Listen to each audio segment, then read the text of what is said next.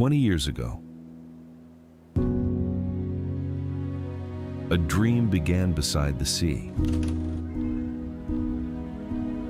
What started as a bold vision became Thailand's most iconic street circuit.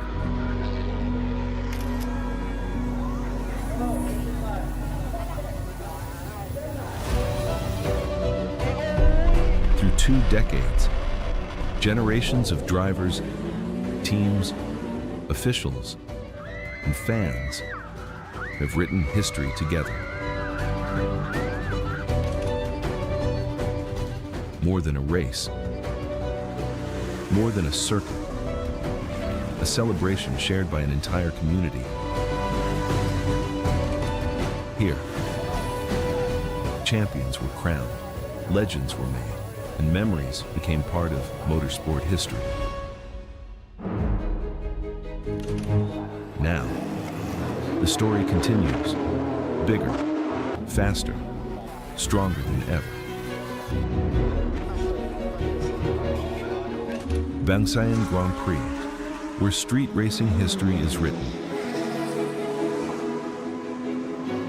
Race to the horizon. The next chapter begins.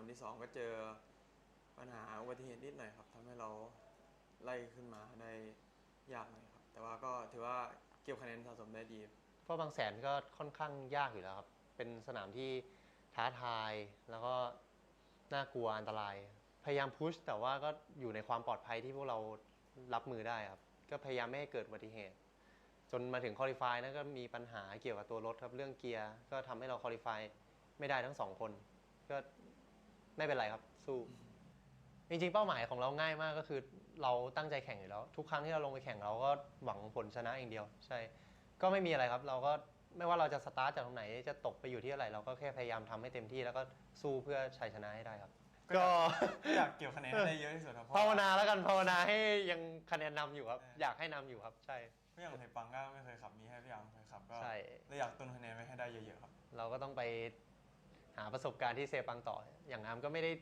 ว่าประสบการณ์เยอะก็เพิ่งขับแค่ปีเดียวปีที่แล้วนะครับจริงๆนักแข่งทุกคนที่แข่งในทัวริงอ่ะอามบอกเลยนะว่าทุกคนแบบคือทุกคนเก่งมากๆแล้วแบบเก่งทุกคนนะแต่ว่าคือถ้าเรามองจากผลงานจริงๆอ่ะก็คือที่โดดเด่นก็เป็นใครไม่ได้ก็พี่โยพี่แคทเน็กซี่ไอตันมาเลทุกคนเลียวอีกเงี้ยก็มีแต่คนแบบเก่งๆครับจริงๆมันเก่งทุกคนอยู่ที่จังหวะใครจังหวะมันดีกว่าครับก็ฝากเชียร์พวกเราในทำเบอร์55ครับก็ฝากเชียร์อาร์มกับก้านะเบอร์55ในรุ่นทัวริงครับทีมนันทมานพทีม by M&M Nexter Liquid Moly ครับก็ปีนี้ผมก็ได้ขับกับทีมเมทใหม่นะครับ Nexi นอรัตพิวาครับก็สนามแรกนอรัตครับนอรัตไม่ใช่นอรัตน้องแม่น้องเน็กซี่ครับเน็กซี่ครับปีนี้นะครับผมก็ขับกับคู่กับน้องไอตันนะครับเป็นฤดูกาลแรกที่เราคู่กันนะครับในรุ่นซูเปอร์ทัวริงครับผมหมายเลข25ครับสนามแรกที่บุรีรัมย์ใช่ไหมฮะก็เราสามารถเก็บคะแนนได้ค่อนข้างดีเลยมาถึงสนามบางแสนครับและเราก็คุริฟายเป็นอันดับที่1ครับผมก็1ทั้งเรส3และ4เลยเป็นดับเบิล P1 ใช่ไหมครับโตโยต้าเราไม่เคยได้วันนี้มาก่อนเลยครับครั้งแรกใช่ครับก็ถือว่าเป็นประวัติศาสตร์ในรุ่นเล็กเนาะในรุ่นซูเปอร์ทัวริงแล้วก็เราก็มีความคาดหวังที่จะเอาแชมป์ประจำปีในรุ่นนี้ในปีนี้นะครับผมก็เราดูครับว่าเราจะทำยังไงได้บ้างที่บางแสนครับก็จริงๆสนามบางแสนนะครับมันเป็นสนามในฝันแล้วก็เป็นสนามโปรดของพวกเรา2คนตั้งแต่พวกเราอยู่ในรายการ Toyota One Make Race แล้วนะครับเพราะว่าเรารู้สึกว่าเราทั้ง2คนค่อนข้างทำได้ดีแล้วค่อนข้างมั่นใจแล้วมีผลงานดีทุกๆปีมันทำให้เรามีความมั่นใจมาจนถึงปีนี้ที่เราได้คู่กันแล้วเราก็ทำมันออกมาได้ดีครับผมก็ได้แข่งครั้งแรกในปี 2023 นะครับในรุ่น Yaris One Make Race ครับแล้วปีต่อมาก็ขึ้นเป็นรุ่น Altis One Make Race ที่ผมก็ได้แชมป์ที่นี่ครับก็มีการพัฒนาของสนามหลายอย่างครับไม่ว่าจะเป็นเรื่องการรีเซอร์เฟซการทำกำแพงใหม่หรือการเพิ่มเทคโฟเพิ่มความปลอดภัยให้นักแข่งและคนดูทุกคนครับก็เห็นการพัฒนาบางแสนเป็น FIA-grade 3 ก็ดีใจครับที่ว่าบ้านเรามีสนามเซอร์กิตให้แข่งแบบนี้แล้วก็หวังว่าอีกหน่อยจะได้พัฒนาต่อไปด้วยกันครับก็สุดท้ายนี้นะครับฝากแฟนๆนะครับติดตามเชียร์เน็กซี่กับไอตันด้วยนะครับในรุ่นซูเปอร์ทัวริงหมายเลข25ครับแล้วก็ฝากเชียร์ทีม Toyota Gazoo Racing Thailand ของพวกเราด้วยครับขอบคุณครับ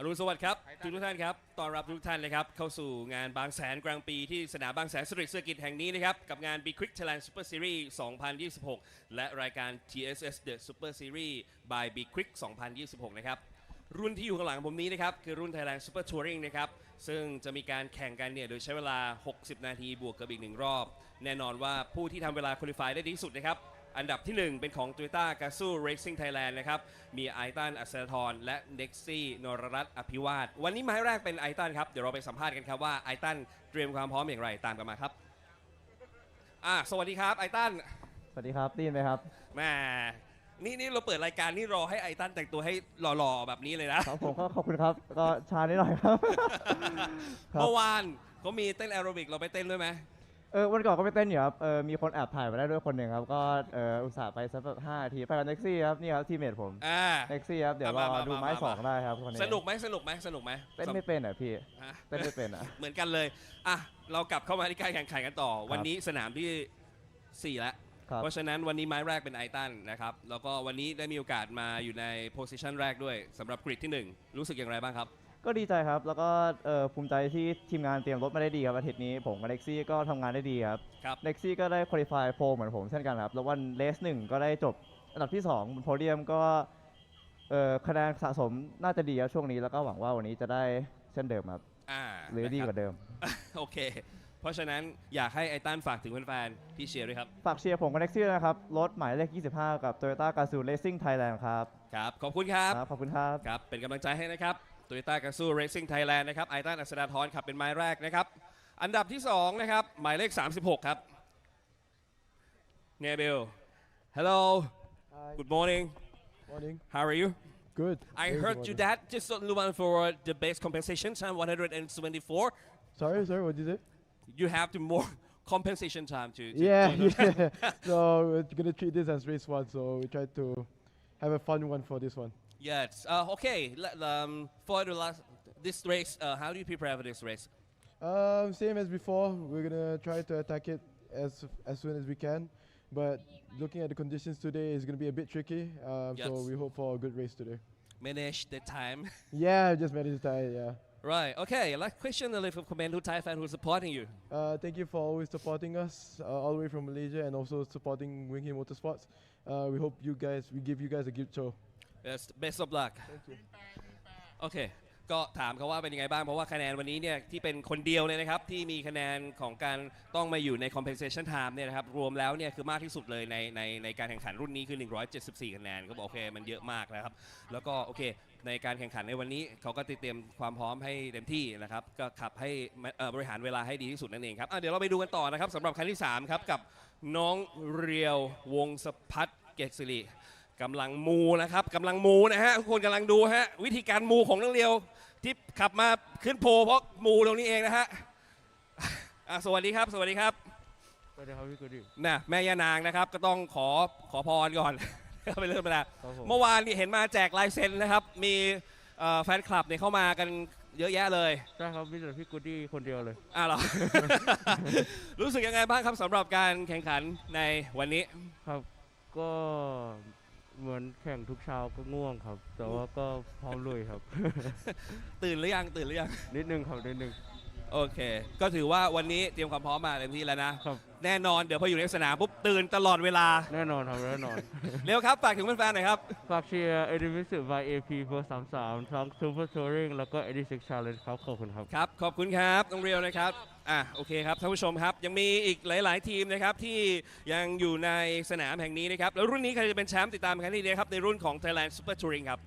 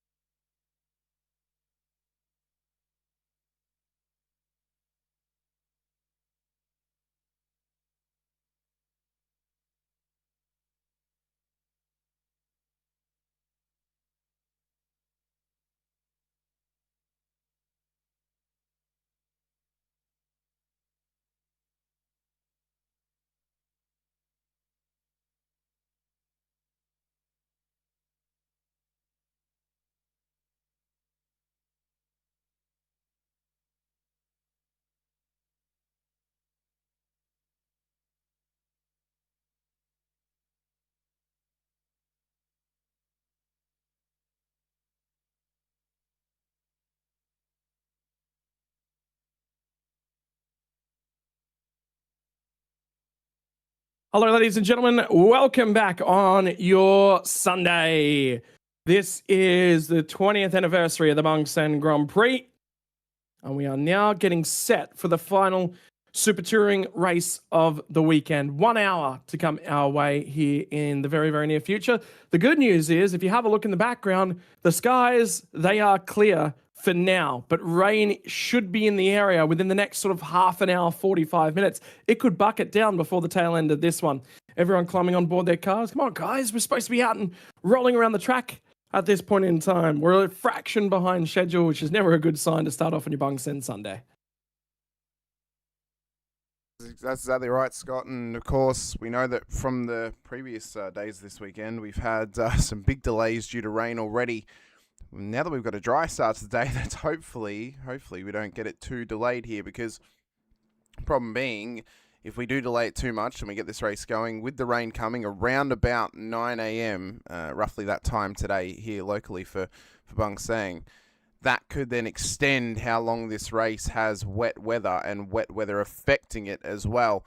It's going to be an exciting one, though, for these Super Tourers. They didn't get to run yesterday, but they'll be excited to start out the day here on Sunday. Only racing sessions to come our way today as well. There's no qualifying or practice to speak of here today. Obviously, starting with Super Touring. We've got Super Eco coming up as well. The final race of the weekend for the 86 Challenge and the two Thailand Super Pickup classes, Class C and then the double race of Class A and B as well. Porsche Carrera Cup for their final race of the weekend, and then the main event of the GT4, GTCs, and then the GT3s and GTMs as well to round out the weekend of the Bangsaen Grand Prix here for the Be Quick Thailand Super Series. But it's an exciting way to start. It's got 60 minutes plus 1 lap for these Super Tourers. This is going to be a chaotic one.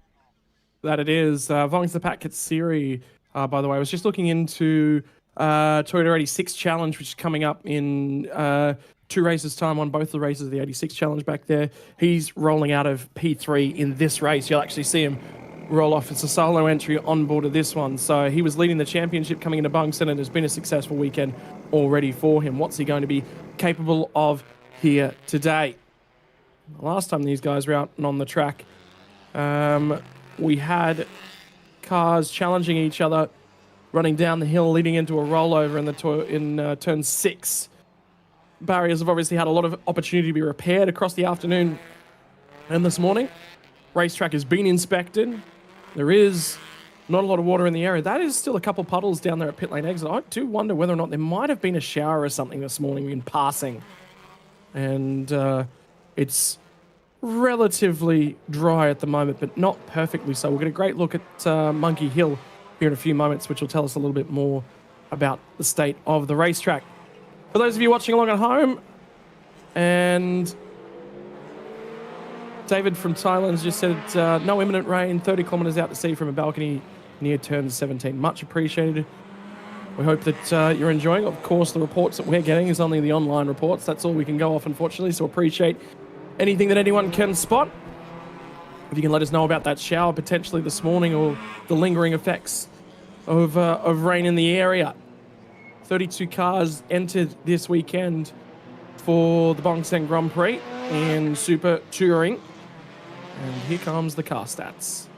Of course, well, around about 1,150 kg. These cars weigh 210 brake horsepower for a top speed of roughly 210 kilometers per hour. Of course, they're a road car arrived with some restrictions. We'll see a combination of Toyotas, Hondas and Mazdas within the field today as well. Drivetrains are swapping though between front-wheel drive or rear-wheel drive depending on the car type.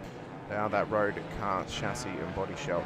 So they're being obviously provided with the Giddy tyres as well on board these cars, running that of course pump fuel of E20 on board them as well. That should get them some good power down and really get us some hot racing from these Super Tourers as well. It is quite a special category to be running here in Thailand, of course. The GTR 1s is what we're going to be finding on these cars with dry tyres available and wet tyres available too, but you would assume they're going to be starting on the slicks 190s by 580s, 15s is what's on these cars. The Bangsaen Street Circuit, though, we've seen it all weekend, Scott. It has been one that has thrown up amazing racing thus far, but also some real struggles for drivers as well, namely the issues we've been finding down at turn 2, turn 3, even up past Monkey Hill through 4, 5, and then down at 6, but also the Monument Chicane at turn 10, 11, and 12. That has been an area debacles of some drivers this weekend as well at turn 15, where yesterday in qualifying to begin the day we saw Marvin Clean in the Porsche Cup Series end up in the wall as well as we get ready for the starting grid.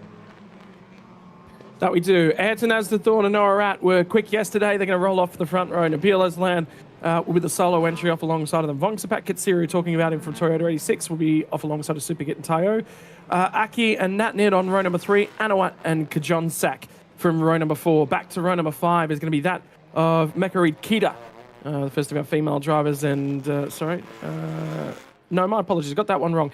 Ninth place, Notch Yotsaran from Mekarid Kita, who'll be rolling off alongside and in behind them, Anand Thorne and Alexander.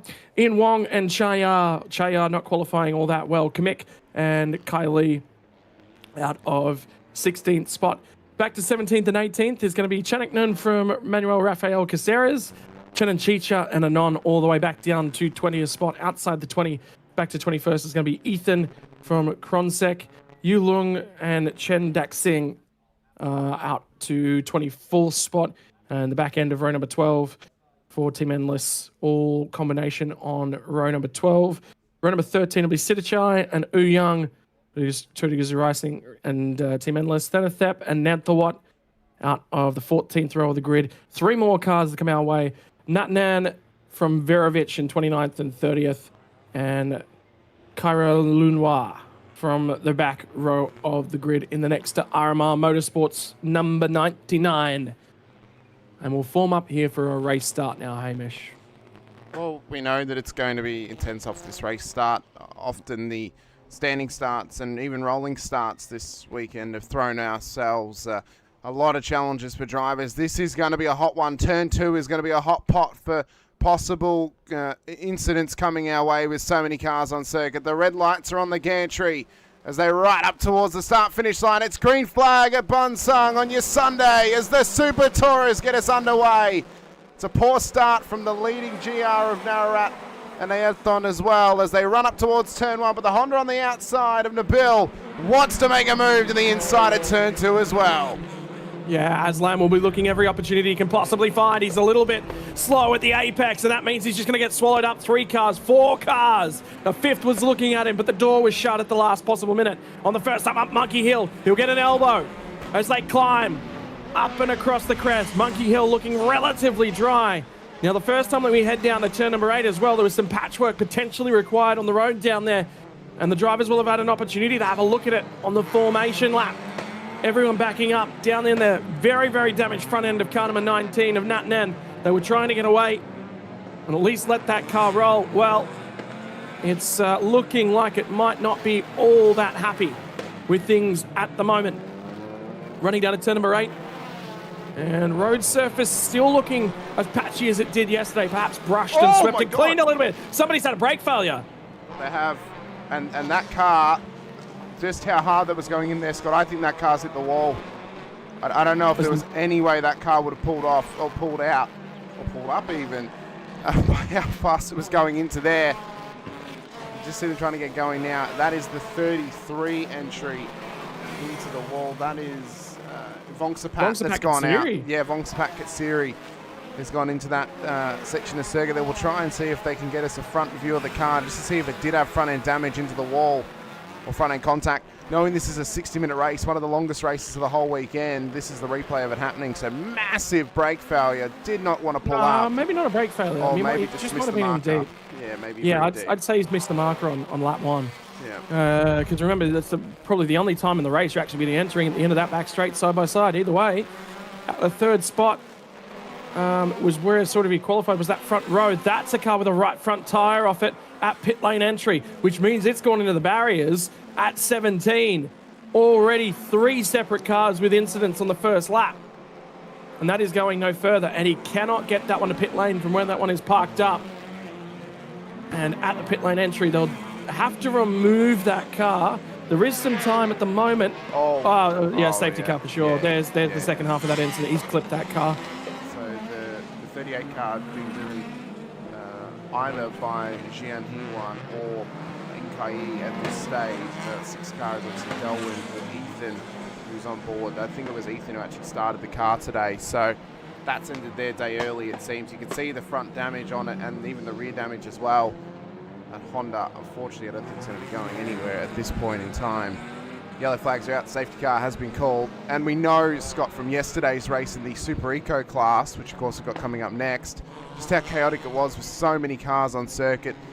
Those little punchy hatchbacks just throwing around just a whole heap of moves, and there was a lot of war wounds on those cars yesterday.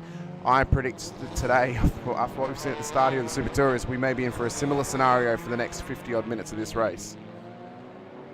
Yeah, and number 6 entry is, of course, Ethan started on that car. He's still in there at this point in time. Obviously, there is a point to staying there until he knows that the safety car has been deployed or crews are in attendance.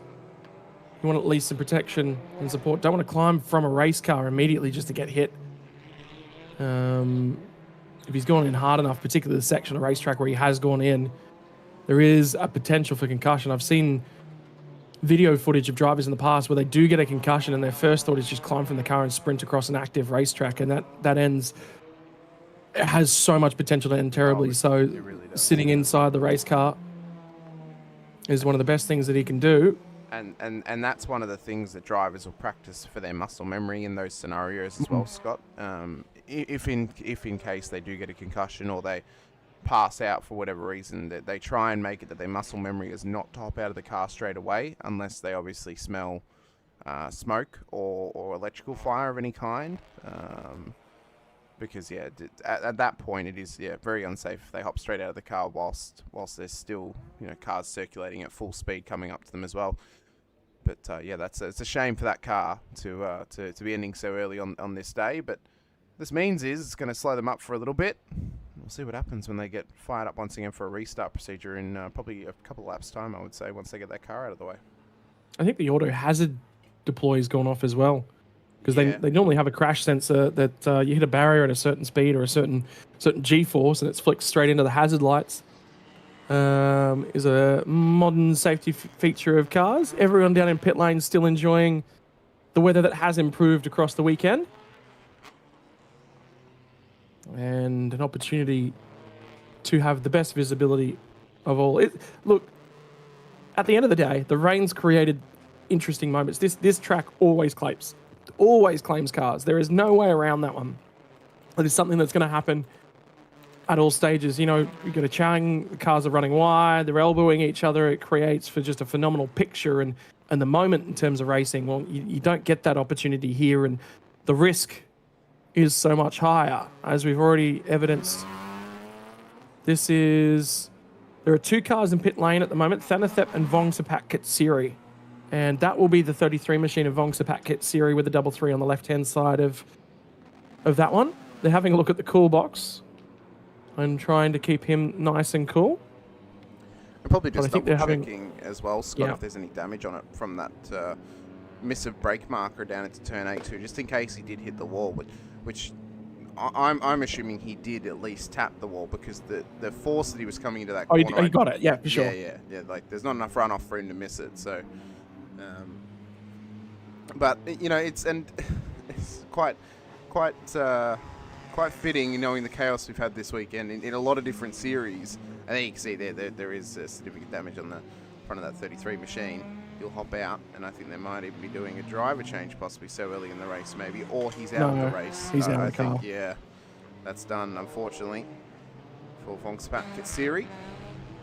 And actually, saying that, it's not a drive change anyway, because he doesn't have a co-driver with him. He's a solo driver, so that's a real shame for that car and that team. That car's already hit the fence there. Yeah. There's a second one that goes in, but the good news is it's worse when there's 2 cars that go into the barriers together. One car going in on its own is always a better sign. Well, we saw it yesterday. The Super Ecos down at the Monument chicane, didn't we? Where one car came into the wall, and then only a few moments later another came in and actually hit the side of them because they were unable to pull it up and avoid the car that was in the wall. So it's actually very lucky that it hasn't been 2 cars put in the wall together, especially with so many across this grid for the Super Touring car class, of course. So the drivers will be prepped and ready to get going again, and hopefully it's not going to be a similar scenario for any of them out there anytime soon.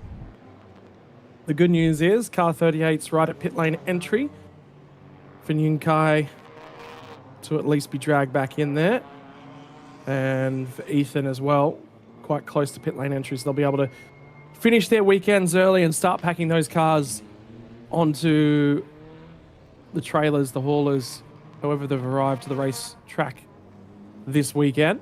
David from Thailand, who's in the chat with us, none of these are giving us a live weather update. He's pointing out the fact that the cars went into the wall right in front of his hotel, so he got a bird's eye view of it happening.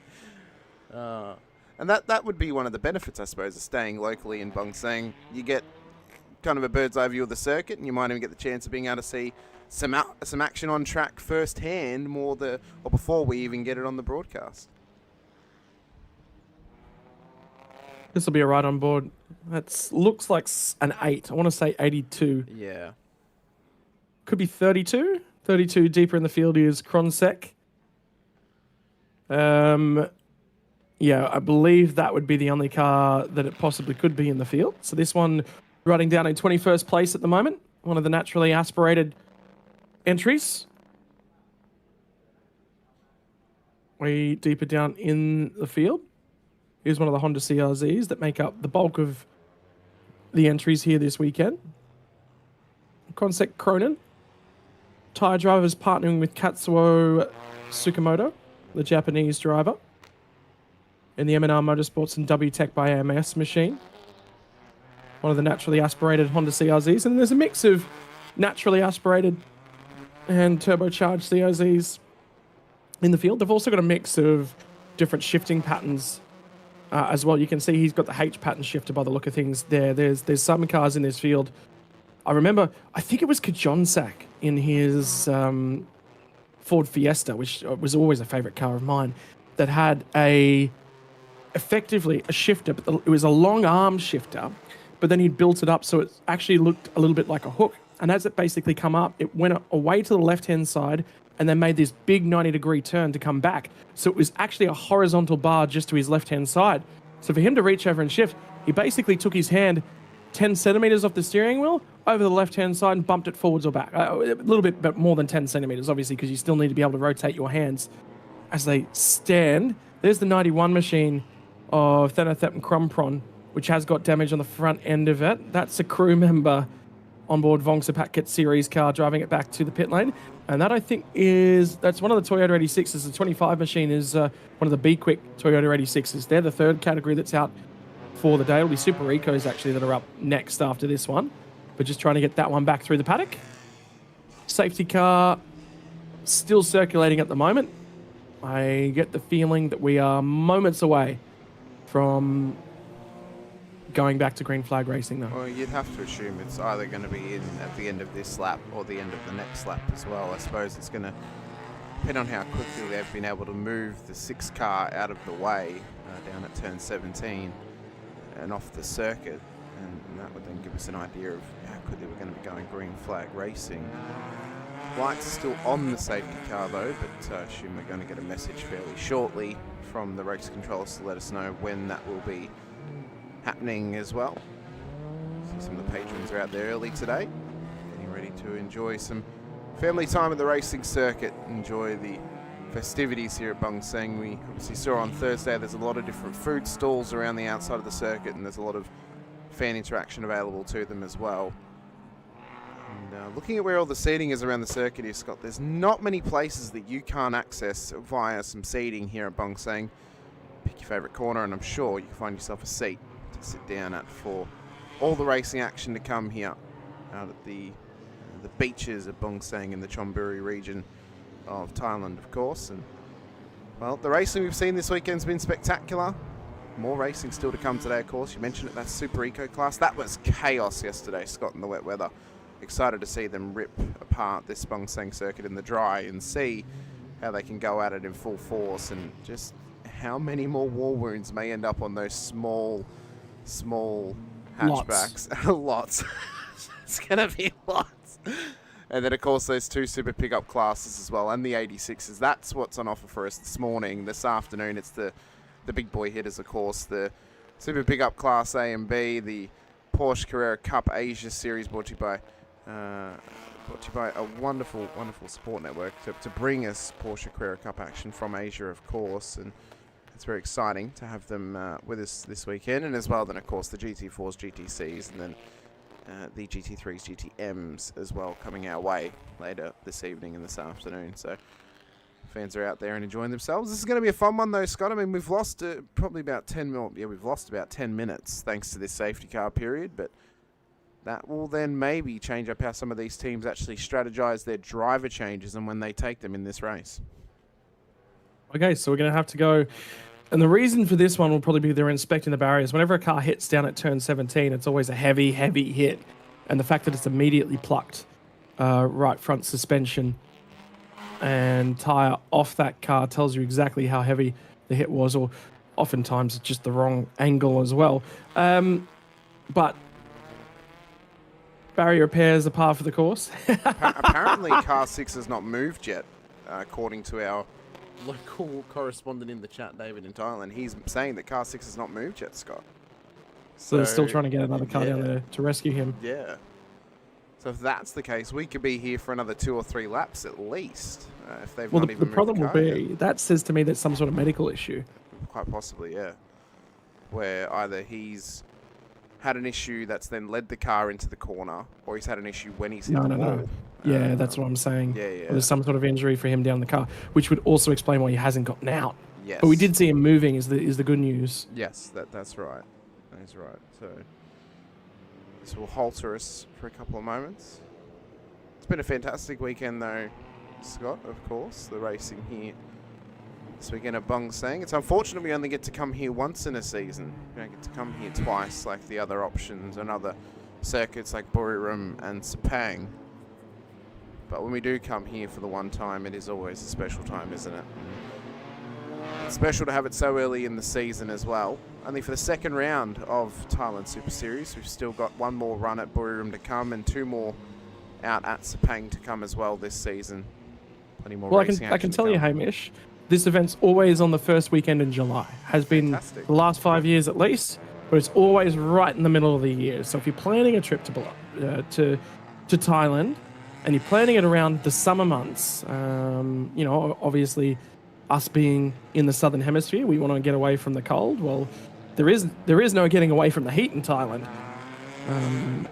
Hashtag Bangsaen Grand Prix as well. It's one of the reasons why one of my good friends and sim racing teammates moved to Thailand once he retired here in Australia. He decided he was going to move there, and he has now moved there and actually doesn't live too far away from the Chonburi region as well. I did tell him yesterday to head out to Bangsaen. What's he doing?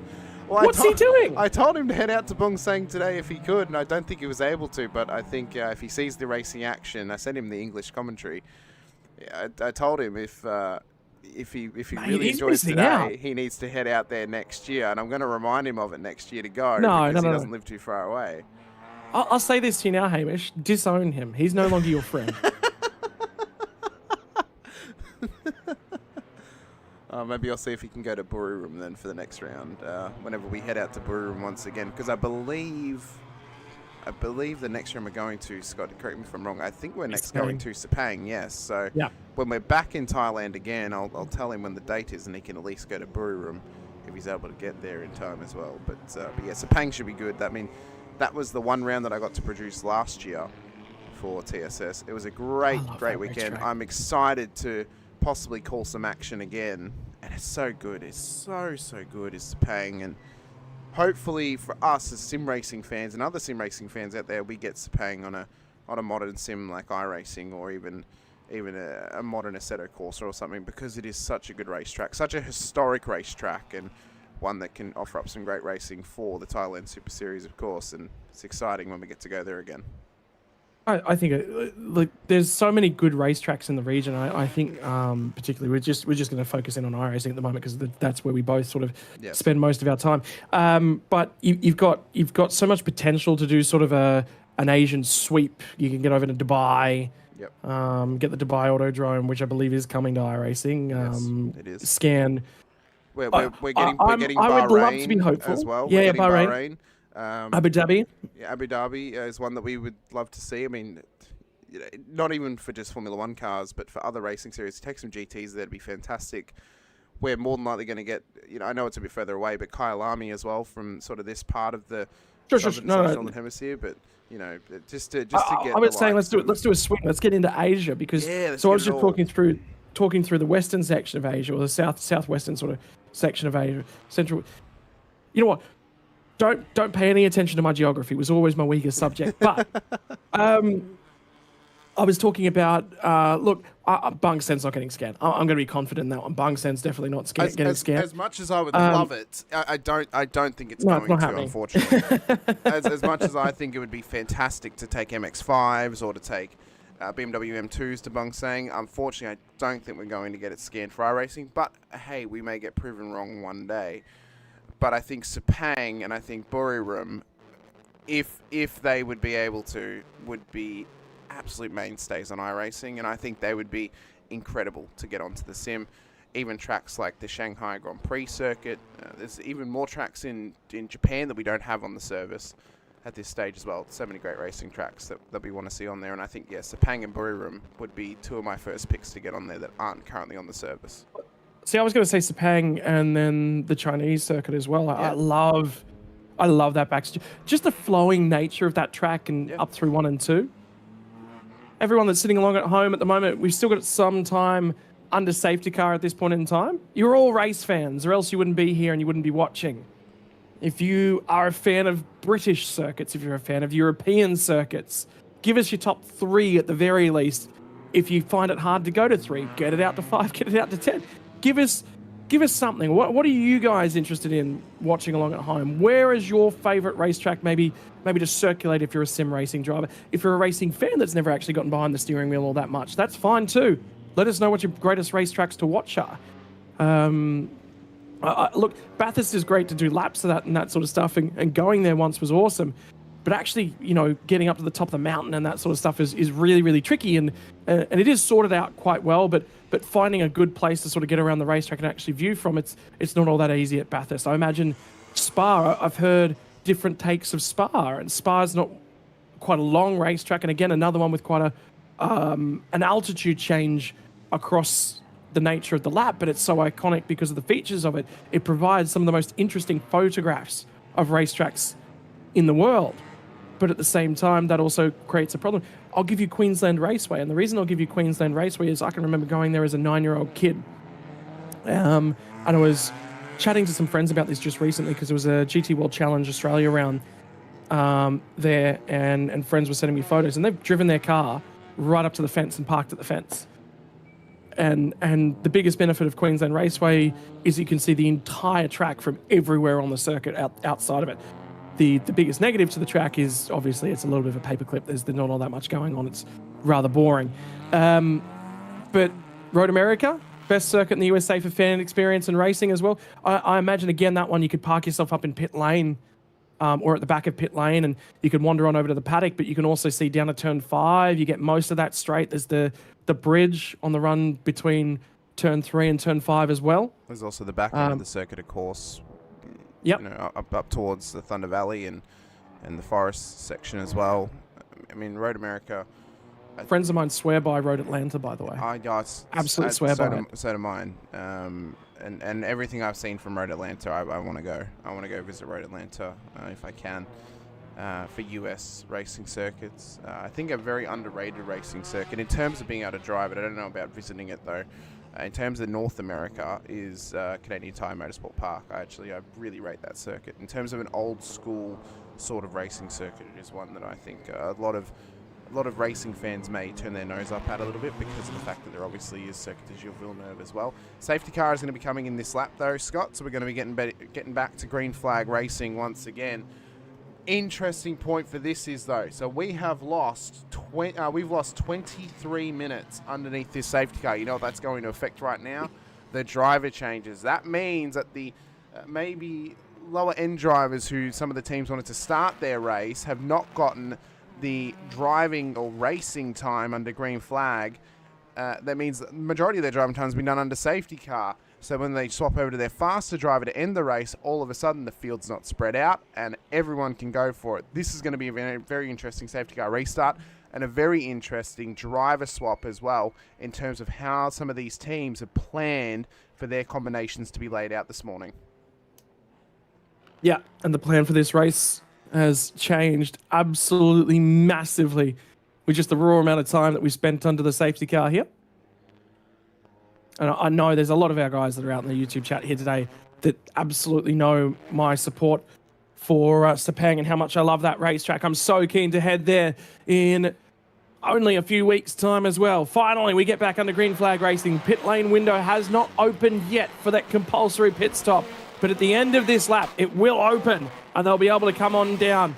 If you're stuck at the back of a queue and you want to try and get something out of the way, there'll be every opportunity to do so, starting lap number 6 for the entirety of the field. There's a couple of cars that went in a pit lane and come out. We've already got one car off the lead lap. That's the 19 machine of Natnan and Nantafan. They were having issues back at the very start of the race when we originally got rolling. The run down into turn 1's creating overtaking opportunities. This back about 8th or 9th spot on the run into turn 1. The climb up and over the hill out the other side. Have a think about Chayar. He'd love a fair bit of clean racetrack. It was normally quite quick. I was actually surprised at the lack of starting position for him. But either way, first time under green flag conditions, back down through the hairpin and out the other side. Who's the next car that'll find the barrier? Because believe me, it is coming. Oh, it will be. It for sure is coming. It's not a matter of if, it's a matter of when. As we see, almost too wide down towards turn 8 on the outside comes the Honda of Teo Super Kit as they battle away with Nabil Aslan in P2 at this stage. I wonder which type of car is going to have the better benefit here at Bangsaen, whether it's going to be the naturally aspirated machines or whether it's going to be the turbos. We know that back at Buriram there was a pretty even distribution between them. Down the straights, obviously, it went the way of the naturally aspirated cars with their long-term pace, but in the corners and off the corners, the turbos had the much better advantage because they could get the power down quicker. So pit window's now open. We'll see who's going to slide into pit lane on their first opportunity. Just about 5 minutes away from the halfway point as the 19 car is in the wall at turn 8. That down there is unfortunately Nantafan and Natanan. They're already laps down on this field. Something's wrong with that car. Yeah, there's something wrong with it for sure. We already saw some damage on the front of it early on, Scott, and that's only made that even worse as we begin the next lap of this race. So we come across the start-finish line. Already 3 drivers have dived into pit lane. That of Mekarik Kita will drive in. Verovic and Chenan Chicha all going to dive in. There's the 19. Again, just failing to pull that car up, but that's gone in so late and so deep again. That car already had issues on the front end of it. Just questioning sort of what's going on. Kronsek and the 32 machine is going to come in to hand on over to his Japanese teammate Kazuo and Verovic. So 4 cars in a pit lane to do their stops. Mekarig Kita on the 39, Verovic, Wong Sanan in the 45 solo entry, Chenan Chicha, Kronsek, the 67 of Sidichai is also driven into the pit lane field.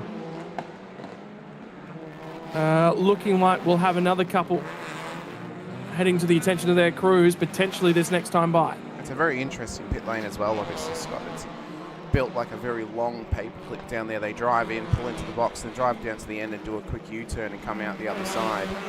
It's quite interesting to see it play out and how this pit lane is situated.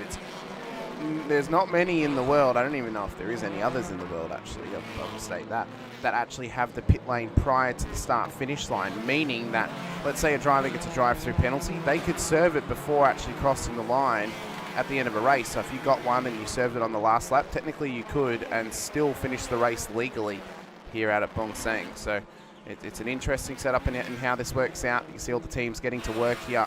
It is technically set up as a temporary pit lane, and that's because they have to allow every series to run through here. No one gets permanent position in any of these pit stops. Nope. Inactive at the moment. Trying to catch car number 72. Superkit will come on in and hand over to Tayo. And remember, there was penalties yesterday for these cars not being parallel parked, so they've pulled into their stall. This is going to be a busy one just because of how tight the field is. And I guarantee there would have been a communication from race control back out to these teams yesterday. And I think their first race of the weekend was, Friday? So there would have been communications about, hey, make sure that you come on down pit lane, you're parking up. Bit of a shake of the hand. And hand on over of the car. Ayrton Asda-Thorn has taken lead of the race for the 25 car. He's gone long. Nabil Aslan. Unfortunate moment during Porsche Cup racing yesterday where he lost the end plate on both sides of the rear wing in 2 separate rubs with the ball, one of them up at turn 4. This car will be significantly slower and a good opportunity for him to show his pace and set the fastest lap of the race in P2 at the moment. Tracking down Ayrton Asda-Thorn on board the Toyota Yaris. 2 of the Toyotas at the front of the field at the moment running long. For Nabil Aslan, this would be the right call as well. The instant he comes to pit lane, he's going to find himself buried back behind the rest of the field. Tyre change going on board for car number 11, deeper in the field at the moment. Yulong. You see there as well, they've not got the air jack system in play on their car like a lot of the other cars do in the series. They're actually having to use the elbow grease system to get their car up on the jacks and get the tyres changed on it as well. You can see the 24 machine waiting to get going once again in pit lane. It's a very interesting pit lane. Quite interesting to see these teams actually work on the cars, Scott. And the cars will come in and they'll get ready to work on them and then try and send them back out there once again. 28 of Ouyang. Let's just wait to get going once more. And giving his team a little wave. It looks to be a very exciting pit lane. An exciting time to be in pit lane right now, as a lot of the cars have been coming in to get those driver changes made and get those new tyres on board the cars as well. Up to about half the field at this point in time. Kajon Sack will hand over to Pimpol here in a few moments. You'll see the 57 entry drive through the bottom end of pit lane. There it is at the moment. About half the field has now done their pit stop. And heading back out to continue circulating. So the track falls probably the quietest it's been since the safety car restart. Half the field in pit lane, half the field still circulating, and a quarter of that field that's in pit lane now starting to resurface. 29 minutes and 50 seconds on the clock. 4 minutes and 50 seconds time. You have to have been in pit lane to start your pit stop. Scott Nabil Aslan is now taking the race lead as well from Norawat at the front end of the field. So a change for race lead at this stage.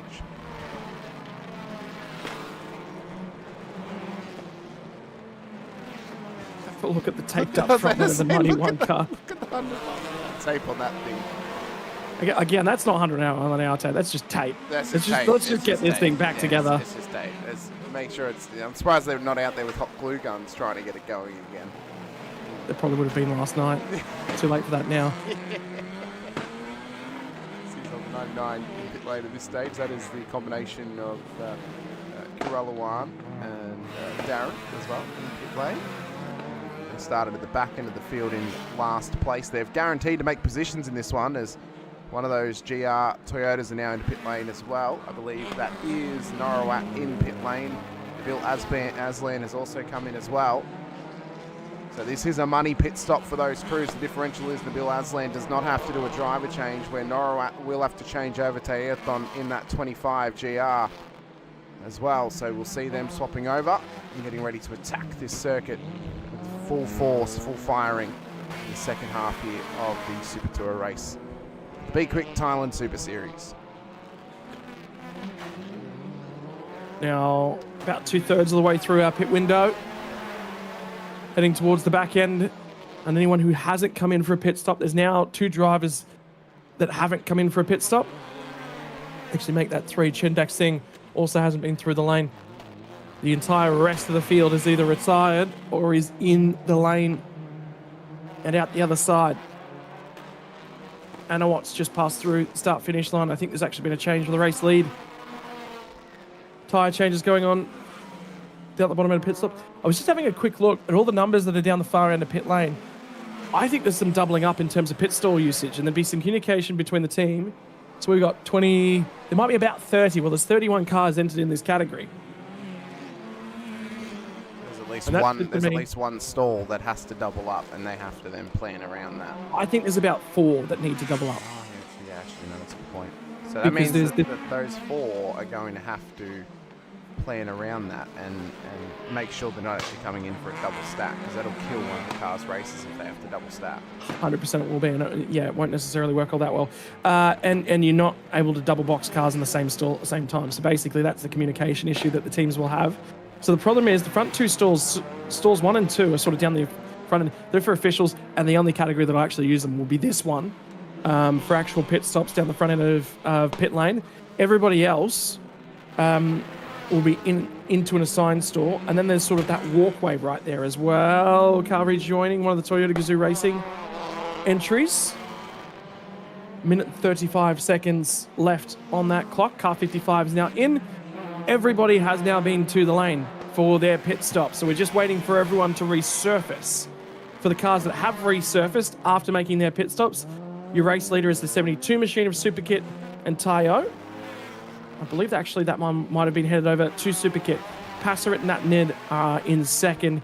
Akarachai and Chaya are in third. So 72 from 14 from 68 are your current leaders of cars to have completed pit stops. And we'll continue to wait for the timing to be adjusted, and that will throw a spanner in the works. And there's another car in the barriers at turn 17. It is indeed, and that will bring out the safety car. If ever we could have had one, and if ever we could have had a time to get one, it would be now. And that is going to be a very difficult area to deal with, because car has the driver's side into the wall, so the driver can't get out through their driver's door. Yellow flag is thrown, of course. Safety car is out there. Yep. So he's gonna, if he can hop out of the passenger side door, they will. If not, they're gonna have to wait for the car to be moved before the driver can actually get out of that car in the wall. Hopefully we'll be able to get some footage of that going into the wall down there, just to see what's actually happened to them.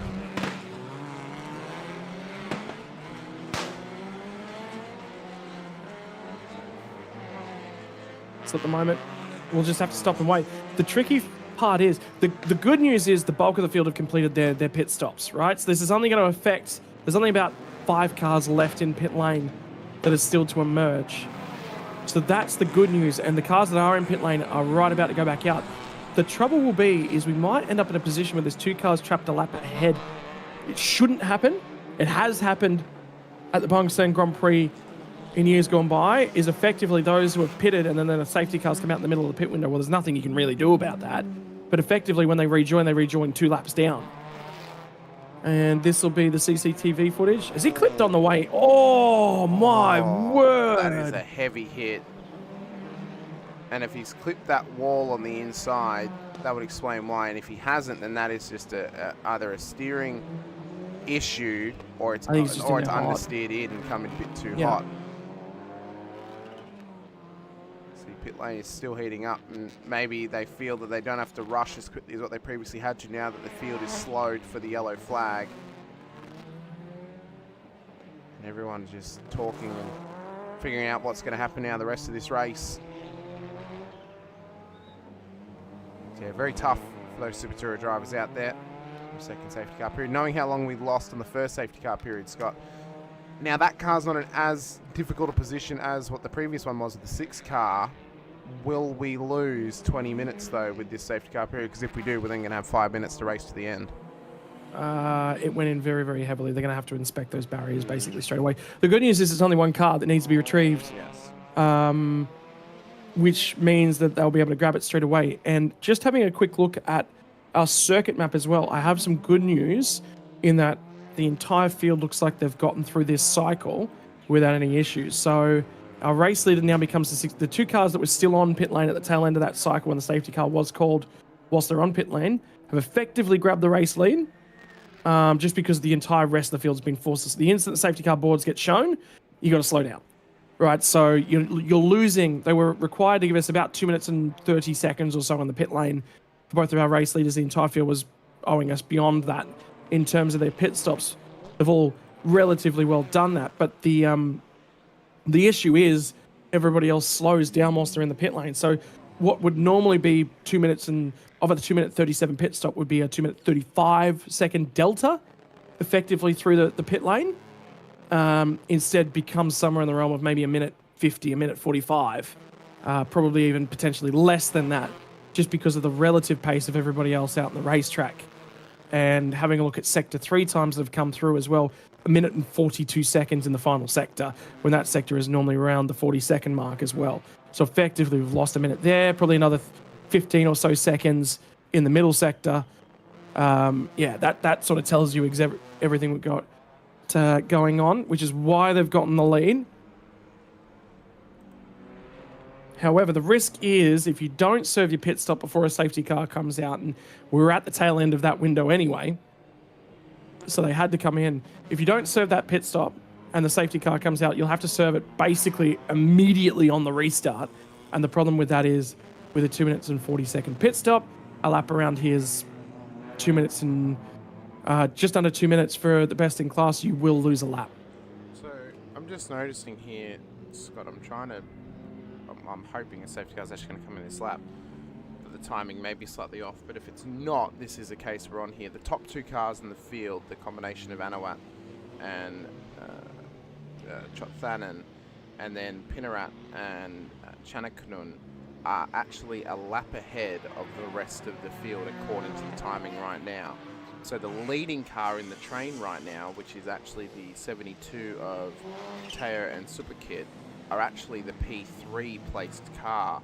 The race leader is apparently behind the entire train. So I'm waiting to see if that timing is actually going to fix itself, and if that is just a glitch in the system. No, it won't. If it's not, no, we're about to go green. Yeah, then he is actually the race leader. So yeah, the majority of the field has lost a lap on the top 2 because the safety car has come out during the pit stop procedures of those cars being in pit lane. Well, they've grabbed the leader on the track at that point in time. Yes. Yeah, and that, yeah.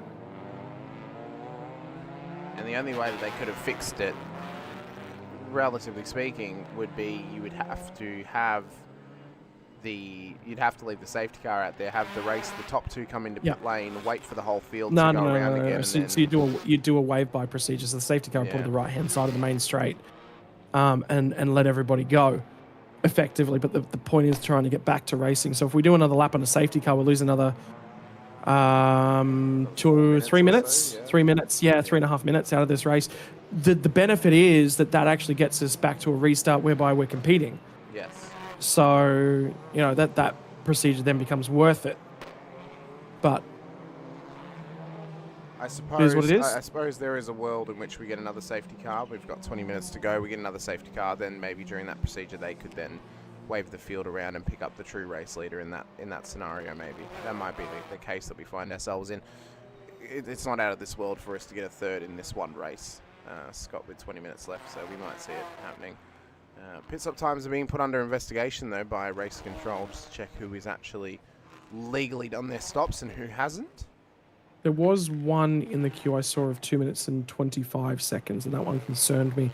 Yeah, there is. Car number 65, Chenan Chicha and Kavin only did a 2 minutes and 25-second pit stop. I think they'll be the one that everybody's looking at.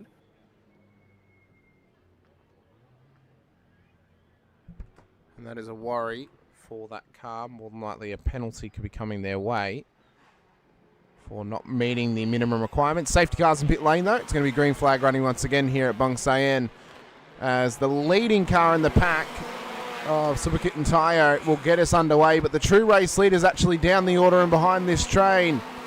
And the combination of Anawat and Chonathan back there is all the way at the end of this train. So this is actually the battle for P3 and then P5 as well, as they fight for position. Yeah, run down to turn number 1. This will be, again, that battle in behind the race leaders. So this will be for third on the road. 72 of Superkit and Tayo. Sorry, it is in the hands of Tayo now from Passaret, Norat, Nabila's land. So 2 cars that were short on their pit stop. Also car number 65 and car number 29. So we called 65 as 10 seconds short. They're required to give us 2 minutes and 35 seconds. Car number 29 was also short in the pit lane. Chen Dak Singh owes us 8 seconds to his pit stop. They'll have to come back through and serve. Stop and hold of the missing time. In the meantime, battle for third continues down the back straightaway.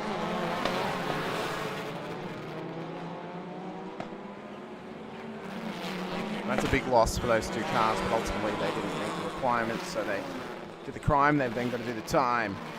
As this fight continues on, Passerit fighting away in behind. And trying to chase down. Oh, big lock up ahead though for Teo. Into wall 17, and then as well, a moment in there too for Passerit. That has allowed the Toyota of Norat through, as well as Nabil Aslan. And I believe Chinovich too has also gotten through, so that has dropped Teo now outside of that top 5. Makes it a horrid moment for them. This is the replay of it. From the front end, lock up at the car up ahead, blocked in, and then tripped over and into the fence from the 14, defended, and there wasn't room to the inside, and then he broke fractionally early because he was on the narrow line as well. Another safety car. Have we lost a car? We have. We've lost the 19 again. I suppose this means now this will actually fix the ordering of the field, because the safety car should pick up the true race leader. That'll then allow the whole field to get back up onto the lead lap. Let's see what's happened down here. So they lock up, and that there's some, there's no room at the inside, so contact's made. But who have we lost to get the safety car out there?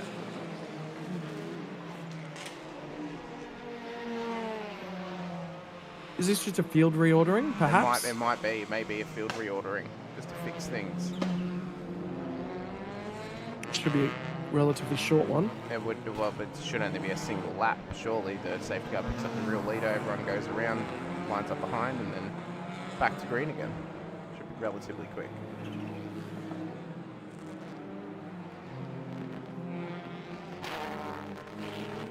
No communication from race control further on this one. But yeah, look, I was actually more concerned about the 14 being rotated in there and then tagging. I think it was the 25 on the way out. Yeah. He left way more than sufficient room smartly because he could see what was happening.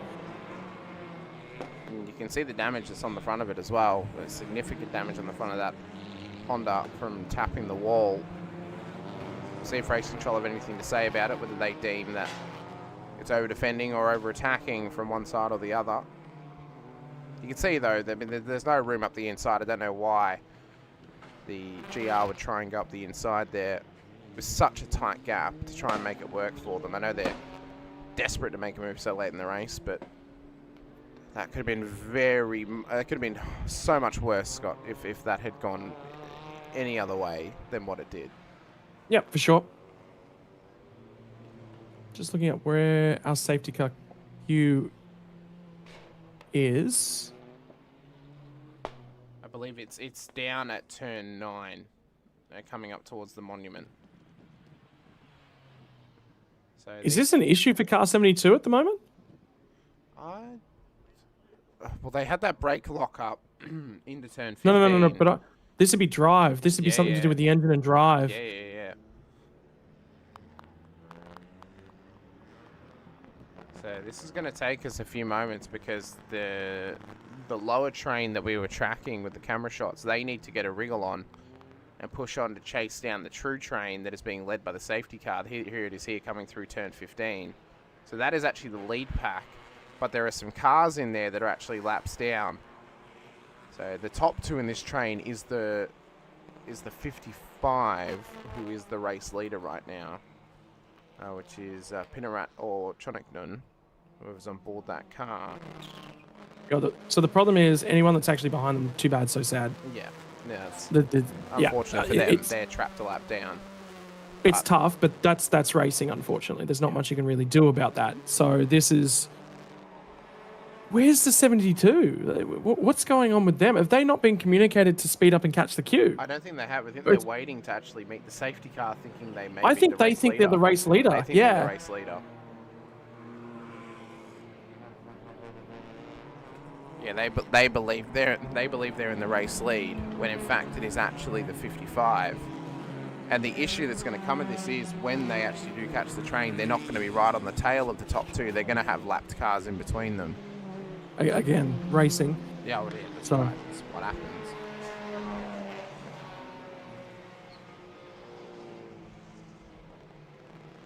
Curious scenes. Again, Very curious. as usual. Things that are always weird. Well, it is Bangsaen, isn't it? Obviously, it's the weird things that can happen often happen here. Racing is very, very rarely straightforward, even less so at Bangsaen. I think the pace has now come up from that group. I think it has, leading down towards turn 8. They're not gaining enough time, though, on the safety car. They're not gaining any. That's the issue. Actually, you know what? Their time in Sector 1 was slower than the queue behind the safety car last lap. They think that this is the safety car queue. They're not catching the field. No, they're not. They're probably Has nobody they're probably driving around going, where's the safety car? Yeah, 100%. There's a replay of that moment again. So you see there the GR just locking up, making contact in the rear end. The other option is there is potentially barriers down here that need to be looked at, but that wasn't a bad hit. No, I don't even think it moved the barrier off this contact. If it did more damage. Very lucky. Yeah. You see the gate just there? I was just waiting for them to hit the gate. No, the barrier's not moved at all. That's fine.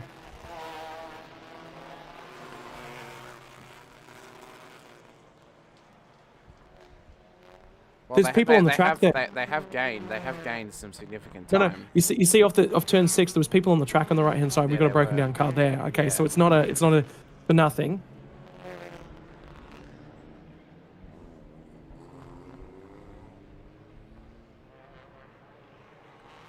That was just the first shot we've actually gotten of it. It's the number 90 car that's gone missing now. Yeah. And The then back end, and if there we you look go. Yeah, there we go. And if we look on the track map too, there's actually a car that's been timed at turn 19, which is not actually truly at turn 19. I think that is the one car that is actually stuck at turn 6, although now they've actually... No, that's in the pits. That's in the pit lane. Okay. Yeah.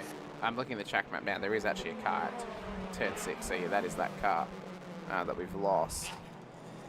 And the other train, I think, is finally clued into the fact that they have to actually catch the train because they've made a wriggle now. They're now down at turn 1. So that train that thought they were the race leaders, I think, have been told that they're not. And they're having to push on and chase down the true safety car train that's coming through the monument at the moment. So I would say we're going to get one more lap under safety car and then we're going to be green, Scott, because that's going to be about as long as it's going to take them to catch this train at the front of the pack. And then looking at the time, we've got 9 minutes 40 odd seconds left to go. So by the time they catch them, we're going to have around about 5 minutes of racing left in this one.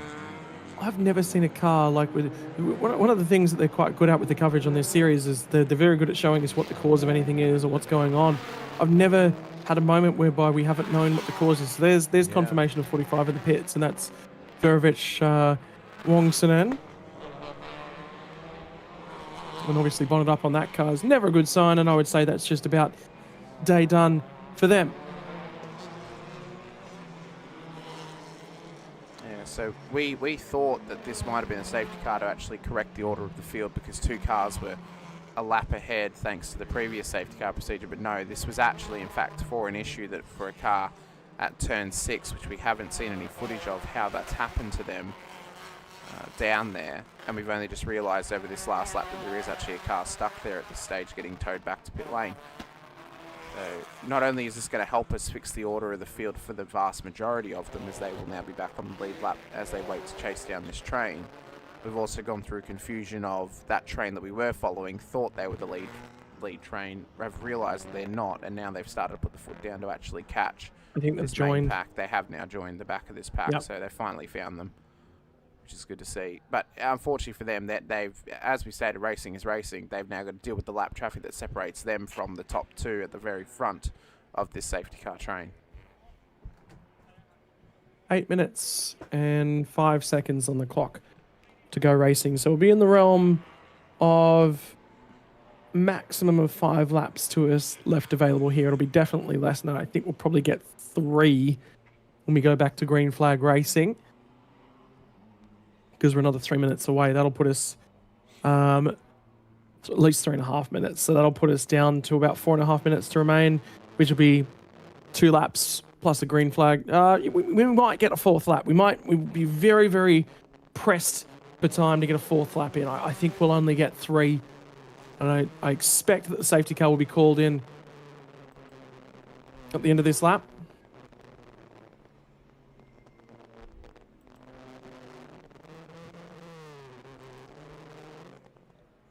think so, knowing that now the whole field is finally caught up. Although I don't know if they've actually moved that car yet. We will hopefully get a shot of turn 6 to show us if it is still there,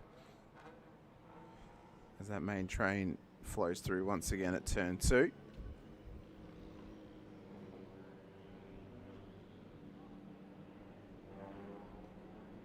I don't know if that man is personally comfortable being on camera right now, Scott. He looked, that smile looked to be a little bit a moment of, please take the camera off me.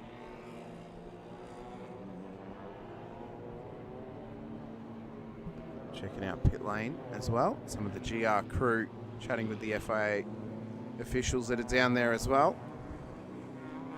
Prepare for the restart once again. So the 55 machine in the race lead at this point in time will lead us away off this restart. What sort of race restart are we going to get though? Because there are lapped cars separating P3 and beyond to the top 2 in the field. Is it going to be push on for your final 5 minutes and try and make up spots if you can? Or is it going to be that the lapped cars could cause some chaos? As I believe turn 6 may very well be clear. We're waiting for confirmation of the safety car to be coming into pit lane, as we've now got under 6 minutes on the clock here at Bangsaen for the Super Touring class. There's an NFA called. Safety car is in this lap, Scott, so we're going to get 5 minutes of green flag racing. We are. And an opportunity now beckons.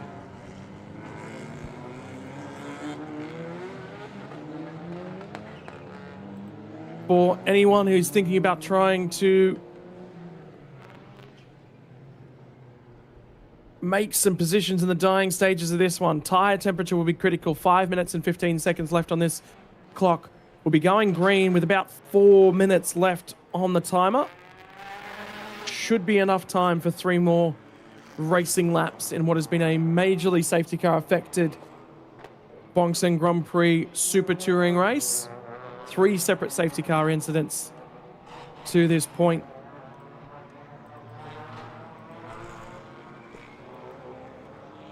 Through the monument section and all the cars in the queue. Look at them, they're still crawling out of turn 8 at the back end of the queue for this one. 22 cars still remain in the race. One of those is 2 laps down. 16th and on back are 1 lap down. The entire rest of the field are on the lead lap. So 15 cars to fight it out for the final 4 minutes of this one. You know what? We are going to get 3 laps to go as they come down to turn 15.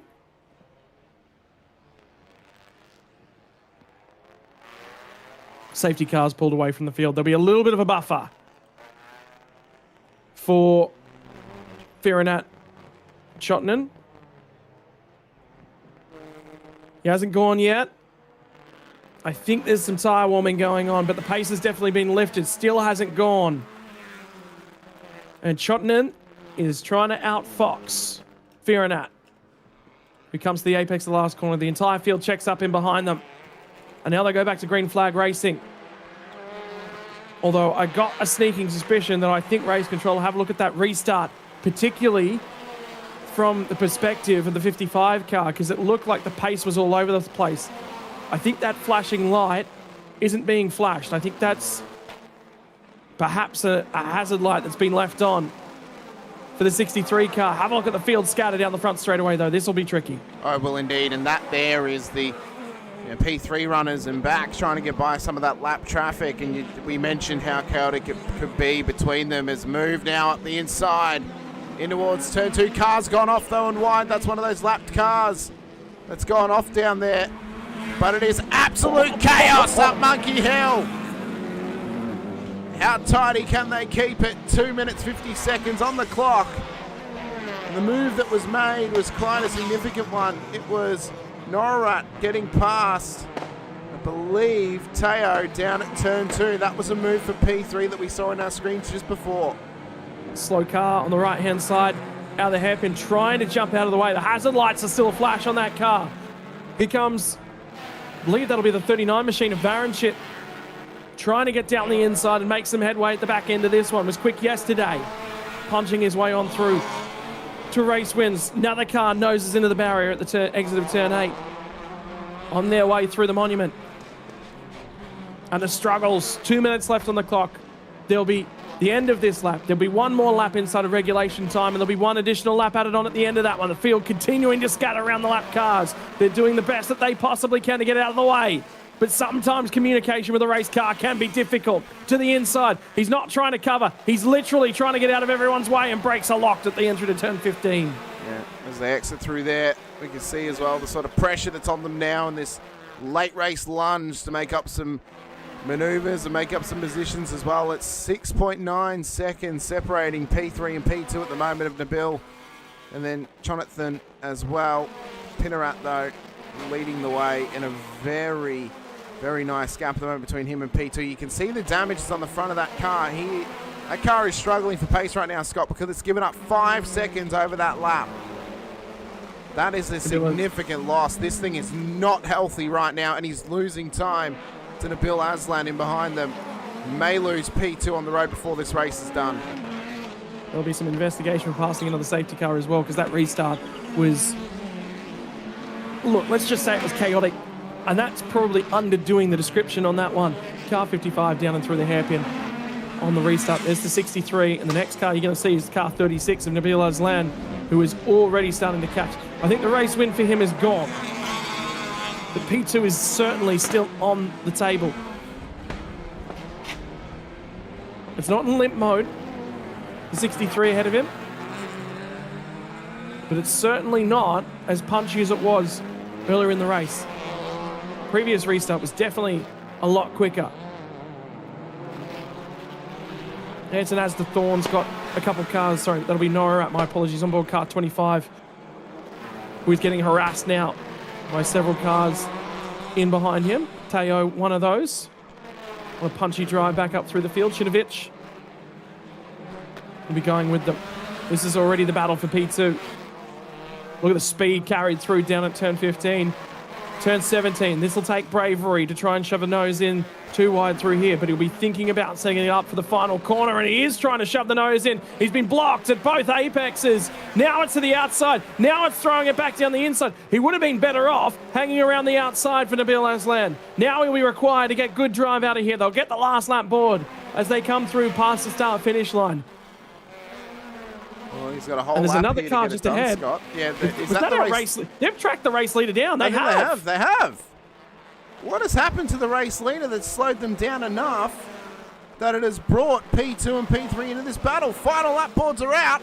Moves are going to be made on the inside of turn 1. It'll be the outside of turn 2, and the race leader is struggling right now. Up the inside, the switchback. What a move for P2. The 36. What a... Oh, my God! No! Oh, my God! What No. The 55's got no drive, and Nabil Aslan was on a huge run. Double wave yellows. There'll be cars trying to come through here at speed. The 55's got no pace. Red flag. Red flag immediately. That's the right call from race control. It'll go back to the previous lap, and the 55 will win. P2 will be the 63, and Nabil Aslan will come home with third, because it'll go back to the start of the previous lap. And that, I think, is the team for Nabil Aslan. They're all concerned about their driver. What has just happened at Monkey Hill? If this is an indication of what the day is going to be like, Scott, I worry for drivers out there. That was one of the... I think that's probably the wildest incident we've seen all weekend.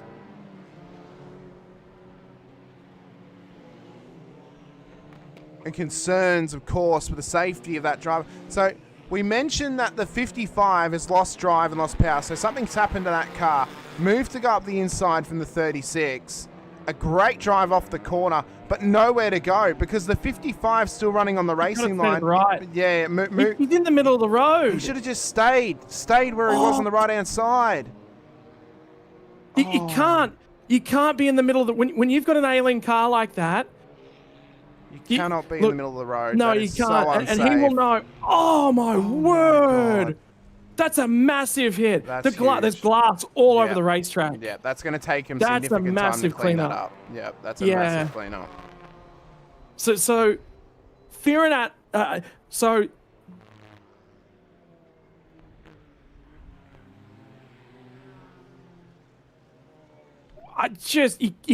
you cannot do that when you've got no drive. You've got to be predictable. He knew that his car was ailing. You can't move to the middle of the road to defend. If you are massively off the pace, you're not allowed to do that. I think this is some discussions and what's going on. I think everyone down here is just trying to figure out what's going on. They'll know that car 55 will have won the race because it'll be red flagged. It'll go back to the previous lap. Aslan, I hope, is out of that car. I think they're just rolling it back onto its roof. Yeah, you can't. It's not even anything of you've got to get out of the way when you've got no power. You've got to be consistent. Sometimes, if you just come out of a corner and you're on the left-hand side of the road and the next corner's to the left, you're better off staying to the left-hand side. And in his case, he was to the right-hand side of the road and he's come to the middle. You can't do that. You've got to stay against the fence. If you've got no drive, you've got to be predictable. And I wonder now, there's obviously going to be some incident investigation because of that as well. Is there a world, Scott, in which that gets investigated and they find out that the 55s made a very unsafe move by actually moving across the road and then possibly getting a penalty because of that as well? Because that was a very unsafe decision that the 55 made that has ultimately ended up in a car rolling onto their roof. I don't think so. I think they'll leave it alone. They might. And the reason I'll say that they'll leave it alone, there will probably be some sort of warning or otherwise penalty applied to the driver. Yeah. And the reason for that is effectively as soon as this race gets red flagged, it goes back to the end of the previous lap. Well, at that point in time, this incident never happened. Well, then more than likely what they may find is that driver may actually receive what may be a license points penalty on their racing license. There'll be some communication. Yeah, 100%. And admittedly for Firinat, when you're in that situation from the cockpit of something's happened to my car and I don't know what, he's focused on fixing it. Whatever the issue is, he's not thinking about where he is at that time. He's not. He'd be trying to find a gear. He's not looking in his rear view mirror. Yeah. Because he's thinking that they're still 5 seconds behind him and not thinking about the fact that they've actually just caught him up by 5 seconds in the span of a straight, and that's not gone through his head, and he's not realised they're right there. Must be stated though, as horrible as what's happened, what a move though by that car at turn 2. I mean, unbelievable move for position. That would have been the move of the whole race, if not for ending the way that it did in that moment in time. But there is our overall results. Chonignan will win the race ahead of Anawat. Put a pin in these ones. And Narawat. Yeah, but we put a pin in them because it may change. It may change because of the incident that has happened on that lap as well. No red flag. Red flag will be it'll go back to the previous lap. Yeah. So this is what happened at timing sector 2 on lap 19 of the race. It'll go back to the end. Sorry, timing sector 2 of lap 20 of the race. It'll go back to the end of lap 19. At the end of lap 19, your positions would have been Firinat in car 55 from Chotnin in car 63 from Nabil Aslan in car 36. Yes. Last lap of the race from Nabil, 154.075 in a yellow flag induced affair for the Super Touring class. Their last race of the weekend and a wild end to that race as well. Unbelievable. What an unbelievable finish to that race.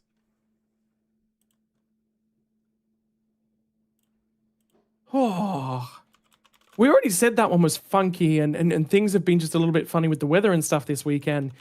We've had a few rollovers. That's actually the second rollover of the weekend, by the way. There was one down at turn 6 on Thursday afternoon. And that's all been handled. I think that is car 55 celebrating. And as for now, there will be some discussions, and obviously he'll be talking to his first thing would have been obviously apologies. And that one will be sorted. We're on to Super Ecos, which are coming up next. But hey, gee whiz, what an ending to... Well, the whole race, everyone was aggressive the whole way through. That's exactly right. Very, very aggressive driving, very aggressive racing amongst that whole field, as well as the interviews start to come for those drivers that have been classified on the podium at the end of that one. It was a very solid drive from that GR crew of Ayrton and Norawat as well. They drove incredibly well to get up to that position at this stage, but that has technically changed, I do believe, because of the red flag scenario. But regardless though, Scott, we've got some great racing to come coming up today, of course. And what a race that was for Super Touring. I mean, the wild end it had, the incidents we had throughout that race, very safety car heavy, of course. If that is the storyline for the day, what more is there to come across the rest of the day with all the racing categories we've got coming? Yeah. Righto. So that is the end of Thailand Super Touring for the weekend, and Car 55 takes the win at the end of lap 18. Sorry, it's been backed up to lap 18 now, and our results have been adjusted. Car 36 will finish in third spot. That has now been all adjusted correctly. So your adjusted finishing order is Car 55 of Firanat and Chanaknun from the 63 of Chotnan and Anawat, 36 of Nabil Aslan. Norarat Net and Asda Thorn will finish in fourth spot in Car 25. Teo and Superkit in 72 finish fifth. The 18 of Chinovich and Anon will finish sixth. Passaret and Natnid in 14 will finish in seventh. 88 of Siristith and Yot Saroon did finish in eighth. However, they have a 35-second time penalty to be added to them. Also added to Car 65, which we haven't mentioned inside that top 10. So 88 will move beyond the top 10.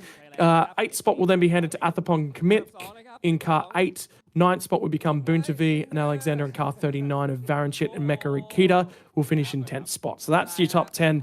I'm not going to get too involved in it outside of there, but they're all chatting about things down there on the grid, and we'll take a break. We'll be back shortly.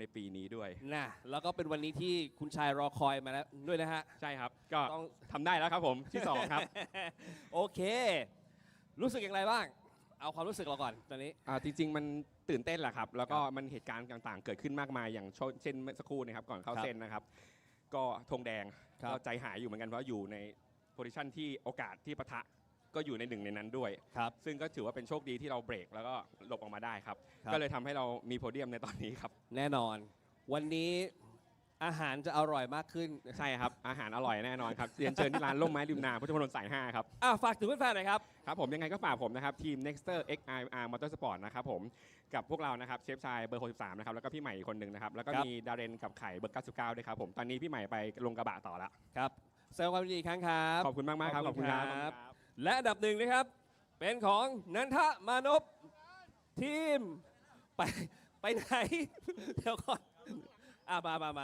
มาหายเหนื่อยแล้วนะเหนื่อยแล้วครับเป็นยังไงบ้างมารู้สึกยังไงบ้างครับวันนี้ผมก็ยังงงอยู่ครับเมื่อกี้รอบสุดท้ายมันมีอะไรเกิดขึ้นเยอะครับก็ครับแต่ก็ดีใจครับที่ว่าได้ที่1มาได้เพราะเราออกสตาร์ทได้ไม่ดีครับวันนี้เดี๋ยวให้พี่อาร์มเขาเล่าให้ฟังหน่อยสตินแรกพี่อาร์มเขาเหนื่อยมากเลยนะเขาขับวอร์มยางให้หลายรอบเลยนะก็น่าจะรอบ2 รอบเองนะครับก็ SC แล้วก็ SC ที่นานมากนานสุดเท่าที่อาร์มเคยขับมาแล้วครับคือความนานเนี่ยมันขึ้นอยู่กับความปลอดภัยนะฮะก็อย่างที่บอกว่าเราทำให้เพื่อนักแข่งทุกคนเนี่ยได้ปลอดภัยนะครับรู้สึกยังไงบ้างครับอาร์มกับการแข่งขันในจริงๆเราทำงานอาทิตย์เนี่ยเหนื่อยมากๆเจออุปสรรคหลายอย่างเจอปัญหาหลายอย่างตั้งแต่คอลิฟายแล้วครับทั้ง2 วันเลยเราก็พยายามเต็มที่ครับเราสตาร์ทจากข้างหลังก็จริงแต่ว่าเราก็ยังเชื่อมั่นด้วยกันว่าเราจะสู้ได้ครับนะก็ไม่ได้อะไรเลยหวังดวงด้วยโชคด้วยครับครับปิดท้ายหน่อย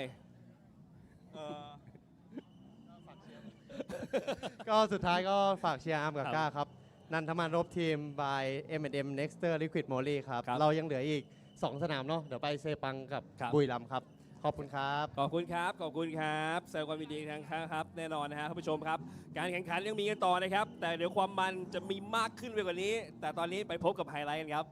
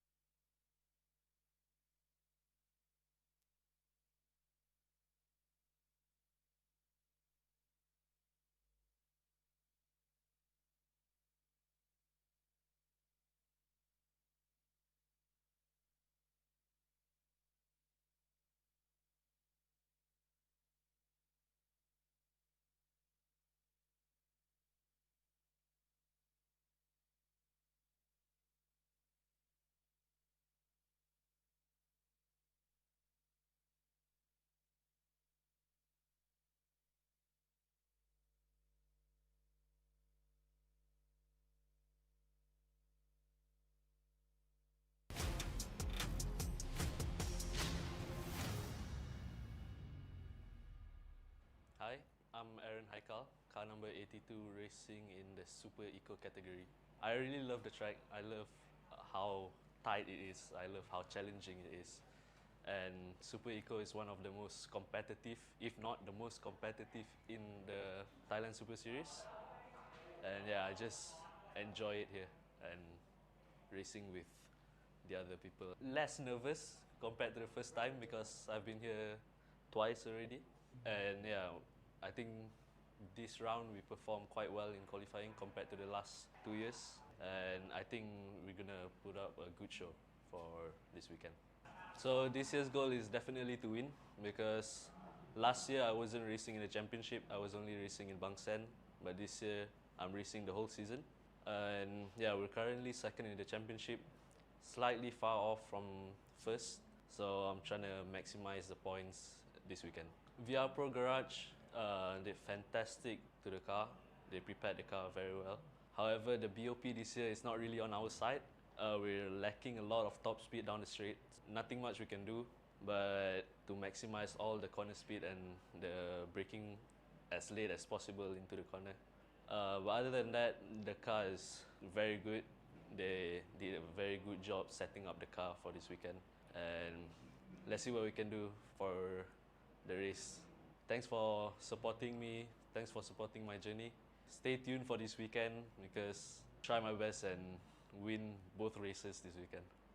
เลสแรกที่บุรีรัมย์นะครับผลงานก็ค่อนข้างดีเลยครับสำหรับทั้งในรุ่นซีพัทและโอเวอร์ออลครับถึงเลส2จะมีชนไปบ้างตกไปที่ท้ายๆบ้างแต่ก็ยังสามารถไล่กลับมาได้ครับแต่ก่อนที่ผมจะมาแข่งที่นี่นะครับผมก็เคยได้เป็นผู้ชมที่สนามบางแสนอยู่ครับแล้วก็ชอบก็เลยปีนี้ก็ได้มาขับจริงๆแล้วครับมันเป็นสนามที่สนุกมากๆเลยครับแบบถ้ามั่นใจกับตัวรถและมั่นใจในตัวเองก็สามารถไปได้เร็วมากๆเลยครับสำหรับครั้งแรกที่บางแสนนะครับก็รู้สึกตื่นเต้นมากๆเลยครับแล้วก็มีแอบกลัวอยู่หน่อยๆครับเพราะว่าด้วยความที่มันเป็นสตรีทเซอร์กิตนะครับแท็กมันเล็กมากเลยแล้วผมก็ต้องปรับตัวกับมันครับสภาพอากาศในอีเวนต์นี้ก็มีความกังวลเรื่องฝนแหละครับเพราะตกแรงอยู่ครับตอนนี้แล้วก็ผมก็ยังไม่เคยลองขับฝนเลยครับสำหรับการแข่งรถยนต์ก็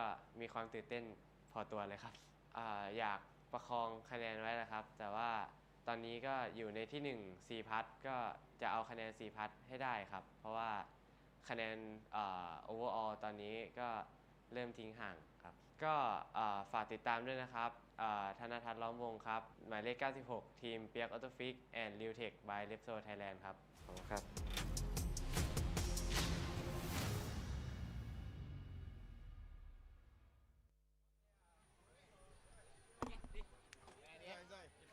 เอาละครับท่านผู้ชมครับกลับเข้ามากันสู่งานบางแสนกลางปีนะครับกับงาน B Quick Thailand Super Series 2026 และรายการ TSS The Super Series by B Quick 2026 นะครับรุ่นที่อยู่หลังวงนี้ครับคือรุ่น Thailand Super Eco นะครับซึ่งแน่นอนว่าจากสนามที่ผ่านมาเมื่อวานนี้โมนายวรัญชิตวัฒนาธนกุลเป็นแชมป์นะครับทำให้กฎของการ reverse grid เนี่ยทำให้น้องโมนายเนี่ยต้องไปอยู่ในกริดสตาร์ทที่5หมายความว่ากริดที่อยู่สตาร์ทที่1ในวันนี้เนี่ยเป็นของโรนี่ริสแมนวันนี้เขามีโอกาสในการทำเวลาได้ดีกว่าคนอื่นเขานะครับเดี๋ยวไปคุยกับโรนี่กันตามกันมาเลยครับเอาละฮะในกริดที่1นะครับหมายเลขตรงนี้65 Ronnie Hi good morning Wow long time to see you Yeah it's been a while Okay how do you feel to back to race the Bangsaen Street Circuit again? I love Bangsaen. Yes. I really love Bangsaen, and then I will feel very happy to be here, to be part of Bangsaen 20th anniversary. So yes. Yeah, I will enjoy my race. When you back to Bangsaen, at first thing you have to think about that. What do you think? Okay, last year it was not a good year for me. Yes. So this year I set my mental already. I'm going to sit on the podium. Yeah. That's mindset. Set. Yes.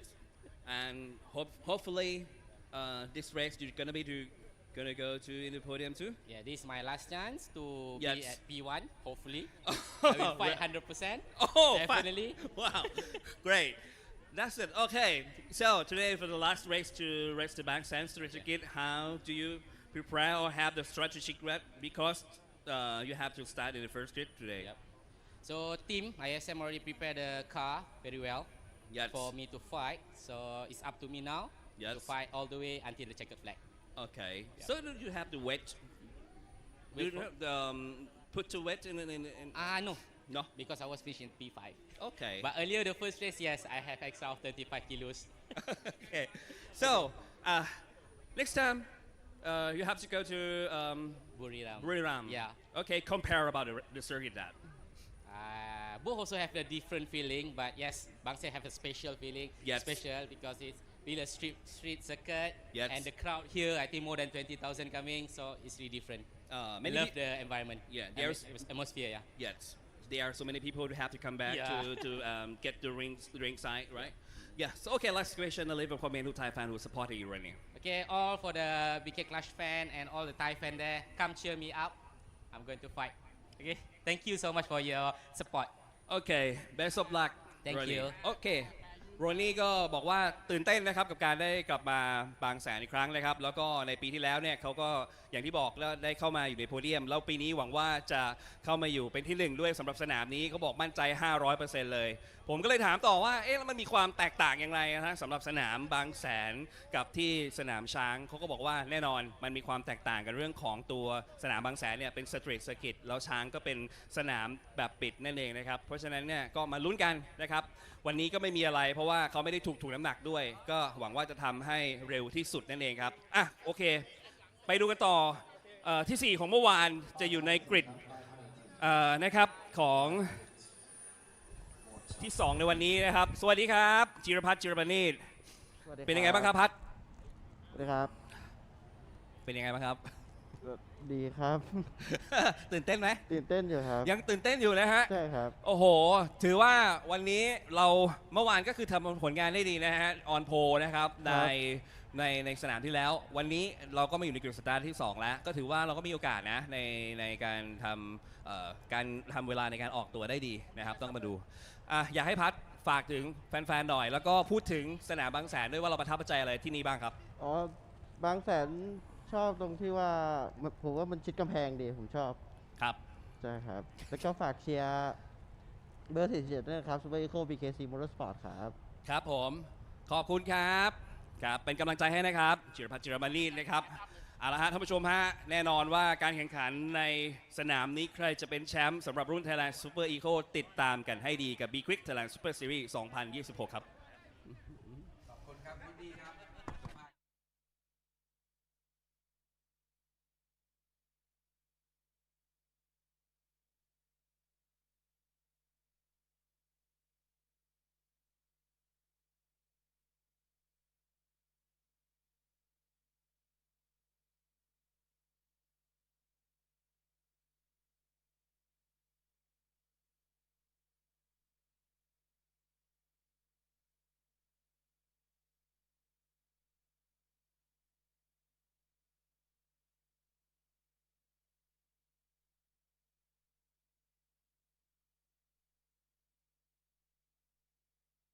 Ladies and gentlemen, hello and welcome back.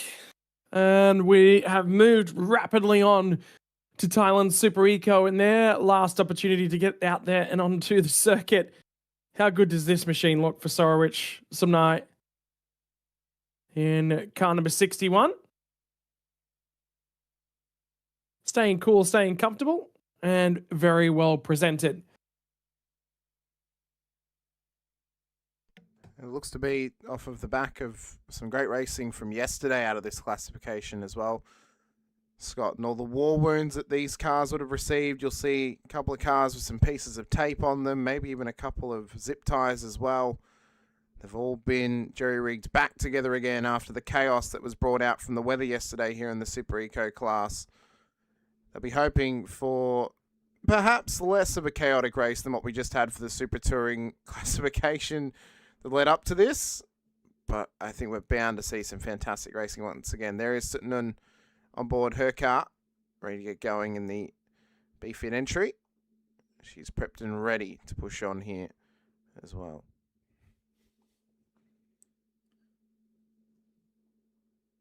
Giving us a bit little further wave down. too Yeah. as well, Scott. Back in 11th spot for Kitchener. I think we'll be rolling off from the grid here in just a few moments. I think somebody from race control has actually been pressing buttons up there. They might have a cat up in race control. We've just had two messages sent our way. They might have just been checking. Make that 3. A third is coming out. Apparently, a penalty is going to no one. Yeah, thanks to penalty race to control. Dash. Yeah, penalty to Dash. Anyone out there called Dash? They'll be getting one here. This will be an interesting start, of course. Ronnie Rasman, who we know had a strong run last time at Buriram, will be starting on the pole position for this race. So we expect him to do well here today. Of course, Scott, his next race in August on the weekend of the 21st through the 23rd at Sepang in Kuala Lumpur. He'll be hoping for a strong run there, of course, being that will be his home race of the season when we head out to Sepang next time.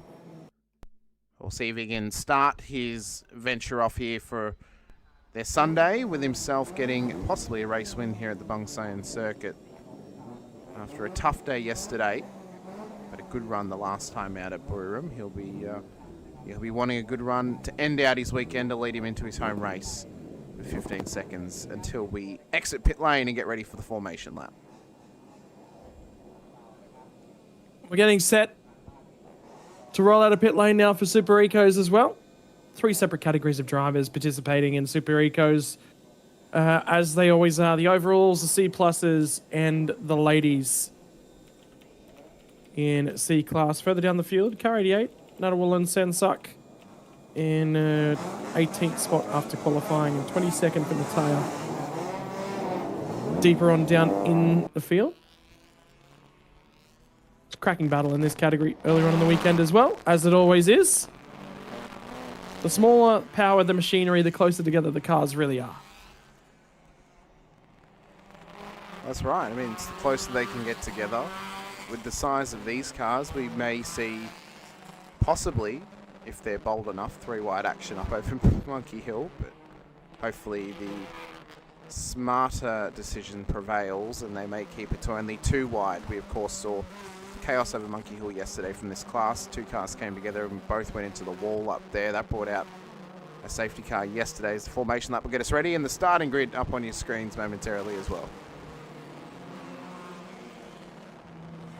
And Super Ecos, the lightest of the categories here this weekend. Only 900 kilograms and only 120 horsepower. Top speed somewhere around the realm of 192 kilometers an hour. It takes them an age to get there. Front wheel drive road cars and the road car chassis and body shell. Toyota, Hondas and Suzuki's make up the field. The bulk of them, the Toyota manufacturers. A few Hondas in there, mix up and down the field. These guys are on Giddy tyres in 2026, the new tyre partner for Thailand Super Series. The semi-slick 195/50 R15. A mix of optimal balance of performances across a range of conditions, and therein making it a slightly cheaper option that covers all sets of conditions these guys are likely to face. 20 corners from Bangsaen. How many more times are we going to see this graphic across the weekend? Time is running out to enjoy the lovely sunshine, and indeed lovely sunshine for the first time uninterrupted here today on your Sunday. In terms of qualifying results though, Hamish, it's the 2 BKC Motorsports cars on the front row. Well, it is indeed, and a solid qualifying from them finds them up there with Ronnie Risman leading his teammate Jirapat off the front row. We'll see the Australian out there of Brett Dickey on P3 with Jiboyu. Good run last time out yesterday for him. He'll start at a P4 as well. Varenchik will start at a P5 alongside Sorowich for the top 6 as well. Varenchik winning the race yesterday. He'll be looking to get 2 in a row. Thanathas will start alongside Akiwat as well. Wong Yu Chung will start alongside Sitnun with Kitnat and Aikchai in behind them for our top 12. To Farnameth and PORD for the top 14. It'll be Rapith, Korn and Yacht for our top 16 cars for the 8th row of the grid. Siridanai will start alongside Nathaniel Wallan with Therapan and Ian Wong for our top 20 of the grid order here today. And behind them it'll be Say Koga with Nuttenheier, just ahead of Aaron Haikal, who got into issues yesterday with a damaged car. Panawat will start ahead of Saranu at the back end of the circuit. Saranu not getting started yesterday. See if that car will start today, but Aaron Haikal will have work to do from the back end of the field, knowing that that car had heavy damage off of turn 5 and was parked up at turn 6 to end out yesterday's race.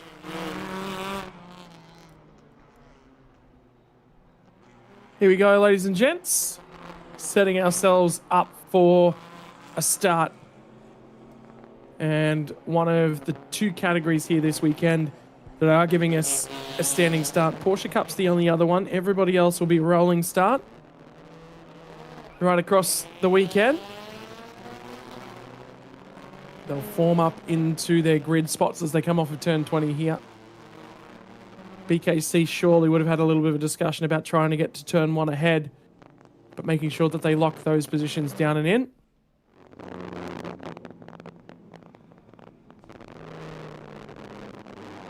See that 21 car in pit lane, having to get a couple of repairs. That's Wong Yu Chung, Malaysian, so he's not made the race start today, unfortunately. That'll open up a grid slot inside of the top 10. You see it there missing on the right-hand side of screen in the left lane on circuit as well. Righto, field has formed up and in at the tail end. Green flag will be displayed momentarily. And there it is. We are set for a racing start. And the lights are starting to come on. The engines are revving at the front end of the field. The lights out and away we go. Not a good getaway for 29 on the second row. Brett Dickey didn't time that launch all that well. Missed the jump initially. 3 wide already deeper on down in the field. I think there was the 92 or 93 machine. Might have been Farineth back outside of 12th spot, who was already in a fair way of trouble. The 17 up towards the pointy end. Joe Boyu Jonathan was aggressive and passing cars yesterday. He's already done that on the run to turn number 1. How about Sorowich Samai around the outside of car 61? And the climb up the hill has started to become a fan favourite after the action yesterday. 93 machine it was 3 wide on the starting run, nearly into the barriers in the exit of turn 2. That's exactly right. And as we stated, the only non-starter in this race, Wong Yu Chung. Saranu actually did make the start of this race, unlike yesterday, so that's good to see for them. So they run through turn 6 for the first time under full power and full fire here for their final race of the weekend. There's already been some moves earlier. You see Aaron Haikal, he's already made up a couple of spots off of this race start, as he did start further down the order.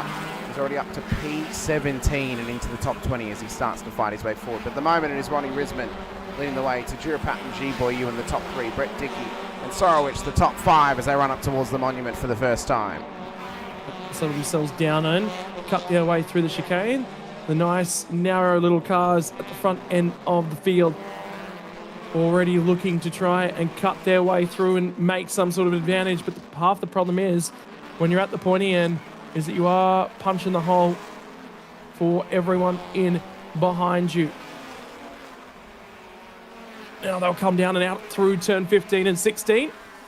And this will be the troubling point.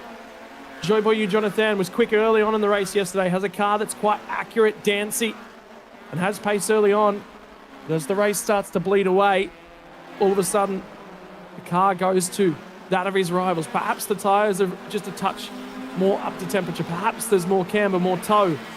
It just takes the edge off the giddy rubber. Regardless, Joe Boyu Jonathan, not one of the quickest cars at the tail end of the race. A replay of the race start. And again, look at 29, just does not get off that grid all that well. No, a horrid race start for Brett Dickey. If you look in the background, it was actually a complete opposite scenario for his teammate Aaron Haikal, who rocketed off the start, made some moves early, and that's why he's managed to find himself now up into P15. So Haikal's making moves by the back, but it looks to be 3 wide. G Boyu Jonathan looking for a move for the race lead up over Monkey Hill, and Ronnie Risman has lost it out here in this battle for P1. And G Boyu yesterday had a strong run, finished on the podium, has taken the race lead through turn 4. Yeah, up and over the crest. Not only has he picked off one driver on the run down to turn number 1, he's made sure that there was 2 picked off. Not a good drive for Jurapat and Ronnie Risman. And now that's left them ailing, and they'll have some work to do. And again, this is what Jonathan Joe Boyu needed to do at the start of this race. Get himself to the front. Risman still sits in second spot. The 96 machine we ride on board with. Thanawas has just lost a spot on this most recent lap by to Varanchit. Varanchit again, also quick. Touch wide. There was a car there. It's the 55 machine that got down the inside. Ikawat late on the anchors down at turn 8, picks himself up a spot. It's a good move from them as well. And you see a couple of cars just struggling to make some moves here. Varanchit, yesterday's race winner, has only made a slight gain in this one. They're up to now P6, but they've got more moves to make if they want to make it 2 from 2 over the last 2 days here at Bangsaen for the Super Eco class. There you see him just down there in and amongst that battle. He's not too far away from the race leader in Jiboyu. As further back in the field, I think there might have been some contact. It's Aaron Haikal! Haikal, who was making moves early and big significant gains in this race for the second day in a row, has put it in the wall, and that car is done, as is another car out there. Is that the 29 or 26? A Yikachai, which was right around where Aaron Haikal was behind him on this lap, the start of the lap. So that would make sense for those two to have gotten together. Safety cars have already been deployed. And this one will take a little while to clean up. Getting a fast point on the racetrack as well. The BKC Motorsports crew of Ronnie Risman and Jirapete, second and third at the moment, started off the front row, so good launch for them relatively on lap 1. The aggression of Joy Boyu Jonathan leading to his opportunity to take the race lead. We'll get a replay, I am certain, of that incident involving Ayikachai and Aaron Haikal. It's a real shame for Haikal. I mean, the disappointment of yesterday, where he was parked up right here at the entry in towards turn 6 with that front wheel hanging off that car. That crew would have spent a lot of time getting it fixed and made significant gains at the start of this race. Was already up into the top 15 after only a solitary lap. And now that car is out and done by lap 2 here at Bangsaen. Safety car pulling out from the monument. And the Toyota safety cars, as a part of this series, have been doing a lot of work this weekend. Sorowich Samai fans, they'll be happy he's up into P5 at the moment. Everybody else down in pit lane grabbing a break out of the sun. Finally, the footage has been grabbed. Is the 26 that doesn't get a great run off the monument. There's just about an overlap made there, but he's just being forced and forced and forced, and the car's there. The car is there. He is there. And unfortunately, I think that has to go to the onus on the 26 car on that one there, Scott. I mean, Haikal is alongside him on the entry to the corner, and he's been alongside him for, you know, a good 20 meters or so. He should realize that he's right alongside him there, and that's an unfortunate moment that's taken out 2 cars in this race very early. And the thing is, his left side mirror is still functional, so that one we do know for sure. Yeah. Either way, both cars massively walking wounded and injured. Big hit for Aaron Haikal. We believe he's gotten away from that one, but his car, his front left tyre off very early, clipped back at turn 14. And more damage to the rear end. Car 26. That's the medical car taking away, I believe, Aaron Haikal there. Are they going to pull up and grab Ikachai? That's not going to be a happy pair of drivers in the back seat of that one. They both get put in there. No, they may need to get a bell in the back of that car just to give them 3 rounds to go at it together.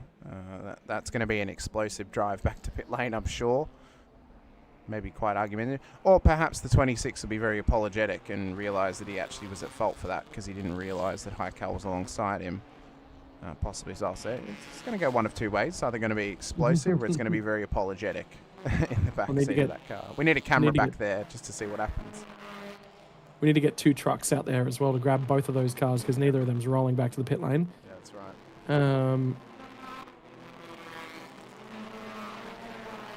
So in the meantime, they'll settle it back down yet again. More opportunities to get some shots of the fans that are set up and in the grandstands right around the circuit.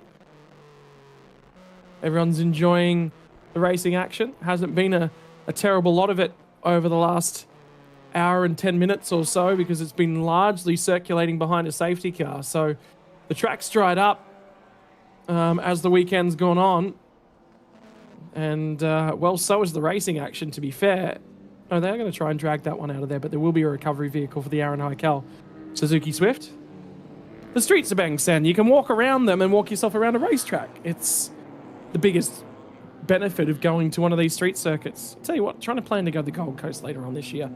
About one of the only places in the world, what, Gold Coast, Long Beach, other street circuits that you can get down and the sand is only the other side of the wall. There's not many others, are there? Monaco doesn't really have a beach to it. It just has a yacht front. Marina? Yeah, marina. Similar to, well, Miami has a marina, but it's a fake marina, unfortunately.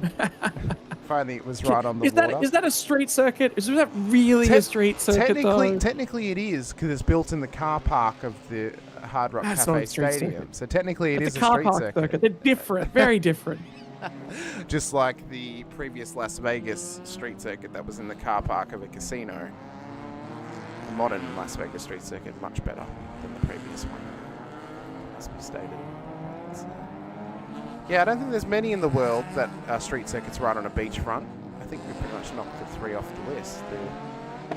Although, actually, in saying that, would St. Petersburg be right on a beachfront, or is that also on the front of a marina as well? That's a great question. Again, geography, I'm not necessarily so sure. I just know it's built near an airport. That's about as much as I'm aware for St. Petersburg at the very least, but we know of 3 that are built on a beachfront at the very least: Long Beach, Surfers Paradise, and the Bangsaen Street Circuit are the 3 that we know of that are built right on a beachfront. In the meantime, more circulations under safety car. Not a whole bunch happening at the moment. 4 safety cars in just over an hour. Yeah. Jeez, it's been... The safety car driver is getting the series is getting their money's worth out of the safety car driver this weekend. And especially today. Getting their laps worth out there as well.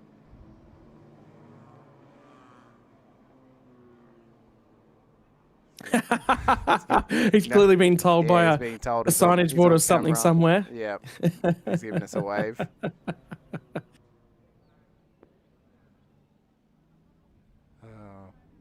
You see the Aaron Heikel's unfortunate weekend comes to an end as that car is put onto the back of a tow truck for the 2nd day in a row. And it's a real shame, especially after the work that team would have had to have done to fix it after yesterday's debacle up at Monkey Hill that led it to being parked at turn 6. The fact that this race has not gone nearly as well as what they would have hoped is a real shame for him and that team as well. Luckily for their team though, Brett Dickey is still up and amongst it at the front of the field, but that horrid race start, he now gets another chance to do it again as he'll prepare for a safety car restart up here in P4 once again as well. But it's been an exciting first 2 races thus far. The first race, well, very exciting for viewership in terms of the chaos that it brought our way, Scott. But the second race of the day, the Super Ecos, they want to get firing once again to green flag, and we want to see what they can bring us here on the streets of Bangsaen. 25 minutes plus 1 lap. Normally we go lap counters, but this weekend all we've been handed is countdown timers, unfortunately. Still waiting for confirmation of how well cleaned up that incident is down at turn 14 and 15. Last time by, it was looking like we'll at least be at the back end of this one, which will give us somewhere in the realm of 10 minutes worth of racing action to the end of the race. Lap times for the category, yeah, safety car in this lap has just been confirmed, so we will get back to green flag racing. They do a phenomenal job. Again, like we said the other day, they're well practiced and well trained around here and well provisioned for the guys in the vehicle recovery division of the Thailand Super Series. Seen some massive accidents this weekend. The biggest benefit is we haven't seen the brake failures that we saw last year. Like, God, they were just intense. So many. That is a very big benefit this weekend, especially if we'd gotten it during the rain affected races of yesterday and on Friday as well.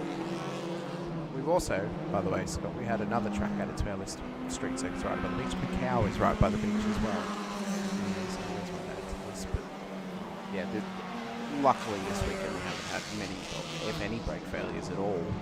The main issue we've been having is cars have been unable to avoid the wall at the best of times, and that's led to some pure chaos across the whole weekend.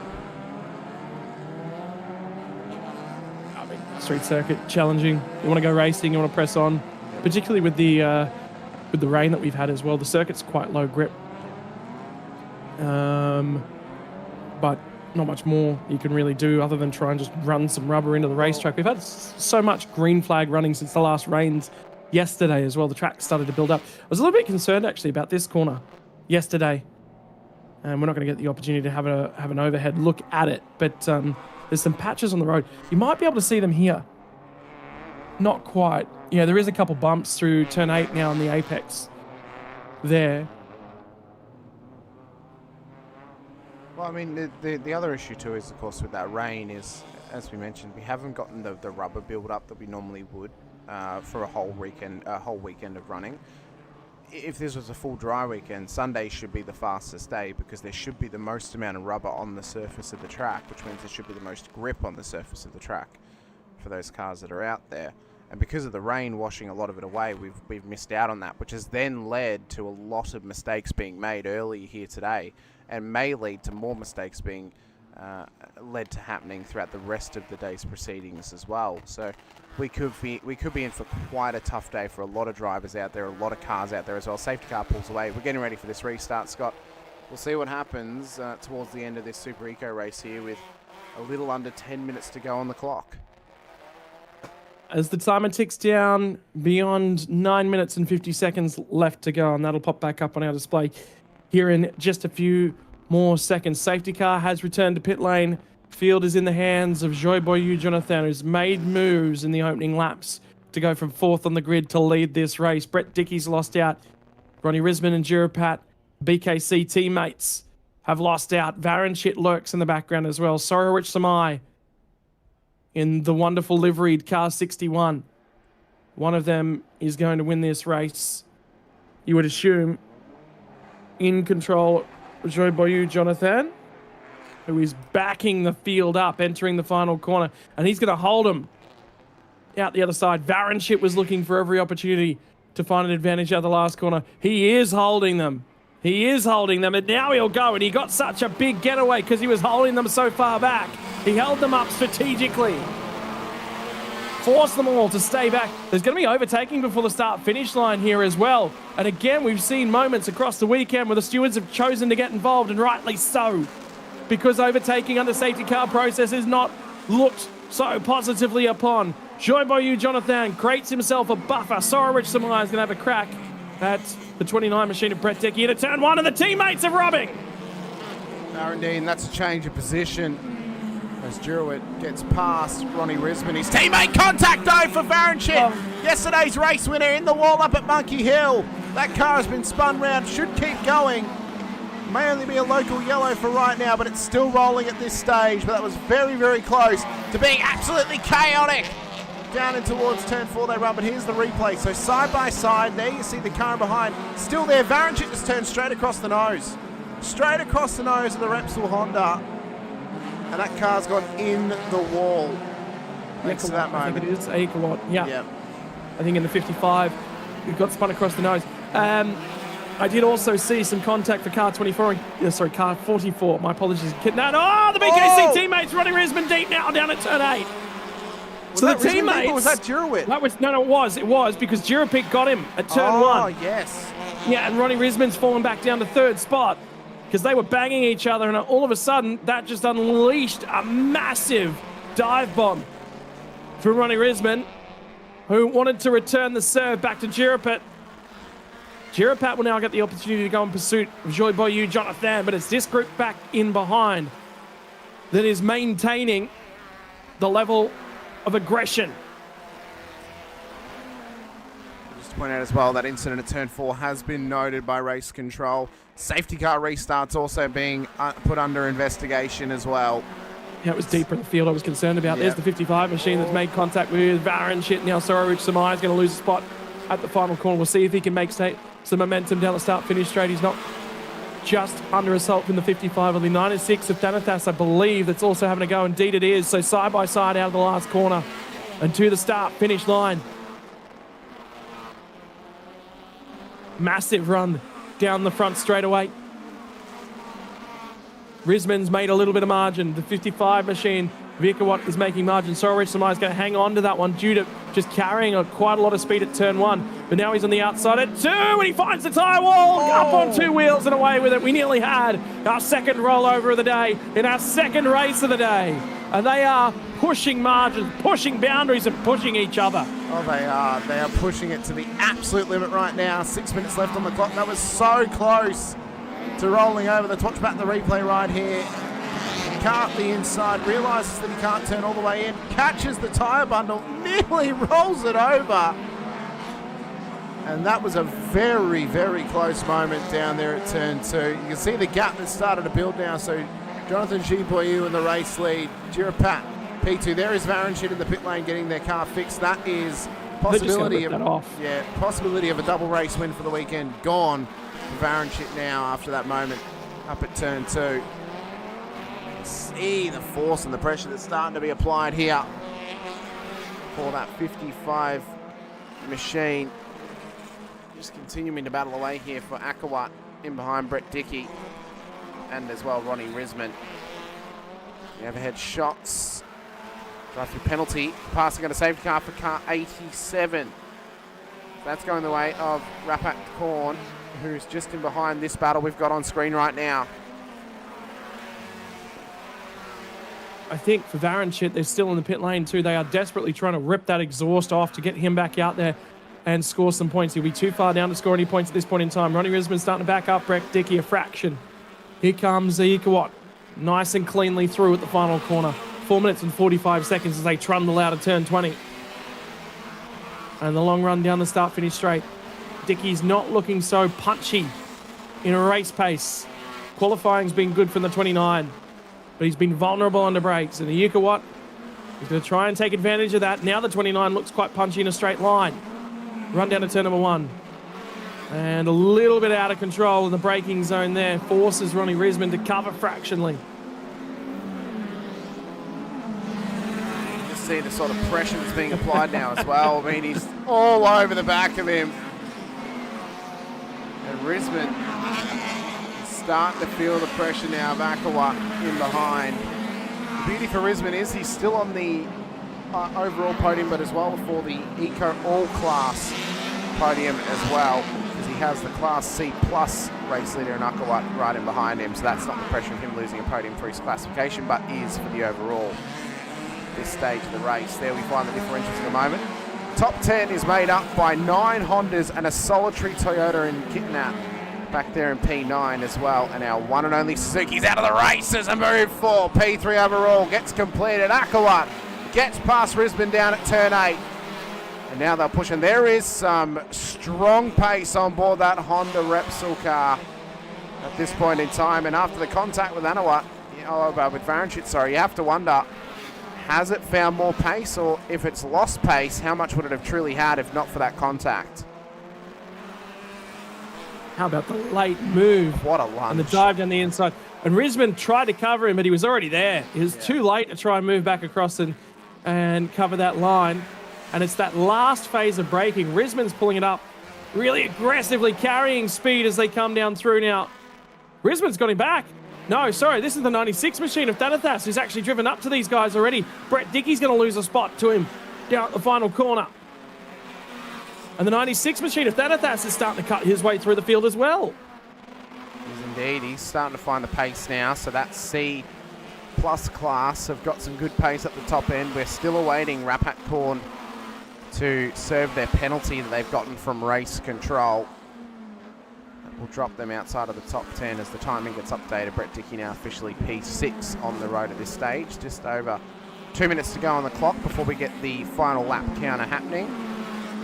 Should probably get, I think, one more and then the final lap, I would say here, Scott. So this lap plus another, and then the final lap board should be up. I think we'll get 3.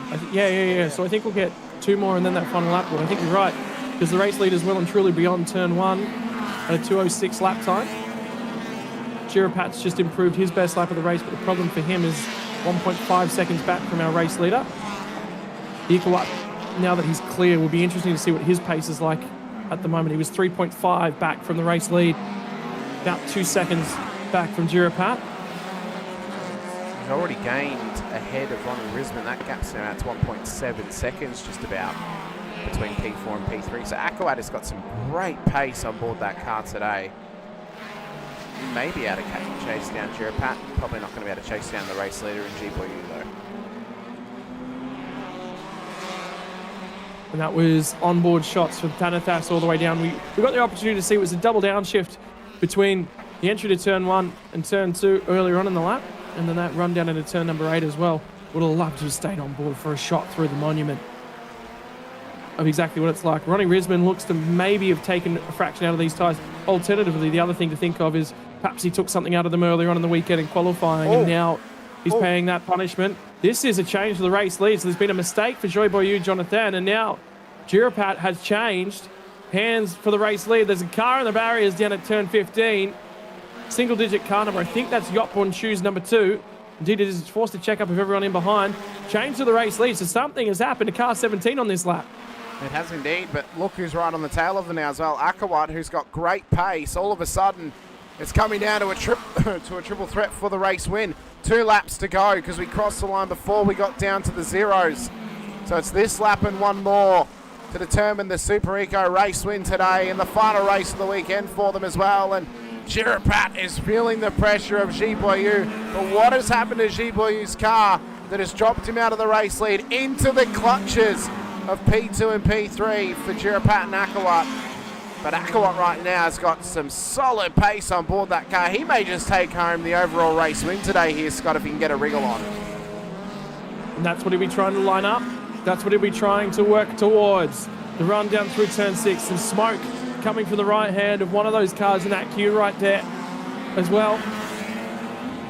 Anything, in theory, could still happen from this point onwards. We are rapidly heading towards 1 more lap to go. Down to turn 8. They'll cut their way through the monument from here. We cut away from this battle, and all of a sudden, the next time we cut back to it, Jirapat has gone from 3rd to 1st in this one. Lost the spot to Joy Boyu on lap 1. Now it was on lap 2, I believe. Oh! Joy Boyu Jonathan in deep, locks the rear axle up. They'll all manage to stay out of each other. How nobody got into each other is amazing. Again, the car control from these guys. Was that Joy Boyu just waving to the car in behind him? There was definitely some movement in the cockpit.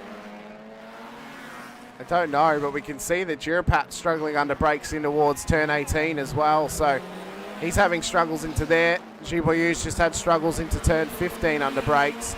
It'll be 1 lap to go. White flag is out. Final lap of the race and final lap of the weekend for the Super Ecos, as they all look to take home an all-time race win on the Bangsaen streets here for the Grand Prix weekend. But Jirapat, he's got control at the moment. He knows that if he just positions his car well and executes, there's probably not much more everyone behind him can do. But Joy Boyu Jonathan, he is going to wrap on that rear bumper. And there was a flash of the headlights as they come off at turn 1 then as well, letting Jirapat ahead of him know, I am right here, son. Make a mistake, and I will pounce. Up at the crest through turn 4.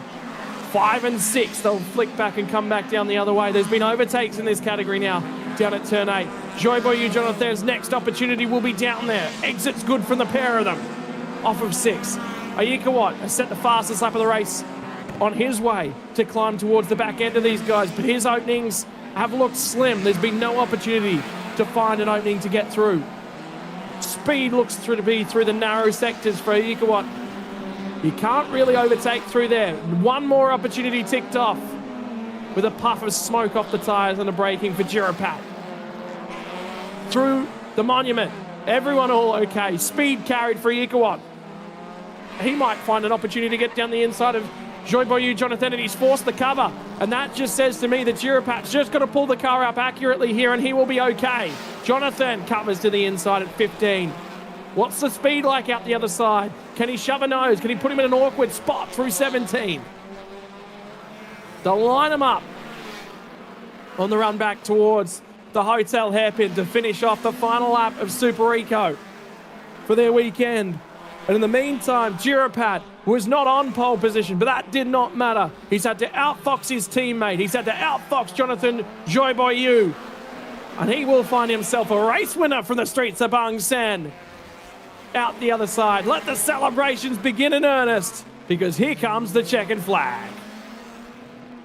What a race win for Jirapat ahead of Jonathan G. Boyu. Akawat takes home the Class C Plus race win and P3 overall. Ronnie Risman will finish P3 for the overall classification as well. Thanathas P2 for C Plus class. Sorowich was P3 in that classification as well. Further down the order, Nathawalan will take home the Class C race win when she inevitably crosses the line. What a race it was though between them all. A little bit of chaos, controversy. Not quite as chaotic as what the Super Tour race was, but of course it was less than half the distance of that race, so maybe percentage-wise it might have been just as chaotic, who knows, but a solid race win for Jirapat. And one that I think will be memorable for him as more of those drivers finish up their race here for the weekend at the Bangsaen Street Circuit. They look ahead to their next outing, Scott, where they'll be hoping to take home possible more silverware, maybe finish out their season strong. That they will. Toyota 86 Challenge coming our way immediately after these guys, but confirmation of your podium for Jirapat, Joy Boyu, Jonathan, and the Ikawat get the overall job done. C Plus winner Ikawat, supreme pace, fastest up of the race from Thanathas in C Plus, and Sorowich Samai is going to take third place from the C Plus class quite comfortably. Natawalun will take the C class race win from Nataya as well. Two retirements from that one. Yika Chai and Aaron Haikal. Unfortunately heading back to pit lane on the back of the tow truck. And Haikal was at least creating some interesting racing on his way through the field. Not to be by the time they found the end.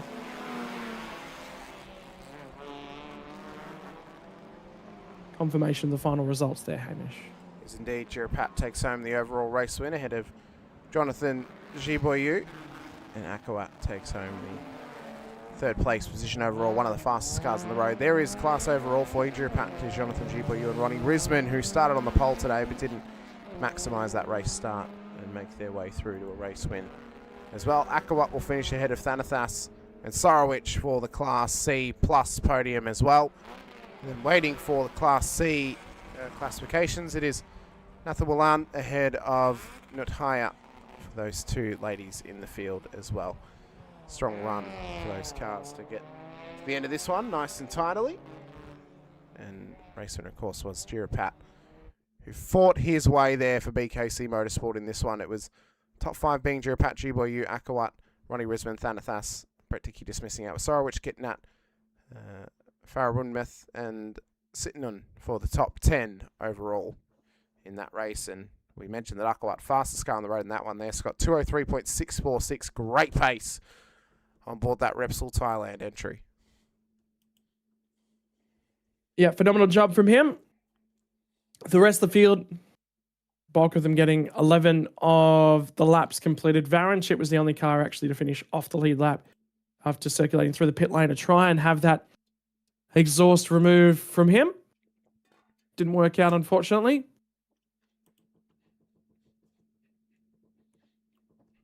And the celebrations will begin now. You see the excitement for Jirapat and his engineer down there as well. Strong combination team, this one, of Jirapat and Brisbane. We've seen both of them get some good results over the first two rounds. Excited to see what they can do now for the rest of their season as well. Jiboyu's been strong, of course. fact that Varanchit isn't on the podium is undoubtedly disappointing for him, I'm sure, but as well, he at least has time to make up for points that were lost today. P2, and at least happy with it. And again, everyone getting water into them as soon as they climb from the car as well. Pointing out something actually down towards the steering wheel by the look of that. There was something wrong with that car in the end that dropped that time for him that we may have suspected as well, Scott. It is warm conditions today, getting up to around about 31 degrees centigrade temperature in the local area, according to the weather website that I checked for today's weather in the local Chonburi area of Thailand. It's good, you'll get ready for the interviews. ผู้ที่เข้ามาเป็นอันดับที่3นะครับกับเอกวุฒิชิมจิ๋วนะครับแสดงความยินดีด้วยครับขอบคุณครับขอบคุณครับเป็นยังไงบ้างเดี๋ยวก่อนถามว่าไปแรงมาจากไหนนะฮะตอนท้ายๆรู้สึกว่าดันเข้ามาจนมาเป็นอันดับ3เลยก็วันก่อนหน้าวันสนามที่แล้วก็รถมีปัญหาครับก็แก้ไขไปจนรถกลับมาสมบูรณ์นะครับก็พอจะไล่กับเขาได้แล้วก็พยายามบอกตัวเองว่าขับให้นิ่งๆ stable ครับผมก็จะได้ไล่คันหน้าทันเมื่อวานเข้ามาที่เท่าไหร่ครับที่8ครับที่8ครับผมวันนี้ก็ไล่มาเรื่อยๆเลยนะไล่มาเรื่อยๆครับผมโอเคแล้วได้ข่าวว่าเป็นครั้งแรกด้วยเป็นครั้งแรกครับผมรู้สึกยังไงบ้างรู้สึกน่ากลัวมากครับ แต่ว่าก็ต้องไปให้สุดนะครับเพราะว่าอยากมารายการนี้เพราะว่าสนามนี้เลยครับครับเพราะว่าบางแสนเลยครับแต่พูดถึงความประทับใจกับการได้เข้ามามีส่วนร่วมกับรายการThailand Super Series หน่อยครับประทับใจก็คือได้มาแข่งกับนักแข่งที่มีฝีมือทุกคนเลยนะครับมันทำให้เราพัฒนาตัวเองไปได้ไกลมากขึ้นนะครับพัฒนาตัวเองพัฒนารถนะครับครับฝากถึงแฟนๆหน่อยครับก็ฝากแชร์ฝากเชียร์นะครับซูเปอร์อีโคเบอร์55ด้วยนะครับเอกวุฒิฉิมจิ๋วนะครับผมครับขอบคุณครับแสดงความยินดีอีกครั้งนะครับเอกวุฒิฉิมจิ๋วหรือพาร์ทนั่นเองนะครับไปดูอันดับ2กันต่อนะฮะอันดับ2อันนี้นะครับเป็นของเซียโบยูโจนาธาน Congratulations. Thank you so much. Come here. Thank you. Wow. Yeah. Finally, you did it again. Yeah. So, how do you feel? I feel it's still a very tough fight for me. Yes. Of course, I'm not as familiar with the locals, especially in this circuit. Yes. But I'm very glad that the whole team did well. Yes. Give me a very good setup and be very easy to control. Yes, exactly. So, last question, a little comment to Thai fan who's supporting you. So my Thai friend told me if I go to the podium, I need to say one jab. Okay. Thank you everyone. One jab. Okay. Thank you. Congratulations again. ขอบคุณครับ Okay. อันดับ1เป็นของจิรพัฒน์จิรปณิชไหนเมื่อกี้พูดว่าอะไรนะไม่ได้ยินเลยทำได้แล้วเหรอ เป็นไงบ้างรู้สึกยังไงดีครับอัดอั้นมานานครับด้วยรถแคตตากรีใหม่เราไม่เคยขับครับผลงานเลยไม่น่าเข้าใจเท่าไหร่แต่วันนี้เราก็ชนะก็ถือว่าดีขึ้นครับเป็นที่น่าพอใจโอ้โหถือว่าดีเลยใช่ครับมั่นใจมากขึ้นเลยส่งต่อสนามหน้าเลยครับพัดครับฝากเชียร์เบอร์47ด้วยนะครับซูเปอร์อีโค BKC Motorsport ครับจิรพัฒน์จิรปณิชครับครับแสดงความยินดีอีกครั้งครับจิรพัฒน์จิรปณิชนะครับคุณผู้ชมครับเดี๋ยวเราไปติดตามกันต่อในรุ่นหน้าจะมันอย่างไรติดตามกันให้ดีครับ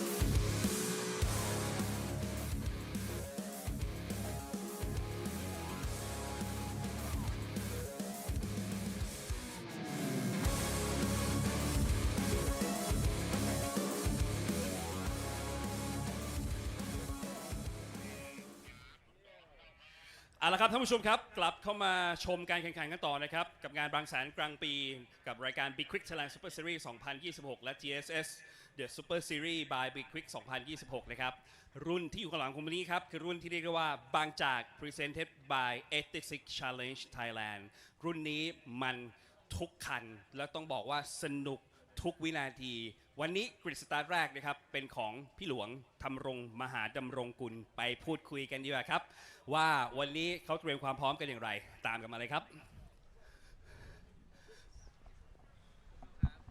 ขอบคุณครับสวัสดีครับพี่หลวงครับสวัสดีครับโอ้โหคุณผู้ชมต้องบอกอย่างนี้พี่หลวงเนี่ยไม่ได้กลับมาแข่งขันกับเรานานมากวันนี้ต้องโห4 ปีเลยต้องบอกว่าดีใจมากๆที่พี่ได้กลับเข้ามาแล้วเข้ามาอยู่ใน 86 Challenge Thailand ด้วยแล้วก็มาในงานบางแสนกลางปีด้วยรู้สึกยังไงบ้างครับตื่นเต้นมากๆเลยครับเป็นคนที่รักสตรีทเซอร์กิตและรักบางแสนตั้งแต่ปีแรกที่จัดปี 2007 ครับโอ้โห20 ปีแล้วนะพี่หลวงใช่ครับถือว่ามาเป็นปีที่ต้องว่าครบรอบ20 ปียิ่งใหญ่จริงๆยิ่งใหญ่มากแล้วกลับมาในสนามนี้ด้วยมีอะไรเปลี่ยนแปลงไหมครับพี่จากปี 2007 กับปีนี้ละ 2026 โอ้โหมีเยอะขึ้นเลยฮะสนามนี่กว้างขึ้นกว่าเดิมเยอะเลยฮะระบบเซฟตี้นี่ improve เยอะมากครับสนามน่าขับกว่าสมัยก่อนเยอะเลยครับแต่ทุกสิ่งทุกอย่างมันมีการพัฒนาเกิดขึ้นดีใจมากเลยครับได้เป็นส่วนร่วมที่นี่ครับก็ถือว่าดีใจมากและวันนี้อยู่กรีดสตาร์ทที่1ด้วยเตรียมความพร้อมอะไรบ้างไหมครับพี่พร้อมให้ใจเย็นๆครับเพราะหลังจากหายไปหลายปีก็คงต้องเตรียมร่างกายและจิตใจครับครับฝากถึงแฟนๆหน่อยครับฝากเชียร์ด้วยนะครับก็หายไปนานก็ยังไงฝากเชียร์เบอร์24หน่อยนะครับขอบคุณทุกคนนะครับครับขอบพระคุณครับขอบพระคุณครับเป็นกำลังใจให้นะครับไปครับไปกันต่อนะครับอันนี้อีกหมายเลขนี้นี่ไม่สัมภาษณ์ไม่ได้ผมรอที่จะสัมภาษณ์เขาเหมือนกันนะฮะเพราะตั้งแต่ที่ผ่านมาเนี่ยสัมภาษณ์แต่คุณพ่อเขาวันนี้เจอคุณลูกแล้วสวัสดีครับข่าวเบนเนตครับครับสวัสดีครับว่าโอเคไหมครับข่าวเราได้คุยกันแล้วนะ รู้สึกอย่างไรบ้างโอ้โหได้เข้ามาร่วมกับการแข่งขันในรายการนี้ครับก็รู้สึกมั่นใจมากกำลังจะเข้าแข่งขันรอบนี้ครับผมครับก็เป็นสตรีทสกิทครั้งแรกของผมนี่โอ้โหสนุกมากมันมากครับผมพร้อมแอคชั่นเลยครับรอบนี้ครับปกติเนี่ยเราจะเห็นคุณแม่นะก็โพสต์เวลาแบบข่าวไปขับต่างประเทศก็ได้แชมป์กลับมานะฮะแล้วก็รู้สึกว่าเป็นที่น่าภาคภูมิใจในการสร้างผลงานและชื่อเสียงกลับมานะครับวันนี้อยู่ในนี้แล้วนะครับอยากให้ข่าวพูดถึงงานบางแสนกลางปีหน่อยครับว่ามีความรู้สึกยังไงบ้างครับได้ครับก็โฟกัสของผมสำหรับการแข่งขันนี้ก็จากดู Data แล้วทุกอย่างก็จะพยายามโฟกัสเรื่องออกโค้ง exit อะไรให้ดีขับรถให้มัน consistent แล้วก็เมื่อผมมีโอกาสแซงผมก็ไปแน่นอนนี่เลยครับผมครับ โอเคเป็นกำลังใจให้ครับขอบคุณมากครับขอบคุณมากครับเอาละฮะท่านผู้ชมฮะในรุ่นนี้นะครับยังมีนักแข่งอีกหลายๆท่านนะครับที่ต้องบอกว่ามันมากๆเลยใครจะเป็นแชมป์สนามนี้ติดตามกันให้ดีนะครับกับ 86 Challenge Thailand Presented by บางจากครับ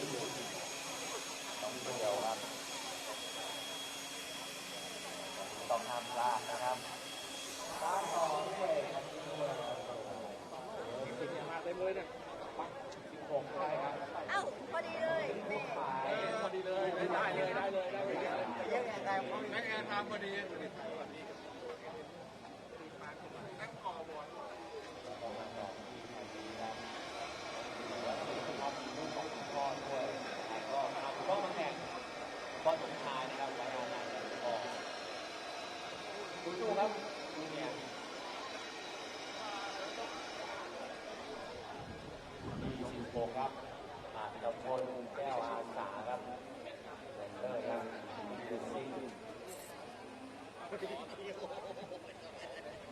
แล้วก็มาต่อที่มอครับสุริพานมาได้แล้ว5เป็นกิโลเรซิ่งครับแข่งมาได้ประมาณ10ครับหมายเลข15ครับมาปางอาริสาของกิโลเรซิ่งครับแล้วมาปางเดี๋ยวเข้าไป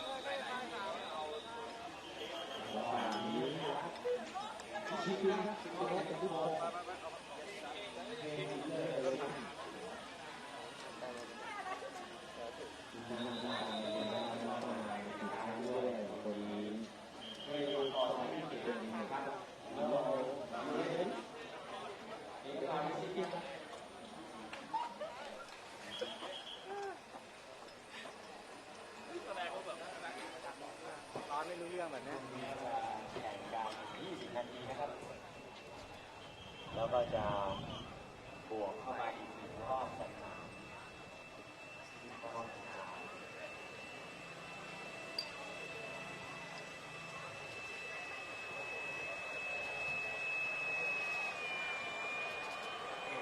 ชาลีไทยแลนด์รถแข่งเหมือนกันหมดทุกคันครับคุณผู้ชม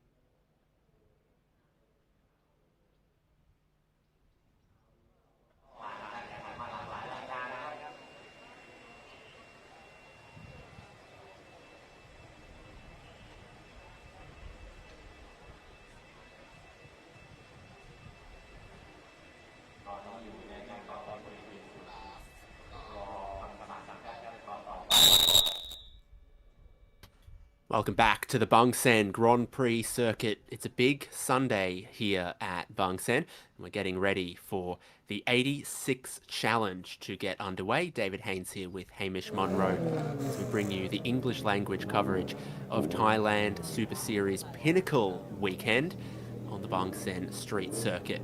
This is a form of racing popular all around the world, in Australia, in the US, and across in Europe as well. Toyota 86 incredibly popular globally, and it makes a great racing car for competitive racing, and also has launched the careers of many drivers in Australia, in the US, in New Zealand, and here with this new championship of 86 Challenge Thailand. 15 seconds till our field gets out on track. Of course, David, as well. 20-minute race to come our way, plus a lap at the end of it too. Obviously, across the morning in the first 2 races, we've seen safety car inclusions quite a fair bit. 1 red flag for the day after a rollover. The first race of the day, the Super Tourer class, that ended out that one on literally the final lap. And they went back a lap after that as well. The 86s, though, you mentioned, these are a real ground-up and baseline racing series to get started in all across the world, not just in Australia, Thailand, New Zealand, or the US, even across in Europe as well. And this is a great starting point for those wanting to get into the likes of touring car or sports car racing as well. It's a great foundation car to work with. Obviously, it's a real sporty model off the showroom floor, and it's a really easy foundation to get yourself started in racing as well. The Bangkok 86 Challenge prepares us here, David, as we look to get this started with what is a hot little car to go racing in. Yes, exactly. So at Bangsaen today, 20 turns, 3.7 kilometres, and it's the 20th anniversary. This track keeps building its prestige year on year, and it's because of its beautiful surroundings, how well supported it is, but also the challenge that it presents. A long start-finish straight into a curving turn 1, a tight turn 2, the turn 6 hairpin, and then we turn towards racing along the seaside past the monument, some fast sweeping corners at turns 15 and 17. This is the grid. On pole position for this race will be Thamrong, and then Carl in second. Pancha Waiprip from third, Clayton John Nelms from fourth, Vongsapat Katsiri there in fifth, Sorowit Saitang in sixth position. Go back through Ruthercorn, Adapon, Shrupang, Alyssa there from 10th, and then a 13 car field completed by Banfot, Chinawat, Kanatpong, and Gregory Bennett. So some family relations as well in this field. 13 are set for the grid. Well, it's going to be a hot race start that we await to come our way here out at the Bangsaen Street Circuit, of course. 8.6s new to the Thailand Super Series calendar for this year. They've only run one race weekend. It was at the first race weekend of the season out at the Buriram Circuit for the first round of the season. This being our second round of the season here at Bangsaen. Next time will be on your screens. The weekend of the 21st through the 23rd of August at the Kuala Lumpur Circuit in Sepang for Malaysia. That is going to be a hot one to come your way in only around about a month's time as well. David, you can see down there the fans have prepped themselves to watch this one come about. We had a little bit of a car show happening in this area yesterday, and now the patrons have parked themselves down there to watch all the action leading up towards turn 15, which has been a real hot pot for incidents early in the first two races of the day, as is the likes of turn 17 in race 1. Obviously, turn 2 is always a hot spot, as is turn 6 and turn 8 as well. And the Monument Chicane's not been nearly as chaotic today as it was yesterday, but it's always a place to keep an eye on, as there could be some moments happening in this one as we prepare for the race start. 20 minutes plus 1 lap of Toyota 86 racing, their final race of the weekend.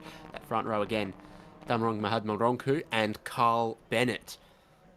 They're going to wait the lights to go out on the start-finish straight. A rolling start for these 86s in the 86 Challenge. And they'll get that now. They'll roar into life, rev up, and head down towards the first braking zone of the lap. Typically at high speeds these cars can slipstream, but there are some tight parts of this track. The ABS engages and that causes the lights to flash, and we keep our 2 rows, but then there's contact. That looks like it could be Bennett that's touched the right-hand wall. Yet more happens as we exit turn 2, heading up over the hill, and from third on the grid, Pancha Waiprip will lead us towards the turn 6 hairpin. Oh, it is an unbelievable race start already. For Bennett to be in the wall so early, that could lead to a bit of damage on board that car that they'll now have to try and sort out throughout this race as well. 20-minute countdown has begun as they run through turn 6 for the first time. I mentioned that Pancha Waiprip has done well to get up to the race lead at this stage. Here's a replay of what happened in through turn 1 up towards the breaks out of turn 2. So there you see, trying to line it up, moves across just a little bit to try and get a better racing line, and over the nose, self-clears across it. And you see there the contact as well that was on the race leader at the time in Thamrong. That is what has allowed Waiprip to take the race lead up over Monkey Hill.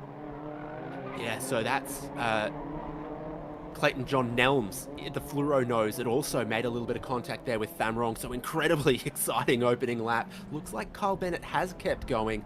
And then we came towards the turn 6 hairpin, mostly managed to sort it all out by that point.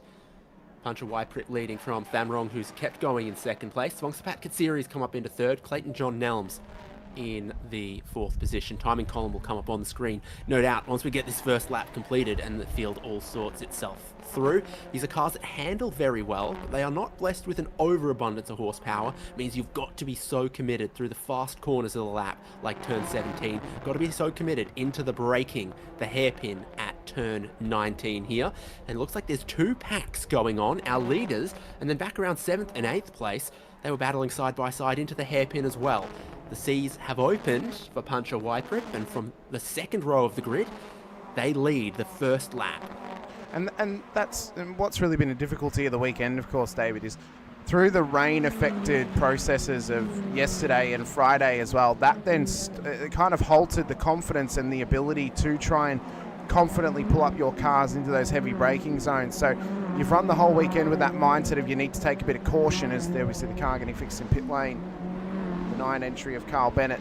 And all of a sudden you get to a dry Sunday, and all of a sudden you're able to push on. It almost makes it a bit more difficult just to really set yourself back up into that mindset of racing once again later on in the weekend, as Clayton John Nelms now moved his way up into P3. Strong run in their last race. He finished out of P2, only in their last time on circuit as well. But this has been a hot start to this one. Pencha well prepped to Vongsapat Katsiri and Clayton John Nelms. That's the top 3 after only 3 minutes of racing here at Bangsaen. Yes, so from that contact, our front row cars coming together in the first corner on the opening lap. Carl Bennett in pit lane. They're trying to repair that car, and Damarong, who started on the front row there, now dropping back to 4th, passed by Pancha Waiprip, and Vongsapat Katsiri, who remains close. Clayton Nelms also being able to get past in 3rd. This part of the racetrack into turn 15 there, so committed, and it looks like Vongsapat Katsiri has done a really good job, gotten right to the rear bumper of our race leader in the Be Quick livery car. The livery and colour scheme you'll see across a number of categories here in 86, also in GT4 and GT3. So Waiprip tries to defend the inside line, but a switch back from Vongsapat Katsiri gets to the race lead. They cross each other up, and suddenly Clayton Nelms is all over them as well. 3 86s in 3 car lengths to start this next lap. It's 20 high-octane minutes, as this looks like it's going to be coming back for the race lead from Pancha Waiprip. That car is quick in a straight line. Katsiri has looked very brave on the brakes. Clayton Nelms watches on.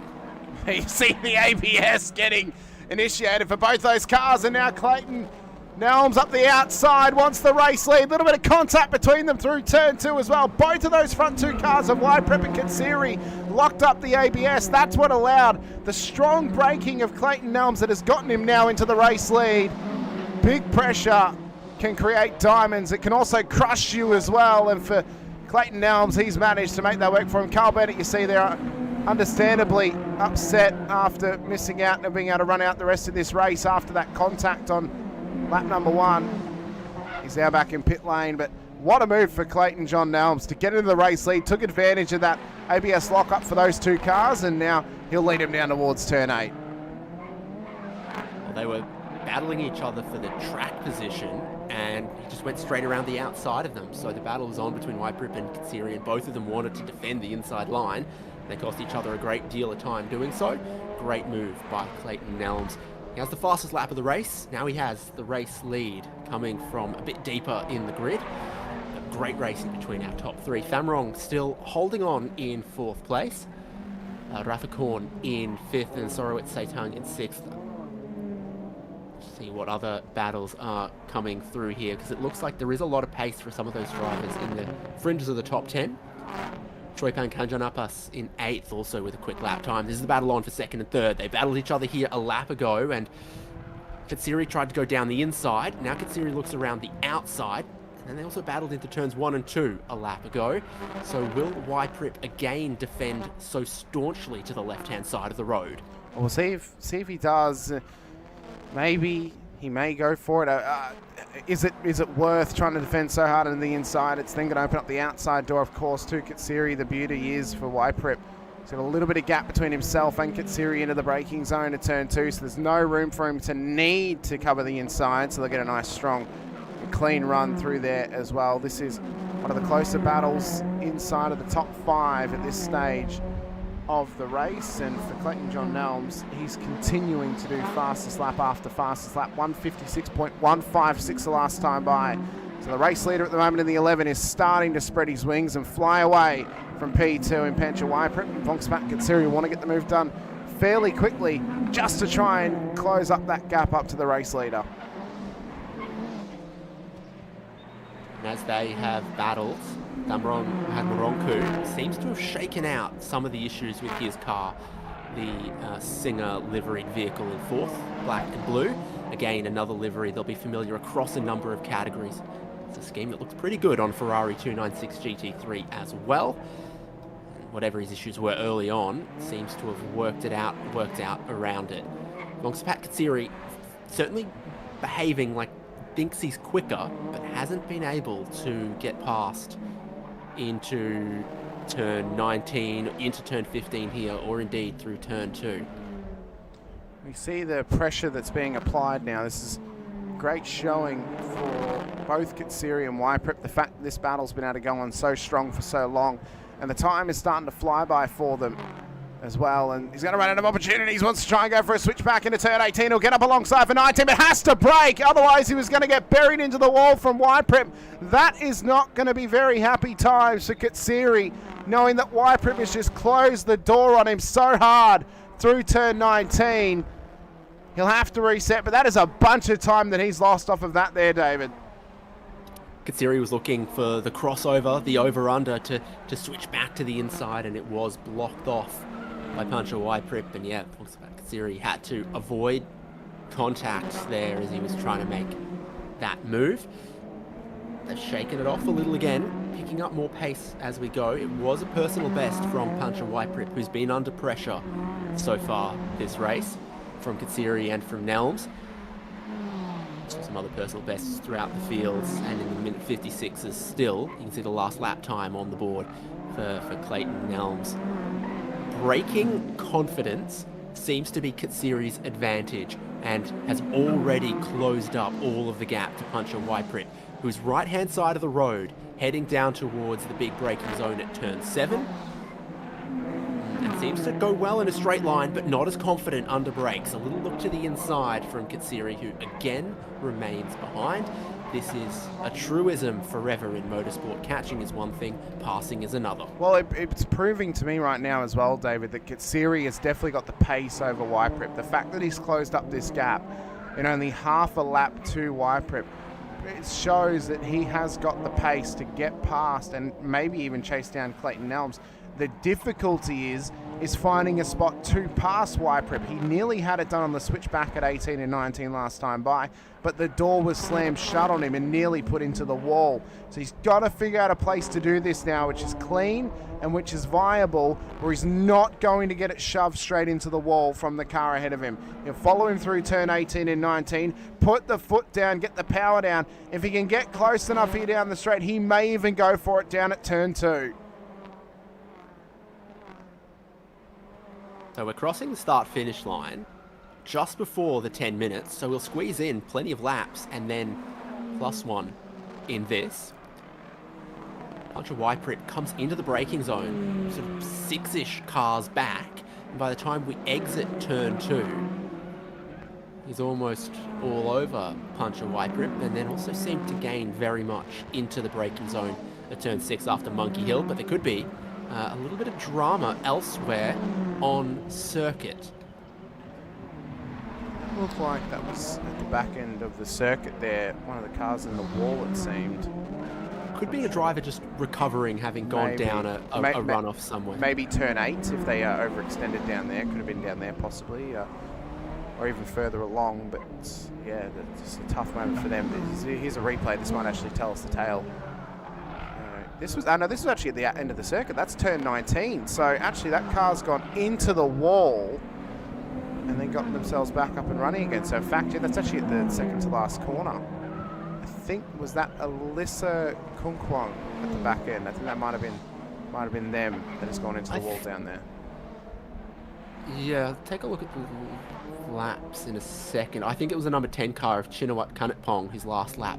It was about 15 seconds off, but has resumed running. So the number 10 car, they're battling for position and trying to take that tighter line, and just a little bit too tight, lost the rear. We look elsewhere through the field. Battle up front has been very, very thrilling, but back in 5th place, Rathakorn. Not too far behind Damrong, one of the drivers who started on the front row of the grid. So always plenty to fight for in 86 Challenge. You can hear the tyre squeal as well, just how much that Rathakorn is pushing this car at the moment. He's trying to chase down a 3.4 second gap up to Thamrong up ahead of them. There you see him up the road. And it's a further 10.6 seconds up to that battle that we were watching for P3 and P2, although that gap's actually started to break away now. Katsiri's actually dropped about 4 seconds to Yprip. So I think something has happened to Bangsaen Katsiri that's managed to allow him to drop pace in that battle for P2. And we continue looking down through the field. So we saw Sorowit Saitong here in the number 16. That's a very, very nice colour. Even on a dark day, that car will look bright. Metallic green, emerald or jade perhaps even.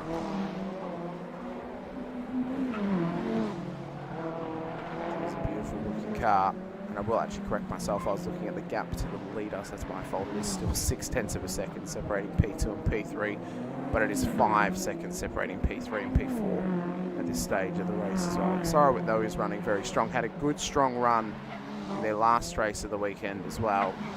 Just trying to push this thing to try and catch up to the top 5, but without safety car intervention, that's not likely to happen, as we only have 6 3/4 minutes to go here in the final race of the weekend for the 86 Challenge Thailand, brought to you by Pang Chak. It's been a strong weekend for all the races and all the series that have been a part of the weekend as well, David, which has been great to see. Good to see so many different racing series represented, of course, through all of the Toyota one-make races that we've had, not just for the 86 Challenge, the likes of the Hiluxes, the Yaris's, the Corollas as well. Been fantastic to see from start to finish. Just the amount of racing that's getting covered here in Thailand is absolutely spectacular. Yeah, some really big grids in some of those other series as well, like Super Touring and like in Super Pickup, and the one make categories as well. And this is a category that you see a lot of upside to, really could grow affordably.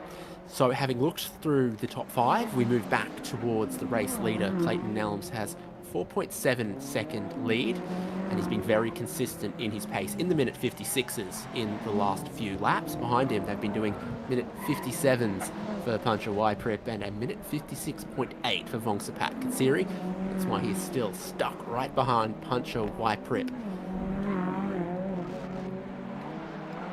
Katsiri just struggling to find the opportunity for that move to get into P2, and they're running out of time to chase down the race leader at this stage as well. There is the 15 entry rolling around. That is Alyssa Kungkwan. That is the last car on the grid order that's still on the circuit at the moment. Carl Bennett is the only one that's out of this race back in P13. And Alyssa's doing quite well. Herself out there, back end of the field. One of many women racing this weekend and racing in Thailand Super Series. In Super Touring, we had the one make race for women as well, that category, and then across a few of the others. We've got Alyssa here in the number 15 car at the moment, only 3 seconds behind Chinawat Kanatpong just up the road, and just put down a new personal best. So a street circuit, continuous improvement, continuous learning, a lot of upside here for Alyssa. Well, it's great to see as well so much support for female involvement in motorsport as well. You know, not only in Thailand but even worldwide, of course, with Formula Academy being now a big part of open wheel racing internationally as well. But to see more females on the grid is fantastic to see, and if we can see more of that. I forgot to say, Amna Al-Kabasi yes. in Carrera Cup Asia that's still to come today. Yes, that's right. That's exactly right. So, yeah, to see so much female representation across so many different series here in the Thailand Super Series is fantastic. And, yeah, if we could see more of them getting up towards the top level, absolutely fantastic. No problems with me in seeing progression of female racing drivers all around the world, but also great to see it being supported here in Thailand. 10th and 11th place is Gregory Bennett and Chinawat Kanatpong. That's the battle that you see on screen right here. Unfortunately, Carl Bennett hasn't resumed in this race after early damage and contact. Gregory's trying to hold on to a top 10 here. Last lap, Chinawat closed in 1 second and continues to do so. So there are a few drivers here around the sort of 10th, 11th, 12th that continue to improve, and I believe it was Chinawat Kanatpong that we saw around earlier, so we'll have dropped back from Gregory Bennett and is now closing in again, taking a few laps to undo the error, but we'll get a couple of laps at least to sort this one out. Based on where the leader is, these drivers probably have about 2.5 more laps. Yeah, you assume so, knowing that we have obviously that extra lap at the end as well. Once the clock strikes 0, about 2.5 minutes away from the timer being done and dusted here for the race leader, Clayton Nelms. He's just crossed the line to start another lap, in fact. So, yeah, it should be gets 3 more laps to go. 3 more laps to go, I would say, because he's doing less than 2-minute lap times, and we've got more than 2 minutes to go. So it should be 3 more laps of this race. So in fact, 3.5 more laps for these drivers who are about half the lap behind and are coming around to turn 17. So plenty of time to patiently try to set up a move. Do you think Vongsapat Katsiri has much more patience left? Well, I don't know how much more patience he has going for himself. I mean, he's sat behind Pancha Waiprip now for the last, 15 odd minutes of this race, and just to try and find a way through is only time will tell whether he can find an opportunity to get himself by. He's got to try and get that opportunity happening. Ultimately, if the door wasn't closed, and you see him flashing, he's not happy with the fact that Waiprip has been holding him up.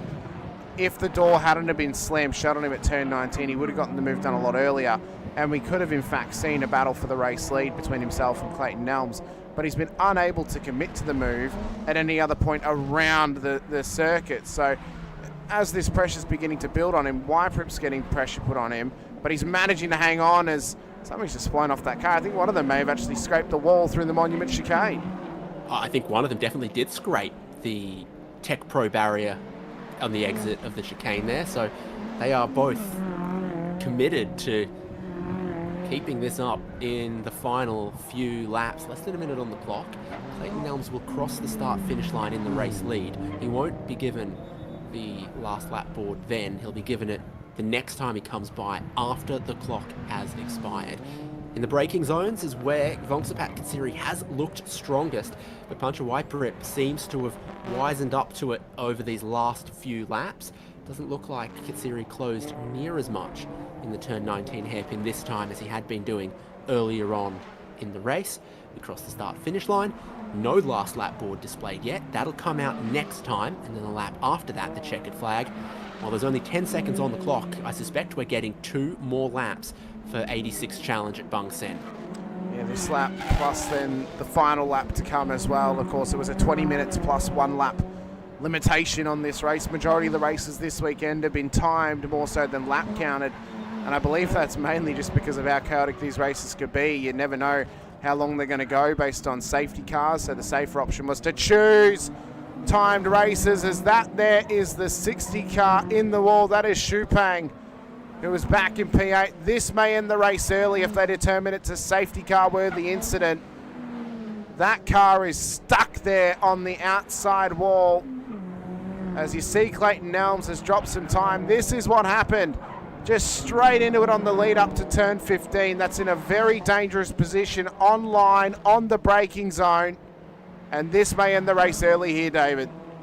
Yeah, there was already damage to the front left as well, so this could be another monument chicane type issue.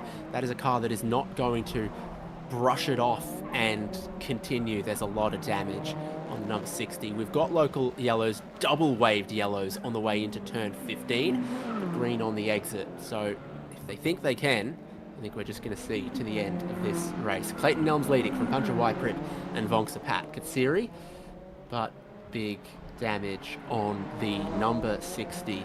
Hopefully Shoipang Kanjanapas is okay. This is your race leader coming out of the final corner onto the start finish straight, and we are expecting to see the last lap board be displayed to him. There it is, final lap of the race. 1 to go. They've kept it going with local yellows up to leading to turn 15. And Pancha Waiprip is still trying to hold off Vongsapat Katsiri, and this battle for P2 continues on. If Clayton Nelms makes a mistake, both of them will be prepared to pounce on it and take position. But he's fairly safe at the moment with a good gap separating himself from Waiprip at this stage. Can Kitsiri get close enough to make a move? He's not going to be able to do the move into turn 15, knowing that it is a local yellow through there, David. He's going to have to get this done at either turn 8 or at turn 18 if he can get close enough through the back end section of the circuit. The longer this goes on, the better Puncher Wyprep looks, and the less it seems Vongsapat Kitsiri can challenge. If I was going to speculate, I might say Kitsiri might have started on some higher tyre pressures. They were very good in the opening couple of laps, but have just faded a little bit as Puncher Wyprep has gotten more confident and improved. Our top 3 all in one shot. Clayton Nelms might have given up a little bit more time through the double yellows previously. Don't see much debris there at Monument. Then we come to this section where the double waved yellows begin. Any witness here to the issue? Not really. Nothing changes in our top 3 there. Kitsiri within a car length of Puncher Wyprep. Clayton Nelms, a lead of 5 seconds becomes about 1 second through the committed 17 chicane. Puncher Wyprep stays flat out and defends the inside for the hairpin. Final lap and the final braking zone for 86 Challenge Thailand. Looks like it's going to have our podium within just a couple of seconds. Clayton Nelms moves forward in this race to look to take the win. Puncher Wyprep holds back Vongsapat Kitsiri. What a great race. Unbelievable race from them. Late drama for a few drivers out there. Obviously it's taken Shupang out of this race. Carl Bennett as well, the only other non-finisher to this point in time as well. Thamrong will come home in P4 ahead of Rappathorn out there as well inside of the top 5. Sorat Saitang will come home in P6 when they inevitably get to the line. Adapon as well out there in P7 with Bunfot ahead of Gregory Bennett, Chinawat Kanekpong, and then Alyssa Kukwang will make up the 11 cars finishing this race, barring any dramas of them heading towards the line. What a great run though for Clayton Nelms. A fantastic move got him into the race lead as Wyprep and Kitsiri were battling. He's earned himself a solid race win in the final race of the 86 Challenge for the second weekend of Thailand Super Series, and the only weekend we're spending here in Bangsaen Street Circuit for the Bangsaen Grand Prix weekend. The 20th running of this event, and it has been absolutely spectacular from start to finish. Yeah, we'll get to the results and the highlights in due course, but highlight for me has got to be double pass for the race lead around the outside for Clayton Nelms. I'm sure he'll be very pleased with himself about that one. And how about that to close out the race? Gregory Bennett just ahead of Bunfot Uitrakal and Chinawat Kanatpong by the looks of things. Yes, indeed. That's what it was. Just on the lead lap, all of those cars. They've battled each other to the checkered flag. Gregory Bennett has held on to 8th. In fact, he might have passed Uitrakal on the final lap or in the late stages.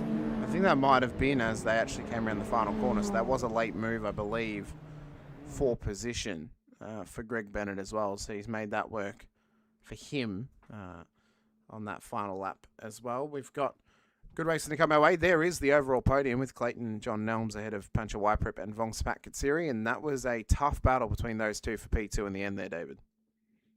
Yeah, and then on the cool-down lap, they were driving side by side, so they might have been congratulating each other. Ladies' Cup, well, Alyssa Kunkwang is on the top step for that one. And in a race that had 2 retirements, she did see the checkered flag. In Legends Cup, it's Thamrong from Gregory Bennett from Banfot Uitrakal.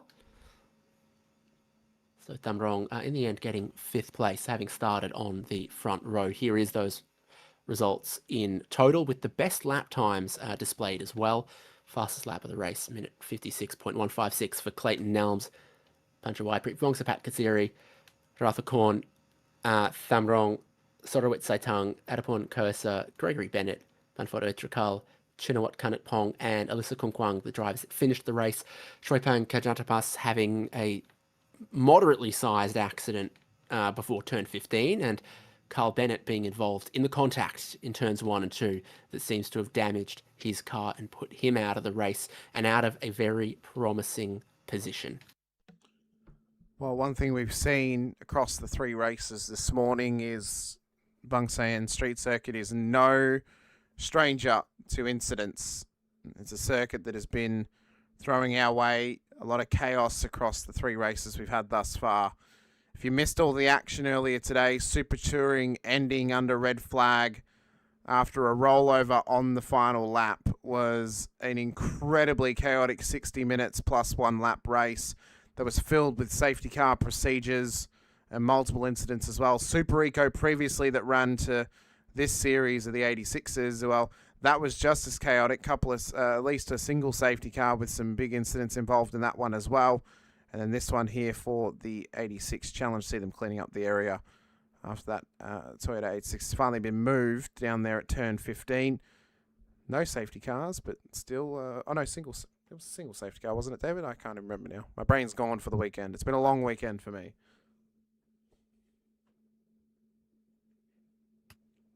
There's work underway to make the track good again before our next series hits the track. We've got 2 races of Super Pickup to come. Class C is next for 20 minutes plus 1 lap, and then after them, Class A and B combined for 25 minutes plus a lap. And then Porsche Carrera Cup Asia, Supercar GT4 and Supercar GT3. It's always hot in Thailand. It's extra hot by the bay, but the racing is going to get hotter as we go on today as well. It will indeed. We've got roughly 15 minutes until the next race is going ahead for that Thailand Super Pickup Class C race. So we'll take a moment and take a break. We'll be back shortly to get us ready for the Class C race to come your way for the Super Pickups here at Bangsaen Street Circuit.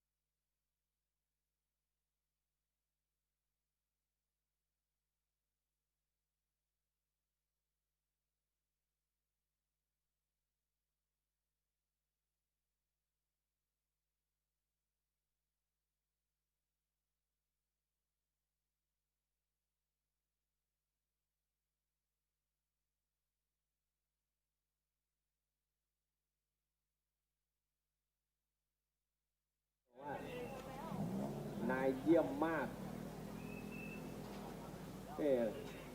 ถือว่าทำได้ดีครับยินดีด้วยครับสุดยอดวันนี้ขับดีเฟนได้มาก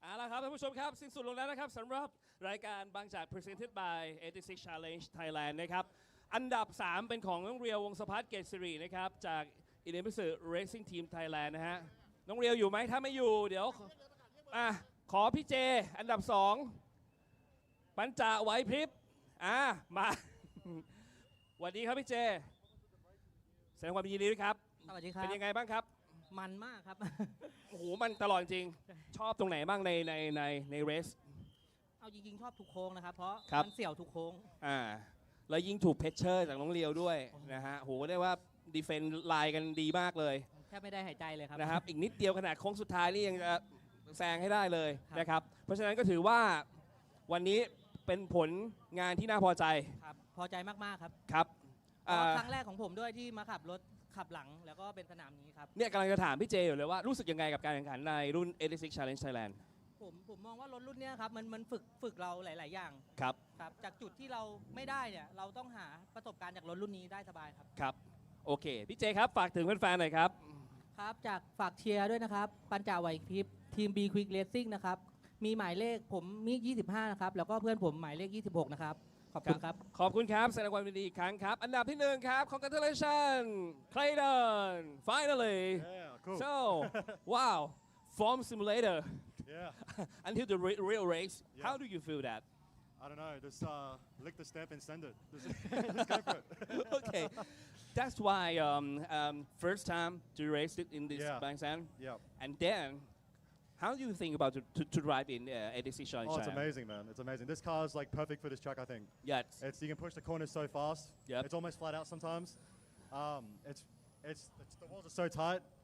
It's crazy. It's a thrill. Yeah. Okay. For next race, talk to Thai fans who's supporting you. Yep. Khop Kun Fan Club, Kun Thai, Khop Kun Cup. Sepang is my first time, so I have to learn that track again. Yes. And hopefully do the same. Okay. Congratulations. Thank you, Khop Cup. ครับเอาละฮะท่านผู้ชมครับก็จบลงแล้วนะครับสำหรับรุ่นบางจาก Presented by 86 Challenge Thailand นะครับเดี๋ยวรุ่นต่อไปความมันยังคงรอคุณอยู่ติดตามกันให้ดีนะครับ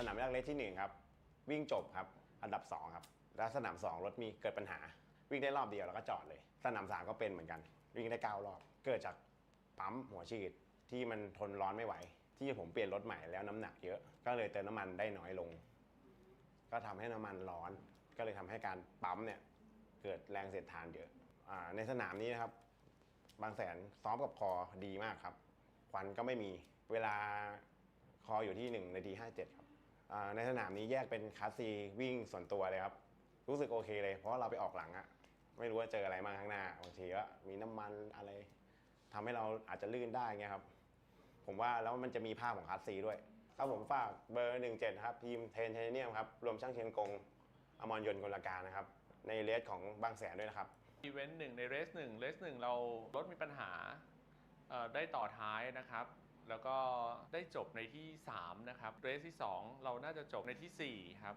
ส่วนเรสที่3เราจบที่2ครับผมจริงๆผมว่ามันดีตรงที่ความปลอดภัยน่าจะดีกว่าในจำนวนของรถมันน้อยอะครับยังไงอุบัติเหตุที่มันเสี่ยงที่มันจะเกิดขึ้นมันน้อยลงอยู่แล้วล่ะครับผมเคยวิ่งที่นี่ครับแต่ว่าผมวิ่งในอีกรุ่นหนึ่งซูเปอร์อีโคแต่ว่าผมก็ห่างจากสนามนี้ประมาณ7 ปีแล้วครับ6-7 ปีแล้วนี่เพิ่งเป็นการกลับมาครั้งแรกแล้วก็เป็นการเปลี่ยนระบบขับเคลื่อนคือเมื่อก่อนเราขับอีโคมันจะเป็นขับเคลื่อนล้อหน้าแต่ณปัจจุบันเราขับรถกระบะปิกอัพขับเคลื่อนล้อหลังน่าจะเป็นครั้งที่3ของการจับรถคันนี้นะครับ จริงๆเวลาเราก็อยู่ในกลุ่มหน้าและกันดีกว่าผมคิดว่าเวลาของผมอะไม่ได้ดีมาก แต่ก็ไม่ได้แบบแย่ต่ำกว่าเป้าที่เราตั้งไว้ แต่วันนี้เราออกที่ 13 ครับ ซึ่งเป็นสุดท้ายของคลาส C ก็ฝากด้วยนะครับบุญยฤทธิ์สุภาสิริครับปิกอัพเบอร์ 41 ครับ จุดสังเกตของรถปิกอัพของผมก็คือ 6.9 ลิตรข้างรถครับ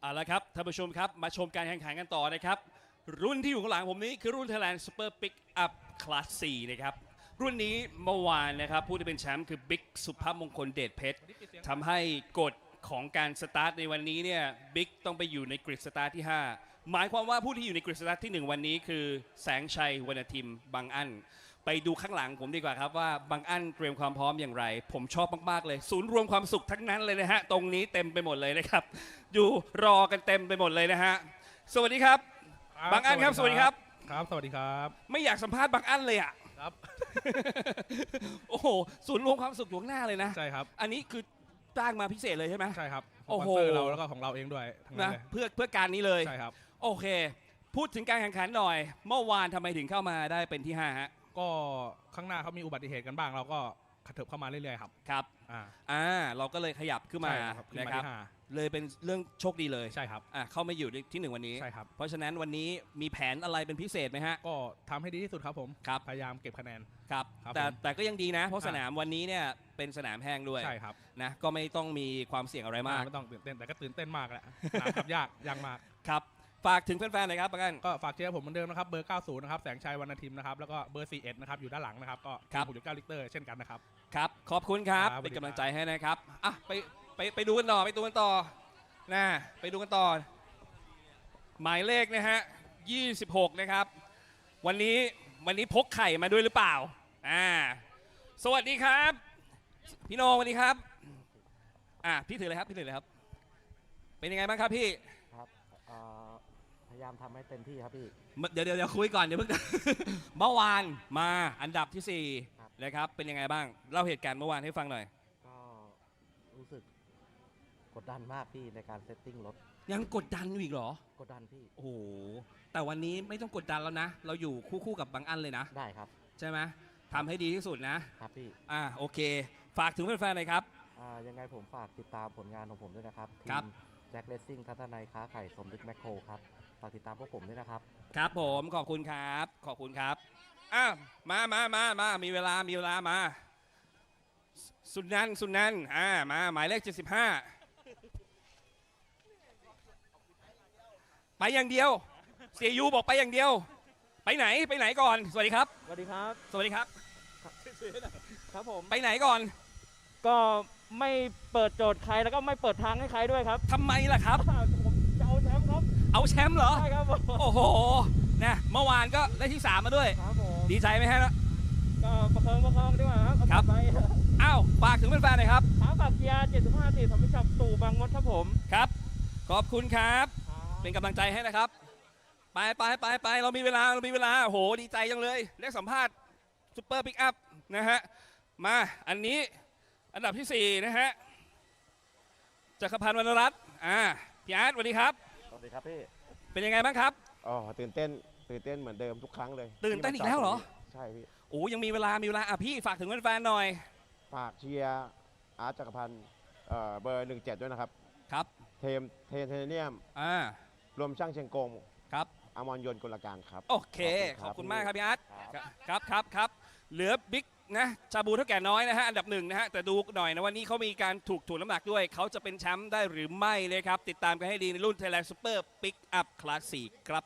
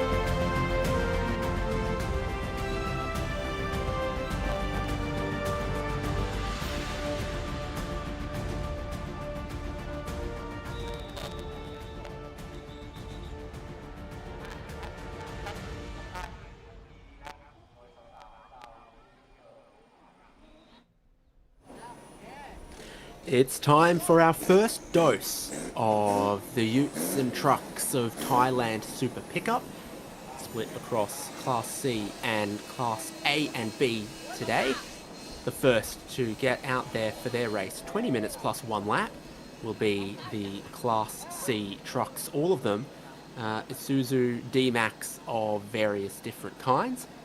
And so a 20-minute race for Class C and then 25 for Class A and B. They're about to roll out, and there's 13 of them. We'll get you the grid in a moment.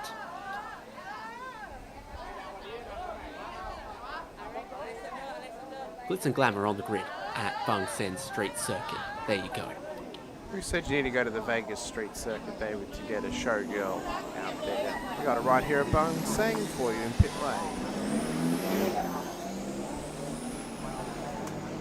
So our field are going to roll out of the pit lane. Got some great onboards here with the 58 Super Mongpol Detpech.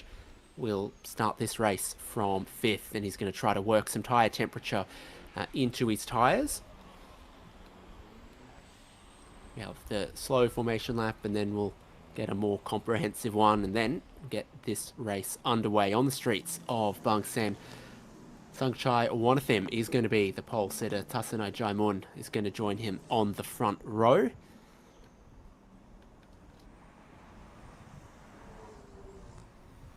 It's Sunday at the Bangsaen Grand Prix circuit, and this is Super Pickup Class C. Trucks are rear-wheel drive, and they are all diesel. And in Class C, we're only going to have Isuzus, but there's a possibility of Ford Rangers, Toyota Hilux Revos and Champs, and Mitsubishi Tritons in Class A and B. Of course, they're running those GTR2 275s by 40R18s as well, so a semi-slick tyre on board the Thailand Super Pickups for the weekend, of course. And the Bangsaen Street Circuit, which has already offered up so much to us this weekend for its 20 turns and 3.7 Ks. 12 to the left, 8 to the right. Starts on that main straight, fast run through turn 1 into the braking zone of turn 2 and up through turn 3 over Monkey Hill, where there's already been some chaos today with a rollover through turn 3 in the Super Touring class that started out our day, through turn 4 and 5 into the hairpin at 6. Then we enter sector 2 through turn 7 and down to the braking zone of turn 8. Then you zigzag it through turn 9 and into the Monument Chicane before we then get to the final sector of this circuit, where turn 15 has been a real hot pot for incidents as well. It's the 5th race of their season for Thailand Super Pickup. Sangchai and Tasanai will start on the front row of the grid with Sunan and Jakapan on the second row as well for our top 4 here in Thailand Super Pickup Class C today. In behind them on the third row of the grid, we'll find with ourselves Super Monkul, and the only American in the field, Daniel Green, out there as well. Rusta Meyer will start alongside Pollock Ritt out of the top 8 in the field. Top 10 made up by Alexander and Bunyarit as well, to Tanafak and Nippon for the top 12. And then the final position on the grid, we'll find ourselves with Thanawas out of P13 as well. 13 trucks ready to tackle this Bangsaen circuit here, David. It's a tough circuit, already proven to be. Wet conditions yesterday affected racing for the combined classification when they went racing. How the Class C runners going to go here in their first race of the day. 20 minutes plus 1 lap. What can happen to them? Well, it'll be quite different from the Cars of 86 Challenge that we just saw. Those are very low with a low center of gravity with their boxer engine. Center of gravity is quite a bit higher for these trucks, and it means the body roll is significant when they make a change of direction. So going from a right-hander to a left-hander, vice versa, some of the quick flicks around this circuit become extra challenging. So Monument, certainly a good place to watch from, but they don't hang about in a straight line though. They are quite quick, but without an overabundance of grip to be had from their road legal tyres and their work truck dimensions. Sangchai Wanathim and Tasanai Jaimun are the front row, and they're going to form up coming on to the front straight here. Sunan and Jakapan on that next row. Super Mongkol Detpech, we have an onboard camera for, and the American Daniel Green is alongside him. Heading onto the front straight. The 5 lights are on, and they go out, and we are Thailand Super Pickup Class C Racing, and we are 4 wide, heading towards turn 1. This is going to be a squeeze on the brakes. A great move around the outside of 1. Sees a lock-up heading into 2, and then a lock-up from our leader there going into 2 as well. A real car park forming in turn 2. You can see there the black shroud of smoke out the back of them as well off of turn 2. There was a fair bit of chaos yesterday in the Super Pickup Series up through that corner, including a couple of cars that struggled to get drive out of it. We saw some issues for one of the Ford Rangers in the combined series. For Class C, they're trying to get through. Here's the replay of what happened. So really deep run for the race leader, then caught him side by side through there. That held up the majority of the pack through that corner as well. And then as they all had to shift down and try and get the power down, you just see the shrouded black smoke come out the back of all of them. Here's the other end of it. Nearly touching the wall there, David. Lucky not to get it done. Bit of contact between the two of them, but they come out unscathed and with no one having to be parked up at the end of it. Looks like Daniel Green and Bunyar at Super Series might have touched going in there as well, and Daniel Green, the rear of his truck got launched up, but now we do have a car park on the exit of turn 8. Someone's turned around sideways. Oh, and as they try to get going, they close the only lane through. The track is blocked at turn 8. Is that the race leader? It was the race leader. Goes round on his own, and everyone had to pull up and wait. Jakapan Wanarat gets airborne trying to come through, and every effort by your leader to try to get free has further blocked the track. So they reverse, they block half the track. They drive forward, they completely block the track. And one of the tightest points of the circuit as well, leading into that monument section too, David, off of turn 8. So that's one of the worst points that it could have happened around the whole circuit. They've gotten themselves going again without intervention of a safety car or a yellow flag, full course yellow. But yeah, that is a very, very tough moment. Here it is again. So it looks like it turns in. I think he catches the curb as the rear comes round. Super, super loose. Remembering that majority of the weight in these things is in the front of them. There's hardly any weight in the rear end because the whole tub is basically empty. And that then is often a case where these trucks will lose grip because they haven't got the rear end downforce to actually push down upon them. So if you take too much speed or you take too little through a corner, the rear's going to come round on you because you're not getting pressure put upon the rear end tyres, and that is heavy damage on the main straight. And that's the exit of 17. Or is it? It's either 17 or it's the main straight. It might be 17. You're right. That's the 86 car, and that thing is destroyed. Hanapak Sukcharon has a lot of damage. There's a lot of damage here on Rustamali, and we've had Super Mongkol Detpech, Bunyar at Super Series, and Sunan enter pit lane. It looks like Polakrit might not have started, but the 86 is going to trigger a safety car because it can't even limp the remaining 100 meters to get into the pit lane, where you'll find a few of the other trucks that have been involved in the lap 1 incidents. Turn 1, turn 2, turn 8, and we might have had something else later on as well, because exiting the traffic jam at turn 8, I saw this 86, and it was in fine condition. It arrived very gingerly there, and had no damage at that point. So it's happened between turn 8 and turn 17. I wonder if he's actually clipped the wall at the exit of the monument. You know, that little left-hand wall on screen, right-hand wall on track? I wonder if he's driven through the monument and then just clipped the wall on exit, and then that's what's putting so much damage on it. Because that's really, at that section of the track, would be the only place I could imagine he could get that much damage from outside of rear-ending someone through turn 8. A lot of splitter damage, and that was for Sunan in the number 75 we were watching on pit lane. Here's the Toyota safety car pointing by everyone that isn't the race leader. They're going to try to pick up what I believe will be Jakapan Wanarat. What a chaotic, well, I mean, we'll see. What a chaotic opening lap from first to last for Sunan, I think it was. And as the safety car finds the field, it will be Jakapan Wanarat from Tasanai Jaimon And Alexander Van Murik has jumped up an incredible number of positions in that chaotic opening lap. Rustamali in 4th, but with some damage we saw. And Sangchai Wanathim in 5th. Of 13 that took the race start, it seems like only 8 remain on the lead lap. Well, not just 8 remain on the lead lap, there may be far less, well, there's obviously far less than what we started with left in this race. Taking that front splitter off that car, that thing is going to be feeling it now for the rest of this one. The barely any, but at least front downforce that would provide is now going to be null and void. And it might fix the front rear balance then. Oh yeah, very well made on that car. Might help it turn around corners without losing the rear end. They'll trundle around the pit lane and get back out there to race once again. But that car is completely cooked, and yeah, I think you're right, David. That is definitely the run up from turn 17 towards the final corner. And yeah, I have to wonder. To me, it is either that it's happened through the monument, but then you wonder how's he gotten to here from the monument. Maybe more likely he's actually run wide at turn 15 and then clipped the wall on the exit, and that's how this thing's become so crunched together. There's also a course car back there, left-hand side for the drivers exiting turn 17.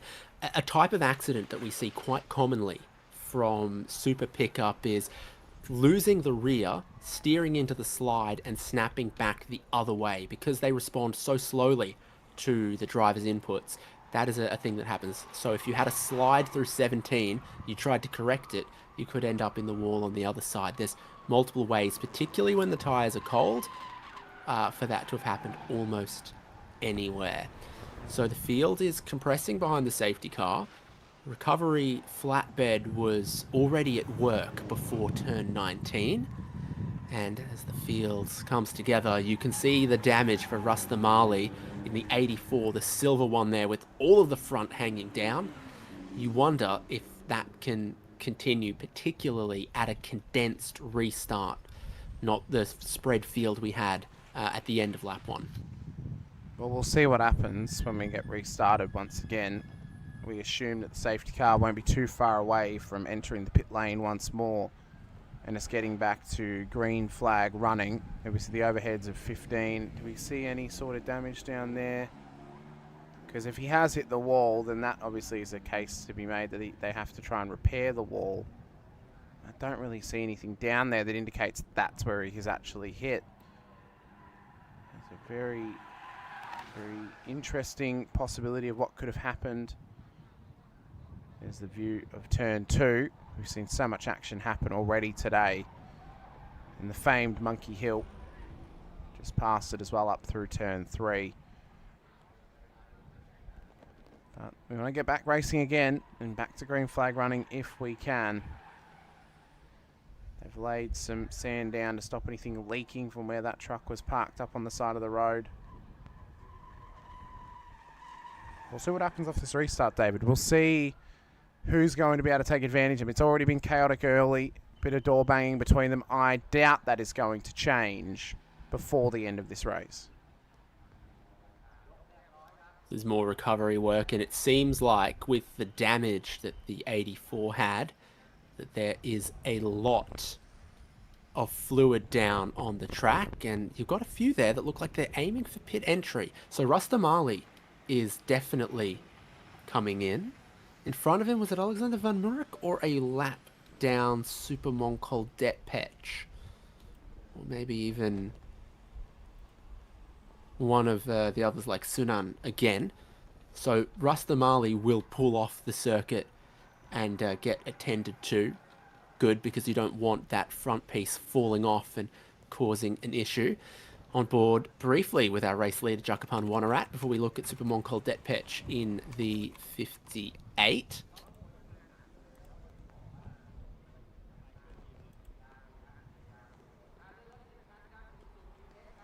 So here we see it's an on board as well as they pull up behind the train.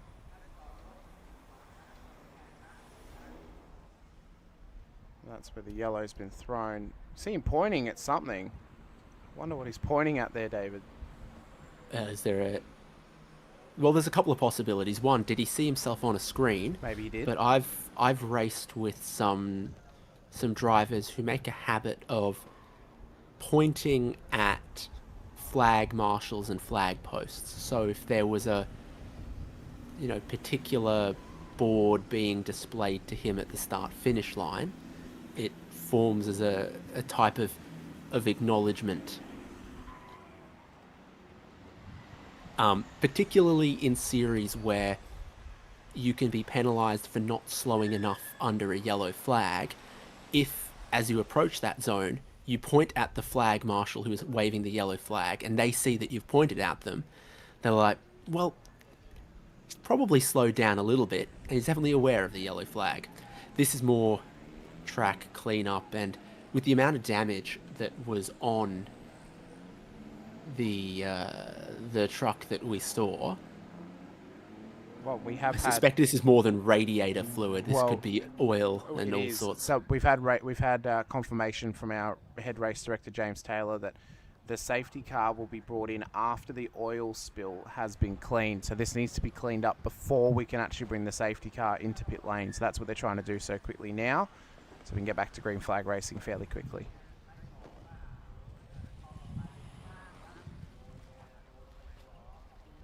Oh, hello. Hello. What have you got for sale? I think I see quite a few eskies. Is there beverages? Is there snacks? That's something on a stick?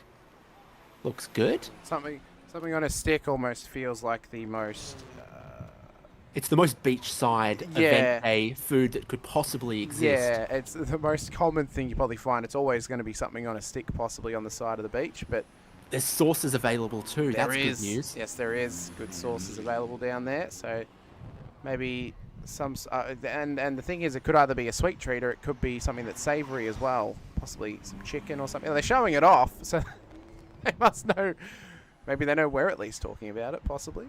Seafood's very popular in this area. I look at the menu of all of the cafes. You get your roasted fish, you get your seafood fried rice, all of those things. And I could go for a Southeast Asian style pandan dessert right now as a sweet treat. I was going to say, you telling me a shrimp fried that rice, David? Correct. You see the beautiful landscapes of the Chonburi region as well, where this track is based for Bangsaen Street Circuit. It's a wonderful place as well. We expected that there might be some rain today, but actually that's gone away now. We're not getting the rain that we thought we were going to. You see the marshals out there just waving everyone by past the block of oil that they've been cleaning up that's on the road. Still unsure how that car has actually ended up with such heavy damage down there. We don't really see any rear end contact with any other cars. That's why we've suspected it's actually gone into the wall at some stage. Go Hansel and Gretel and follow the oil crumbs backwards. Follow the yellow brick road of oil and you will find your destination as well, possibly. So you see the pundits out here trying to keep themselves nice and clean, giving us a wave as well. It's very interesting. Looks to be like a Burger King shirt in the background there. Quite an interesting choice of clothing for them. So try and keep cool for today's events here at Bangsaen as well. But it's been hot action on track all day, David. Through the chaos that's happened already, it's no surprise that we're getting safety cars in all of our races this morning. Hello to everyone out there. Someone's got a couple of cold waters. Good. Someone's got a can of drink. Families, spectators of all ages. Someone's got the cooler. That's very important. Love that. And hopefully they get to see some more racing today. So the clock is ticking down on this 20-minute race. We're hoping to get a resumption in Super Pickup Class C. Super Pickup Class A and B follows, where there, yes, will be a couple of Ford Rangers from Team Thailand and others. And then Carrera Cup Asia, then GT4, then GT3. So much racing to come across all of the categories, but is there much racing to come for Thailand Super Pickup Class C becomes the question. 5 minutes are left on their clock, 5 minutes plus 1 lap.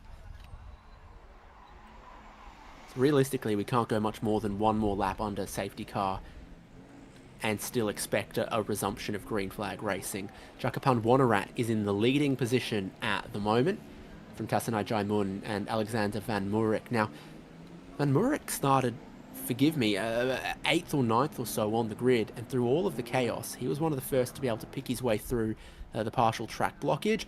Might have been able to keep his nose clean in the drama at turn 2. And if this doesn't resume, well, he'll get a podium. Well, you know, it's worked out very well for them off the race start, of course. I mean, Jakapan Wanarat, he'll be loving the fact that this is under safety car and that it may end up ending under safety car as well. That would then give him, obviously, the race win for basically free after some... Are you feeling lucky, Hamish? If you spun the wheel at Idemitsu, what prize do you think you'd win? Why? What prizes have they got on offer? That's the question. I'd go for a fridge magnet, a stubby holder, or a water bottle. I think I would, you know, I would maybe take the fridge magnet. I don't normally use stubby holders, and I've already got a nice water bottle for myself, so I reckon a fridge magnet would do well. Help keep the calendar on the fridge sat up there as well there, David. So be a nice opportunity to win something down there, I'm sure. You know, if you're staying here in the region, or if you're planning a holiday into the region for 2027, well, it's always the first weekend of July that Bangsaen is on. So perfect place to set up your holiday destination in the Chonburi region at the start of July. And you can be a part of the Bangsaen Grand Prix for next year out in the local area.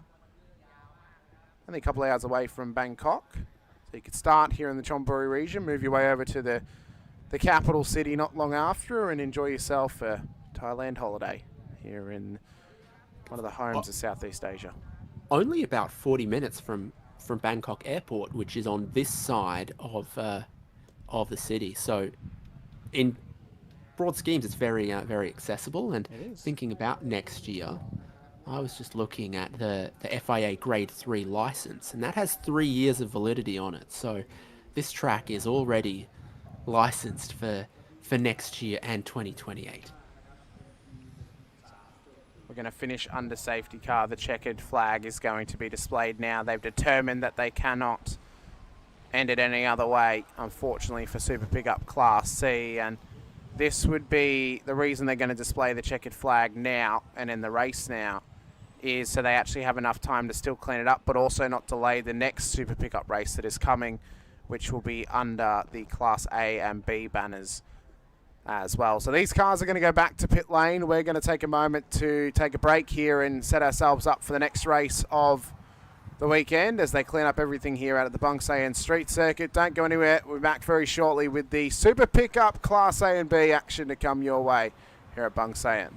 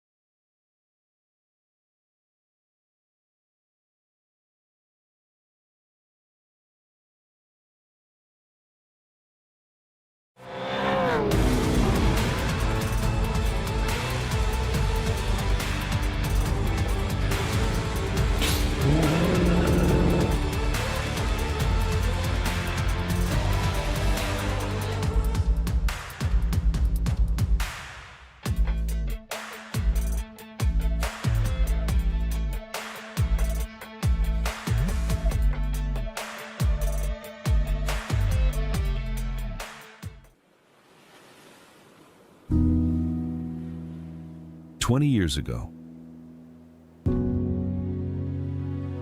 a dream began beside the sea. What started as a bold vision became Thailand's most iconic street circuit.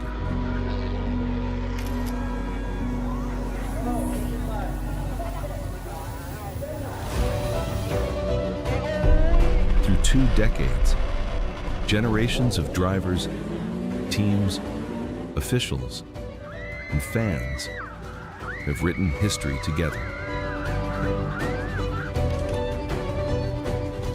More than a race, more than a circuit, a celebration shared by an entire community.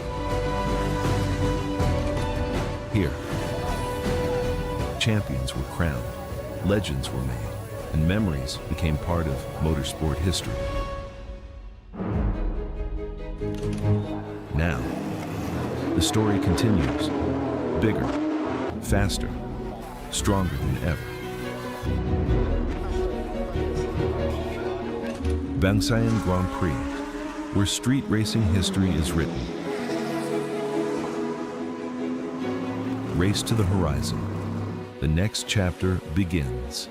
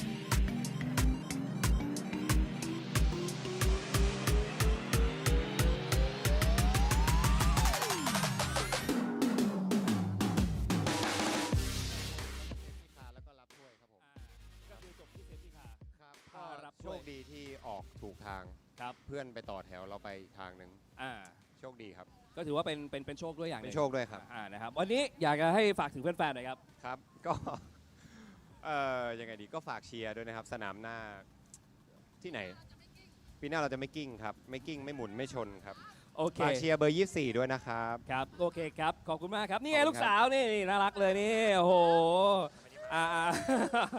โอเคแสดงความยินดีอีกครั้งนะครับอเล็กซ์นะบ๊ายบายหน่อยบ๊ายบายหน่อยบ๊ายบายหน่อยโอเคบ๊ายบายบ๊ายบายขอบคุณครับอเล็กซ์ครับโอ้น่ารักมากจริงๆนะฮะไปต่ออันดับ2ครับท่านผู้ชมครับเป็นของทัศนัยใจมั่นแสดงความยินดีด้วยครับแหมวันนี้เป็นยังไงบ้างครับก็สนุกดีครับสนุกมากเลยมากแต่ก็อย่างที่บอกว่าพอมันมีเหตุการณ์เกิดขึ้นเยอะแยะเนี่ยมันจังหวะพอดีเพื่อที่เซฟที่คาออกแล้วต้องใช้สมาธิแล้วคุมสติไม่ใจร้อนในการแข่งขันบางแสนครับพี่หนุ่มครับอยากให้ฝากถึงแฟนๆหน่อยครับยังไงนะครับ ฝากถึงแฟนๆหน่อยครับ ยังไงผมขอขอบคุณทุกคนนะครับที่ติดตามทีมผมทีมแจ็คเลสซิ่งทัศนัยค้าไข่สมนึกแมคโครขอบคุณทุกคนมากครับแล้วก็ฝากน้องๆที่อยากเข้าร่วมการแข่งขันในครั้งนี้ลองดูครับครับขอบคุณมากครับพี่โหน่งนะครับทัศนัยใจมั่นและอันดับ1เป็นของพี่อาร์ตจักรพันธ์วรรณรัตน์โอ้โหรถสวยไม่มีรอยอะไรเลยนะฮะ มีเล็กน้อยนิดๆครับล้อน่าจะเบียดกันหน่อยนิดเดียวครับพี่รู้สึกยังไงบ้าง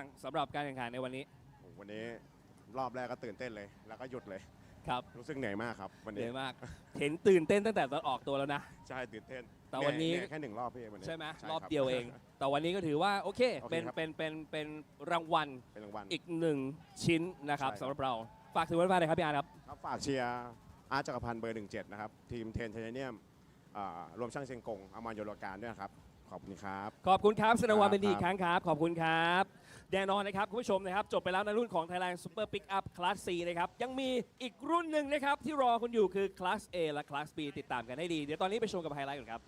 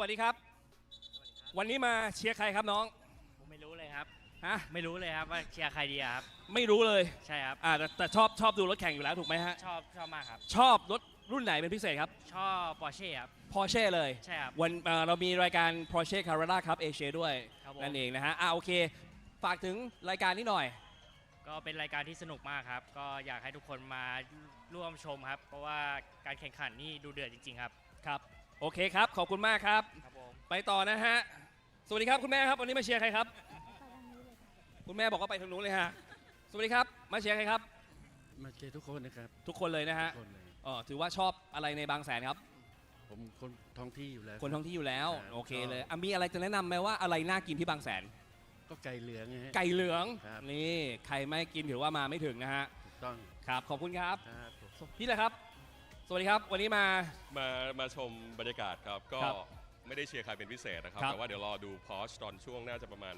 บ่ายโมงครึ่งครับ ครับผม Porsche Carrera Cup Asia ใช่ครับ ครับ ใช่ครับแล้ว มี เข้าใจว่ามี GT4 ตอนช่วงบ่ายด้วย ใช่ครับ GT4 คู่กับ GT4 เลยครับ ครับผมขอบคุณมากครับพี่ ครับผม ขอบคุณครับ ขอบคุณครับ แน่นอนฮะบรรยากาศดีๆแบบนี้โอ้โหวันนี้มาเป็นทีมเลยมาเชียร์ใครครับมาเชียร์ครับ เชียร์ทุกคนเลยครับผม ทุกคนเลยฮะอันนี้มาเป็นเสื้อทีมจากที่ไหนฮะ ผมอยู่บางแสนอยู่แล้วครับ อยู่บางแสนอยู่แล้ว ดูตั้งแต่ปีแรกเลย อ๋อโอ้ตั้งแต่ปีแรกเลยเหรอ ก็ครบอายุลูกผมพอดีอะตั้ง โอ แต่ เค กิด โอเคขอบคุณมากครับ ครับ เราพร้อมแล้วคุณผู้ชมตามมาเลยดีกว่า เนื่องจากว่าในรุ่นของคลาส A และคลาส B นะครับต้องบอกอย่างนี้สุภทัศน์รุ่นเรืองเนี่ยมาเป็นที่ 1 ของเมื่อวาน หมายความว่าวันนี้มันเกิดการ reverse grid ทำให้สุภทัศน์รุ่นเรืองเนี่ยต้องไปอยู่ในกริดสตาร์ทที่ 5 นั่นหมายความว่าในกริดสตาร์ทที่ 1 ในวันนี้จะเป็นของพี่ต้นนะฮะสุภชัยคงมั่นนะฮะต้นคอมมอนเร็วพี่ต้นครับสวัสดีครับสวัสดีครับพี่ต้นครับ ครับ เป็นยังไงบ้างครับพี่ ก็เมื่อวานขี่ไม่ค่อย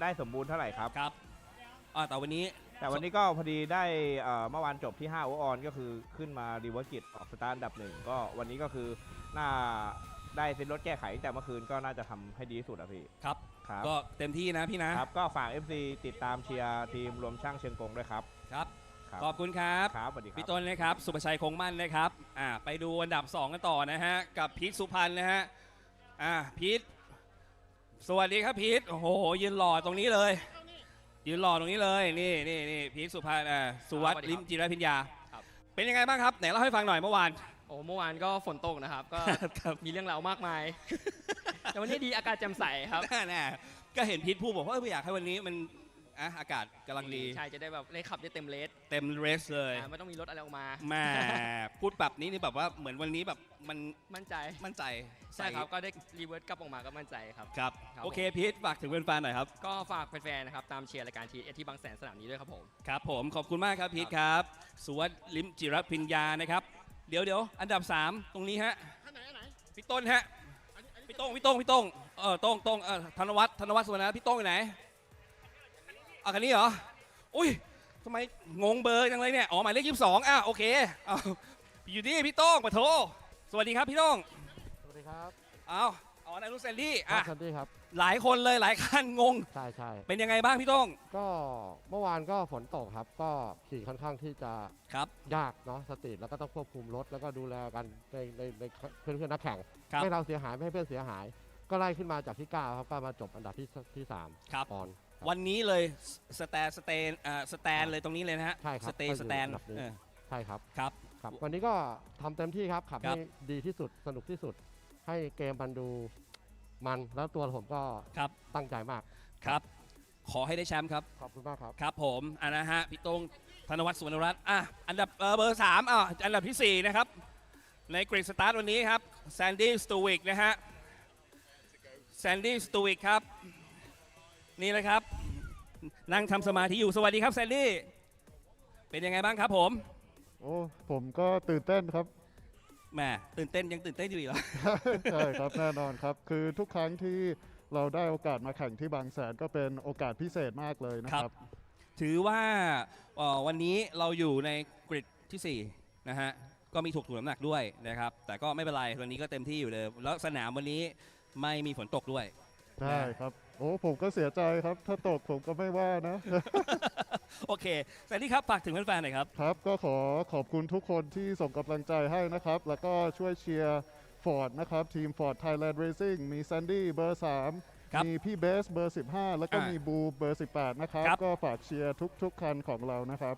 ครับขอบคุณครับขอบคุณครับขอบคุณครับเหลือเบอร์ 1นะฮะที่กริดสตาร์ทที่5นะฮะสุภทัศน์รุ่งเรืองเอาไปคุยกับเขาหน่อยสุภทัศน์รุ่งเรืองมามีเวลามาวันนี้ได้5กริดเลยโหชอบจังมาครับสวัสดีครับสวัสดีครับเป็นยังไงบ้างครับก็ครับพร้อมครับพร้อมครับถูกทวงเท่าไหร่วันนี้90ครับ90กิโลครับเหมือนพาคนไปด้วยเลยนะฮะครับไม่เป็นไรแต่วันนี้เรามีโอกาสแล้วนะครับเพราะฉะนั้นทำเต็มที่ฝากถึงแฟนๆหน่อยครับก็ฝากติดตามรีโวคันนี้ด้วยครับขอบคุณครับขอบคุณครับผมสุภทัศน์รุ่งเรืองนะครับเป็นอันดับ1ของที่นี่นะเหลือไหมอ๋อแล้วโอเคสำหรับรุ่นนี้นะครับทั้งคลาส A และคลาส B ใครจะเป็นแชมป์ติดตามกันให้ดีนะครับสำหรับรุ่นนี้ Thailand Super Pickup คลาส A และ B ครับ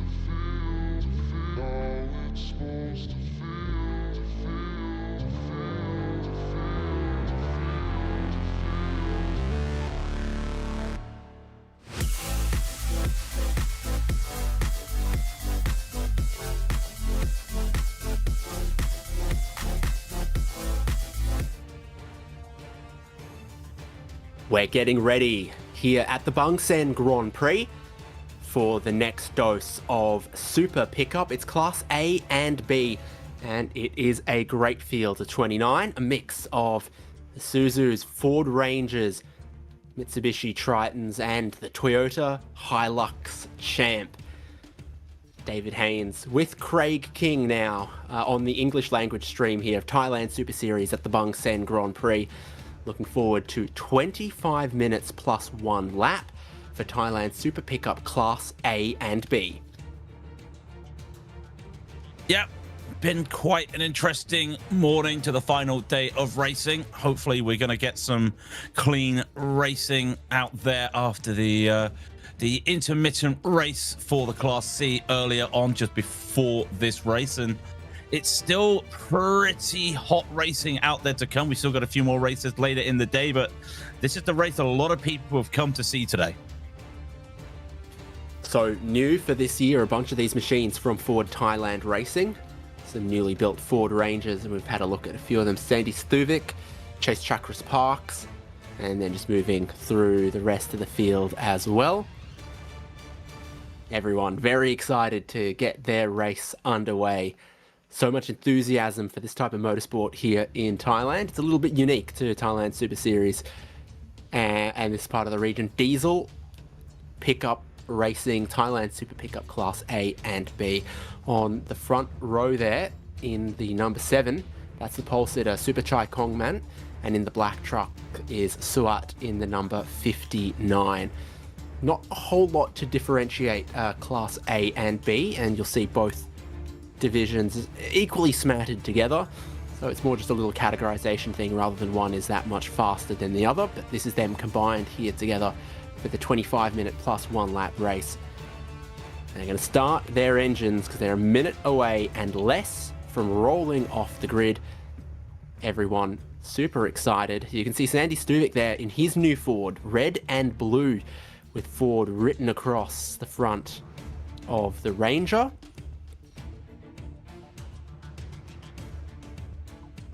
Not red, white, and blue, being that it's just ended almost in America, but yeah, not a lot of differences here. And that's why you'll see the B class, the P classes mix up with the A classes. Remember, it'll be a rolling start as well.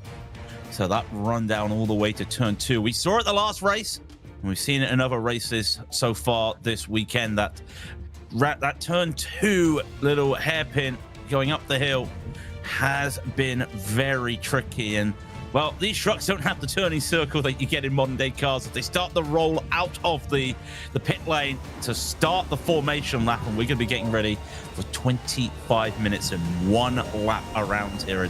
Yep, there you go, sir. You're having some good time out there. Everyone's having some good time out here at the seaside town.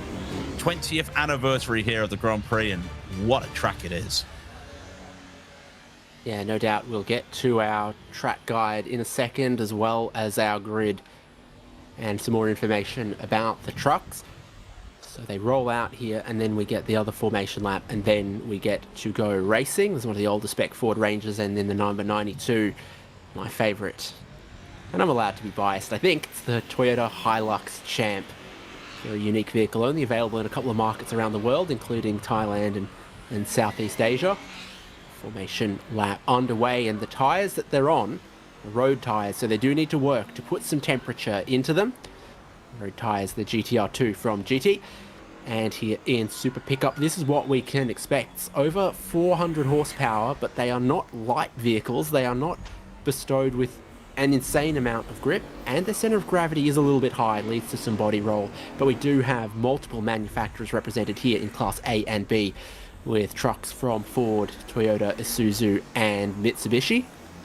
They begin life as the road vehicle, and they are race modified, and they wear the GT Compete GTR 2 Plus tyre, 275 width. Gives them reasonable grip, but it is not a purpose competition slick tyre. It is a road legal track tyre, sometimes called an R-Comp, sometimes called other things. Craig, this is the track. Yep, 20 turns, as you can see there, 3.74 kilometers an hour. That long run down from turn 6 all the way to turn 8. Lovely places for overtaking, but you've got to get there. And that turn 2 is really tight, as we were mentioning out there. But we have seen moments out there already today. The Monument Chicane causing a couple casualties. But here it is for race 5, the last one of the weekend for the Super Trucks. And here is your grid. The front row is Superchai Kongman and Suat. The second row is Tanawat Suwanarat and Sandy Stuvik for Ford Thailand Racing. Then comes Supatas Bunrang Natnuch. Konjasak Kantadi Kasiri starts from 8th place. There's a driver who is very busy this weekend, and most Thailand Super Series weekends double, sometimes triple duty. 9th on the grid is Natanawut, and then Chinawat Lachinchat in 10th.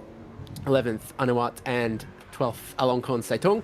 Natanawat Chamnan in 13th. Chalampon in 14th on the grid. 15th is Akasit and Samon Mapaki in 16th. Inasak Kaudi in 17th. Waris Onrayob in 18th. 19th is Songsak. 20th is Anawat Manayan. 21st, Ross Wilson. And then Natapon Firwat Chanon. Chase Chakras Parks starts from 25th place in the Ford.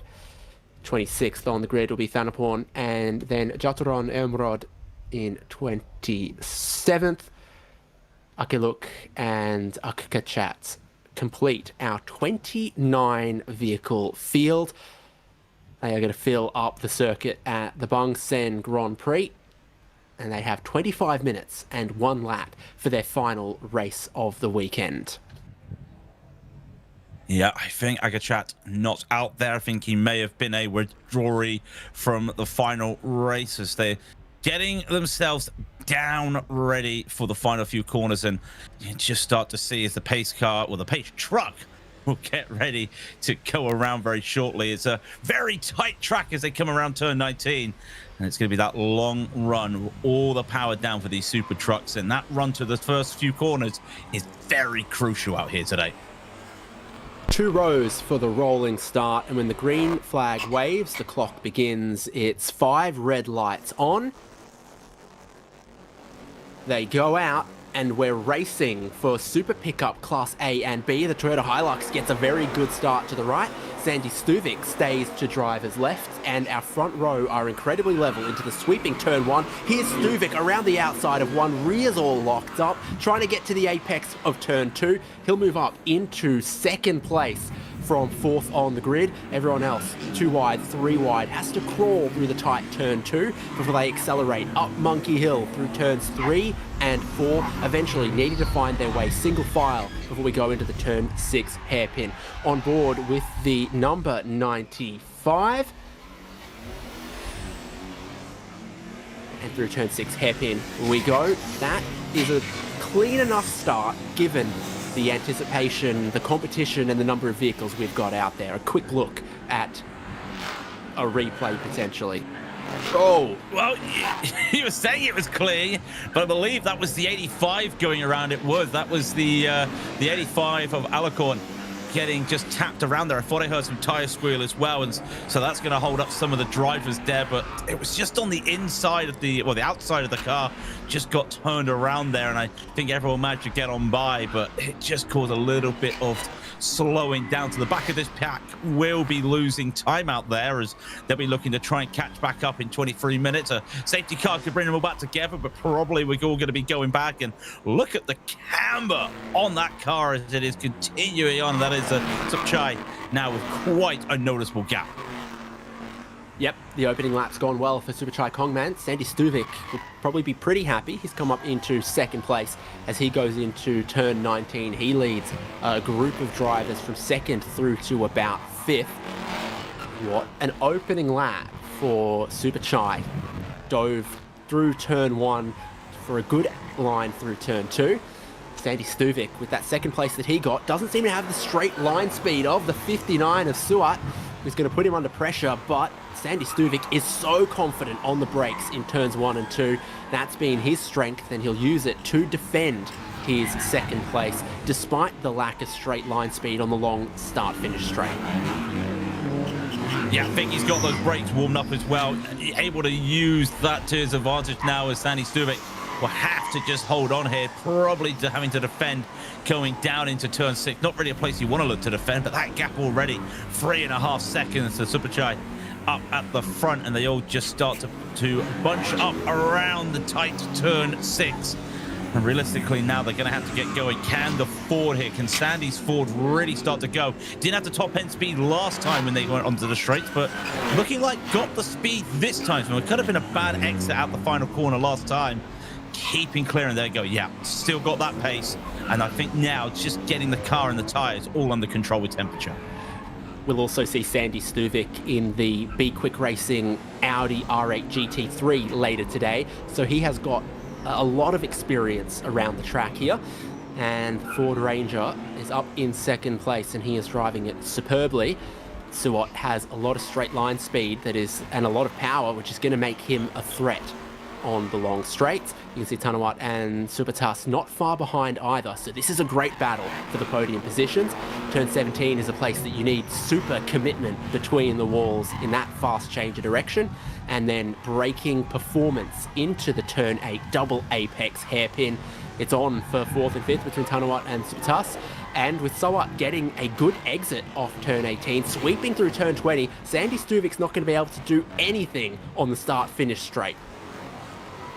Gonna go side by side down the start finish straight. Last time they were the other way round, so that outside at turn 1 opens to the inside there going into turn 2. So can Sandy hold on to this, and again better into the corner and actually closes off the door there, so gets that defense down. And I was worried that he wouldn't be able to do that, but look at the pack right behind as well. Suat right ahead, Tanawat as well, Supas as well there. So now got a 4-car battle for these final few grid spots, and I think Suvik's got to be careful here, because that's the second time had that mistake coming out of turn 18 of that double apex hairpin, losing a lot of time. And you can see the gap is growing. You can almost call it the cork in the champagne bottle, but right now Suvik really doing what he can to hold on to this position as the pack, look at them roaring down the hill. Well, a great battle for second and third place benefits Superchai Kongman, as his race lead is now approaching 5 seconds, and it's creating a little bit of congestion between second and 10th place. Sandy Stuvik, while he's driving well, still has 20 minutes to try to keep some really quick cars behind him. We go through the Monument Chicane. Here's the highest running Toyota Hilux Revo. Up there in 5th place. Looks like the Hilux Champ might be in 11th. We brake on the concrete dust into 15, 3 wide. How are they going to get out of there? Well, there is a Ford Ranger front bumper if you need it. Candidate Kasiri's trying to make some moves in the back of the pack as well. This is the place where Sandy Stuvik becomes vulnerable. Oh, that's late braking. That's late braking. Got to go in for the gap there. Oh, I can't get it, and that just tightens up so much. Didn't see who that was there. I think that was, yeah, that was the number 10 car, and it was just a little bit too tight around the corners. I wonder who lost their front bumper there, or a little bit of the front fascia on the Ford. It's gonna have to be, I would have probably thought it wasn't Sandy. It probably could be Katandi down into 7th, but we did see a 3 wide, didn't we, just for a very short time there. Not sure what happened. I think everyone got under control there, but that could have been very tight. But have you noticed Sandy hasn't had to go on the defense this time, looking at it, been able to just start to itch that gap out a little bit to Suat right behind him. Well, a problem for the number 5, but hopefully this won't affect the rest of the racing. It'll reverse into a gap in the fence. Candidate Kasiri was the driver who took us 3 wide going into turn 15, and he's up a spot since then, so maybe it worked. He's still got the front of his Ford Ranger. Sandy Stuvik still has his, so it's either Thanapon or Chase Chakras Parks who've lost the Ford badge off the front of their Ranger. We stay green flag as it's Nanawat who is dropping out of this race from the top 10. We look at a replay and something's given way there, but without making the truck completely undrivable, and the onboard camera still works. It's reversed its way into the gap in the fence, allowing us to continue racing without safety car intervention for Thailand Super Pickup Class A and B. Marshall's going to see if they fit in the seat Yeah, I think white smoke as well probably got something to do with an issue at the rear, but the car was able to move on, and well, that's some more Fords with their fronts on, so no issues there as the 18 starts to dive into the corner, gets that move done, and through they go. The Fords really showing a little bit of pace out there under braking as Katandi getting that move done. Really interesting to see how these Fords, the joke's always been Fords are just horsepower. Well, today they've not been showing a lot of the straight line speed, but under braking, these Fords really being strong out there, and more battlings as well as the 13 now looking to get out that Charlapon, making a move up through the order. It looks like it was just going past his teammate as well. Yeah, I think Itasak Kaudi and Charlapon have swapped positions, and they're just in front of Songsak in the Hilux Champ. So 13 and 30 down the front straight. How's the Hilux Champ going? It doesn't look quite as aerodynamic as some of the others, but it's not hanging around, and it's also a relatively recently developed one along with the Ford Racing Thailand Rangers. So if you look to the inside of turn 2, Songsak trying to make up some spots, is maybe sensing a little bit of weakness for Itasak Kaudi. Lost a spot to his teammate, might lose a spot to the Champ. Yeah, but look at it though, because of that slow entry into turn 2, a lot of the drivers running over the curb there, which is designed for pedestrians, not for race cars, as they look to hold on. This is Charlapon now starting to really pull it, but look at these last lap times as well. That just goes to show that there's been quite a bit of battling out there as well. A lot of time being lost just due to that, as I wouldn't be surprised if that Toyota probably has just caused a little bit of a hold up on some of these drivers out there. I'm not saying that's a bad thing, it's just one of those things as some more come down the field, and that is that's the double 8 of Waris there trying to hold off Piwat, and right behind him there is our one Australian in the field in Ross Wilson.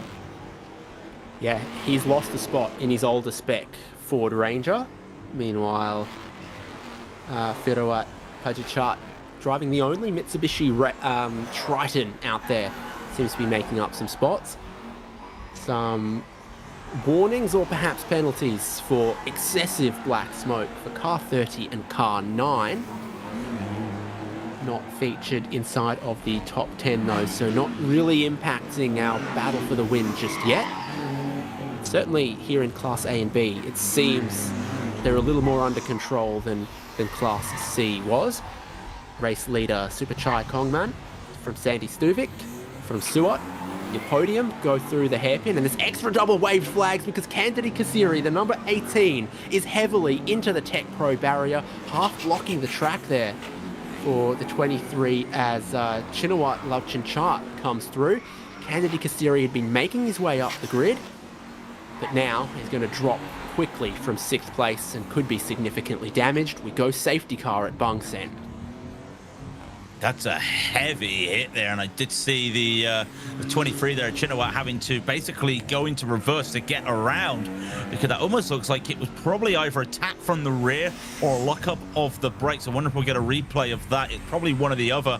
Heavy hit into that Tech Pro barrier, and that's why they're there. But I did see a lot of debris there, so could be a little bit of cleanup time out there to get it done. And well, hopefully we'll get this race back under control again. But here's that replay as they're going up the hill. Now, was he tapped or did he go on his own? You're looking at the very top of the picture as we go into slow-mo, and I'm going to guess as well that's probably going to be all on his own. And yeah, that's a lock up with the brakes straight into the barrier, and quite an impact at that speed.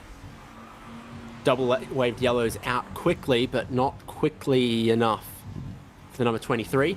Candidi Kasiri had just set the fastest lap of the race, and then 3 corners later, it seems like his race is over.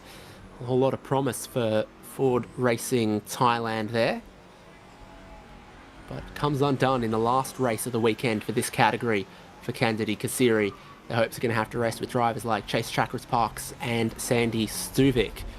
Second place for Superchai Kongman, who was enjoying a couple of seconds of race lead. A safety car is not necessarily what he wanted. It's not a pleasant day out for Candidi Kasiri, but it seems like it is for everyone else. Well, yeah, I think everyone's going to be enjoying that definitely because remember we had that pack that just got held up a little bit, so everyone will neutralize the field and come back out, and everyone now just trying to stay cool as the action will just go. And it's a red flag. It's a red flag. I wonder, there's quite a bit of damage out there at that barrier. They need to do some repairs, and that's one we've not seen since the start of the day. It's the second red flag of the day, but the first red flag for the trucks today. The clock will be stopped. We'll wait to see if they're going to be able to get this race back under racing again. Well, a little extended bit of barrier repair was required at Monkey Hill yesterday after an incident. This street circuit has different types of barriers around different areas. So you'll notice that it's Armco here at turns 1 and 2, but it's concrete blocks down at turn 15. Well, the concrete blocks sometimes get moved and then need to be placed back, but the Armco can require more complicated repairs after a big impact. And there's also Tech Pro in a handful of areas, including in the runoff at turn 8 and at turn 15. So depending on where the impact is, it can define exactly how much repair is required.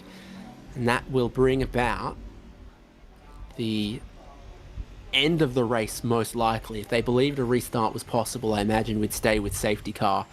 So that possibly brings to an end Class A and B for Thailand Super Pickup. They are going to very cautiously go by the scene of the accident, and our course vehicles are arriving. In the very back, that's not one of the racing trucks, that's one of the newest generation Toyota Hiluxes. There's no doubt going to attend to the scene of the crash and inspect the barriers and make sure we remain to the highest level of safety standards.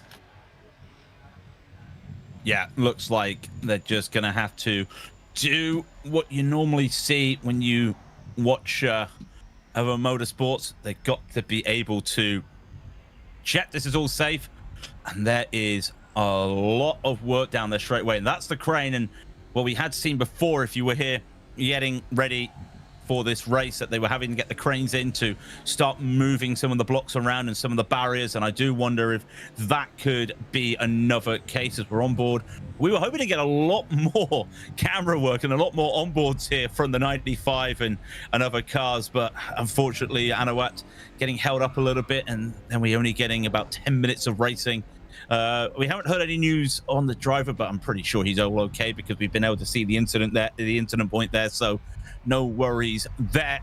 But yeah, I do wonder if you were saying this probably going to be it for the race. Some of the drivers already in the pits waiting to go, and then we'll wait to see what the official ruling is. But if it was a red flag, that's got to be pretty significant damage to get redone. So as we were just saying there, David, I think this is going to probably be it for the day for the trucks.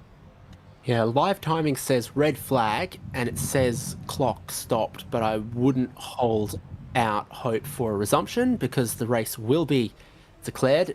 Obviously, with signs of barrier damage, race control have gone red flag on this one to give themselves time to fix it so that we don't end up too far behind schedule with Porsche Carrera Cup Asia, GT4 and GT3 still to come. Some really big categories to follow, and I think we need to keep to schedule on the final day of the Bangsaen Grand Prix weekend for Thailand Super Series. What that will mean is no doubt this race win will go to Super Chai Kongman. What a great race he ran, battling side by side on that opening lap into turn 1. Had all the confidence and balance going into the braking zone of 1 and 2 to hold on to the race lead, and then came away with it.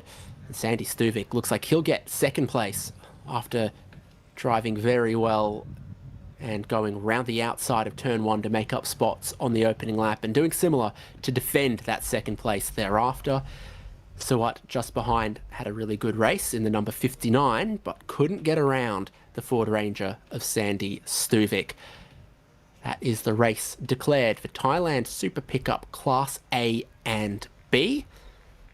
And it means that we won't be too far away from bringing you the complete results and the highlights and interviews of this race, and then looking forward to 3 more great sports car races to finish off another great year of the Bangsaen Grand Prix, its 20th anniversary.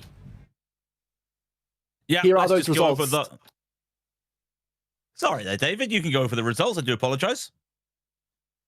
Our podium, as we said, Superchai Kongman, Sandy Stuvik, and Suat Limjirapinya. In Class A, it's Superchai, Sandy Stuvik, and Tanawat Sawanarat, who was in 5th overall.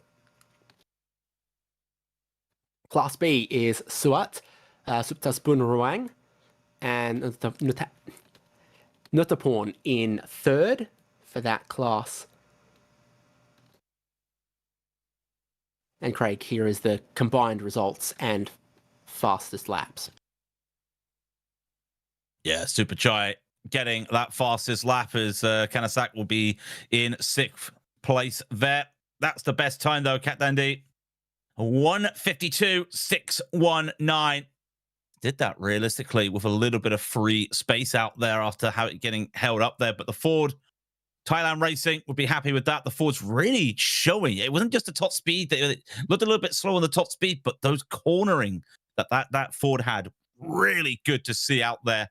So they were just able to take advantage of that. And, well, with this delay, we're going to have about probably a bit of a time before we get to the Carrera Cup, which allows these drivers and these fans to just have a little bit of fun. Some people probably be getting up now to get themselves a little bit of a late lunch, I feel, as it's now dropping into 1 o'clock in the afternoon in Thailand. If they're going to get some food, we'll have some lunch as well, please. So there's 3 races left. 30 minutes or 14 laps for Porsche Carrera Cup Asia. Thailand Super Series Supercar GT4 GTC at 2:35 for their 60-minute race plus 1 lap. And final race is our fastest cars here at the Bangsaen Grand Prix. Thailand Super Series Supercar GT3 GTM. Goody is down on the grid with our podium.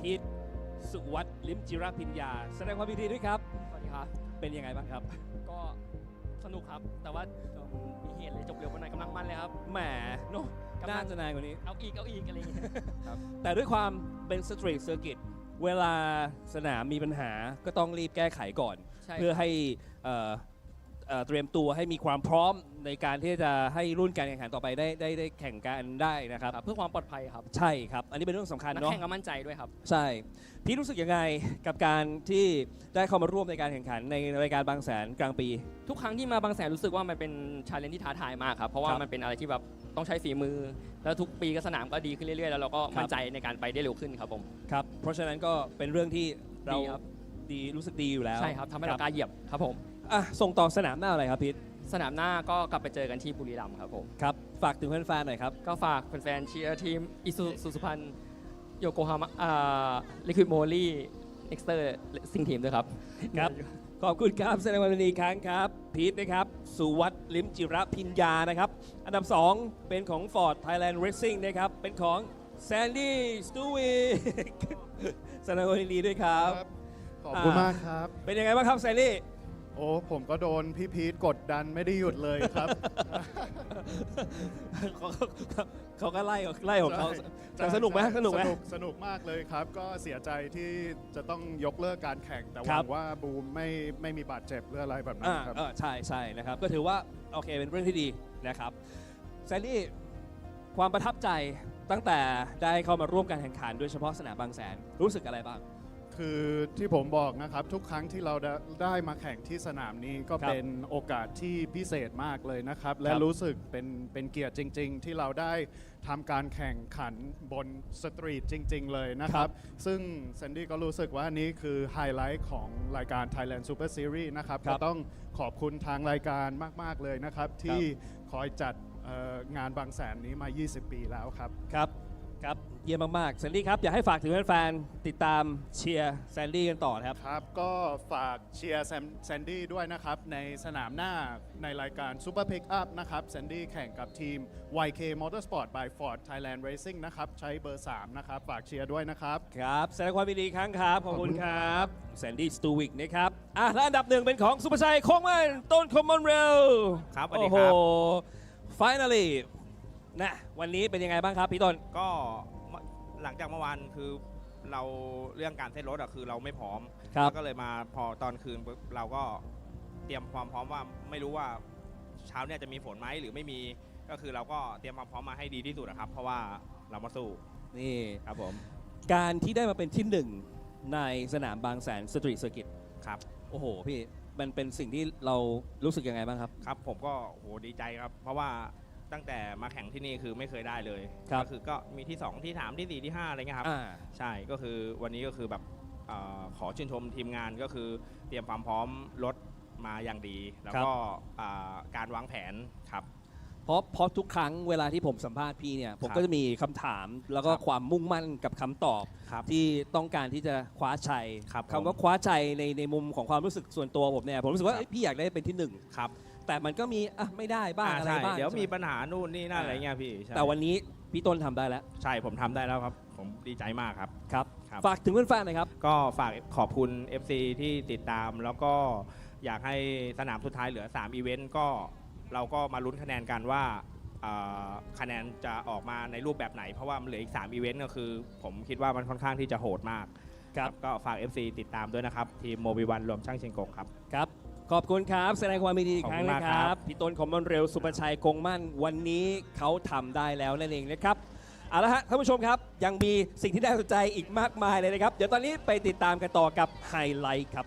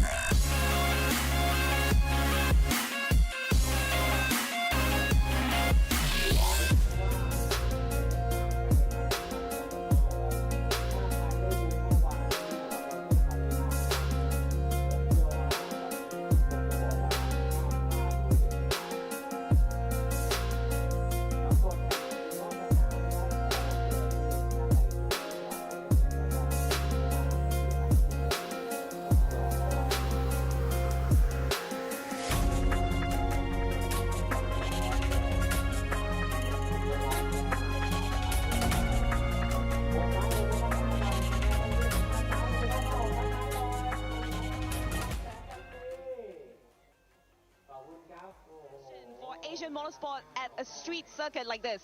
I have to say, first of all, really big congratulations to the organizers to ramping up such a show. 10 consecutive years here now for Porsche Carrera Cup. It's absolutely, I mean, look around. It's absolutely amazing. There's so much vibe. There's so much vibrant electricity here. It's second to none. I'm really amazed. It's the very first time for me here, and I'm really blown away. Wow, and you know, like, it's very exciting to see how Porsche customer racing is thriving worldwide. So I'm sure it must be very crucial, you know, Asia Pacific region. How crucial is it to the Porsche's global motorsport development? As you know, I mean, customer racing, this is what we are all about. Porsche and racing is connected in a very, like a DNA way. And for us, it's very important that we share this DNA, that we share the passion of what we have with all the people around us, and that we, you know, experience together the sport with what we love and the sport that our brand stands for. Yes, let's enjoy this race weekend together. Thank you so much, Michael. And we will pass it back to our commentators.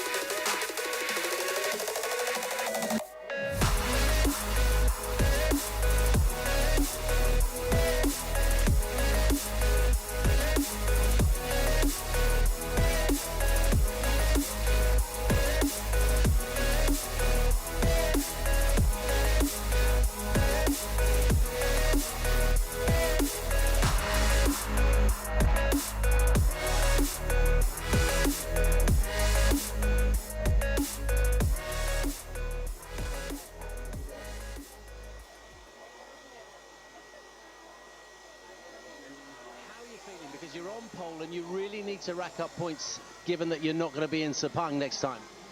All good. Just happy to be in pole position. I think it's the best place to be, even more on a street track like this where it's really hard to overtake. So it's just about getting a good start and staying in front the whole race. Once you got ahead of Nakib yesterday, it seemed quite comfortable. Is that the case?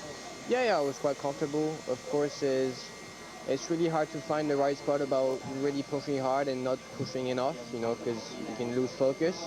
And just finding that right spot and just be consistent the whole race. Good luck today. Drive safely. Thank you very much. Okay, Marcus Giltrap is right behind Marcus Armand, and we haven't had a word with Marco Giltrap at all this weekend. So let me squeeze through these ladies and see if I can have a quick word with Marco. Oh, he's not in the car. Where did Marco go? We have a driverless car. Let's see. I'm looking around for him. He doesn't seem to be available. I wonder if that car will get started. It's pretty difficult without a driver, I must say. Okay, I'll tell you what we'll do. We'll we'll change the script slightly and have a word with, we'll have a word with Marvin Clyde, who's entertaining people. I'll get involved in this photograph. This looks like an attractive photograph. 3 very attractive people. Marvin, how are you feeling today? Good performance, got on the podium again today.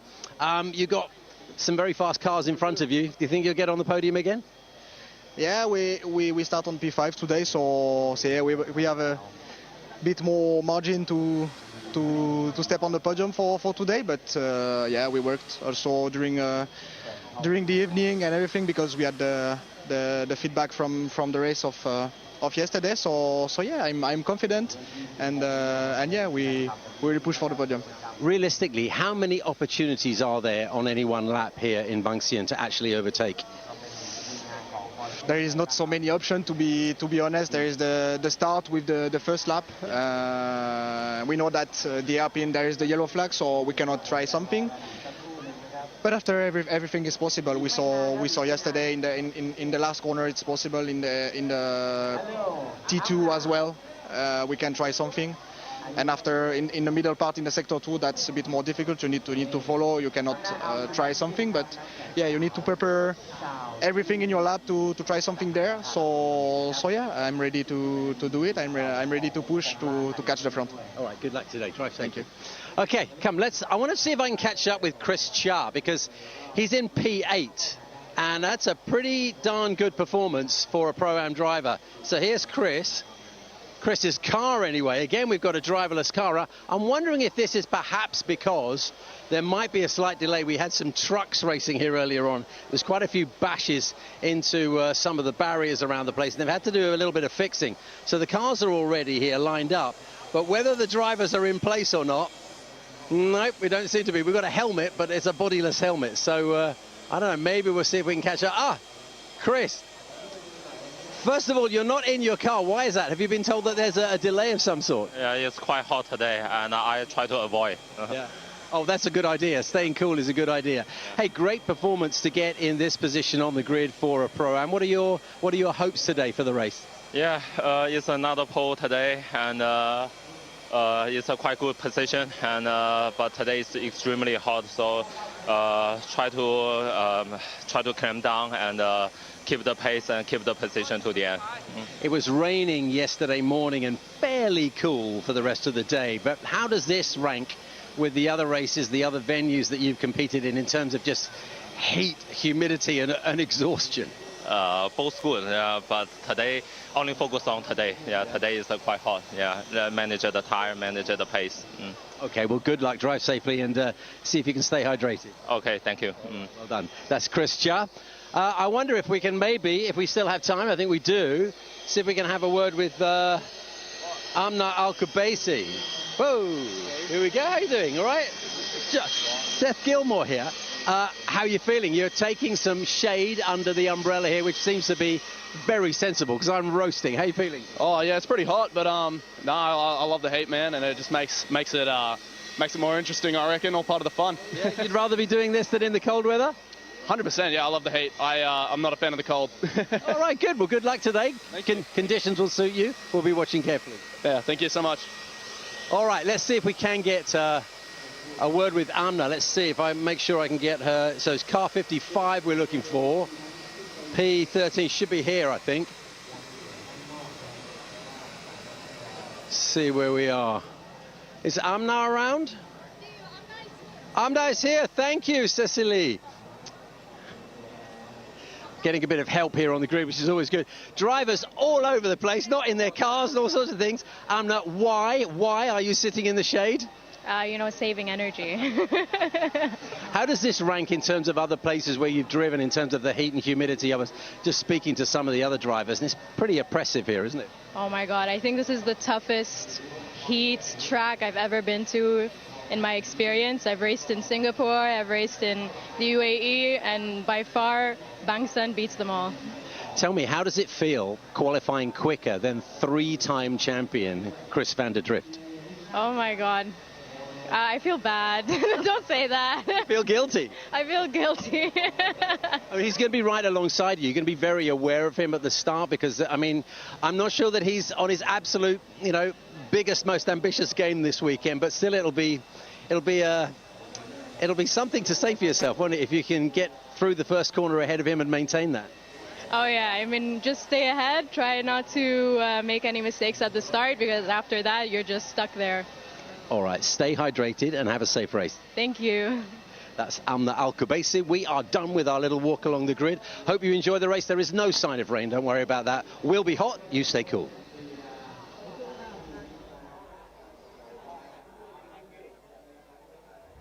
"14 laps is what lies ahead of us for Porsche AR Box Carrera Cup Asia here at the Bangsaen Grand Prix circuit, the 20th anniversary of this street circuit festival event in Thailand. To bring you English language coverage on Thailand Super Series, it's David Haynes with Craig King. Drivers are getting ready to get into these cars, and Craig, this is another format of racing that is immensely popular all around the world, and so it's so good to see it here at the Bangsaen GP. Yep, Porsche love getting their hands into street circuits, and can you blame them with this fantastic street circuit here? They've already been to Shanghai, to Zhuhai, to Fuji, and now they're at Bangsaen, so it's already been quite an interesting first race they did already earlier this weekend. They're going to be getting ready to do their second race, and it's quite a strong grid, and I was just looking at it for the second time this season, which sounds pretty crazy. It's Aslan is not pole out there for only the second time this season. Yeah, it's a good grid of 25 cars representing all sorts of places around Asia and the world. So we had 6 different nationalities in the top 6 for the last race, and I think we might have gone one better on that today. I think we're 7 from 7. It goes Finland, Malaysia, New Zealand, Luxembourg, France, China, Singapore in our top 7 drivers on the grid for this 8th race of the season, Porsche AR Box Carrera Cup Asia. It's the first season with the new updated 992.2 generation of Cup car, so a few little visual tweaks around it. Extra louvers over the front wheel arches, different headlights, different grills, some slightly different radiators, but a lot of the difference is also underneath the skin. For regional competition, ABS is available. On a track like this, I would love to have a little bit of ABS because there's a lot of hard braking zones around here that the drivers will have to just keep themselves alert to, so that's going to help them a little bit. There are some of the drivers getting ready. I think I heard it was a 44 Celsius track temperature. We heard some of the drivers shading before they got into the cars. I can't imagine having to sit in these cars for such a long time beforehand, so we don't even want to imagine what it's like driving out there. 44 Celsius really going to burn up these tires, and that's going to be quite a game of tire management, even in this short race. When you think it's just 30 minutes or 14 laps, that's still a long time to go on a set of tires, and well, I think they might be melting a little bit out there when they get running. Yeah, it can get really hot. They're on Michelin slick tires. The man himself, the Michelin man, Monsieur Bibendum, is at the head of the grid there, just next to our pole sitter, Marcus Armand. He was here yesterday. He's here again today. And someone's got an umbrella out for him as well. So it's not just our drivers and spectators that are getting hot, but the Michelin man. Drivers are not all yet in their cars. And there is Dylan Pereira. A guest driver is the nomenclature for him, Craig. What does that mean? Well, guest driver means he is ineligible to score points out there today. A few other guest drivers out there as well, which we'll go over through there, but they're there racing to help out with the team, of course. And of course, Pereira was last season's champion, only lost 2 races, so he's got a little bit of experience around here, so to say. So he'll be looking to tap into some of that experience, as they did run here last year as well, and he actually won both races. He wasn't a winner this time though, because that BWT car at the front was the car he was driving last year, so he's in something different this year. Yeah, he'll start from 4th on the grid alongside Marco Giltrap. You heard some of that in the pre-race. Marcus Armand and Nakib Aslan are the front row of the grid. Big ups to the Michelin man. He's giving out some fist bumps to the fans, and there's a man of culture. He loves motor racing and he loves high quality food. What more could you ask for? Oh, to be the Michelin man. In this heat, I think he's got a cooling suit on right now. Oh, to be the Michelin man, though, in all due fairness, though, because you see him everywhere, and can you blame him? When there's a race, he is there. And who would not want to be following this sort of series around with some of the driving we have seen? It's always fun to watch any regional form of Porsche Carrera Cup, and Asia, I think, has got one of the better schedules out there in the world. Yep, so here is the starting grid for you. Marcus Armand on pole position alongside Nakib Aslan, Marco Giltrap in 3rd, Dylan Pereira in 4th. They will do a standing start, one of the few categories doing that this weekend. Next row is Marvin Klein and Liu Ruchi. Joshua Berry is 7th and Chris Chia is 8th on the timing screen. He is Xi'an. Seth Gilmore is 9th on the grid. Ling Kang is 10th. Zhu Zhaifeng is 11th. And Yan Chuang is 12th. Amna Al-Kabasi is 13th on the grid alongside Chris Vanderdrift in 14th. Simon Chan is 15th on the grid. And there is 16th place for Henry Kwong. Yang Kaoji in 17th. Xianfu Roy Tang in 18th. Li Karong in 19th. Adrian De Silva in 20th. 21st is Wang Zhongwei, and John Shen is in 22nd on the grid. Jackie Wu, Dale Wood and Rodrigo Diaz Almeida are the remaining drivers. Diaz Almeida from Mozambique. There are so many different nationalities in this field, and the nationality of the driver is represented by their flag on the B pillar of these cars. Yeah, we've got, I want to say, about 9-10 different nationalities out there today, from the pole sitter in Finland to Malaysia, New Zealand. We've got a Luxembourg driver, of course, in Dylan Pereira, and also Martin Klein from France, a Chinese representative, Singapore, some Australia. Can't forget about the UAE there for Amna, and then also with Mozambique. So, and also, of course, a USA driver as well. So a lot of representation out there today for the racing. The 5-minute board is out there. Forgot about the Hong Kong driver as well. I must be honest, I did forget that one as I was going through. There is the man, that is Nakib Aslan, who will be starting in P2 today. And remember, like I said, he was pole position for all but 2 races this season, but that pole to win ratio hasn't exactly worked out well for him. In fact, it's 1, 2, 3, 4, 5, 6 poles this season, David, and just 1 victory overall. So maybe a P2 might be a little bit of a blessing for him. Yeah, well, we'll see. Drivers like Dylan Pereira have moved forward consistently across the races. And they're not far from getting away. There's Marco Giltrap, flag of New Zealand, on the side of the car just behind the door for him. He will start from 3rd on the grid. Here is Liu Ruchi. Very excited to get racing. And Marvin Klein in the number 88. There's the flag of France on the side. He's probably been keeping up with the World Cup, so have probably a lot of these drivers. And they've got their driver assistants with the fans in the doors, just trying to keep them cool before they pull away. In your race suit in a stationary car is the hottest place in the world.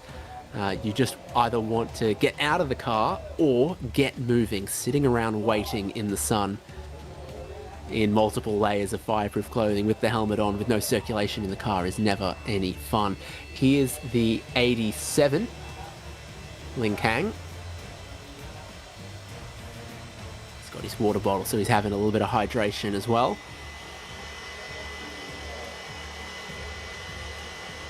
Seth Gilmore raced here last year in Formula 4 Southeast Asia. Now he's in Porsche Carrera Cup Asia. Feels like a step up and maybe a move to a more sports car focused career.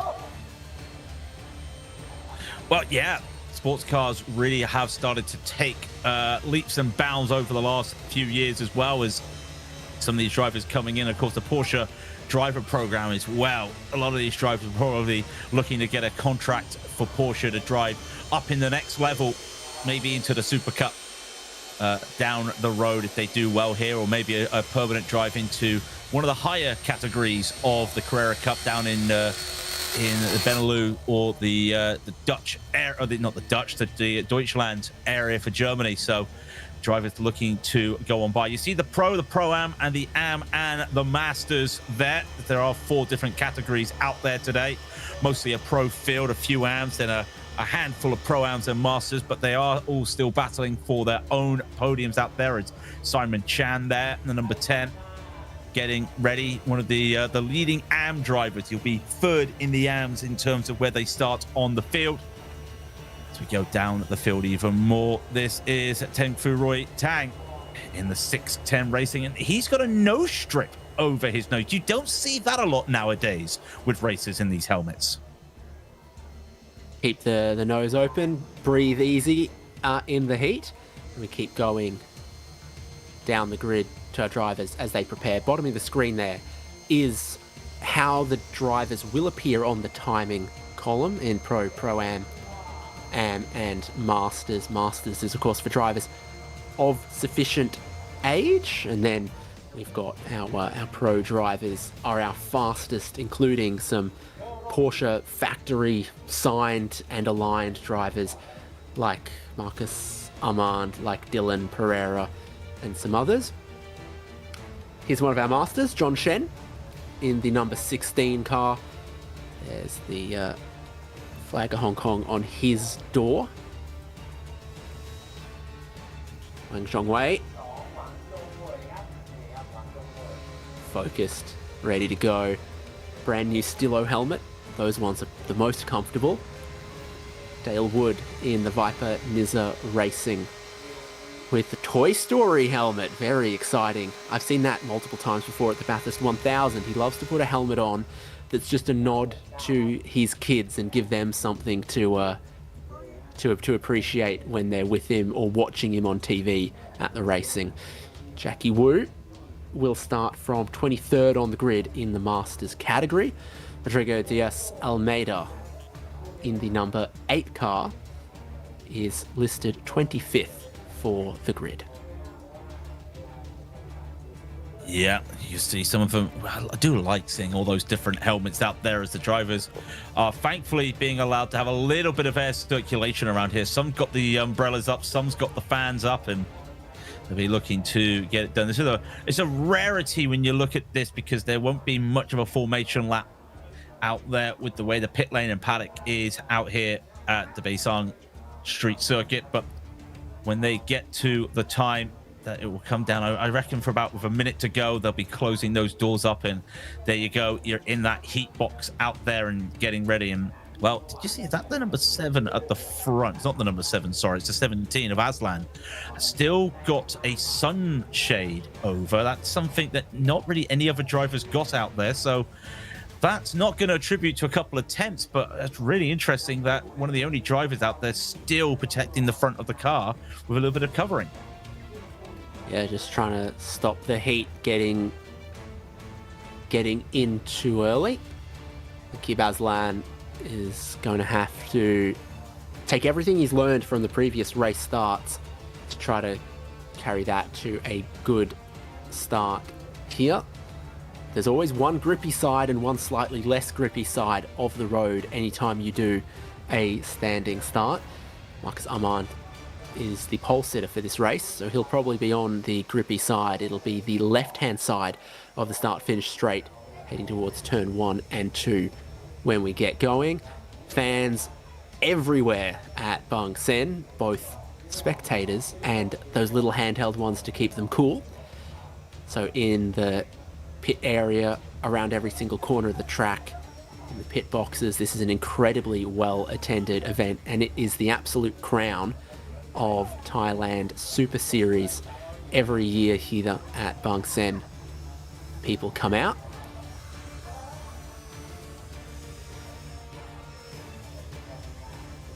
Just getting ready. I think that they're getting ready for that would be the 3-minute board. I think they're just getting themselves ready, and drivers just going around. And this heat, though, and you think how long they've all now been in those cars, even with the doors open, there is a little bit of breeze. This is what we're waiting for. They're still just checking that barrier that we had from the trucks about 40 minutes ago, after that red flag going down there at turn 5.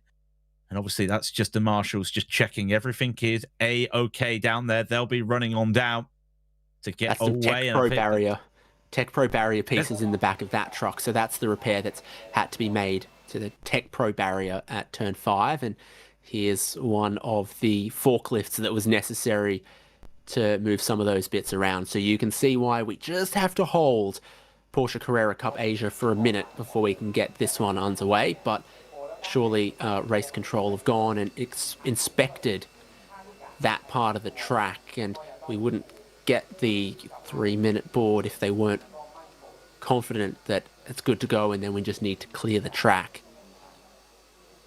And it really solidifies the decision from race control in Super Pickup to red flag that race when they did, to make sure they gave themselves the maximum amount of time to repair the track, to make sure it's safe.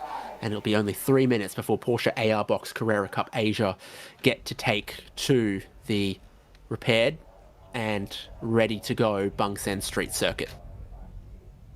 Getting ready to put the engine start banners up as well. I think that'll be the 1-minute call as well. And it will be as the drivers get going. That red flag, yeah, you've got to say, grade-free circuit, remember, this track, but it doesn't matter what the grade is, it's still FIA certified, and they'll be making sure all the procedures are carried out correctly, as they have done as well. The forklift, as we were seeing, going down the road, getting a little bit of an escort to make sure it was off the track, as there's not a lot of space for crane work or anything here, so they have to go, as I would say, old school with the forklift out there. So hopefully everything is ready to go there. I think they're just waiting to hear the all clear out there, and I wouldn't be surprised if they are all clear. We also realized there's a lot of debris as well from earlier in the day. The first pickup truck race we had today, a little bit of oil spill down the down that back straight as well. Well, not the back straight, near the end of the track as well. So there's a lot of quick dry put on the ground, and being we only had 10 minutes of running in the second truck race, the Class A race, the A and B race, sorry, that's also just going to be a little bit of issue there. Shouldn't cause too much, but the drivers will be aware there is still a little bit of that quick dry powder on the track, and that's going to affect some braking heading down to turn 18. They also are aware that there's going to be some new looks going down to turn 5 after that Tech Pro barrier repair. Moments away from leaving the dummy grid for Porsche AR Box Carrera Cup Asia. We'll get our formation lap, and all of the drivers will be seeking to get tyre temperature into their Michelin slicks. And they'll also be looking to get a little bit of brake temperature going, but they won't need to work too hard for it. The sun is out, and it is a really, truly hot day in Bangsaen. The flat 6 motors fire up, and the front row will be Naqib Aslan in the number 17 blue and white, Marcus Armand in the number 3 pink BWT Shanghai Yonder.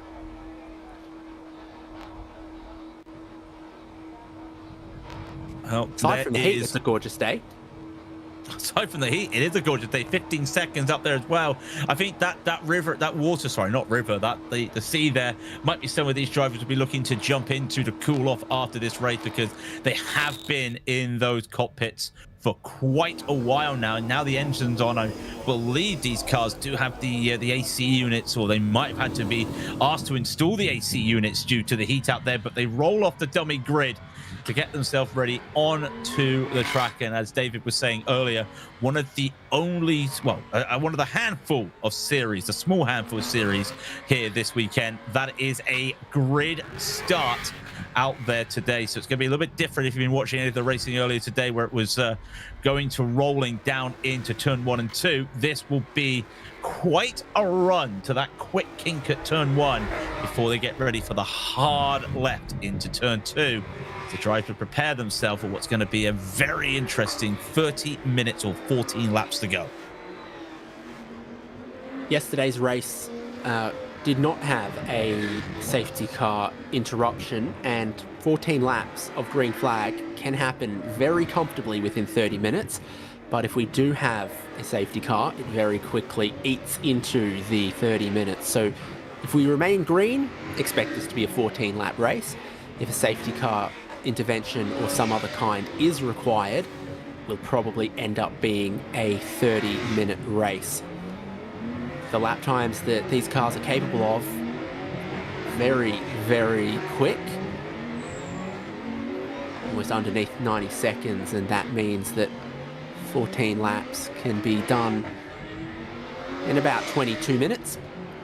This is all of that tyre warming that everyone needs to get into just this one formation lap. They really get aggressive with it. It is a big, wide, slick tyre that the Carrera Cup cars are on. It's a full race tyre, so it needs to be fully warmed up. It has that narrow type of operating window that gives it extreme performance that makes these very quick race cars, but it's not designed for going 40 kilometers an hour in a school zone, so you got to work to get that temperature in it to make it work. It's nice to see 40 kilometers is about the same place that everyone goes around their schools as well. You just saw there the quick look at the Monument Chicane. That's going to be quite a danger point there. There it is again. And you've got to be careful because we have seen drivers touch that wall before, and just at the top of the corner there on the track, you could still see a little bit of that quick dry put down after an oil spill earlier today. And we don't think that's going to be affecting too much, but you always have to be remembering that there's a little bit of substance out there to dry it all up, and just have to be careful. In fact, you can just see the trail there. Pretty Hatch Mutts has gone off the road now and dried up, but still a little bit of residue there, which if they are going to look to go around that corner, just have to be ready. It's going to be another dry day. As you see, there was a little bit of rain in the forecast over in the weekend, but it is dry to finish out the weekend. The drivers will do a few more slips and slides to warm those tires up before they get ready to head down to that grid. And this is going to be a very entertaining 14 laps out there. There is the medical car, the pace car, the safety car, everything you want in one car. They'll get ready to the back of the grid as the drivers are ready for racing. Looks like it could be the new Porsche SUV there as the medical car. Porsche really heavily backing this championship, as you can tell by the presence of some of their signed and aligned drivers, by the presence of all of their sort of VIP and guests on the grid, and all the effort that they go into putting on this championship for some of their best customers in the Asia region. Carrera Cup racing all around the world serves a number of purposes. It uncovers talent for Porsche everywhere it goes, but it also is a really great way for them to connect with their most passionate customer base everywhere around the world in this Carrera Cup Asia. That's why we've got so many drivers from all different Asia regions participating.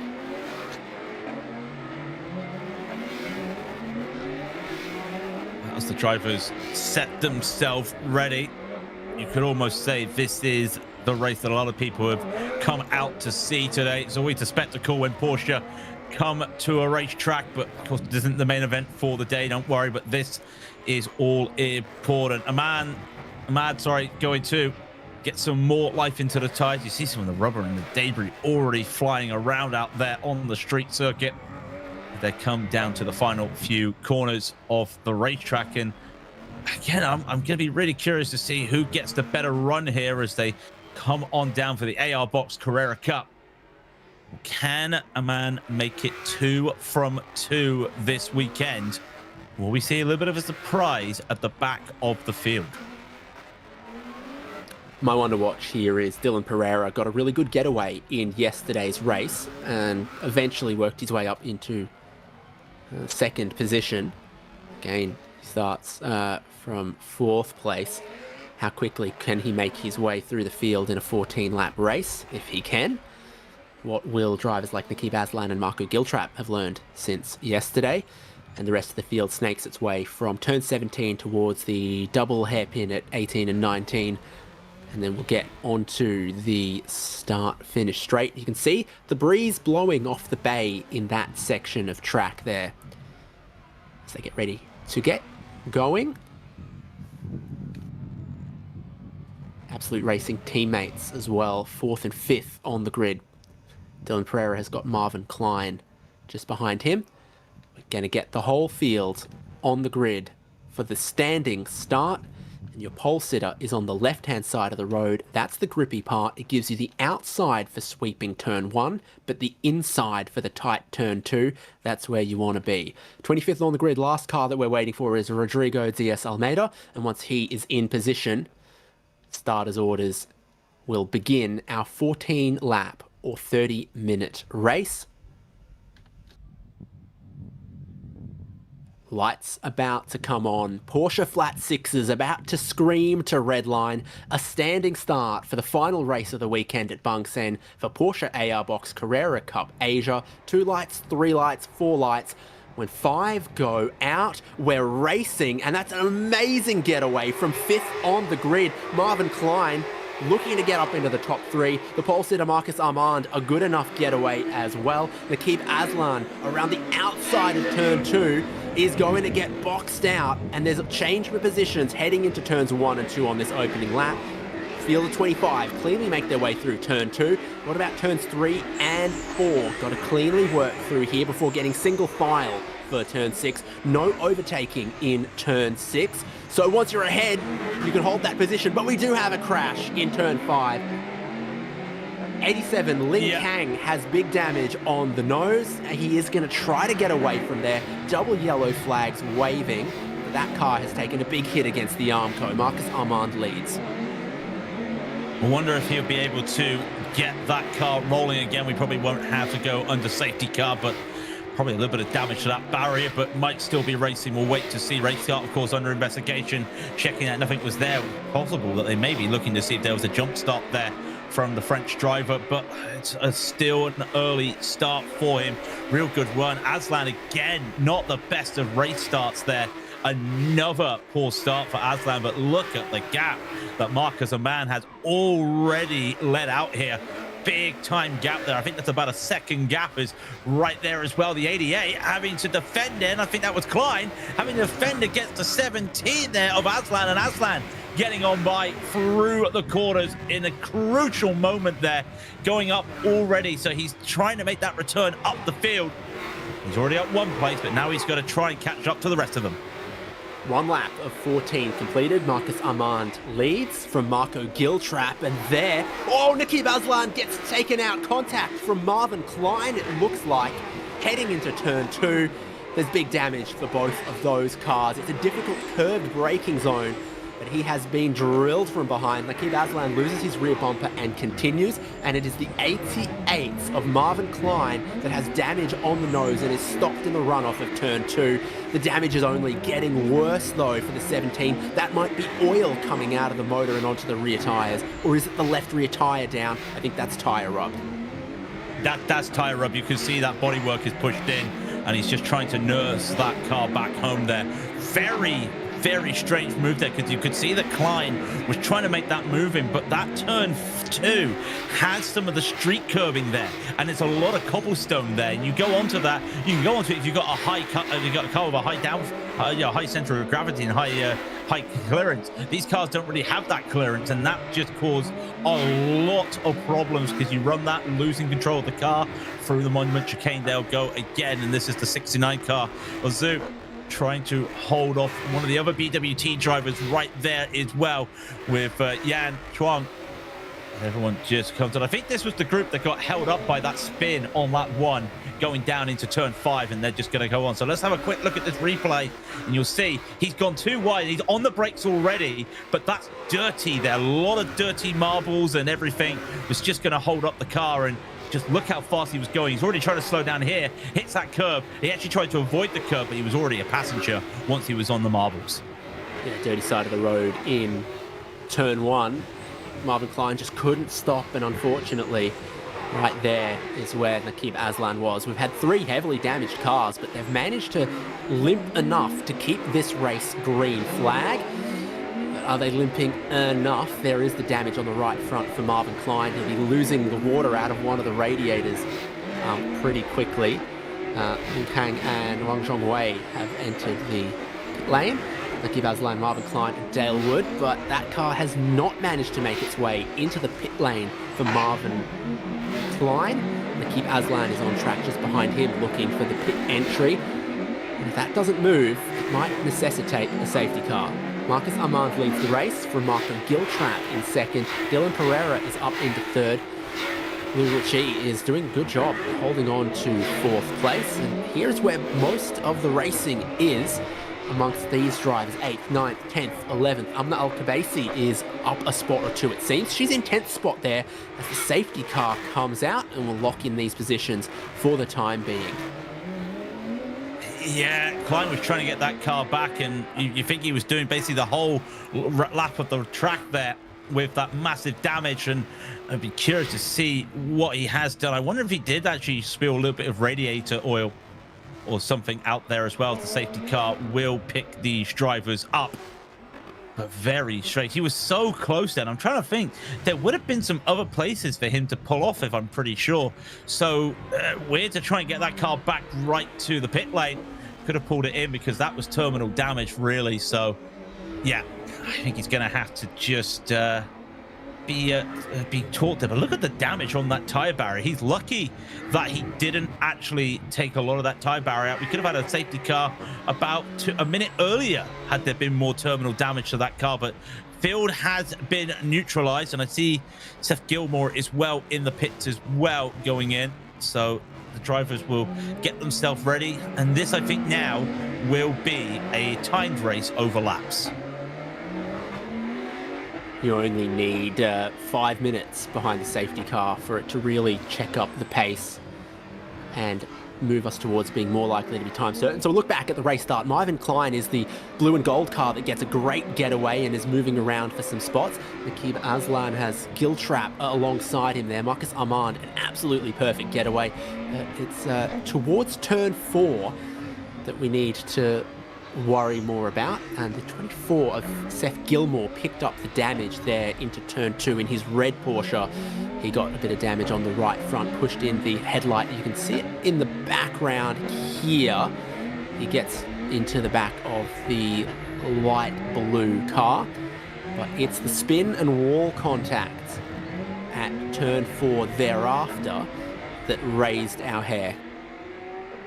After that, though, was Marvin Klein getting wide through 1 into an incredibly dirty part of the racetrack where he couldn't slow down and causing contact that is under review by race control here with Nakib Aslan, taking both of these cars out of the race, it would seem. Yeah, heavy damage to the front there of Aslan's car, and the rear was totally hit there as well. So that is Nakib into the pit to 17, and again, like, Nakib's had such an unfortunate season when you think about it. I talked about it, all but 2 races he's been pole position, but then you look at his results in the season, it's just not gone his way. It's been after he won at Shanghai, he did not start round 2. It was a P4, P13. He retired a 2nd, a 5th this time. It's going to be a 2nd retirement of the season. And that's just going to put him a big time away. And look at the chunks of debris out there. Now, that's got to be from Klein's car that he was trying to get back there. That is a lot. And look, some of the drivers driving over it, they can't see it. I know it's the small chunks, but that could produce an easy tire damage there. And they have to wait to get all the cars by before they finally get some a crane or a truck lift there, or a forklift on the back of that car to push it back in. But for the Frenchman, it's a long, agonizing wait to get back in. Actually, yeah, there's that radiator oil. I don't know if you see it, or coolant there, right in the corner of the car, right in the corner of the spot there, David. You were calling that already. Doesn't take much, I think. Oh, has he had a secondary incident? He has. He has. Turn 17. So as he was coming back, maybe something's gone underneath the right front tyre, or the tyre's gone down, because he's then had another incident. That's where the debris at turn 17 comes from. Klein had some damage from the car-to-car contact at turn 2, and then later around the lap, he's had a bigger crash at turn 17, and that is what has brought out the safety car, and very likely shifted the barrier down there at 17 as well. So after that, we have 18 cars still running in Porsche AR Box Carrera Cup Asia. Safety car intervention that we thought we would get away with after a few small incidents cleared themselves, but a big one there for Marvin Klein. He had such a great standing start, and then it began to unravel from there. And when you think as well, Aslan had a lot of that tire rub down on the rear of that car when we saw him after the incident. Now, what damage would have Klein had, because he went into that corner and he basically just could not turn. So I wonder if he also had some sort of suspension tire damage as well, because I thought that was him trying to get back after the damage from that lap one from the turn 2 incident there. But it actually turned out that something went on there. For one driver that's not going to be happy with this safety car was Marcus Amand. He had such a good start, and the second race in a row for today at Bangsaen. It's where been the lead drivers. It navigated a 5-second lead, and it's just been absolutely neutralized. And with all that damage on that barrier, I'll be curious, will they be having a quick look to see if the barrier is okay? Because that is a pure barrier there. It's a hard barrier there. It's no Tech Pro there like we've seen earlier. So that could shift quite a lot there. So could be interesting. We'll wait to see, but I think if we were going to have some barrier repairs or anything like that, we'd be going red shortly. So fingers crossed, it's just going to be a safety car intervention. Now, that's not the race leader behind the Porsche safety car. Marvin Klein is out of the car, which is good, because that was a heavy impact. And then the car still needs to be recovered. We were just looking at Marcus Armand racing around, and he is not behind the safety car. So as they've scrambled the safety car, it hasn't picked exactly who they would hope. This is one of the ways you can recover a Porsche Carrera Cup car, though. There are hooks on the roof, and the crane can just lift it straight up. It's able to allow Porsche Carrera Cup cars to be recovered in the same way that Formula 1 and Formula 2 cars are, which really helps the recovery of them on those weekends. Means you need a specialized truck here at Bangsaen, though, and it's going to take a little bit for us to sort this out, because this is the race leader. He is not behind the safety car directly. A bunch of other cars are, so there's going to need to be some amount of wave around so that we have everyone in the correct order behind the safety car. Marcus Armand won't be entirely thrilled by the presence of a safety car, because he had a very nice lead going on over Marco Giltrap and Dylan Pereira. The flip side, though, is that if this does begin to eat into the clock far enough, there's not going to be too many laps that he'll need to defend his race lead. So this is where it gets confusing. The number 3 is the race leader, and he has come around to catch what looks to be a train behind the safety car encompassing everyone from about 7th place. Yeah, I think it's Zian who's been picked up first, and I wonder if the safety car got a little bit confused because he saw, oh, it's a BWT car. Probably thought that the BWT car would have been one of the cars behind them. I think that is, that is Zoo's car. So they're going to have those drivers waved around from the safety car, and then they're going to have to be careful going around the track because there is still marshals on the track, so they can't just blast around to catch back up. So there's gonna have to be another extra lap on top of this to get this field sorted out here. So the longer we wait, the smaller the race gets. And still there, look at that debris, and I know it's off the racing line, but it's still debris that just one hit there, a little bit of aero could, or a little bit of wind could just pick it up there when the cars go by. So they have to be prepared for that. And I'm wondering as well, will we have to see a small delay after this race to get some barrier repairs? We hopefully not, as drivers are just getting some controls. And I think that is the one of the BWT team going, well, where do we need to go? Who's going around where? And it is one of the BWT. They're trying to work out what the order is and what the plan is right now. I don't even think they're knowing what the plan is going to be with this safety car.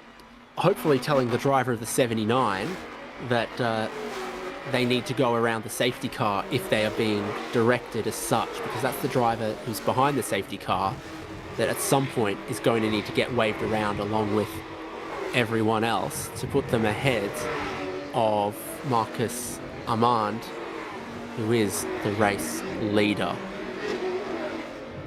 They might just wait for all of the recovery to be done though. Oh no, here goes the wave around. Everyone else gets waved around the safety car. Marcus Armand, the race leader, will be behind the safety car. And now we've just got a matter of about 2/3 of the field to catch up a whole lap.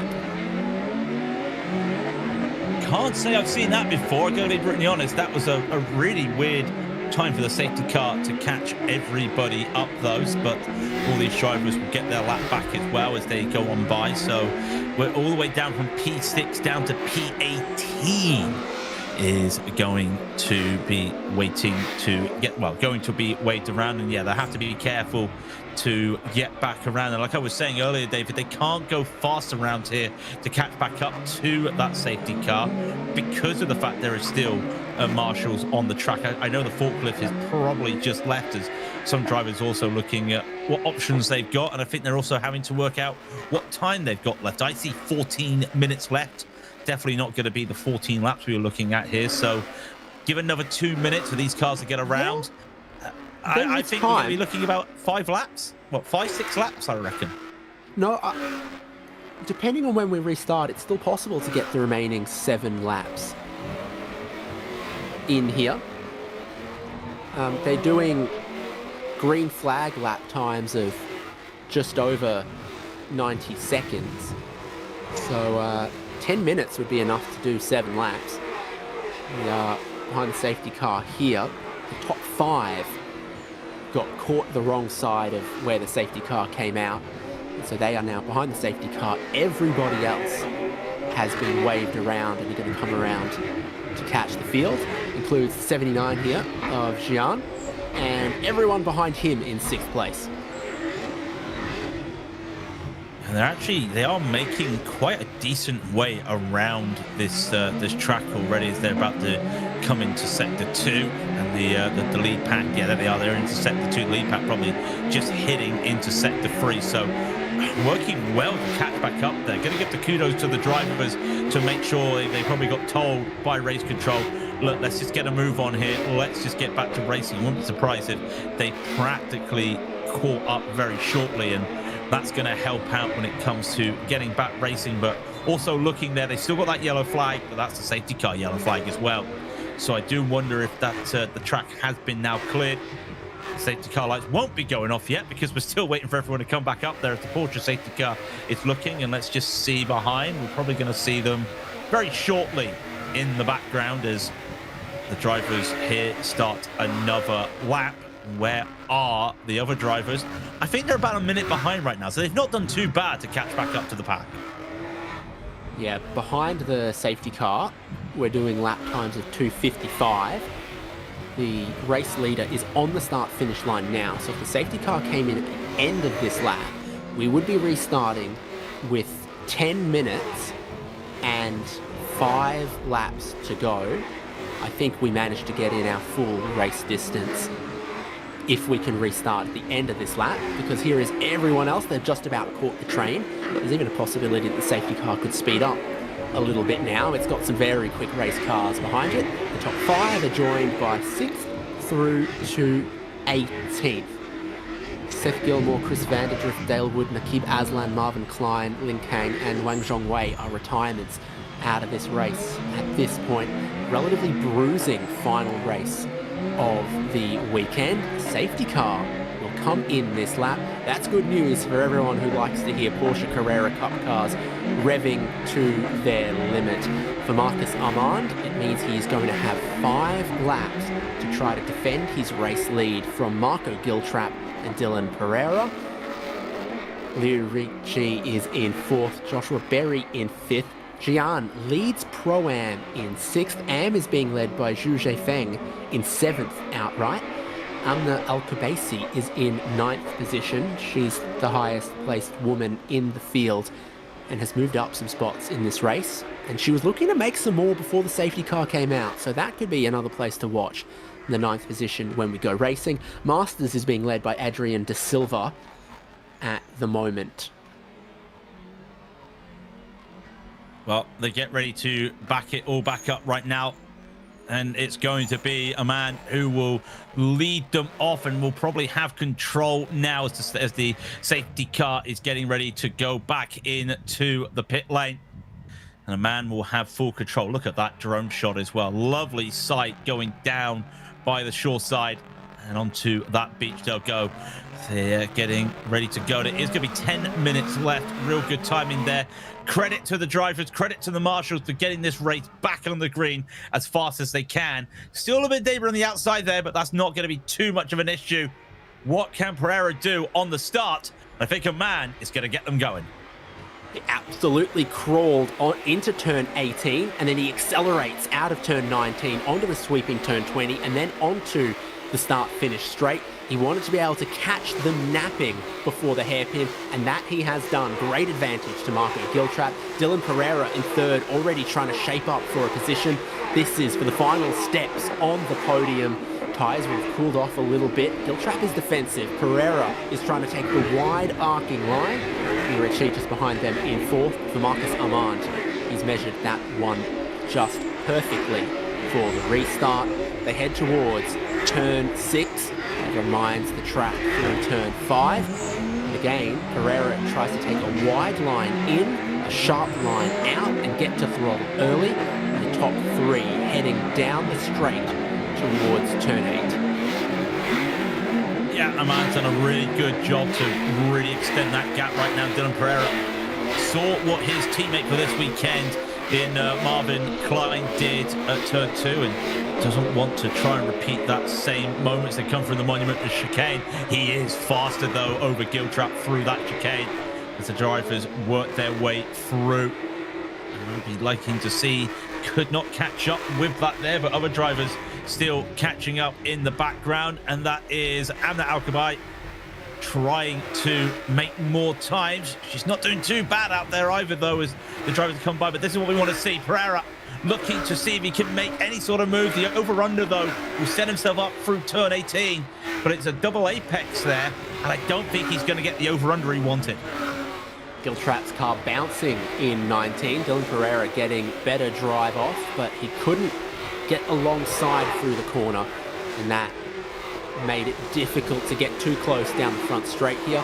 Super challenging braking zone heading up the hill. The car in front can just go a little wide through 1, cover off the inside of 2, and then it's near impossible to pass through this section heading up the hill past all the monkeys that live there, and you cannot pass heading into turn 6.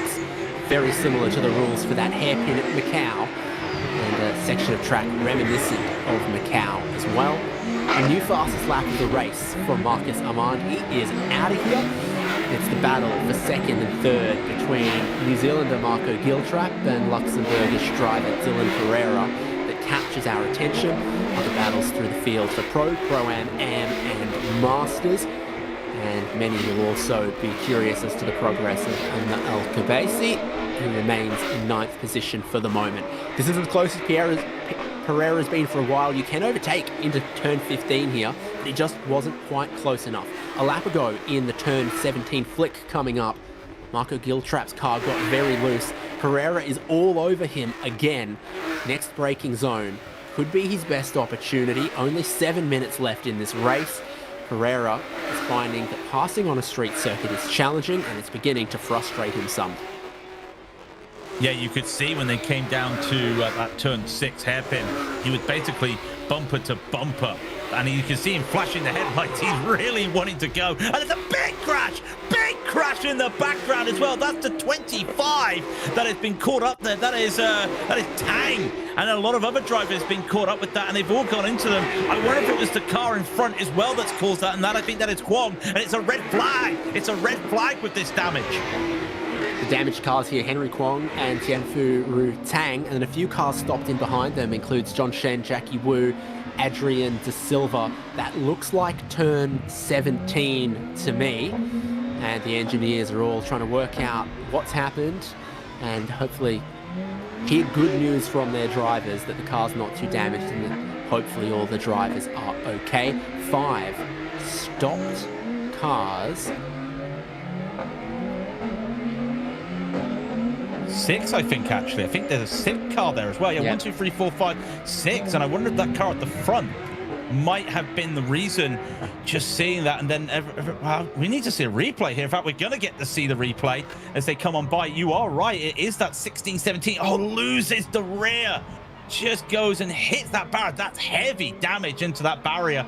And then just stopped nowhere for the 25 to go. He stops nowhere for anybody else to go. And where do they go? Great avoidance there from the 610 of Yang. But everybody else, nowhere else. And I don't think there's drivers with much damage there. But the other drivers were just having to slow down, nowhere to go. Look at it. They're lucky not to get much damage. That 610 from Yang, he's a very, very lucky driver to get around that gap. Yep. And it brings to an end Porsche AR Box Carrera Cup Asia. The red flag does mean that the results will be scored as they all crossed the line the lap before the red flag was called, which means that Marcus Armand, Marco Giltrap and Dylan Pereira will be the outright podium from this race. Understandably, right now the concern is for the cars, the drivers and the recovery down there. But it means that Jian will win Pro-Am. It means that Zhu Zhefeng will win Am, and I believe Adrian De Silva will get Masters. And the track is blocked. A few of the other cars have come around. A bit of work's got to do before the cars that have taken the red flag can even get off the track with that blockage. There's someone wearing the kit of the German national football team. They are no longer in the FIFA World Cup, but their fans are here at Bangsaen. Someone's got to support the German football team. I had to get that in there right away, as the fans would have loved to have seen a little bit of racing out there. A little bit of a shame, but this is handy that they weren't all clattering into each other, so the cars can move quickly. But with that timer going, unlike with the trucks earlier, the clock was stopped. There is no stopping this timer, and it's gone down now to 3 minutes and 16, 15, 14 seconds to go.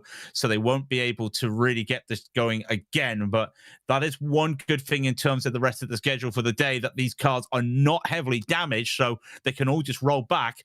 And then you start to see that the main cars, the front drivers, all getting out of there and into the pits. They will go. So shouldn't be too much of a delay for the rest of the racing, but unfortunately that's going to do it for the Porsche AR Box Carrera Cup Asia. Yeah, chaotic race for their final race here at Bangsaen. Started with contact at turn 4, contact at turn 2. We had a safety car. We resumed. Now we have had a red flag. There is not time to go through the procedure to resume this race. It doesn't say that we've officially declared the results yet, but it feels an almost certainty with just 2 minutes left on the clock that continues to tick down. It's hot in those cars. Once you come to a stop, the drivers are flapping the doors, and eventually they will move around and get some fans to them. Fastest lap of the race looks like it will go to Marcus Armand with 1:34.418. He set that on the lap restarting after the safety car. He backed everyone up. He slammed the throttle out of turn 19. And then he had a flying lap with clear track where he laid down that fastest lap of the race. The Porsche Carrera Cup look like they are going to drive from the pit lane back to their paddock, because we still have 2 races that we need to run today. It's TSS GT4 GTC and TSS GT3 GTM. Still a lot of racing to come, even though it seems Porsche Carrera Cup Asia is over. 60 minutes plus a lap for the GT4 cars. 60 minutes plus a lap for GT3 to close us out at Bangsaen. Just trying to get any signs there from the pit lane to see what the plan is, and this could be confirmed. Session will not resume as we expected, but there is the confirmation. The race is done after 11 laps, and there is your winner.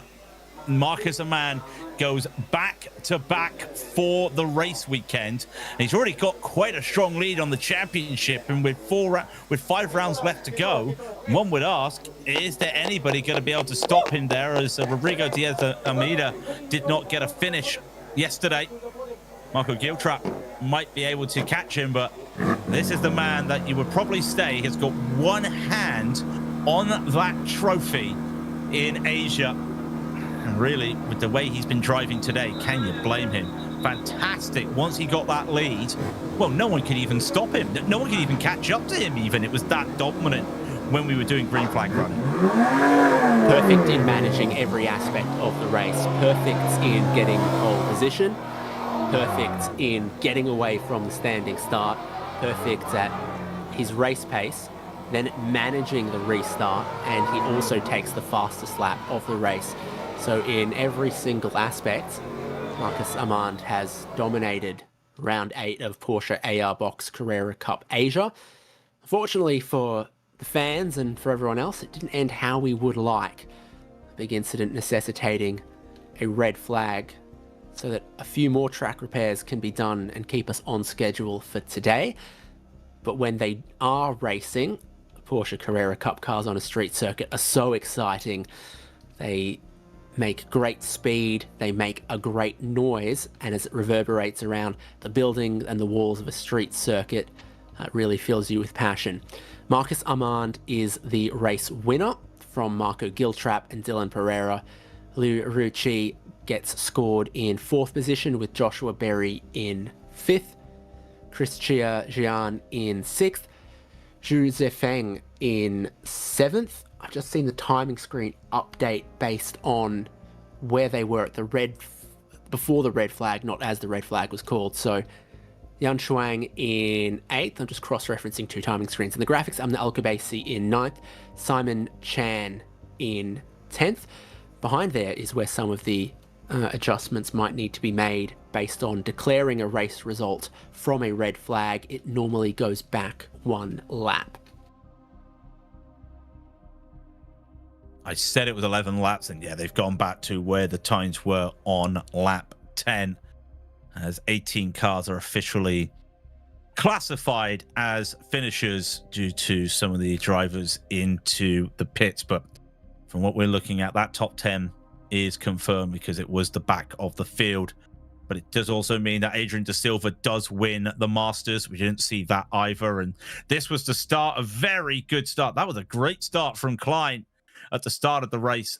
Just a shame it could not come to fruition. Dylan Pereira as well would have loved to have had some good running, but it all tightened up going up the hill. But this was the big turning point of the race.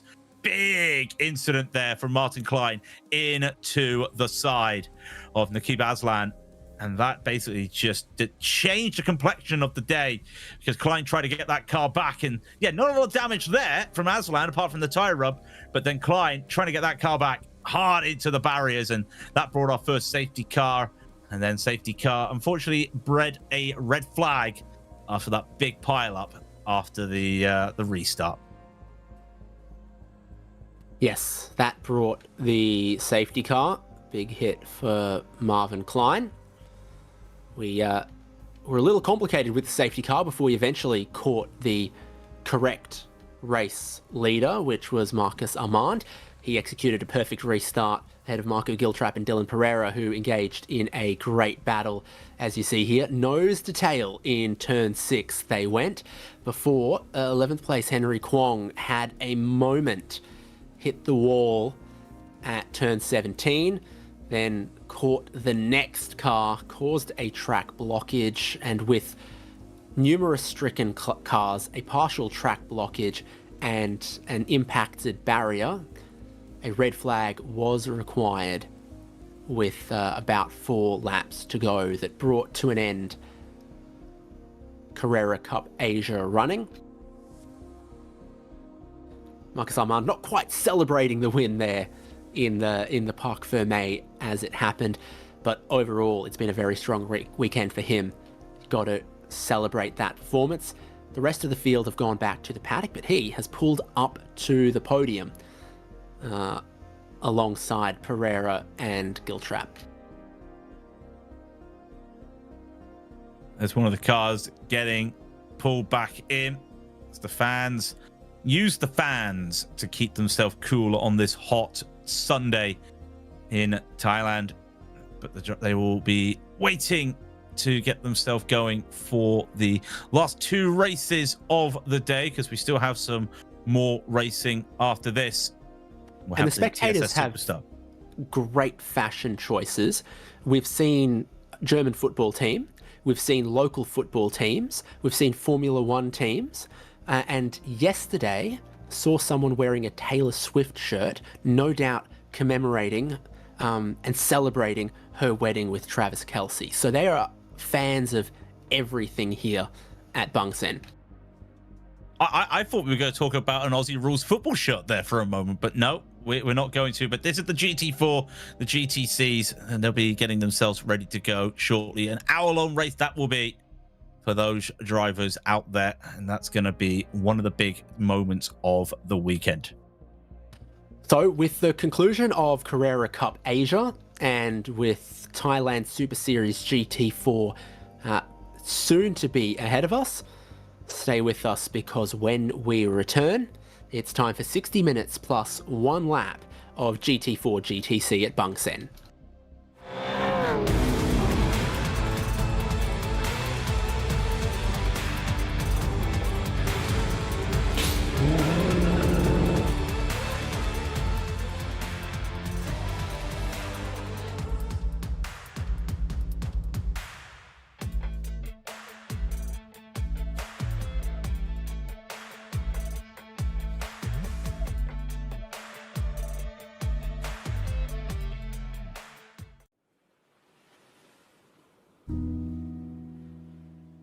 Years ago, a dream began beside the sea.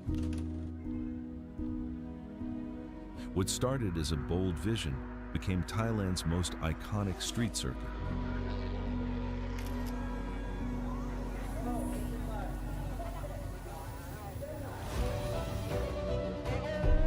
Through 2 decades, generations of drivers, teams, officials, and fans have written history together.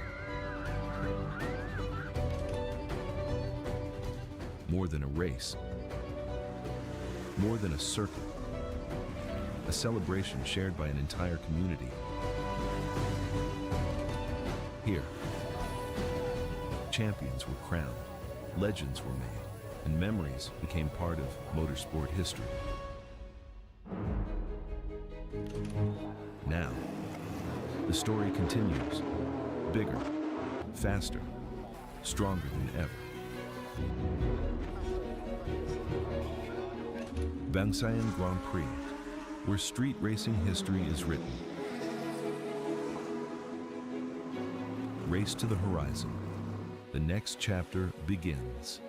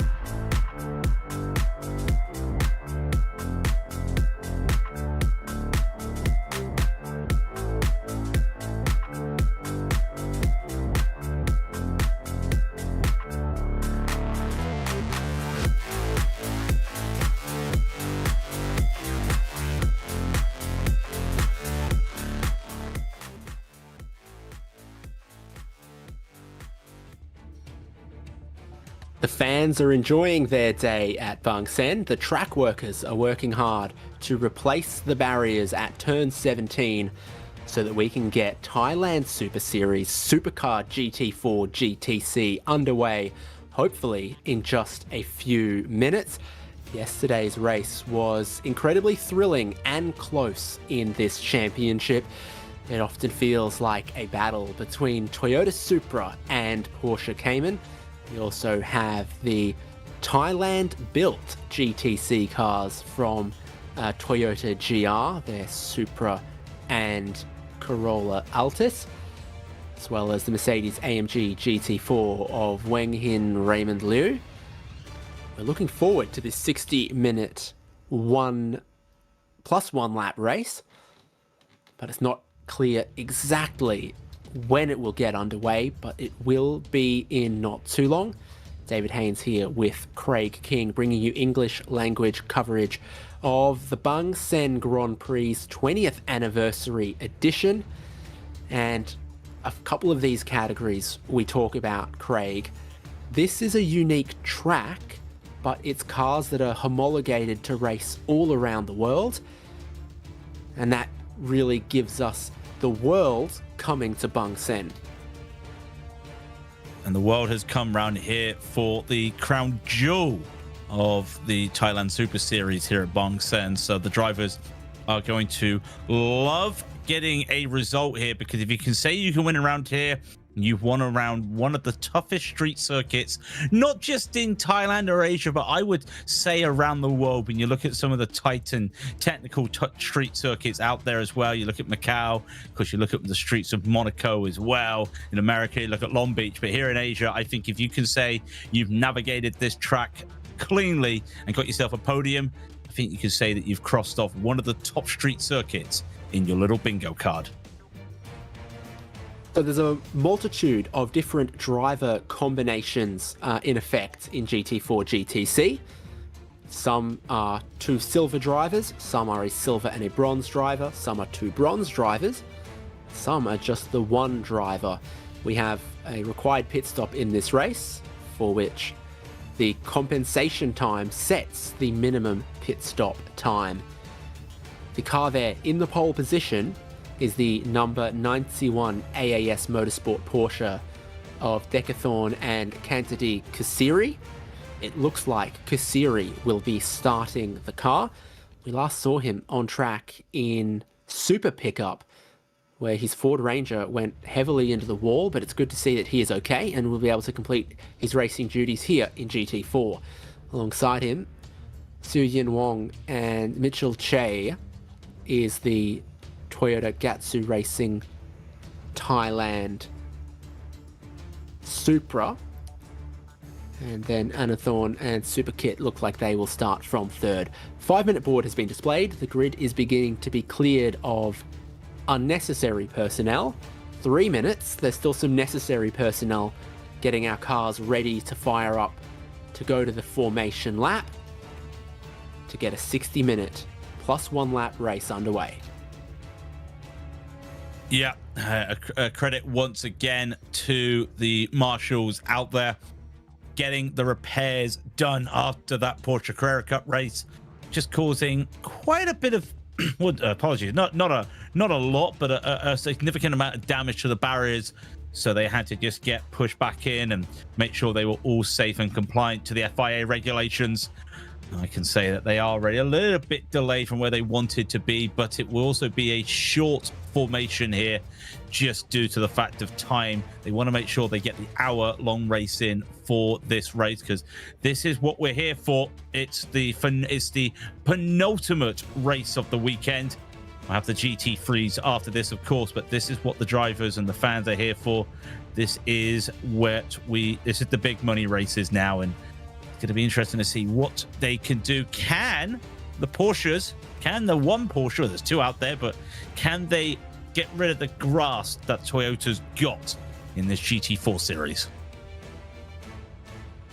For the teams in bronze-silver combination drivers, they started yesterday with their bronze driver and then switched to their silver. Today, they'll be starting with their silver driver and then switching to their bronze. Expect to see a lot of teams run long in the first stint and make their compulsory pit stop in the pit window towards the tailing end of it.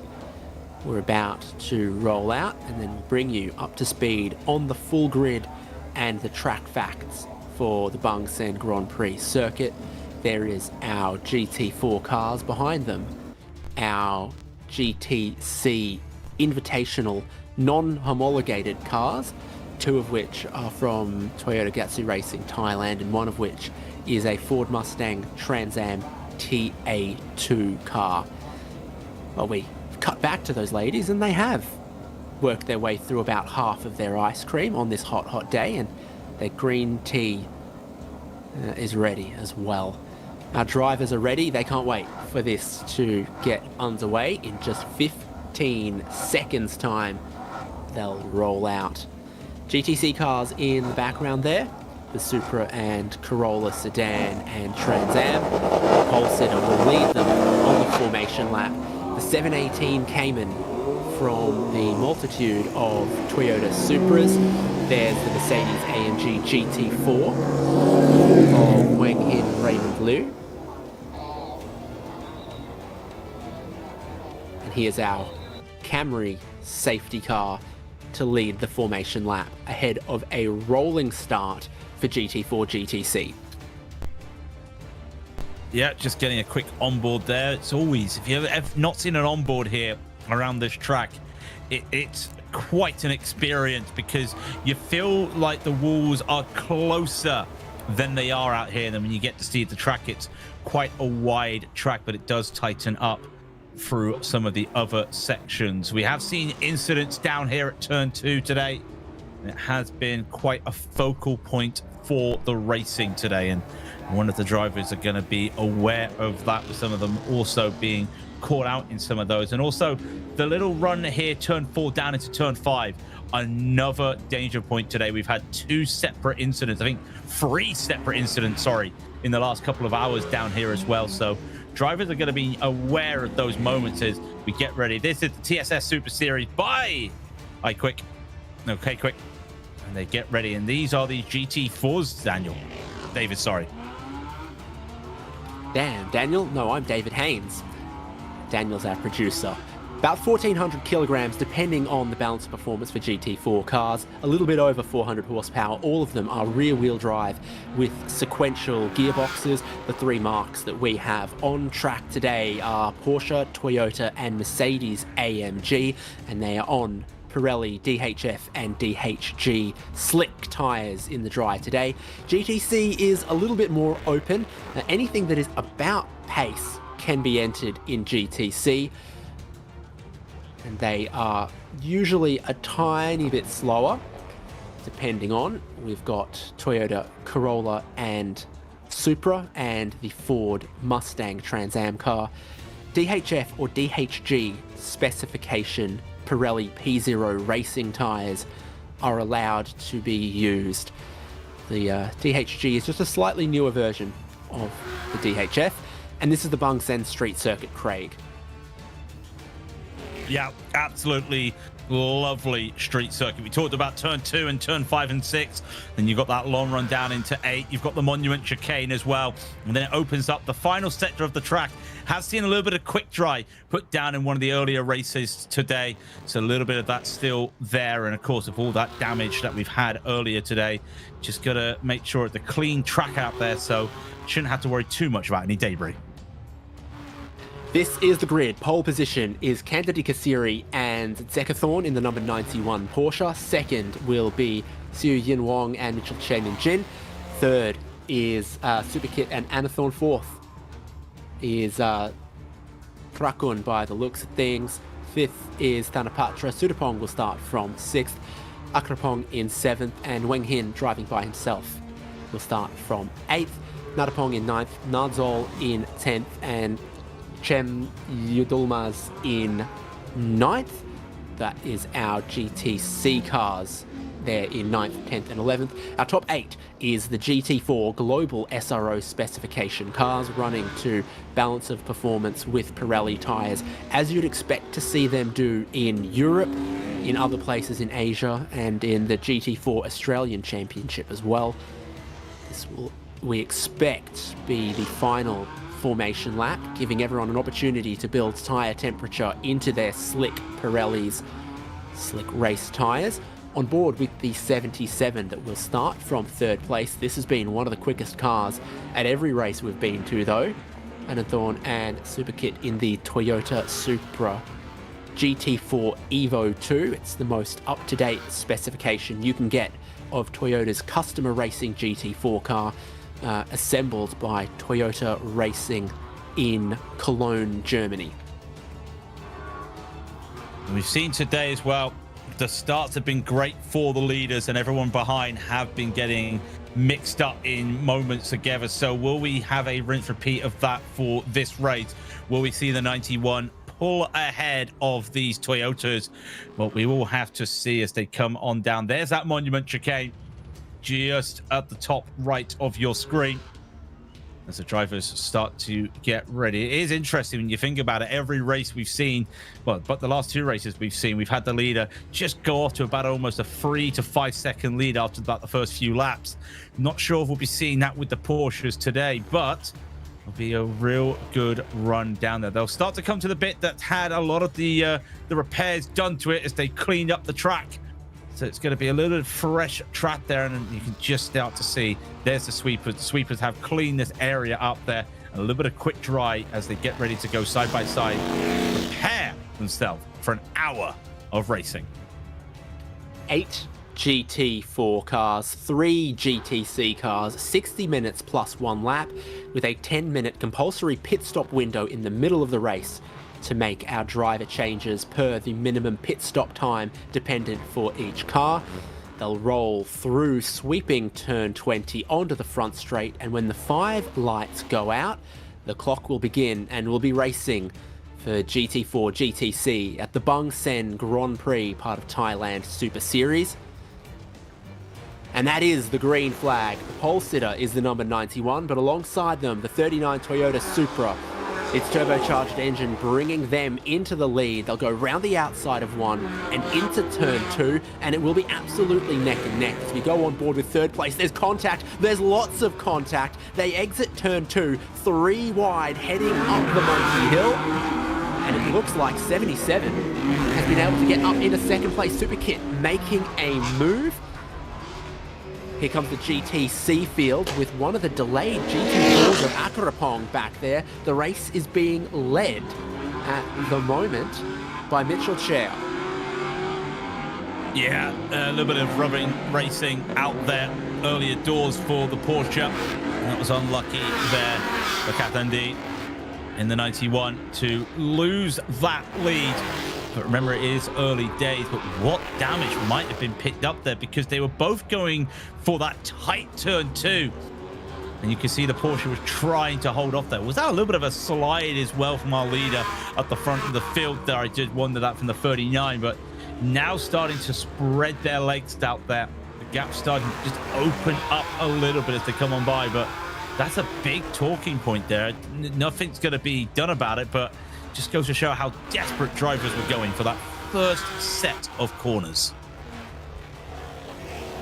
Yeah, this is the race that will be, in essence, pro drivers to AM drivers. So you've got your quickest driver in the car right now. They're all going to lean on each other best they can, try to build a gap for the second driver to take over the car later on. Particularly important for the silver-bronze driver combinations. It's Toyota Supras in first and second, as Kentati Kasiri has been muscled back into third position. And then fourth place is his AAS Motorsport teammates in the other Porsche 17 Cayman.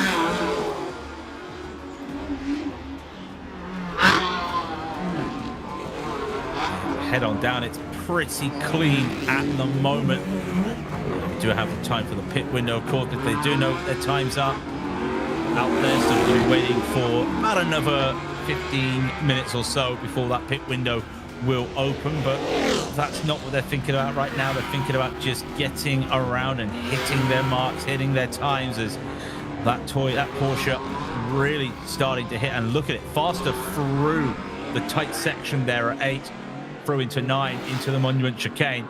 That Porsche looking really good. And another Toyota just swinging the rear out there, out of that chicane. I wonder if the 77 just having a little bit of struggles out there getting the tires up to temperature. Remember, it was a 44C track temp at the start of the last race, and really the temperatures haven't dropped as much. It's still a pretty hot track temp out there. You can tell anytime we look at the fans how hot it is in Bangsaen. They've got their ice cream, they've got their giant iced teas, they've got their fans, and even that isn't quite enough. Another lap completed, extending the race lead for Mitchell Chea, ahead of a battle brewing for second and third place. It's Super Kit in the 77 at the moment. Kandidi Kasiri in the 91 Porsche seems to be getting a little bit closer, lap on lap, corner on corner as we go on here. The top three with their pro drivers in, stretching away from the rest of the field. So you see Thanapatra in fourth place, does a minute 42.8, a minute 44.6 for Todd in the number 95, and Weng Hin Raymond Liu in sixth place with a minute 47. We saw in yesterday's race that Mercedes and its driver get more comfortable as the race went on. The GTC at the moment is led by Matapong in the Corolla, from Nadal in the Supra, from Sem Yadulmaz in the Trans Am. We have got Toyotas behind that from GT4. So one of them delayed, and one of them may not have taken the race start at all. I don't think the number 11 started. We go through the fast section on the beach side, and in that way, the 77's able to build a couple more car lengths ahead of the Porsche. We've seen this. Supra, good in a straight line. Porsche, pretty good in the tighter stuff and on the brakes.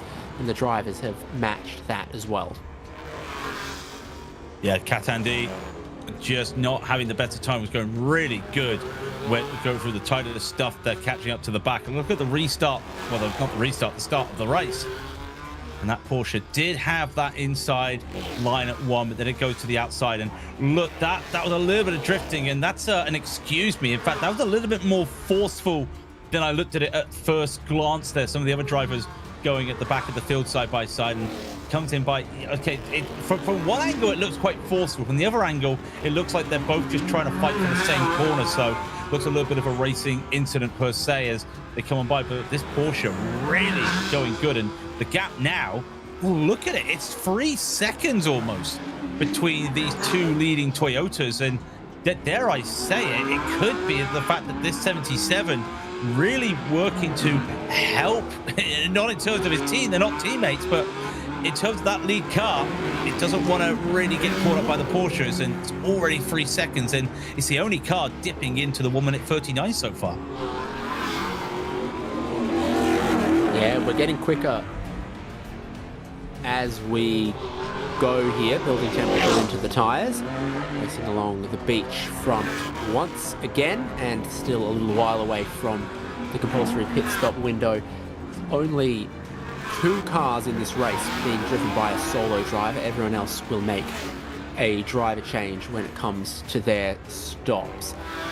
Turn 17, the fans in that zone have a great view to some action, but also to some unfortunate incidents that have happened today. Led to some red flags, barrier repair, and that's delayed the schedule slightly today. This race getting underway a little later than the schedule optimistically had hoped for.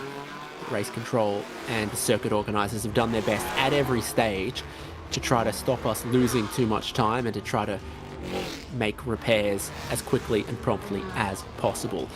Our top 3 battle, we've had our eyes on it. We look back to 4th place, where Thanapatra is in the number 9 AAS Motorsport Porsche Cayman. Yeah, this Porsche struggling a little bit out there. It was a 143.3 last time by. Just looking to catch up there as much as they can, but those front 3 drivers really putting the speed down. So it's really a case here of can they just extend that gap there to the back there behind them. I know it's an AM driver behind them, but they're still in their own overall battles there. The Mercedes hasn't really got the legs at the moment at the back of the field either, but this is the Porsche going on by as Thanapatra, will hit on, and it's a beautiful car to look at, this Porsche 718 Cayman GT4. I know they're looking at bringing a new GT4 in at some point through the Monument Chicane. It's just going to be a shame when they update this GT4 in the around. We're going to be losing this unique body, I feel, that the Porsches have. Yeah, I spoke yesterday about the 911 GT4 that will be coming in future. As the Cayman road car leaves production, Porsche Customer Racing are creating a new version for customers all around the world, including AAS Motorsport, if they wanted to pick one up. 4th place comes onto the start-finish straight, and each lap getting quicker for a lot of the drivers throughout our fields, including Thanapatra, who sets a new personal best, 142.7. Behind them, not a new personal best for the number 95. They hold a respectable 5th place at the moment, and very often what happens, particularly in this race 2 of the weekend where the pro drivers start, is the field spreads out, but the cars that you see out front have longer minimum pit stop times, and that can bring the field back together somewhat, create some excitement to the race in the back section that you didn't think you were going to get based on the gaps early on. Not to also factor in that your second driver, usually, with no offense to them, your slower driver in this format for this race. So that also is going to just change the complexion, because the drivers will be looking to pick up as much time as they can, or hoping other drivers make mistakes in front of them. Knock on wood, it's been a clean race so far. It was interesting to see how the 39 in the front, that's his best time. Wasn't as fast as lap last time. In fact, both Toyotas at the front of the field were matching one another as we continue to look at this 95 in the back of the top 5. I'm doing well. I'd love to get a bit more time, because I believe it might help them out when they come to that pit stop moment out there, because they've got the lowest amount, or the shortest time in the pit lane when it comes to their mandatory pit stops at 95 seconds, tied with the 19 who is at the back of the field at the moment. So they'll be looking to take advantage of that very good, well, is not favorable, which is very good due to what it is with the compensation pit stop time. Yes, so you look at the state of the race at the moment and you see a lead extending for the race leader, but they have a bronze driver to put in for the second stint. That will bring them closer to the field. And second, with a silver-silver driver combination, they have a longer compensation time to account for the driver categorization. And then, as you said, the number 19 car, bronze-bronze driver combination will have the least pit compensation time. It will close things up. One of the things you get more pit compensation time for, though, is being a solo driver, and that's what the 219 is.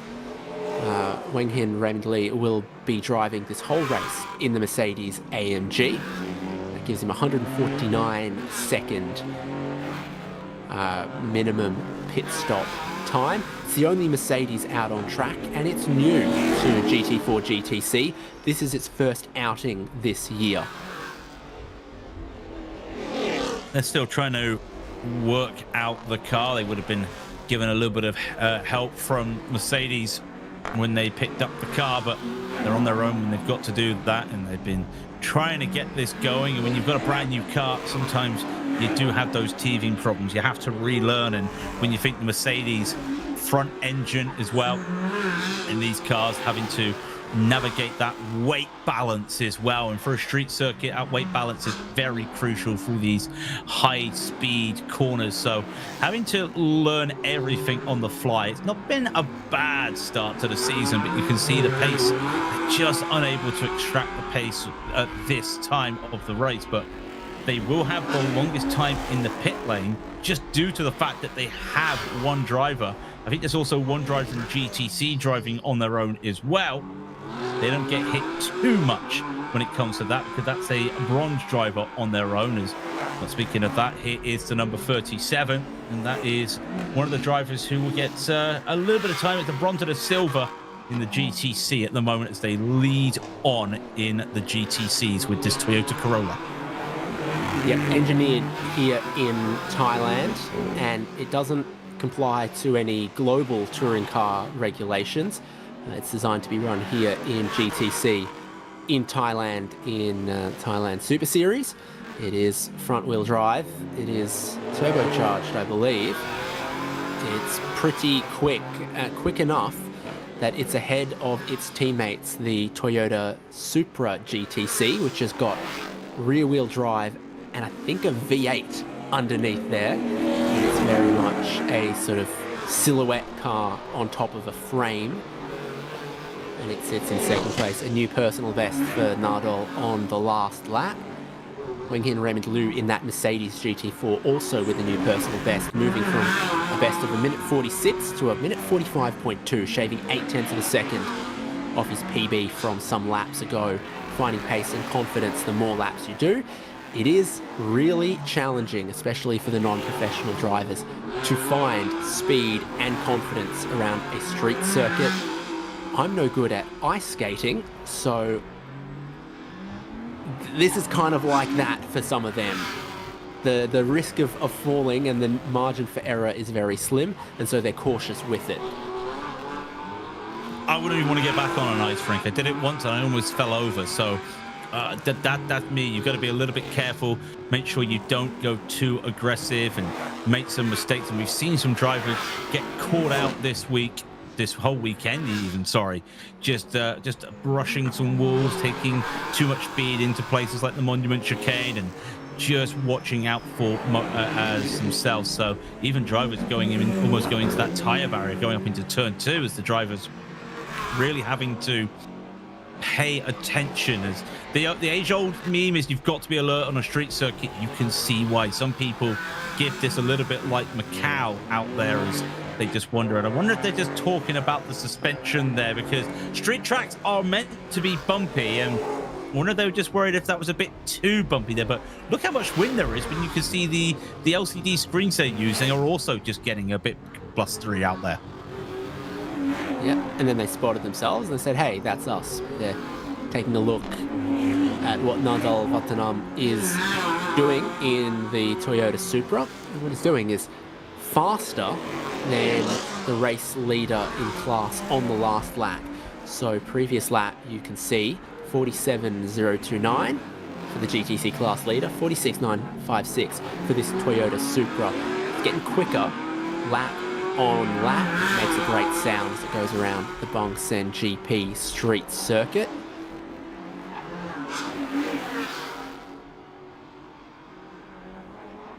Well, pit window, they've got another 10 minutes till that pit window will open as well.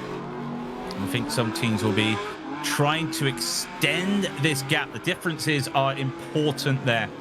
When you look at some of these times, there's going to be up to 50-second gap almost between some cars, and that's not time in the box, that's time entering and exiting the pit lane. And just remember, for these drivers as well, they've also got to get a driver swap in that time at the same time as that. So how long do you want to stay out and extend that gap with your best driver, or do you want to get in early and just see if your bronze driver will be able to, or your second driver will be able to make some jumps here? Because Mitchell now going purple again at 1:39.652, almost a second faster than the 77 right behind. And that gap now extends out to 6.5 seconds. And, well, they're going to need that time, because the 39 will have to spend quite a bit of time in the pits. And if you compare that with the 37, well, the gap between those two is actually 14 seconds. So you'll probably think that Mitchell and that 39 will be looking to extend for the next 10 minutes. Yep, a new fastest lap of the race, and the margin growing for Wing Hin Motorsports Toyota Supra. The other car in GTC, it's this Trans Am Ford Mustang. And it's being driven by Cem Yilmaz. He sits third in class at the moment, and it's another V8 creating a symphony on the streets.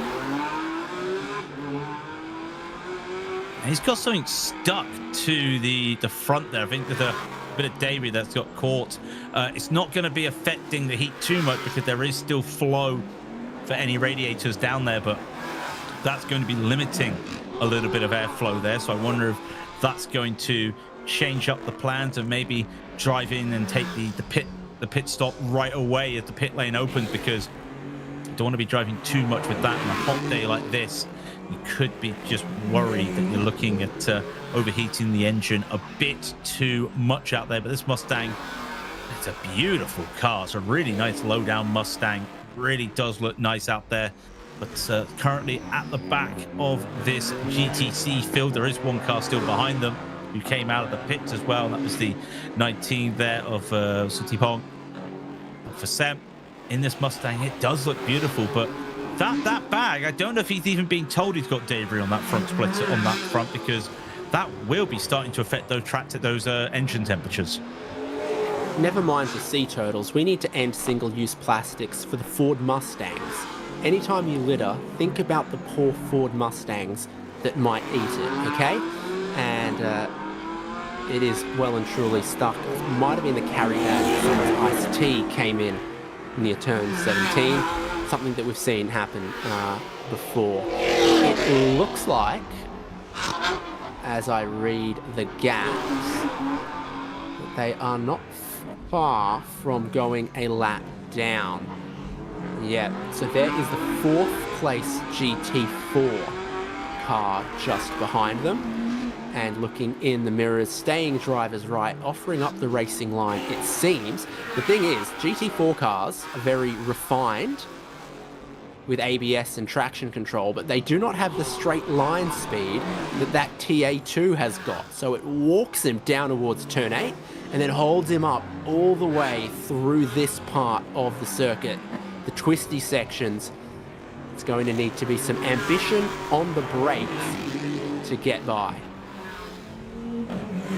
Looking as well, gets it done now under the brakes. And well, that was one thing we were worried about with some of the drivers getting on that quick dry, because it's off the racing line. If you have to make a move or anything like that, you'd be putting yourself on that quick drive and get on by, as that's the number 9 going on by. And that just goes to show we're only 20 minutes into the race, and Well, these Porsches and Toyotas really just showing this pace difference out there in the GT4 compared to the GTC. It's about 5-6 seconds difference between the two classes at the moment. As I'm just looking right now, pit window I think going to be open in the next 4 minutes, and then we just have to play the waiting game, and I wonder if that's going to be what most of these drivers are. That gap at the front is now 8 seconds. So Mitchell's done a really good job in that 39. I'm curious about that gap though between the 77 and the 91. Only 4 seconds between those two. And it really does feel like it's going to be a battle between the top three, even when you put in the pit stop times. It just feels like with those gaps at the moment, look at it, almost 30 seconds ahead of Thanapatra in P4. And that number 9 we just saw, who just got hold up a little bit from that GTC. But I think that's a lot of time to try and make up with the pit stops. Second place on track, with a silver driver still to come after a 146-second stop. The race leader has a bronze driver to come after a 132-second pit stop. And in third place, a bronze driver to come after a 137-second stop. So it bodes pretty well for this number 77. It doesn't bode particularly well for the number 91 Porsche in third place. They're going to lose time in the pit lane and then not really have anything after that driver change to suggest they'd be able to claw down the extra margin. But 77, if they can stay close enough, they could carve up a couple of positions in the final stint. Yeah, I'm curious to see as well the top speed of that Toyota, that 39, really is showing what it's worth compared to the Porsches in third and fourth. So I wonder if that straight line speed on a track like this, because look at the straights they've got to deal with. I wonder if that's going to help that Toyota when they come in. It's about another minute till the pit lane gets to open as well, and the 77 here. Since at the start of the race, remember we were talking about how Katandi was trying to get back past around the 77. Remember that 91 started pole.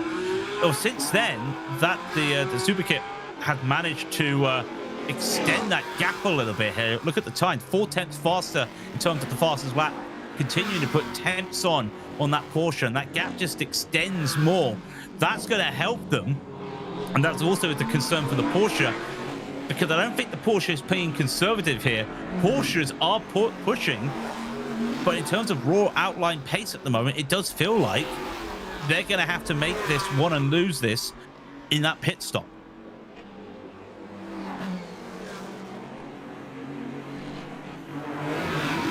So by the time they come around in about a lap's time, the pit window will be open. However, the formulation of this race being silver drivers start and bronze drivers finish means you often want to stay out as long as you can right to the end of the pit window before making your substitution.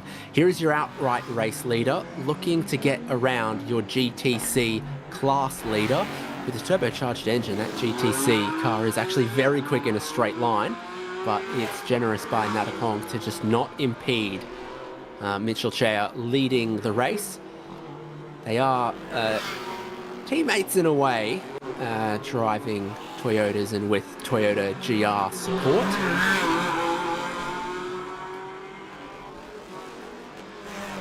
Last thing you'd want is to hold up a fellow Toyota driver. So I think that was almost, listen, Toyota behind you, you're just going to have to just let him by. And it wasn't much there to go by. There wasn't any, okay, I'm going to hold you off or just keep racing. No, just go on by. That's what he needed to do as they come around the wonderful turn, the turn 18 hairpin there. And there it is. The pit window is officially open. Who's going to be the first to dive in? I don't think we'll be seeing some drivers in for a little bit. I would reckon with the 10 minutes they've got to do, I would say give it about 3 more laps before we see drivers dive into the pits. Well, you got to look. Who has nothing to lose from pitting early? The answer initially would be the two cars that are being driven by solo drivers, because they won't be making the driver change. They've just got to serve the time. So Wang Hin and Raymond Liu in the Mercedes in GT4 and Cem Yilmaz in the Trans Am in GTC have nothing to lose and nothing to gain from pitting early. And in fact, if they pit early and then a safety car comes, it could even benefit them slightly.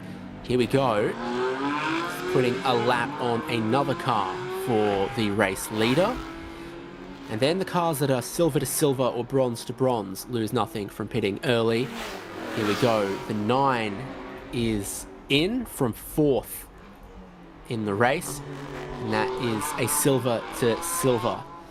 Thanapatra gets out, Kamit Karnasuta will get in, and they've got to be 141 seconds in the pit lane. The driver change is going on. There is the Trans Am in the background as well, nothing to lose from pitting at the beginning of the window for them.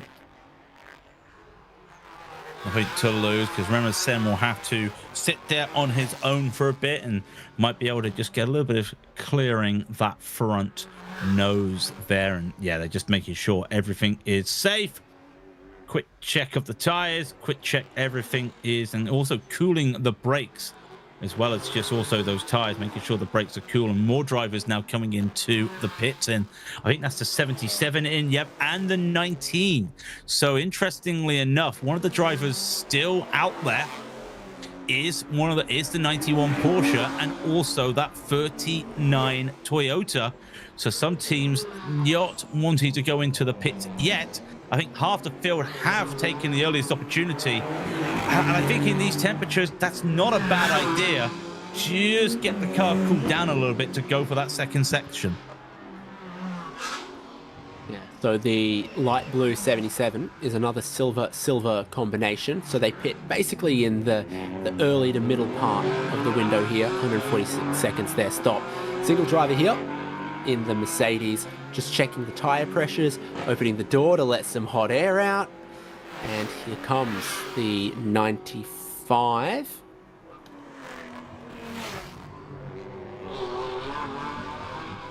That was an outlap for the 95. That's 95 now leaving the pits after taking their pit stop. So we'll wait to see what they do out there. The 24 there as well. Here comes the Ford Mustang coming out. Sem is going to be ahead of the number 9. They get on by, but still we've got those leaders yet to pit as well. The 39, the 91 still out there racing at the moment. That's quite a bit of a gap as well. 14 seconds should be coming in very soon, one would think. They haven't yet, but that now means practically the whole field has come into the pit, except for that Porsche that started the race on pole. There goes the 219. They go on by. That's another solo driver in that Mercedes, and the 19 as well coming on. Everyone making their work, but yeah, all eyes on when will these leaders come into the pits.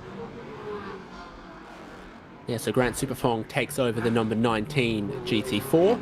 The GTC cars are coming in. There was the Supra having its driver change. A very busy 10 minutes in the pit lane. Very busy time to be a leaf blower as well, as they cool brakes, cool drivers, cool radiators. So where will everyone shake out when the pit stops are done?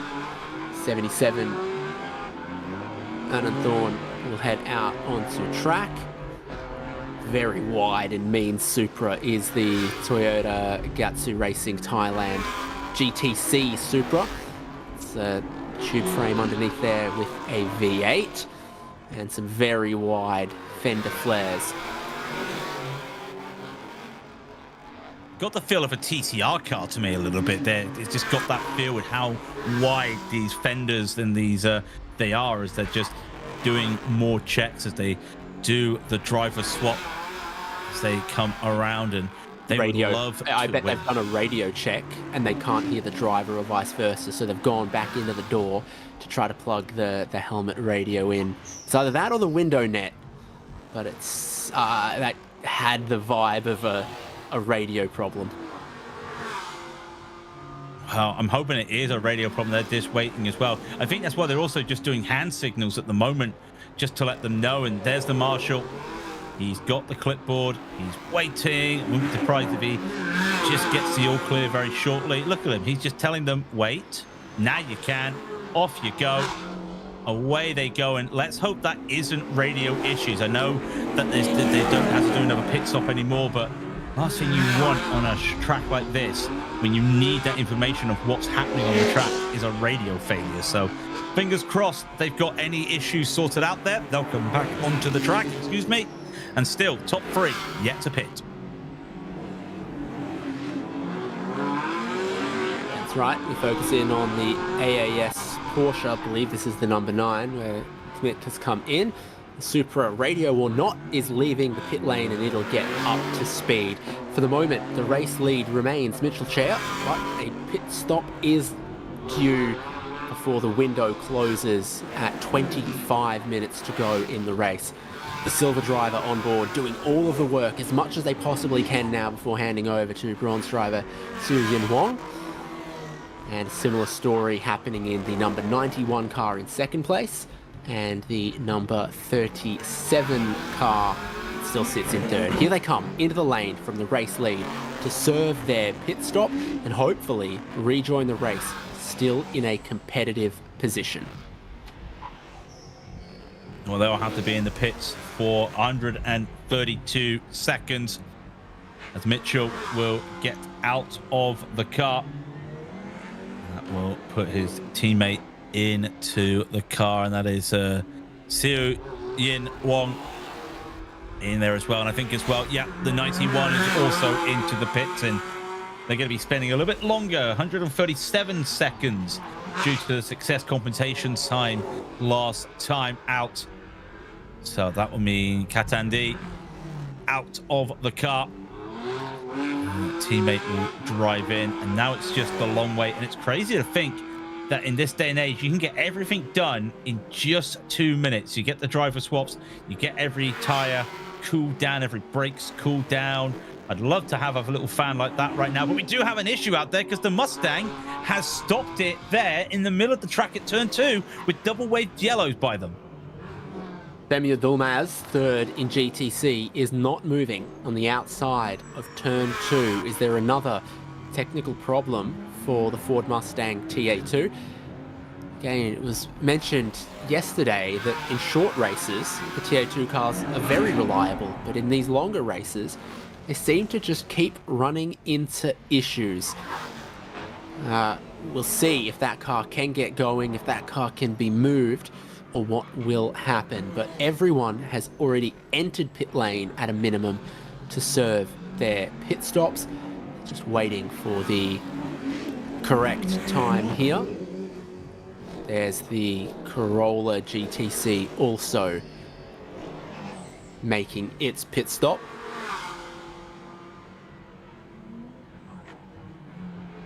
And I wonder if they'll keep this green until these pit stops have been done, or if that car has managed to move again. I haven't seen it on the live timing make any moves at the moment, but the 39 now out of the pits. And getting quite a good gap there as well as the long wait now for the rest of the cars. There goes the GTC Toyota Corolla. Now we just wait to see the 91 come back out. Still no news on what's happened there with the Mustang. It's right at the bottom of the timing tower as well. I think it has still stopped. No, they've managed to push it off. That's good. I didn't see that bag on. I think the bag did get free, so it's definitely not an overheating issue. That, or they managed to refire it for a second and drive it out of the way. So that seems like safety car intervention won't be required. Everyone has made their pit stop now. A safety car in the second half of the race would be pretty devastating to the teams that have their bronze driver installed, because it would collapse the gaps that the pit compensation time has given them to give them a fair chance. So the race remaining green is what you want if you're the race leading number 39. Pit window is over. Everyone has made their stops. The 91 is just ahead of the 77 on the road here. Decathlon and Amathorn into the car to bring it home. After the pit stops, a Porsche now up into second place. but is going to be challenging to remain there.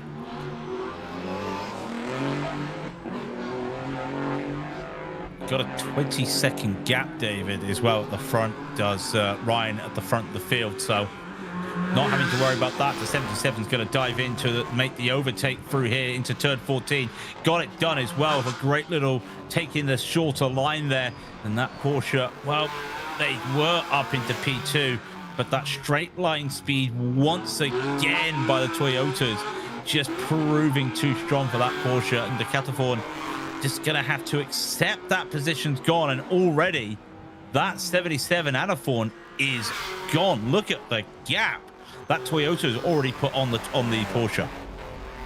So you have a bronze driver in the race leading car, a silver driver in the Toyota Supra here now in second, a bronze driver in the Porsche relegated to third. The story of this race for the remaining 23 minutes will be Ken Ananthorn hunt down Xu Yin Wong in the number 39 Supra. The shorter pit compensation time for the 39 counts for the fact that they have a bronze driver in their lineup. The double silver driver for 77 gives them a longer pit stop time, but it means that they are trying to hunt down the rabbit in the final half of this race. We'll wait and see if the job can be done, and if yes, how rapidly Ananthorn can close a gap that was 19 seconds at the start-finish line at the beginning of this lap. Well, last time by, actually managed to get 4 seconds. I don't know if that's a representative time from Ryan at the front of the field. But the last time was a 146 for that 39, and it was a 142 for Anathorn, but they'll be coming around shortly for their next set of lap time, so could get a better representation around here as the 39 will be crossing the line very shortly. And if it is those middle 40s, it might be a bit of help. The 44-1, and as Anathorn will come on by, if it's anything lower than that, I think we could be in for a race here. The 39 did have the fastest time in the race so far, set by Mitchell, and there it is in the 141. This silver driver car is really looking quick at the moment. There's only 21 minutes left to go. I think that attributes to about 10 laps or so. I'm looking at my maths, and that says that 39 is in danger. Now these races are meant to go. The 39 had a fair head start. 77 has enough time and enough talent on board to try to hunt them down. And after the compulsory pit stops for everyone, the Corolla Altis still leads GTC, seems by about 10 seconds. So we'll see if the Supra can close in the GTC division.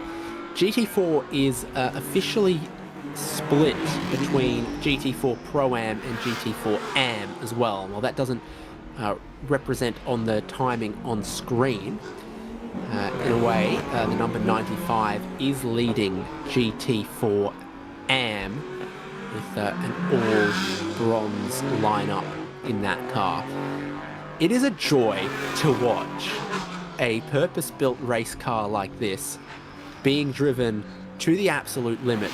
You will note that both wing mirrors have been pushed in, but none of the body panels have been scratched because Ananthorn has driven millimeter perfect on this street circuit up against every wall in pursuit of a race win that sits 15 seconds up the road. I think it's going to be less than 15 seconds now. It's 11 seconds up the road, putting another 140.9, and those times are starting to drop as well. Interesting to see the 91 Porsche of the Cataphorn as well, trying to make some good time up there, but I don't think that's going to be a big issue out there in terms of trying to catch up to take that to get up to the 39 Toyota. Their battle is making sure they stay ahead of that 95 amateur GT4 car. So looking to go, but these times, these sectors are quick. Anna Thorn already a second faster in the first sector of the racetrack compared to the 39. And realistically, if you're in that team right now, if you're the team crew, the pit crew for the number 39, you're just telling your driver, just keep hitting your marks.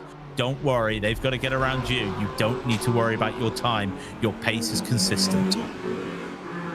Here is the race leader, Ryan Siu Yin Wong, in the car at the moment. A little bit of lap traffic just up the road, but not too close. The wing mirrors haven't been pushed in on this car, and what they show is the flag of Hong Kong and Malaysia, which represents the two drivers that combine in this car. In the first race of the weekends, they've typically been very good. Mitchell Che Min-jae doing a good job finishing the races. He's done a very good job starting this race, but the lead gap is down to just 8 seconds. Each lap, 3 to 4 seconds, seems to disappear from a race lead that was once 20 and now sits at 8 seconds. It's the gap that's really closing on the track as well. I'm looking at other times out there at the moment, and most drivers in those 42s, 43s. That's the only driver really in the 40s is that 77, trying to just gain advances. The rest of the gaps aren't really closing as much as they could do, as the 39 will now get held up a little bit. It is there, a little bit of lapped traffic out there, and that's the 19, who's the second GT4 AM driver out there at the moment. Not doing the best of time, but what's interesting, they set their fastest lap last time, a 1:43.654, and Mitchell here, Ryan here, did a 1:43.620. So, well, that's going to be tough to get past a car that you're basically doing the same lap times as. But if you're basically doing the same lap times, you don't need to get past them. We'll see. Ryan Wong leading the way. It was 8 seconds last time around. Anna Thorn taking approximately 3 to 4 seconds per lap. It was a 43.6 last lap for our race leader. Now they cross the start-finish line for a 43.5. 17 minutes to go. They are getting quicker. They are still being hunted. The gap down to 5 seconds now. You'll begin to see that light blue Supra in the back of shots at times from here on out. That lap car as well up ahead could also be interesting if they come to the battle as well, because they did a 1:44 last time, and there is the 77 of Anna Thorn going on by through the yellow flag section of that hairpin, and through they go. And it's mandatory yellow there for no overtaking as the 77 continues on. That gap every corner gets closer. It was 5 seconds at the start of the lap. I wouldn't be surprised when we come across the line, it would be up to 2 seconds, even a second and a half, because that gap really is closing through the Monument chicane they go. Yeah, and Anna Thorn is closing in, but can't see any car in front of them at the moment. Just losing track, and there they are. That's definitely going to be a 2 second gap. It's coming down with a quarter of the race to go. There was an opportunity yesterday for this 77 to win the race, but they had a penalty, I believe, as they served the pit stop time incorrectly. There were some penalties in GT4 GTC yesterday, but we've had a very, very clean race control sheet so far in today's race. We avoided the need for a safety car. No penalties have been given out, and hopefully that can continue. 2 seconds, the gap for first and second place, and closing as they cross the start-finish line that time. The Porsches sit in third, and I believe there's a chance that the gap between fourth and fifth is also closing down. So Kmick with some work to do in the back half of this race, but could still close in on the number 95 Supra for fourth position. lap down car, then the race leader, and then second place. Cue the Jaws music. Yeah, Jules. I'm also keeping my eye on that GTC battle as well, because that could be a late battle between those two. The gap was 8 seconds when they last crossed the line, and the number 24 is really putting in some decent lap times. To the 77 continues to look, and don't want to be making moves into this corner. Want to be waiting. I wonder if they'll just be accepting that it's best to just hold on until they come across that start-finish line down into turn 1. Might be the overtaking spot, because look at them hounding. No, not going to be that. They're going to look down into turn 18, and that's going to be the change for the lead that was written on the wall. Just a few laps to go. The new race leader is the number 77 Toyota Supra GT4. Just in behind them, Ryan Wong has a great slipstream. I don't think he's got the confidence on braking and turning to match what new race leader Anand Thorn can do. Now it's the traffic for both of them to begin to deal with, and in the Tech Pro, that might be turn 15 for Wen Hin Raymond Liu. Doesn't look like it's gone in particularly hard, so hopefully it can reverse out of that situation and we can keep this race going safety car free, but it is something to look out for on the racetrack for the car that's currently 6th in GT4. It's currently 1st in GT4. Don't want to be held up too long here. They've made their move into the race lead. What they don't want is to be held up and have that challenged again. Curious to see what happened there to the 219 Mercedes.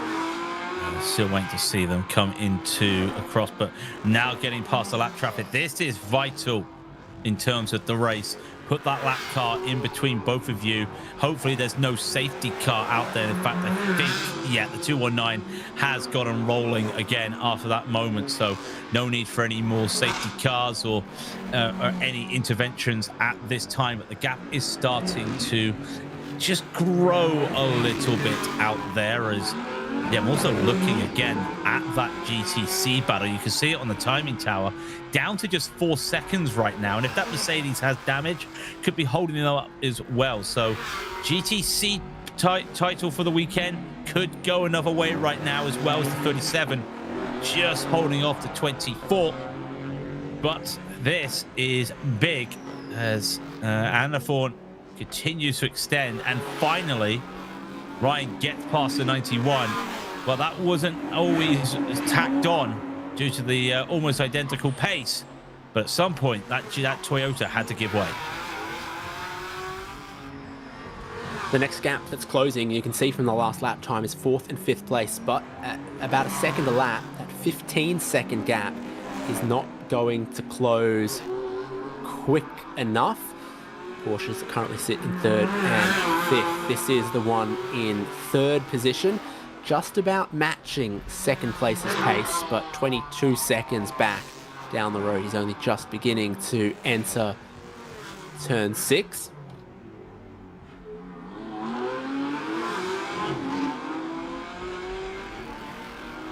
It's interesting to see as well when you look at the differences in the pits, because remember they were required. Oh, that's the 39. That was the lead. That was the car battling for the lead. Now where has that happened there? That looks like turn 12. Monument. I want to say. Exit of the monument. They've spun in the monument and they are facing backwards in a blind position. There goes the 91 through and into 2nd place, and there is damage. The car is grabbing. The right rear is severely damaged for Ryan Wong. They were in the race lead, then they were hunted down, then they were in 2nd, and now that car is not going to be able to continue in this race with that amount of damage. Oh, careful! They are going to be able to drive it back to the pit lane, but I don't think they can race it. They'll be lucky to get it into the pit lane. Look at them having to go off the line onto that quick dry as well. If it's the rear right of the car, or the driver's right, that says to me that that's on the exit of the chicane. Here we go. We're going to get a good look at this right now. and lose it. Oh, actually loses it on the inside. Wow, yeah. So has he lost that going into the turn? They've hit the right-hand side of the car somewhere else, and it's given way going into Monument. They've pulled aside in turn 15, but they are not all the way out of the way. With 9 minutes to go, race control had a decision to make, and that decision was safety car. Well, they say safety car. Some of them just getting the green flags out. No, need to get the yellow flags out. It has to be a safety car. They did try to get that car back, in all due fairness, but that damage was just too much, and a lot of talking there. One driver, well, I'll tell you what, that just goes to show how hot it's been, because he's come out the car and he really is struggling with the heat, having to try and cool it down. So with 8 minutes to go, safety car coming out, that they can't continue. I know they've been able to continue with cars on the track before, but that says to me that could be the end of the race, really. That is, yeah, that says to me that we are definitely probably going to be finishing. Well, if they can pull the car, it could be a relatively quick safety car. It doesn't seem like it's going to be one of those massive barrier repair situations. So I never want to be defeatist about it. But once a safety car is called, there's procedure to follow. It takes some time, and we don't have a whole lot of time left in this race. There is Super Kit, the teammate to Anand Thorne, leading the race. He'll probably be thinking, I'd be happy if this safety car went for 8 minutes, because it means I'm a race winner after doing my part at the start of the race. And Porsche of Theka Thorne and Kanzati Kasiri is up into second place, number 95. Supra up into third, with the retirement now of that Supra with damaged suspension. The question just becomes, where did the damage to the right rear suspension come from? Was it a failure that just happened with wear, or was it from an impact with another car or a wall? Well, when we saw the car, I didn't see like a lot of paint scrapping or body panels being popped out of position there, and well, we can't see there really because it's on the other side of the barrier. So it could have just been the lightest of touches, but yeah, I'm starting to feel that it might have been a little bit of failure on that suspension, and we've seen this track be a little bit bumpy today. It is a street circuit. You're always got to watch out for it. The teams would have prepared for a bumpy track like this. So yeah, you look at all the possible variations, and one thing is definitely for sure, that car is out of the running, and it does in some respect gift the 91 a P2, but also gifts the 95, the solo driver, a podium spot right now. But if the field's neutralized, are they going to be able to hold on to that if we go green again? Yep. It will be very, very interesting if we do manage to get racing again. If we don't, the Toyota Corolla sits in the lead of GTC ahead of their teammates, the Supra, and the other car that we've lost from this race was the third GTC car, the Mustang TA2, joined by Ryan Wong. Now that we've just had that incident that's brought out this safety car, Toyota Supra GT4 with heavily damaged right rear suspension, crabbing so badly as to not even be able to continue.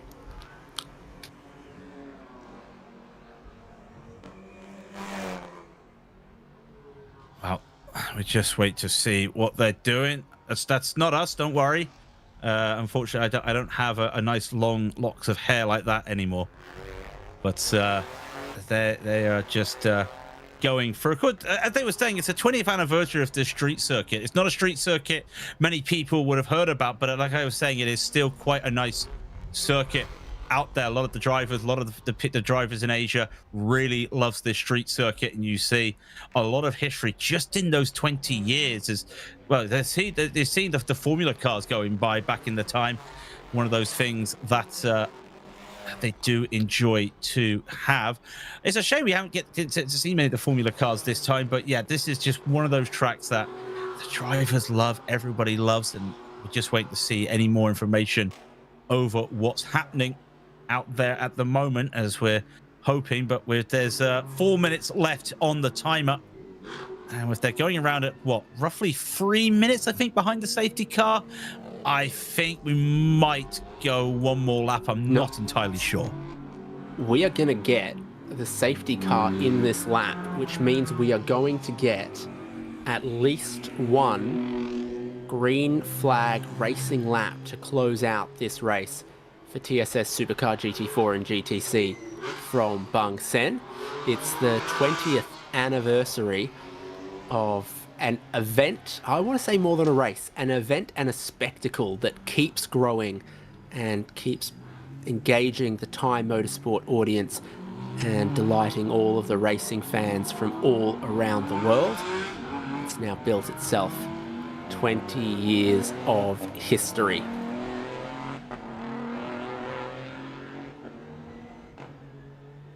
Well, they'll be getting ready. I'm just looking to see. I think they may have to just get everyone bunched up. I think we may have some drivers still a lap down, but I think that is that they're not wave bys. They will be coming by as we get ready. I do like that book, but I also like to see some racing. And there we go. The fans will be getting themselves ready, because this is going to be an explosive finish to the race. And well, you know what they say, David, cautions do breed cautions in America, and safety cars do try to not breed safety cars, but I'm thinking we may see a safety car come out if it's going to be an explosive finish here. The timer I read is 2 minutes 40. They may get an extra lap. I'm not entirely sure. We're going to get to the start-finish line before the time expires, and then it's 60 minutes plus one lap. So as the safety car pulls away and there's sufficient time on the clock, it looks like we are going to get 2 more racing laps at Bangsaen. 3 of Adam Thorne absolutely hustles it, but unlikely, as they're just going through turn 17, letting the safety car enter the pit lane. And Adam Thorne, I think, is gone. That's green flag. So there could still be 3 laps. Super touch and go about that here for GT4, GTC. We have had 2 retirements, 8 cars therefore see the green flag to resume racing. Lap down car is going to immediately jump out of the way, but it's already created a lovely gap for the 77 that leads the race. Second place, the AAS Porsche comes through, and here's the battle that we were expecting to see. 3rd and 4th, what looked like an insurmountable gap in the time remaining is compressed by the safety car, and we could still have 2 Porsches on the podium. Cold tyres and over-under exiting turn 2, side by side coming up the hill. The Supra of the number 95 stays ahead. Quick Kanasuda in 9 Porsche still has 2 laps at a minimum to try to get the AAS Motorsport Porsche Cayman onto the podium. This is the battle that I'm so thrilled for. Oh, there was a run there, but remember, it's a yellow flag zone. Couldn't do anything and had to just get on the brake straight away.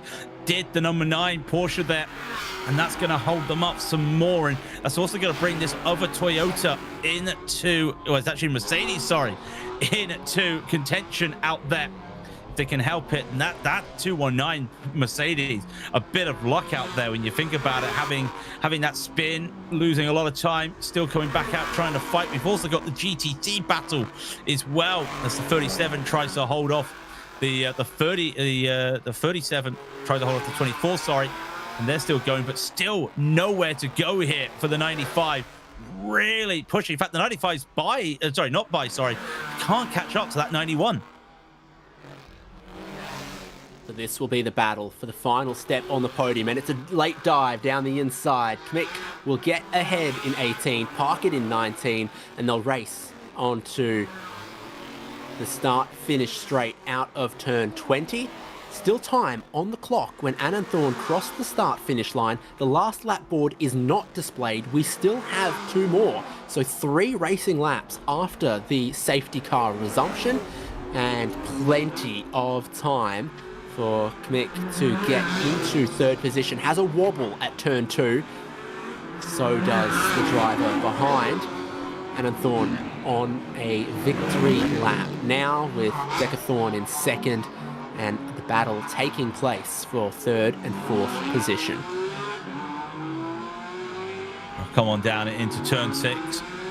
Don't be making any moves here, but that was a vital move for the number 9 to get that position done, get it overtaken.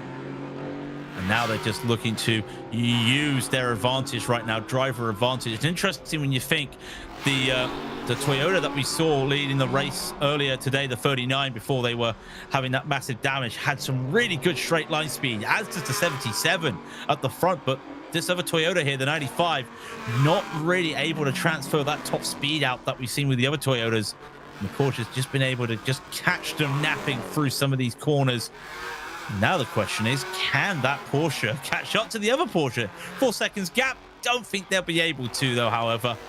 But anything can still happen, as I think the leaders... Oh, where is the leaders? If we're here coming down into turn 17, I think the leaders might be coming to the finish line soon. They're going to get the last lap board because time hadn't expired last time around, and we are 60 minutes plus 1 lap. So it should be the last lap board, and there it is for our race leader.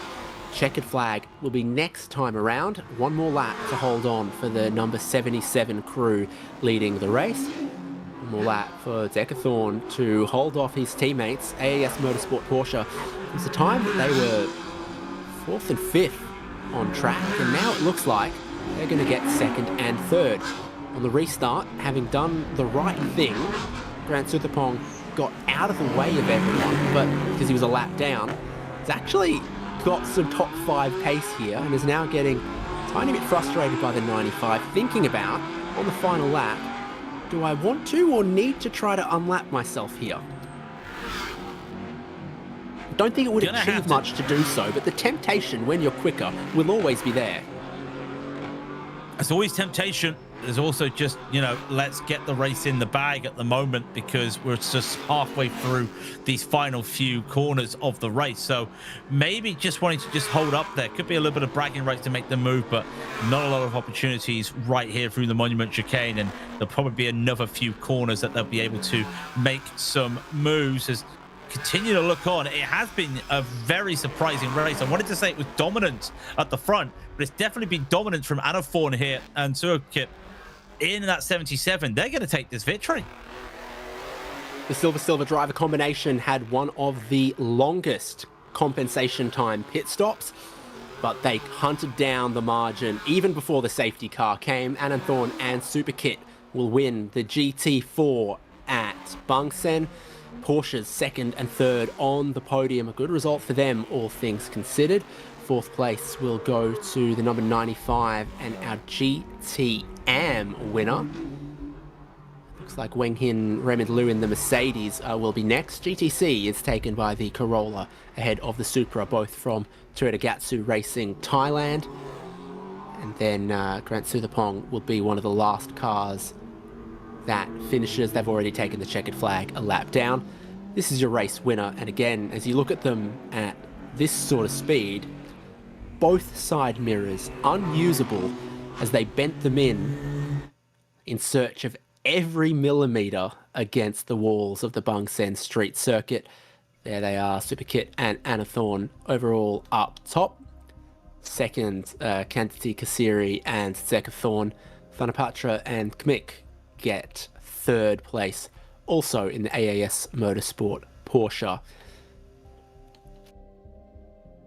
As overall, and GT4 is exactly the same, because the top 3 overall were taken up by GT4 Pro competitors. The next categorization, it's either GT4 AM or GTC. Here it is, GTC. Toyota Gazoo Racing Thailand's Corolla finishing ahead of their Supra, as Shem Yudulmaz encountered technical problems in the Ford Mustang TA2, did not finish and is not classified. Did a good job to get out of the way without causing a safety car. That came later on with the damage to Ryan Wong and Mitchell Che Min Jae's Toyota Supra.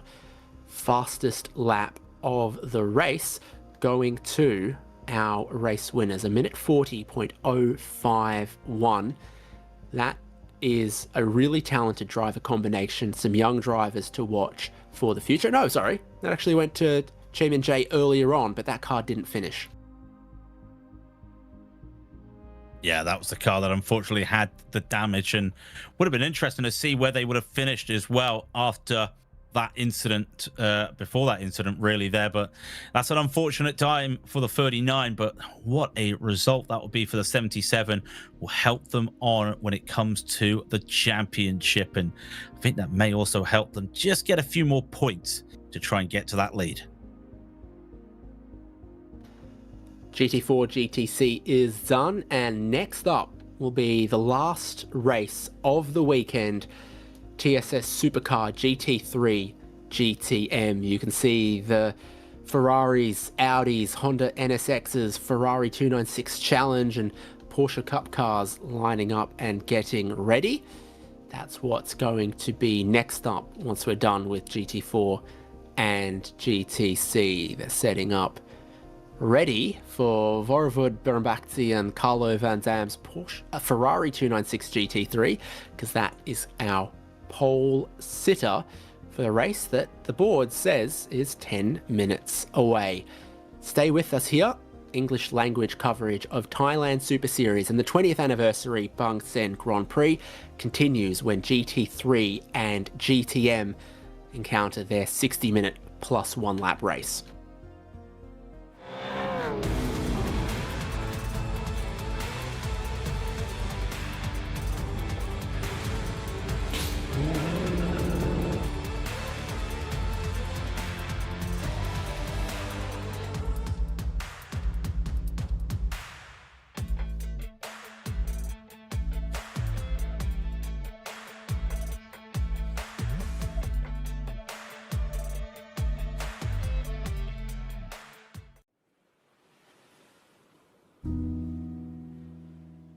Years ago,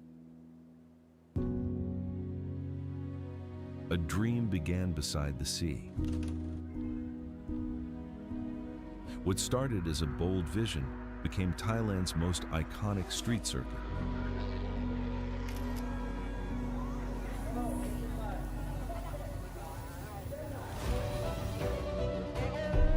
Through 2 decades, generations of drivers, teams, officials, and fans have written history together. More than a race, more than a circuit, a celebration shared by an entire community. Here, champions were crowned, legends were made, and memories became part of motorsport history. Now, the story continues, bigger, faster, stronger than ever. Bangsaen Grand Prix, where street racing history is written. Race to the horizon. The next chapter begins.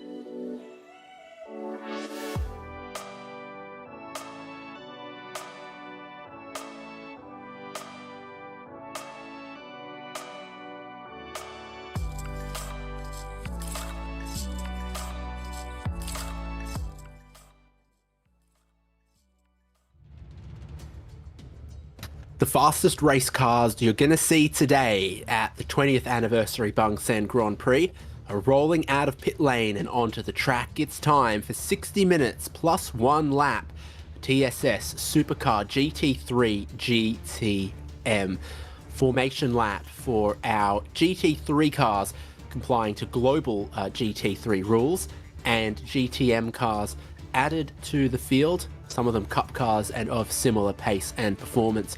If you're not familiar with GT3 cars, you're living under a sports car rock. It's one of the most popular forms of motorsport encompassing the entire globe, based on production cars but heavily modified and homologated for racing purposes. They are incredibly fast machines and often the fastest cars at the tracks that they go to. We have Porsches, Audis, Ferraris, Hondas and Mercedes in the field today. GTM is again for cars that don't quite comply with GT3 rules. In that case, we've got a Ferrari 296 Challenge car, a Ford Mark Mustang Endurance tube frame car, and 2 old spec Porsche Cup cars, although there's one of them that I'm not convinced has taken to the grid, and it's the 20th anniversary wrapped car. All of them will be racing on Pirelli slick tyres. Again, your choice of DHF or DHG specification tyres by the appearances of things. And with no rain in the area, they are going to be on the slick, not the treaded tyres. I'm David Haynes with Craig King. Craig, this is the Bangsaen Street Circuit. Yeah, lots of straights to make some moves. Turn 2 been a choke point today for overtaking and incidents. Turn 6, remember the mandatory no overtaking, and then the monument chicane. The last race with the GT4s, we finally saw, unfortunately today, somebody fall victim to that quick chicane out there. But it's a lot of places to make some moves if you know what you're doing.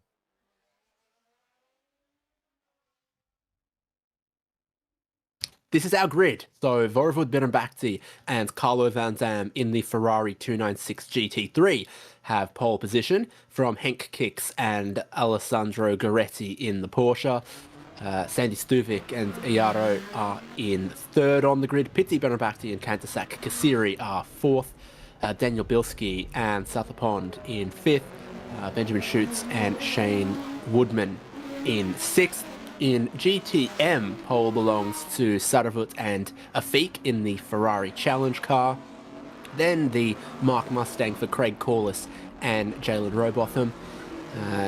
Simon Chan and Alex Lee in the Porsche Cup car, which I think is the 3rd and only other GTM car that we're going to get, because the 991.2 Gen Cup car doesn't seem to be out there.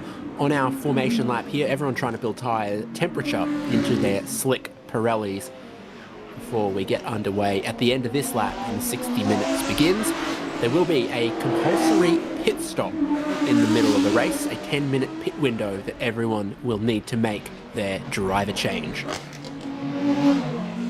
And that's also going to have some pit stop requirement. You have to be in the pit lane for a required minimum time, set as well by your driver combination and also any successful competition time from the last race. And there's only 2 gold drivers out there today, so you're looking at either 27 seconds added or 31 seconds added on top to the required minimum 95 seconds for these GT3s.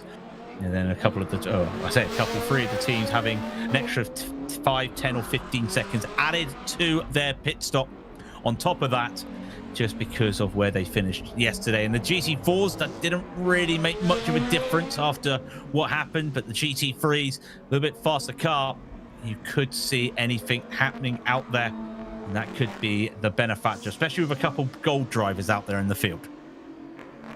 Yep. Opposite of yesterday's race, today will be the pro drivers starting, the AM drivers finishing. For the cars that applies to, there are 4 cars that are in GT3 Pro-Am, 2 cars that are in GT3 AM, and then there's also a split in GTM, although it's not quite as noticeable. We'll see if we get another race for the GTM win between the challenge car and the Mark Mustang. 3 corners away from getting going. The field form up into 2 rows. The black and blue Ferrari is Carlo Van Zam, and the Be Quick black and orange Porsche has Alessandro Goretti, Porsche contracted driver, behind the wheel. There's our 3 cars from GTM as well. The Ferrari is very easy to spot in its Ferrari colours. So there'll be 5 red lights, and when they go out, the race begins, and the race to turn 1 is underway now. Horsepower at Bangsaen for the final race of the weekend.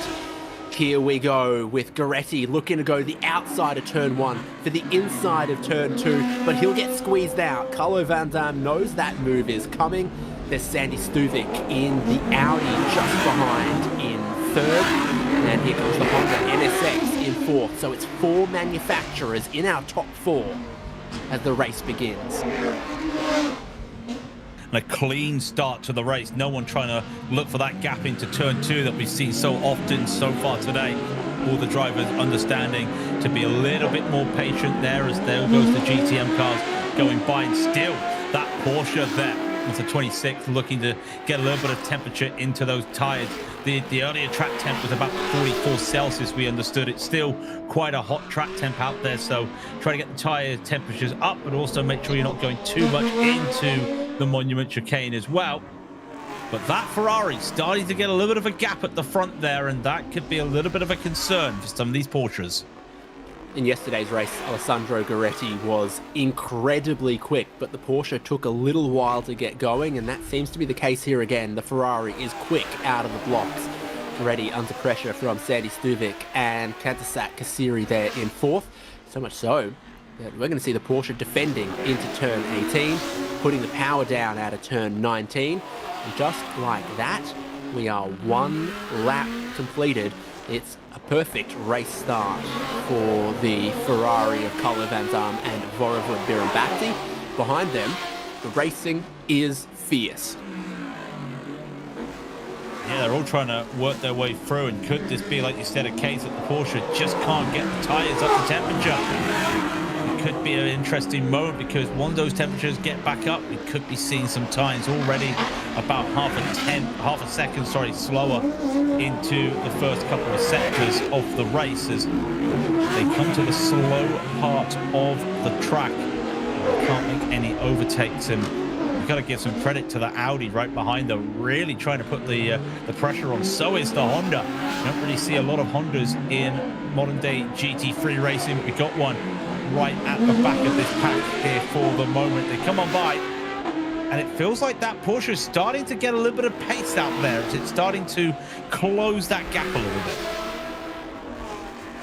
Still got the Ferrari challenge car leading GTM from Jalen Robotham in the Mark Mustang. Both of them have gotten ahead of Shane Woodman in the Mercedes AMG GT3. Could flip back when we get our driver changes later in this race. Turn 17 is the commitment corner that's bitten so many drivers and cars across this weekend. But our pro drivers in the GT3 cars make it look easy. High quality slick tyres, incredible amounts of refined aerodynamic downforce, and they are track weapons. Alessandro Goretti, we saw under pressure earlier in this Porsche in 2nd place, but he figured it out like we thought he would, and he now lays down the fastest lap of the race. Once the tyre pressure built up and we settled into the rhythm, the Porsche becomes a very good car for endurance racing, and it is not going to let the Ferrari of Carlo Van Dam get away. It's 2 teams battling against each other. Singer Motorsport Thailand in black and blue with the Ferrari and the Honda. Be Quick Absolute Racing in orange and black with the Porsche and the Audi. What great variety to have at the front of the field here. On the brakes into turn 8. It looks like Goretti has closed a lifetime versus Carlo Van Dam. How often does it happen that as the race goes on longer, they get closer. Yeah, I think a lot of that just goes to that slower section really does appeal to the Porsches, because you start to see the Audi there, Sandy Stupvik, doing really well to keep onto the back of this Porsche that has been pushing hard, but come out of those slower sections and all of a sudden that the Porsche doesn't have that pace compared to the Ferrari. In fact, the Audi was looking to see if he could make a little bit of a move there. Gotta be careful, they technically are teammates, different cars, but still the same team overall, and that AAA is looking very quick all of a sudden. I know we were talking about the Porsche having the tires up to temperature. Feels like the Audi has got those tires right up to temperature and it's in the optimal range right now. Everyone seems to be getting quicker lap on lap here, and it includes Kantasat Kassiri in 4th place, who sets the new fastest lap of the race. And in one drone shot, we can get all 4 cars. They're climbing up the hill between the forest, past all the wildlife there, through turn 4. There's a line across the track there, and that's where the yellow flag zone begins, where you can't pass into this turn 6 hairpin. It's just too tight for it. And at the exit, the green flag lets you know that you can race as per normal here. So the Honda NSX Evo 2 in 4th place, also finding its pace. The lead always seems close in turn 8 and then stretches out a little bit. Monument chicane here. Quick flick and change of direction requires absolute precision and commitment. Things are going well for the Ferrari 296 Challenge, by the way, up into 5th outright, passing another GT3 car. Afik Iskan is having a great race back there, but you just can't look at it because ahead of him, the next 4 cars, this is GT3 Racing Cinema with a move on for 2nd place. Sandy Stuvik looks down the inside of turn 18. The move is not complete. He's covered. Yeah, move was covered. Remember that turn 18, it's a double apex hairpin as well. So I wonder if Alessandro was able to just get that car turned into the second part of the apex, but the lap times are going to be very interesting. And, well, I say they're very interesting. They're basically all within all the same times as one another. A 134.437 for the lead Ferrari, 134.4 flat for that 26 Porsche, 134.454 well for the Triple Eight. So they're all just hitting those same strides. And when we come to the pit lane later on, that's going to be very important because look, they're right on one another all of a sudden. But one thing is for sure, the team that would probably benefit from this right now is that 89. It's got longer into the pits for their mandatory pit stop. That could be a little bit of problem for them. They've got 5 seconds, extra compared to the next car.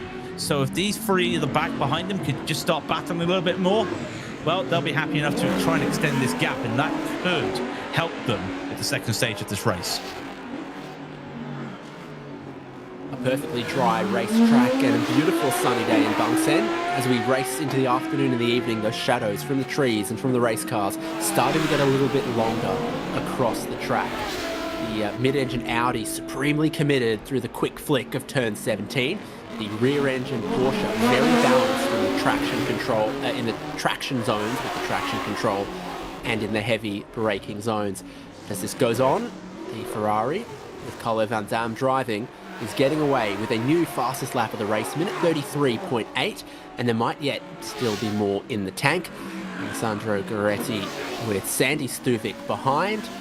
Put another car length or so on Kantasat Kassiri in the NSX behind.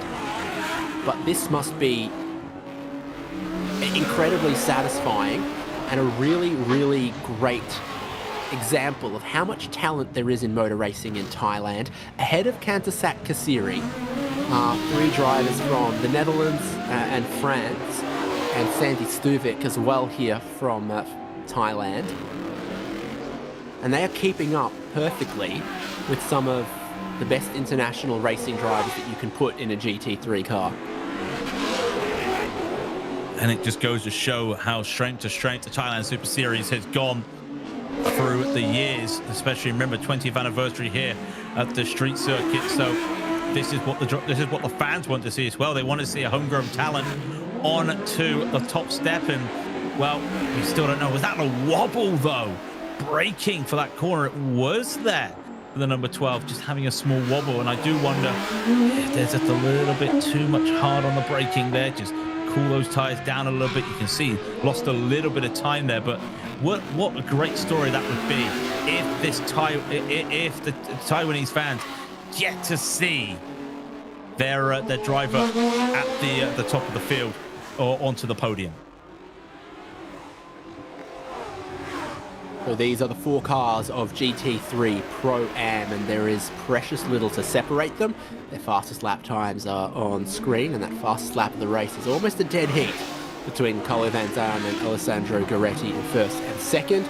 GT3 Am at the moment is being led by Safapond in the number 27 Audi R8 GT3. GTM still being led by Afik Izkan, doing a really stellar job, and Jalen Robotham has gotten up into 6th outright, getting ahead of Safapond there in 6th and 7th outright. A couple of car lengths extend amongst our top 4 as they race through the turn 7 kink down towards turn 8 and to approach the Monument chicane again. Yeah, give a shout out though to that number 27 we've seen going down the order, because they have had issues. They had a bit of damage yesterday, having to get it repaired, then an absolute front end rebuild to get that 27 going. And yes, you've got the Ford and the Ferrari GTM cars going by, but it's still an achievement to get there, as we just saw that at 77. And there is the 88, the Mustang, going by. But it's a little bit of a higher profile compared to that Mustang we saw in the GTC earlier. A little bit of a modern day Mustang, and doing well out there, trying to catch back up to those positions, because they would love to have a battle for the GTM win at the end of this race. Yeah, we'll see what happens, particularly once the driver changes take place. If Craig Corliss, taking over from Jalen Robotham, can make a good match versus Saravat, who will be in the Ferrari 296 Challenge car. This is that 296 Challenge car, different to the GT3 cars, less downforce, less other things. It's built with the tub of the road car rather than a bespoke carbon fiber piece by Orica, but it is still a very serious piece of racing machinery. You don't put the Ferrari badge on a race car to pretend. No, and these as well, remember the Ferrari Challenge, a very powerful car in terms of top end speed as well, and so looking to utilize that as well. And if it's a Ferrari, you know it's a Ferrari. Not only is it the badge, but it's also the colors. They are the unique colors that Ferrari always love, the red and the yellow of the Ferrari out there. Continuing on, and some real good times as well when you look at it. And here's that Audi, sorry, I wasn't going to say, there's the Audi still battling. I was looking at the Honda right there just a little bit, and there's another plastic bag. And of course, these GT3s don't have that same massive space for the air intake like we saw with the GTC Mustang earlier. That's quite a significant amount of debris stuck to that front end intake there by the Audi. Yeah, Alessandro Gueretti's got himself a couple of leaves in his grille. But that's definitely a bag, almost managed to make it fall off by touching the car in front. There, they navigate the turn 6 hairpin. Kanisat Kasiri still right behind them and set a new personal best time last lap at a 33.4. They all keep going quicker. They're burning off some of the fuel. The track might be cooling off a little bit as well. We're getting deeper into the afternoon and evening. It is 15 minutes to 5 p.m. locally in Bangsaen, just outside of Bangkok.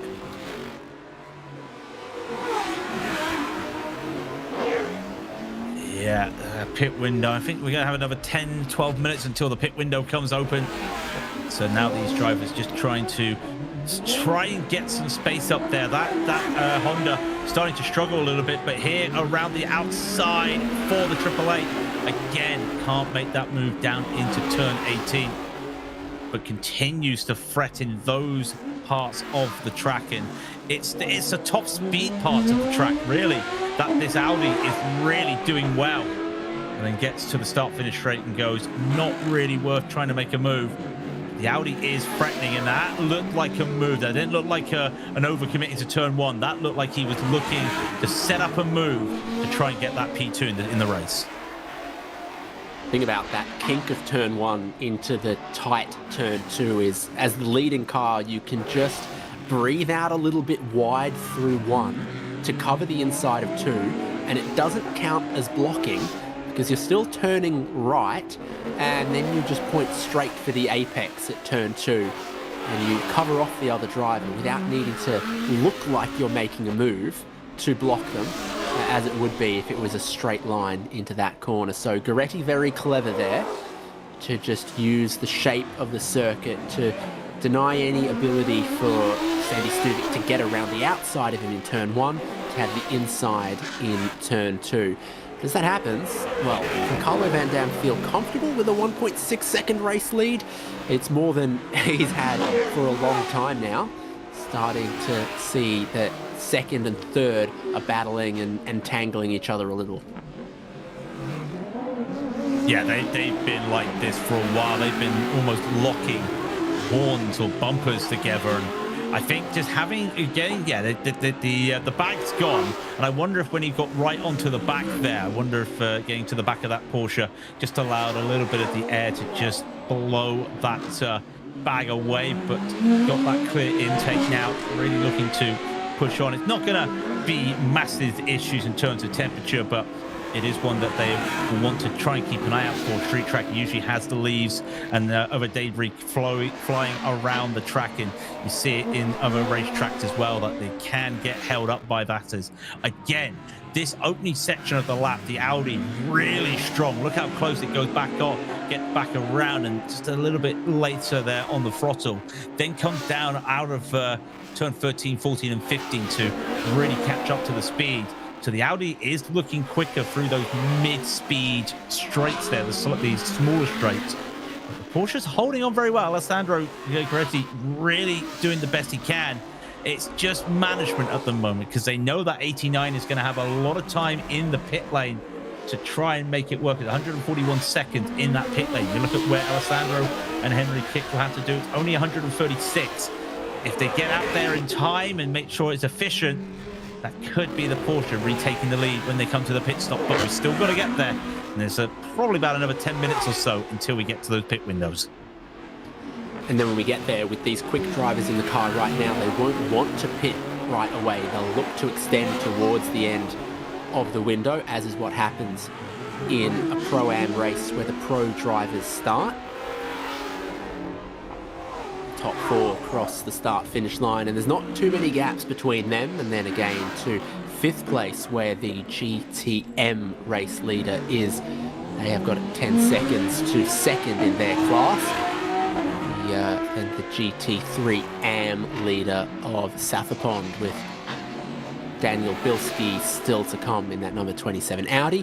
So a good look at the leading car.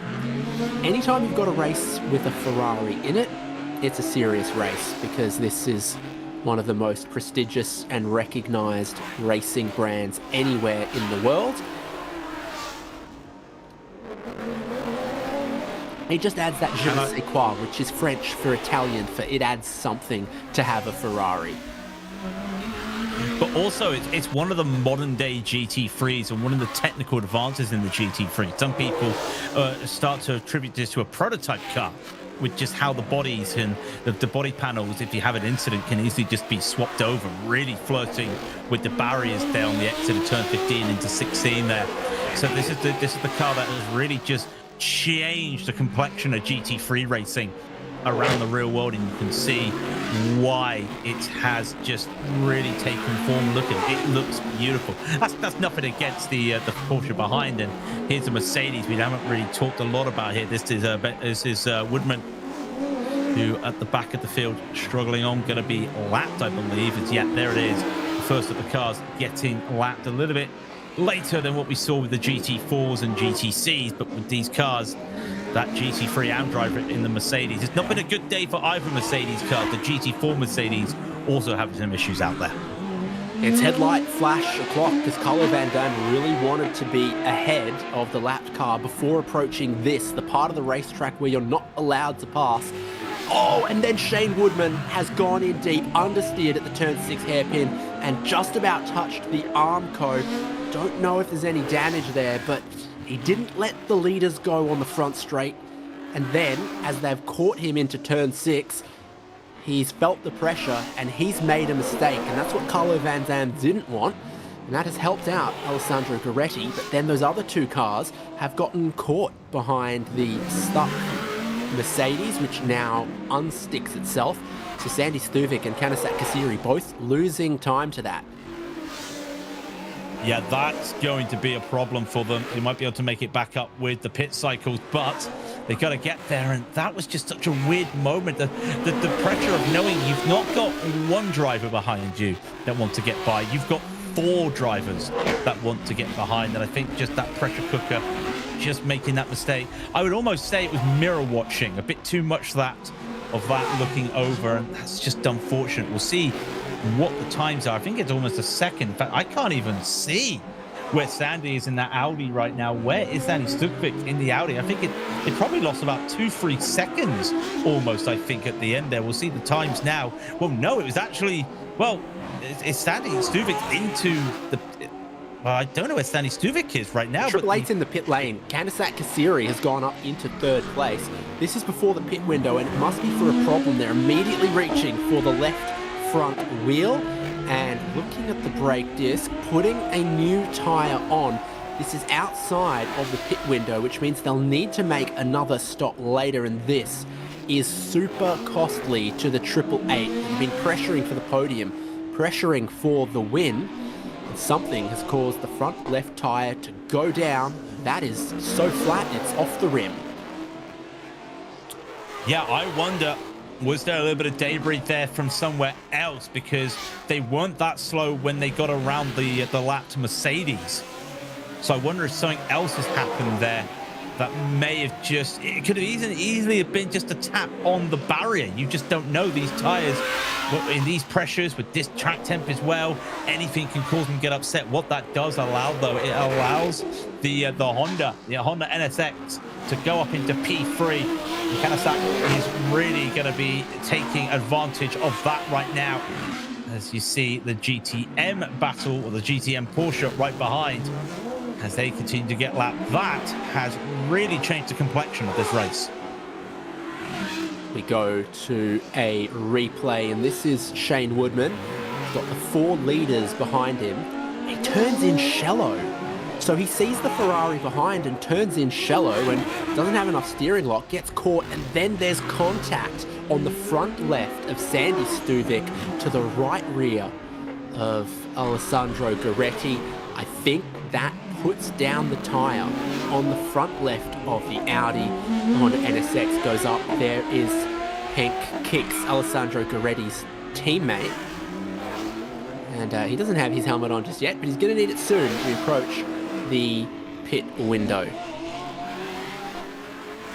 Yeah, they'll be getting himself ready. They've probably got some communications with the drivers, knowing what they need to do, knowing what has been done. And, well, if we've seen that Audi, Stuvik had to get some get a tire change there, what about the Honda? Is there any lingering damage there? It doesn't look like there's been any lingering damage. We haven't been able to see the number 12 come around any of the corners because we've been with this battle, because the Porsche, Alessandro Gueretti, really caught back up now to Carlo Van Dam.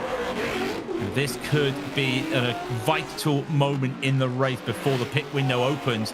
Can that Porsche just put some more pressure? The gap's less than a second, and that gap might be very close to being moved. It's now 0.6 of a second. Yeah, that Porsche's been really working well the last couple of laps. Hank Kicks will be happy because he knows a shorter pit stop is coming for the number 26 than there is for the number 89. The Ferrari won the race yesterday, and that adds 15 seconds to the compensation time. So the 89 will will have a 141-second pit stop, and behind it, the 26 will have a 136-second pit stop. 5 seconds quicker. Well, I'll tell you, they're within 5 seconds behind, so if all goes well in the pit lane, the Be Quick Absolute Racing Porsche will be able to jump the Ferrari. Then it comes down to the next set of drivers, the gentlemen who help pay the bills, to duke it out for the race win. Vorevud Birnbachti versus Henk Kiks could be our battle for the win in the final stint here. The way it's being set up by Carlo Van Dam and Alessandro Gueretti. 9 seconds behind Kantasak. Kassiri will hand over to Pitsy Byron Bakti in time. And we'll also have driver changes for every car in GTM. 10 seconds from the pit window opening, but these pro drivers will want to stay in the seat for as long as they can. We won't get too many pit stops too early. Here it is, pit window open. Yeah, pit window open. I think there's going to be a 2-lap difference between these leaders. I reckon one of them's going to come in right away and the other one's going to wait a while. I think we're going to see a little bit of strategy called by these drivers, but that's the start-finish line. They haven't come to that yet.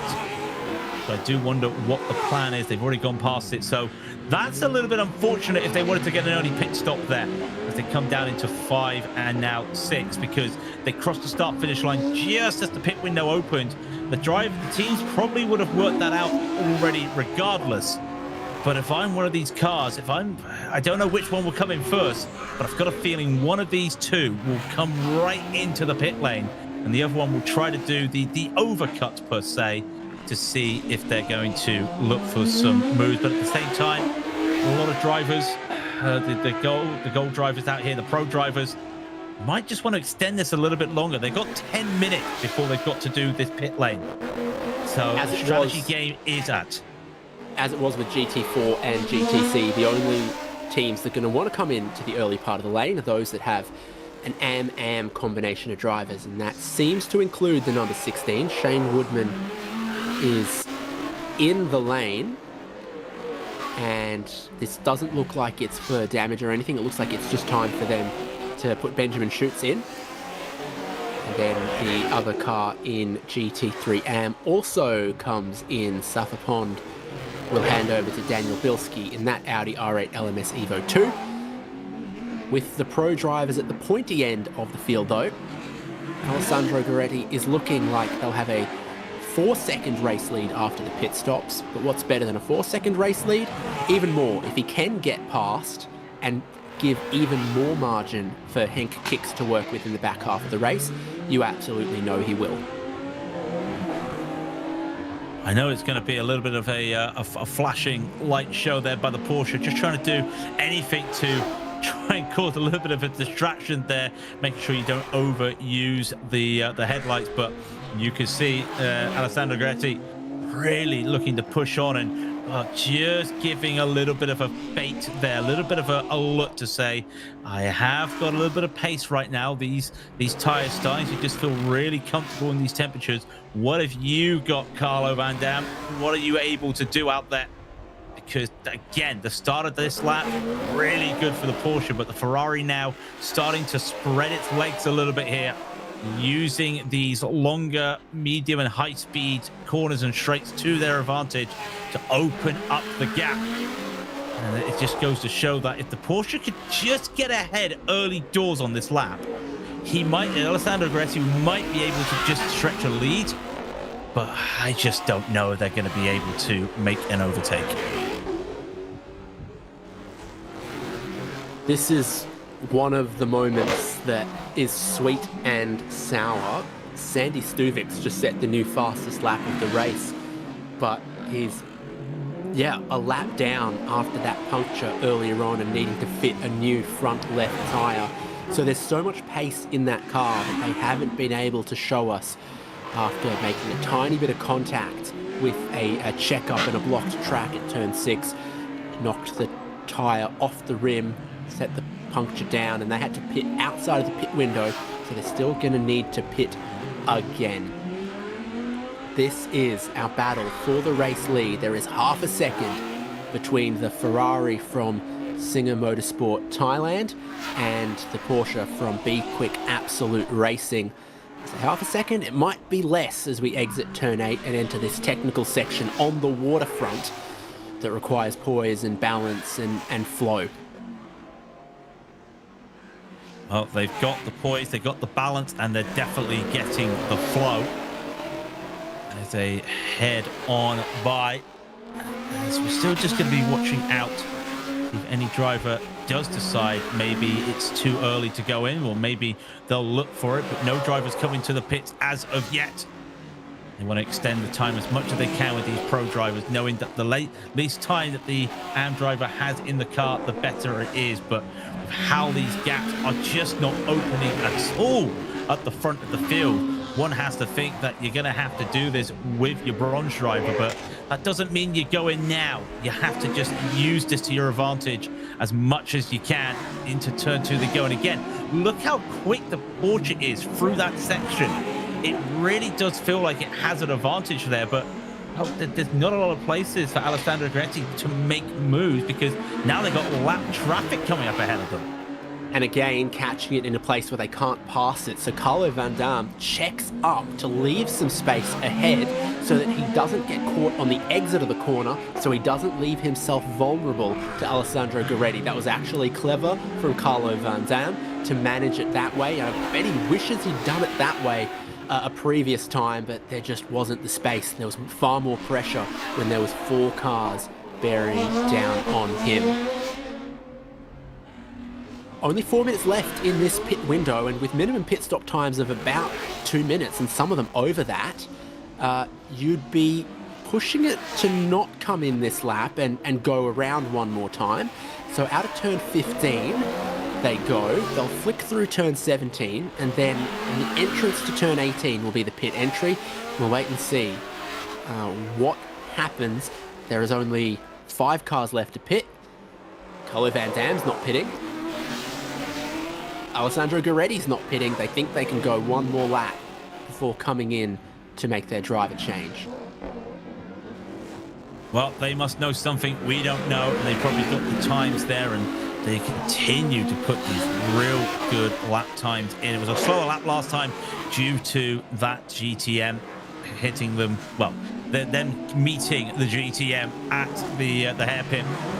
So not a lot that Van Dam or Gueretti can do out there. As it does feel like Gueretti is just starting to open a little bit of a gap here between him and Van Dam, and I wonder if that's more Gueretti just keeping that gap a bit open so he's got a better, a safer entry into the pit lane. But yeah, that pit lane is going to be closing very soon. They will have to come in this time by.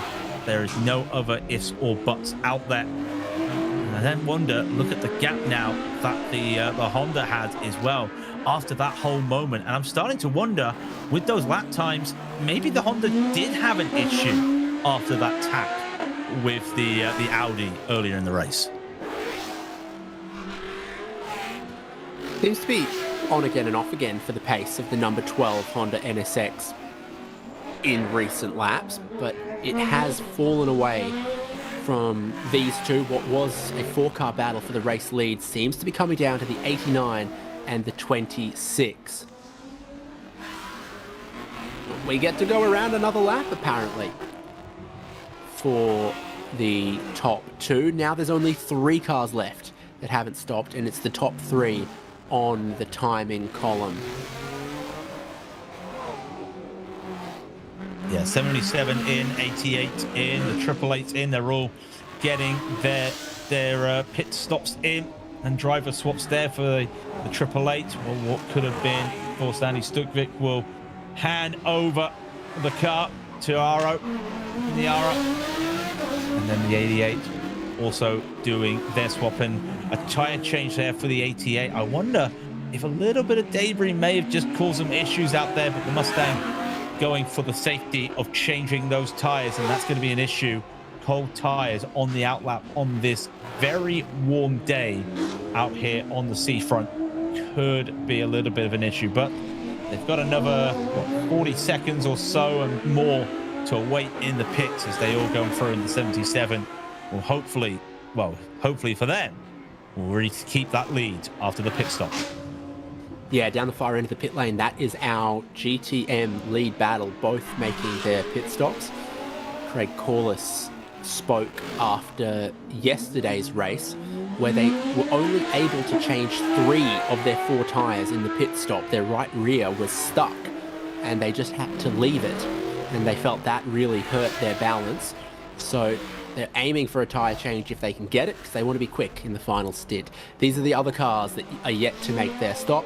Carlo Van Dam's in. Alessandro Guaressi is in. We're expecting that the Porsche pit stop will be allowed to be 5 seconds quicker. They're also going to change some tyres for Carlo Van Dam and give Vorwood Birnbachty some new ones. Perhaps just new right sides there on the Ferrari. Just checking the tyre pressures on the 26. And with pit stops done in GTM Pro, we'll wait to see what will happen in the final 25 minutes for the battle in that class as well. Triple Eight came back out of the pit doing the required. Now remember, it is a required minimum stop time, and some drivers, some teams may just go over that slightly just because of just a couple extra seconds as that pit window is now closed. So the 188 was only a second slower than what it should have been. The 88 was a couple seconds slower. So they're making the most of it, and this is the car that we think, in theory, should take the lead with that extra 5 seconds that the Ferrari here has to take. Morad will just unfortunately have to wait. The 77, by the way, that GTM battle, 77 had a very slow stop there. It was about 10 seconds or more slower than what it should have been for minimum time. So I reckon them trying to do the 4 tyre change there might have just cost them a little bit. And there is a change for the race lead on pit lane as the Porsche rolls before the Ferrari. And in fact, the Honda NSX will even get past the Ferrari. You can see sticker tyres all round for Vorwood Birnbachty, who takes over the number 89 car, but may have some work to do in this final stint of the final race of the day for the 20th anniversary Bangsaen Grand Prix. 3 cars leaving the lane will be the 3 cars battling for the race win. Vorwood Birnbachty takes over the Ferrari, Henk Kiks takes over the Audi, and Piti Birnbachty takes over the Honda. There is the Porsche, that looks like it might still be on the same tyres. Here comes the Honda, and after that, the Ferrari on a brand new set of Pirellis. Tell me that Honda's moving around like it's got some new tyres that don't have all the temperature yet. I think when we come out of this out of the hairpin, we may see some of the drivers start to do a little bit of a weave to try and get some temperature into those tyres. That will give us a good indication. Or are we looking at some drivers with fresher tyres? I'm trying to see if I can see any stickers on those tyres. The answer is no, but again, yeah, you just see a little weave. Yeah, that's tyre warming. That's the new set of tyres. The Porsche's going to be under threat here because those are the same tyres they've been driving around for a while. And it's safe to say that I don't think they're going to be able to do the same as in the next 20 minutes as what a brand new set is on this Honda. This could be a great play here by the crew for the number 12. Piti may be getting a chance here to battle for the win. With all that's happened so far in this race, we exit the pit lane with our leading 3 covered by just 9 seconds. Henk Kiks in the B Quick Porsche from Piti Birnbachty in the Singer Honda, and Vorwood Birnbachty in the Singer Ferrari. Daniel Bilski runs in 4th at the moment after puncture and problems befell the 888, but they are back into 5th outright after an emergency tyre change. And leading GTM Pro now is Craig Corliss, ahead of the Ferrari. Significant difference in the required pit stop times. Sees a change in that class. The new tyres are beginning to fire up on the Honda NSX Evo. The gap for the race lead is next to nothing. next to nothing as well. That GTM battle, by the way, it was just due to a very slow stop there for the Ferrari. We'll have to try and work that out as well. They come through turn 6 again, and they will get ready to head down to the back straights. And I think that Honda, just give it another lap before those tires are getting fully up to pace. And it does look like they are really working. So what does Henk Kicks got to do? Just got to try and make sure that use this Porsche's ability through the corners to just hold on to this lead, but the straights are going to be dangerous. The exit out of some of these corners will be better for this Honda. I think the Fapiti could make the move in a couple of laps. Got the time, 20 minutes to go. Those tires will be fresher regardless, and you can just see just there on acceleration, doing a lot better and just nowhere to go through this little kink. But that Honda is hunting down that lead. Henk Kicks is going to defend into turn 18 and 19. Back at turn 15 there, he went in shallow and exited deep at turn 15, and that's where a lot of this time was lost. Now onto the start-finish straight with under 20 minutes to go. Fitzy Berambakti is going to look to the right-hand side of the road, inside for turn 1, outside of 2. No, backs out of that, realizes it wasn't going to be beneficial. He's going to have to cut back at turn 2, trying to get a nose to the inside, but the road narrows once you head into the forest, and you can't race side by side easily there without a monster run out of turn 2, something Piti Bhirombhakdi did not possess, so he has to wait for another opportunity. If he does this, you've got to wonder, is the Ferrari from Vorova Bhirombhakdi going to get an opportunity to close up on this? And Daniel Bilski in 4th is the fastest car on track at the moment, but 50 seconds behind 3rd place. So much could still change in this final stint of Thailand Super Series GT3 GTM. When you look at the times out there at the moment of the 39.2 last time, sorry, for the number 12, and a 39.6 for that 89. So still looking to get in, as those were those best times, of course, set by the pro drivers. And again, the Porsche just really struggling through this section of the track as they start to head down to the end of the track shortly. And again, the Audi goes out to the wide, the inside there from Henrik Kicks.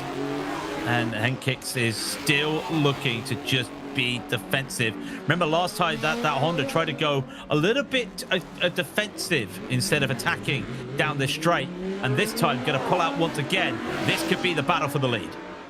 Now he's going to commit fully to the right-hand side of the road, seeing that Henk Kicks is a little bit ginger around the outside of 1, but doesn't give a whole lot of room around the outside of 2. Piti Bhirombhakdi is not allowed to pass, and they love that down at Be Quick Absolute Racing. They're not so thrilled about it in the Singer garage. As this goes on, Vorova Bhirombhakdi gets about 1 second closer to them. Piti Bhirombhakdi has pace in the Honda, but has not been able to get past. He's trying different things. And one of the places that's not an easy overtaking opportunity, but he has an advantage, is that braking zone in turn 15. 2 laps in a row, Henk Kicks has run on deep at turn 15, but been able to just block out Piti Bhirombhakdi by turn 17. Yeah, and the key thing as well, though, is that Kicks was able to defend into turn 2 on that dirty line, and we've seen that dirty line be a little bit of a trouble for some of the drivers out there today. Just getting that car under control, avoiding that very raised curb as well. But here's this section that he's really had been struggling. And can Piti Bhirombhakdi look for moves? Nothing yet. And again, inside gets defended. Now, this is all right if you're trying to defend for the lead. I keep looking at what Morad's doing as well in P3, but he's not going fast enough at this stage of the race to really look to be in for a late contention here in that Ferrari. That 89 looks like it is all done. And will there be a look for the move this time? The Honda says no. So that's a very interesting moment. Couldn't get the run out of the final few corners to look for an overtake. He's tried hanging back at 1. He's tried committing to the right-hand side at 1. Struggled to be able to ever get to the left-hand side of the road there. These lap times show you how quick these GT3 and GTM machines are, and the Mark Mustang's not that far away from the pace that the GT3 cars can do. But Saravut has more pace in the Ferrari Challenge car. We cut to that because he has cut down the gap from about 10 seconds at the end of the pit stop to absolutely nothing. He's been 2 and 3 seconds a lap quicker, and it's allowed him to close in. And the Mark Mustang is going to struggle to defend this because while it's better on the brakes, that Ferrari is a rocket in a straight line. We go through turn 6, the kink of 7 on the exit, and the turbocharged Ferrari has some very long legs. We go on board with it and see if as it gets up into 5th gear, if it can start to pull some advantage. It does, but he's not close enough in the braking zone at turn 8. Unlike GT3 cars versus GT3 cars, these are two cars that aren't really meant to be racing against each other. They're built to different rules and styles, and they work out at a pretty similar pace, but they've got strengths and weaknesses in drastically different areas. Yeah, you can see as well, we're on board with the 77. You can just see how he's just got so much pace in that Ferrari right now, but just unable to find it. This is what I was saying earlier. When you're on board in one of these cars, the track just feels so tight between you. When you get to the outboard cameras, and it looks like you've got a lot of space, but you come here, you see why some of these drivers have really been struggling. The over-under, it should work, but again, that turn 18 double apex does not help. But right on the bumper right now of this Mustang, are they going to be able to make a move to the inside? They'll go. But for turn 2, this is going to be very treacherous as we see more side by side. They'll go. I think the Mustang will get this because there's not enough overlap. They'll head into it, but the Ferrari around the outside gets the lead back in GTM. Well, after, I think Khan drove the first stint, Saravut driving the second stint, and Ferrari is able to regain the race lead from a tentative Craig Corliss. I absolutely mirror your thoughts from earlier on. It looks so narrow from the onboards, and it looks so narrow from Piti Bhirombhakdi's position because he's looking at the rear wing of Henk Kiks and cannot get around it. His vision partly blocked. He commits so deep around the outside of 18, but can't stay around by the outside of 19, which means he's not owed any space there. And the Porsche stays ahead. 13 laps to go, just 0.2 of a second ahead of the Honda.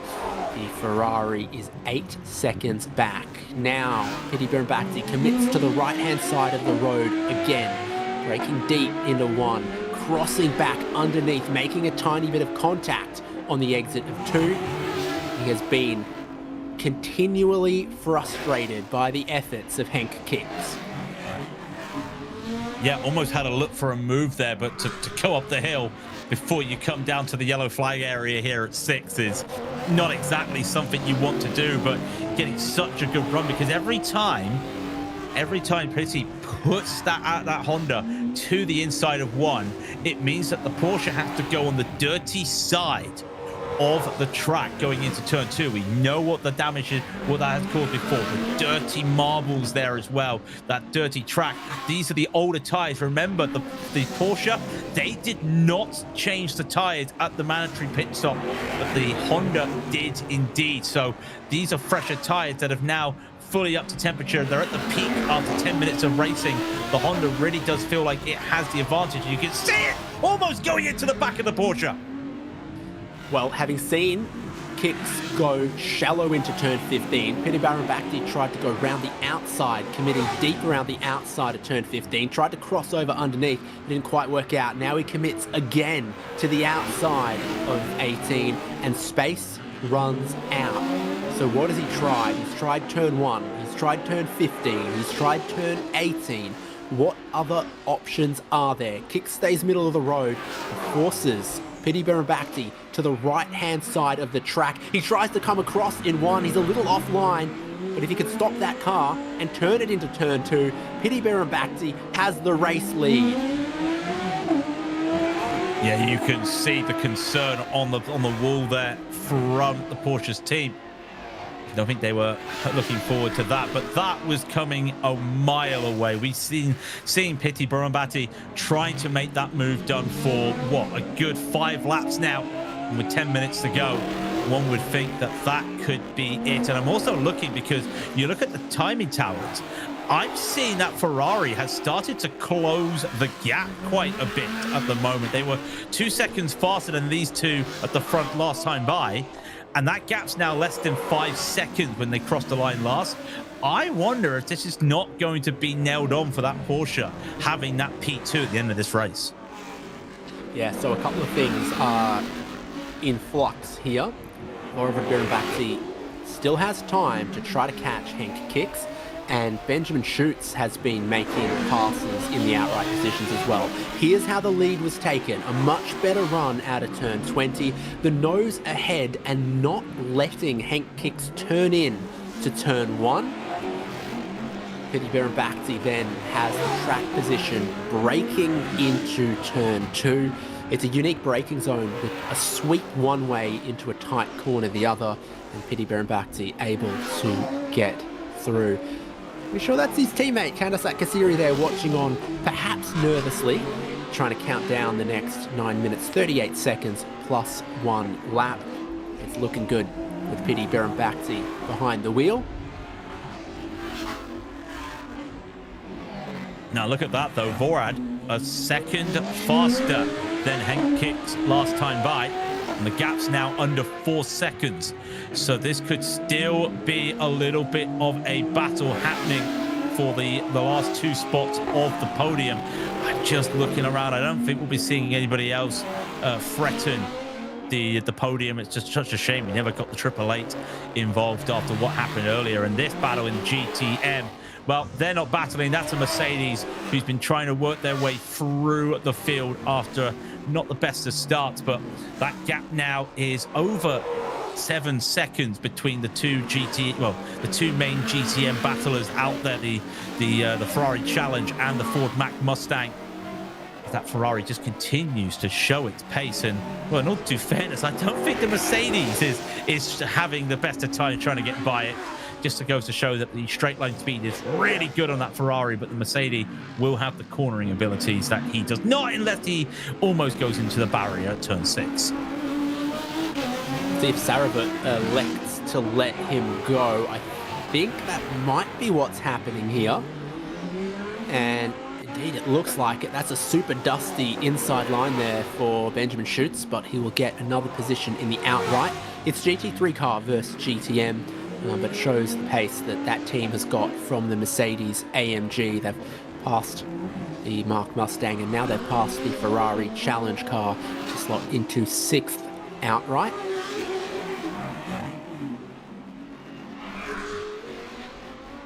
Here's the other car in GTM, and it is just going into turn 6, letting Borovic Bhirombhakdi go, but he was very confused and he's lost a lot of time from that, unfortunately. Yeah, I think he was trying to work out where the line was for the yellow flag, and yeah, he actually lost a lot of time. His first sector was 42 seconds compared to the other two up front doing 37.2 and 37.7. So that's a lot of time lost for a man that was really hunting down for that second spot on the podium. And I do wonder, like, how does that work in terms of the rules? Because I don't think he crossed over the yellow flag line at that time. So one would think that he was probably thinking that he wouldn't be able to get there in time, and yeah, that Porsche decided go on by, and that was very weird. I wonder if the stewards may look at that later. I'm not sure, or they may just decide that's fine, but very interesting. And another car into the pit. That's the 27. That was the lead GT3 AM driver, and they're saying no, it's done. Now that's brake issues right there. Is the brakes overheated? This car went into the barriers yesterday in a weird way that suggested maybe it had run on long or had a problem. This is the other Audi than the 888 that already had a puncture in today's race. They've taken the left rear wheel off to look at something mechanical rather than to change the tyre, and that might be the day done for them.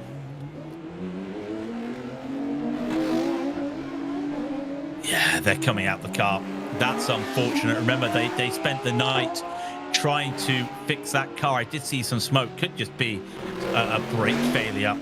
But they're not having any, they haven't got any fire hydrants or extinguishers ready out there to cool anything down. But that is so unfortunate after all the work they spent trying to get that car fixed and racing today. That would be the AM victory gone out of those drivers. 5 minutes ago, this Ferrari continues to push on, and once again, that gap, by the way, at the top between P2 and P3 is down to just under 7 seconds. But again, I love this on board with this car. Just having a look again, we talked about it already, how narrow it looks, but look how blind some of these corners are. You can see, then you go into the yellow flag area now. But even still, it's so blind going up and down this start of the track. And then when you come down here, well, you don't even know where the exit is to the hairpin. And then you get onto the throttle, and it just starts to open up a little bit. Like the Goodwood Hill climb, it looks so easy from the off-board cameras. Then you see one of the onboards and you go, geez, that's scary tight and blind and far more challenging than it looks from off-board. And that's very true of that first sector and these other parts in the Armco and Concrete Canyon. Snake through the Monument chicane there, and there's a sweeping S as you approach the braking zone of turn 15. Little kink there and brake for 90-degree left-hand turn 15. Tightens on exit with that Armco just jutting out. And then 16 there, and here's 17 where you've got to be all the way to the right. Get to the Armco on the inside and don't greet the concrete on the exit. And then hits the turn 18 on that double apex hairpin. Just one little kink, and that's a wonderful, nice to see a lap around. You don't usually see Ferrari challenge cars around here because Ferrari haven't come here before, but this car making the journey around, and in theory, knock on wood, should be the GTM winner of the race as they continue on. And that gap continues to close down, by the way, between Henk Kiks and Borad, because I think last time by was 4.7 seconds. They'll be coming across the line shortly. I wouldn't be surprised if that Ferrari's been able to take another couple seconds out. But that lap traffic issue might be the story of the race when it comes to closing. A 1:38.3 for the Porsche, 1:35.9. The gap is now 2.3 seconds. Well, that's going to be interesting as we see the Porsche, the unfortunate culprit of what happened, unfortunately just trying to let them by before they came to the hairpin. But we could be seeing a very big grandstand battle. Can those tyres of the Porsche, the other Porsche that's in P2, hold on for the rest of the race? Margin that's closing very quickly. This is the third car in GTM. Simon Chan drove the opening stint. Gia Alex Lee behind the wheel right now. They are 8th outright after what is looking like a retirement for the number 27 Audi. Issues at the rear of the car around the brakes or the half shaft or the differential or something like that. This is a previous generation Porsche Cup car, so it's 992.1. If you're watching Carrera Cup Asia here earlier today, those are the 992.2, the updated version. And we cut from that to the battle for second and third. This is how Vorowod Birabakti has closed in the time so quickly. Henk Kiks perhaps a little fatigued at the end of this stint, all the work he did earlier on, and his tyres likewise have seen their best. We know brand new tyres went on the Ferrari, so they should have plenty of life left at this stage. Henk Kiks, has he used all of his tricks defending for the lead? Can he defend for second? Vorowod Birabakti is right in the slipstream down the pit straight and start-finish straight, and he has to decide which side of the road he's going. It'll be the inside for turn 1. He'll get his nose ahead. He needs to get further ahead than that. He tries to point to the apex. Kiks is still there, and the Porsche and the Ferrari lean on each other. The Ferrari hits the tyre wall on the outside. They're still absolutely side by side as Henk Kiks shows Vorowod Birabakti where the Armco is at the Bangsaen Street Circuit. I don't think the team of that Ferrari were happy with what happened there. He's got some damage. I think he's got some. Yeah, look, the wheel's gone. The wheel's absolutely fallen off there. The suspension's broken, and that was some hard racing between the two of them. That Ferrari is gonna have to try and navigate the track, but I don't think they're going to be able to do another set of racing there. That was some very hard racing by the Porsche. I wonder if that was a little bit too much there from the Porsche, from Henrik Kicks going into that corner. Sandy Stuvix watching the monitors just in front of us. And wow, that's a big problem now for the number 89. This is how it all played out. So we're absolutely level side by side going into one.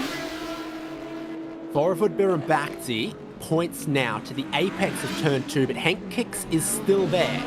So the two rub there, and Henk Kicks goes, "You've turned in on me here." And he tries to hold his ground. There's contact with the tyre bundle there.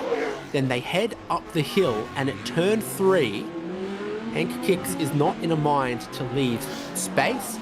Vorevud Birimbakti goes into the Armco, and the right side of the car is heavily damaged. Damages the front splitter at the front right, and it knocks the tyre off the rim and gives them a puncture in the number 89 Ferrari. Victors yesterday, and a sad end for the Ferrari on Sunday. But it's a fairy tale for Pizzi Birimbakti and Kantasak Kassiri. They spent so much of the first stint of this race in 4th place, watching the battles going on ahead of them, and they came out of the pits in 2nd. Pizzi Birimbakti had to survive the defensive efforts of Henk Kicks, and he navigated after many efforts to get into the lead of the race, and he's coming to the last lap board shortly. But it seems like the number 89 Ferrari won't make it that far. They haven't been able to limp it to the pit lane. And they're going to push this car behind the barrier so that we can finish this race under green. This is your GT3 Pro race leader. Sarabut in the Ferrari Challenge car is leading GTM Pro. And onto the start-finish line, we're expecting the last lap board to begin the last lap of another fantastic action-packed weekend of the Bangsaen Grand Prix. The 20th anniversary will end with a bang, and it's double yellows at turn 2. Is the whole track going to be under double yellows? Where has that stopped car ended up? I think that's where it was. I think he was able to. I think Vorobad was able to get around there, and you can see them all having a chat there. They're not happy at all in the pit lane. He did cross the start-finish line, so I think that's where it is. And yeah, it is. And oh, that's a lot of smoke. That car would have been overheating with not being running. And there's something else wrong there. When we saw some debris get kicked up before, I did wonder what else that would be. But this also means the Triple Eight's going to get a podium. After 2 pit stops, having that damage to get repaired, or the tyre getting changed, sorry, they're going to get a pit stop, but that is heartache for the Ferrari, for the 89. And Vorobad did nothing wrong, I feel, in that moment. And that was a little bit too much. And I've just been looking. It has been noted. That incident has been noted. But what that's going to do for the rest for the 89, unfortunately, their race is done. So with the ice vest on, Carlo Van Dam is very disappointed to see that. Sandy Stuvik, meanwhile, at Be Quick, was watching the monitors, and he sees that his car, as you say, is now in a podium position. There is no controversy, though, for our race winners. Pizzi Birimbakti and Kantasak Kassiri win TSS Supercar GT3 on Sunday at the Bangsaen Grand Prix. Henk Kicks and Alessandro Gueretti, the Porsche, will come to take 2nd place. And Iaro Razzano and Sandy Stuvik's car will eventually come for 3rd place. Here's 2nd place. Great drive by Henk Kicks and Alessandro Gueretti. You can see that the right-hand side end plate has some damage from that contact with the Ferrari a couple laps ago. What a day that's going to be, though, to end out the Thailand Super Series weekend. You're going to get some home drivers get the victory here today as the Porsche goes on by. It was no further action on the incident being noted. You can see a little bit of damage there, but gets the victory. But what a result that's going to be for the Triple Eight. They have it's fallen into their hands today, that podium. They'll come across the line very shortly and get a podium over their own. But actually saying that, we've just seen the number 10 come across the line before the Triple Eight. What's happened to the Triple Eight? No, the number 10 was a lap down, so it's crossed the checkered flag, but it was not on the same lap as the Triple Eight. So a replay again of this battle for second and third position. So that's turn 2. We're leaning on each other. All fair, and if anything, the Ferrari kind of was cheeky trying to cut the corner off. It's at the top of the hill here that things are really lose their temper. And Hank Kicks was not in a mind heading up the hill to try to leave a car width to his right.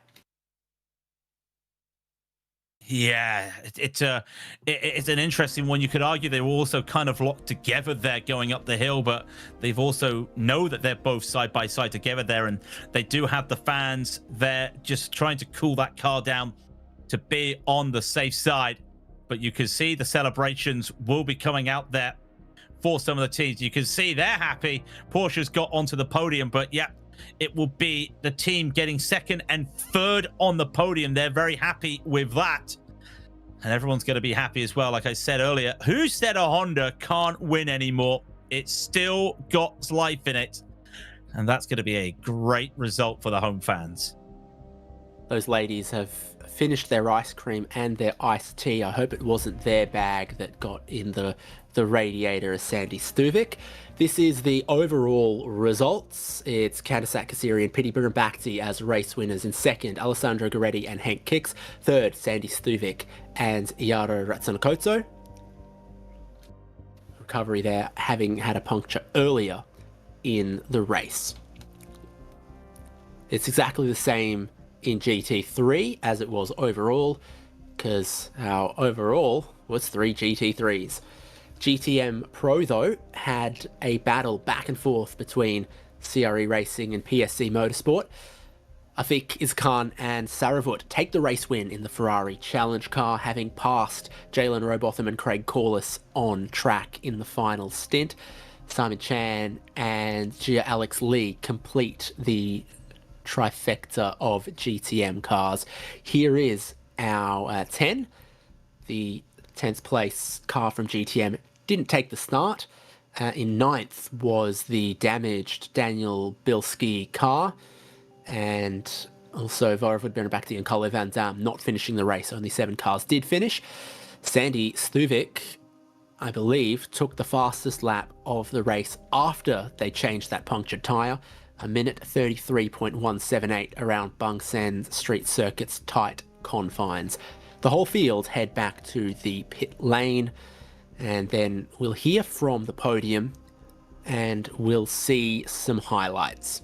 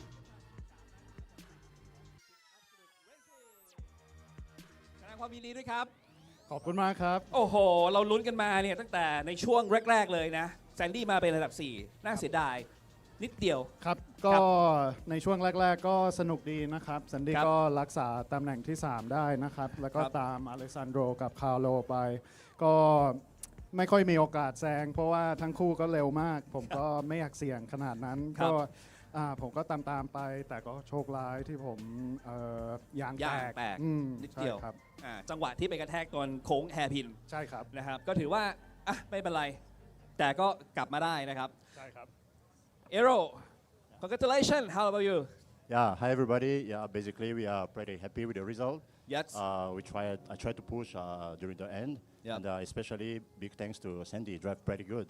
Yeah, and just try to give the car until the end. And we bring the car home. We are happy.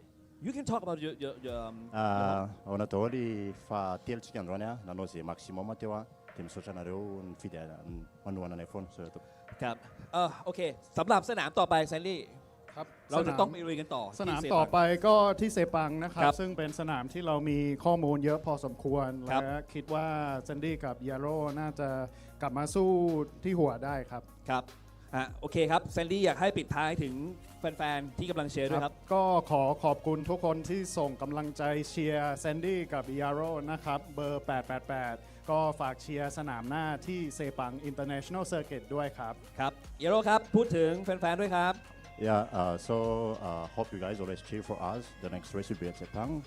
Me and Sandy, we will try to give always our best. Thank you. ครับ Congratulations again ครับขอบคุณครับขอบคุณครับและอันดับ2ยังคงเป็นของ B Quick Absolute Racing คุณเฮงกิกและอเล็กซานโดรจิรติว้าว We are super excited. Me too. We're excited. Yeah. Okay, how do you feel today? I mean, I think if you talk about racing, yes. I think today was about racing. Yes. And I mean, it's I had a great battle with PT. I mean, yes. I mean, he's so quick, that guy. Oh, for a long time. You have to work so hard to try to keep him behind. So great. And on that, then after that also with Horwood, I mean, that didn't end very well, but I think that's part of racing. But you know, I mean, he did all the work. Gave me the car, and I just drive it home like that. Yes. How about you? Yeah, so super happy. So I think we can all thank our Hank for this amazing show he gave it to us. I think everybody here on track was so happy to see such a nice battle. So for that, big thanks to you and to the team because they give again a good car. For my part, I tried my best. I was a bit struggling with the pace, but yeah, the target was to keep it close because we know with the penalty time due to the success of the day before, we would have been great. And yeah, then just Hank finished the job, and I think it's a really good operation for the championship, and we are extending some points. Yes, he did the best job. He did. Yes, he did. And the first thing he just do for quickly to fasten, and he have to back to stint and make the best compensation time that. Yeah. And yes. So how about the next race? Oh, I think first of all, I think the best job this weekend is the people in Bangsaen, the team and the organization, everybody, great event. Thank you everybody for all that. And next race we go to Sepang and we fight again. Okay.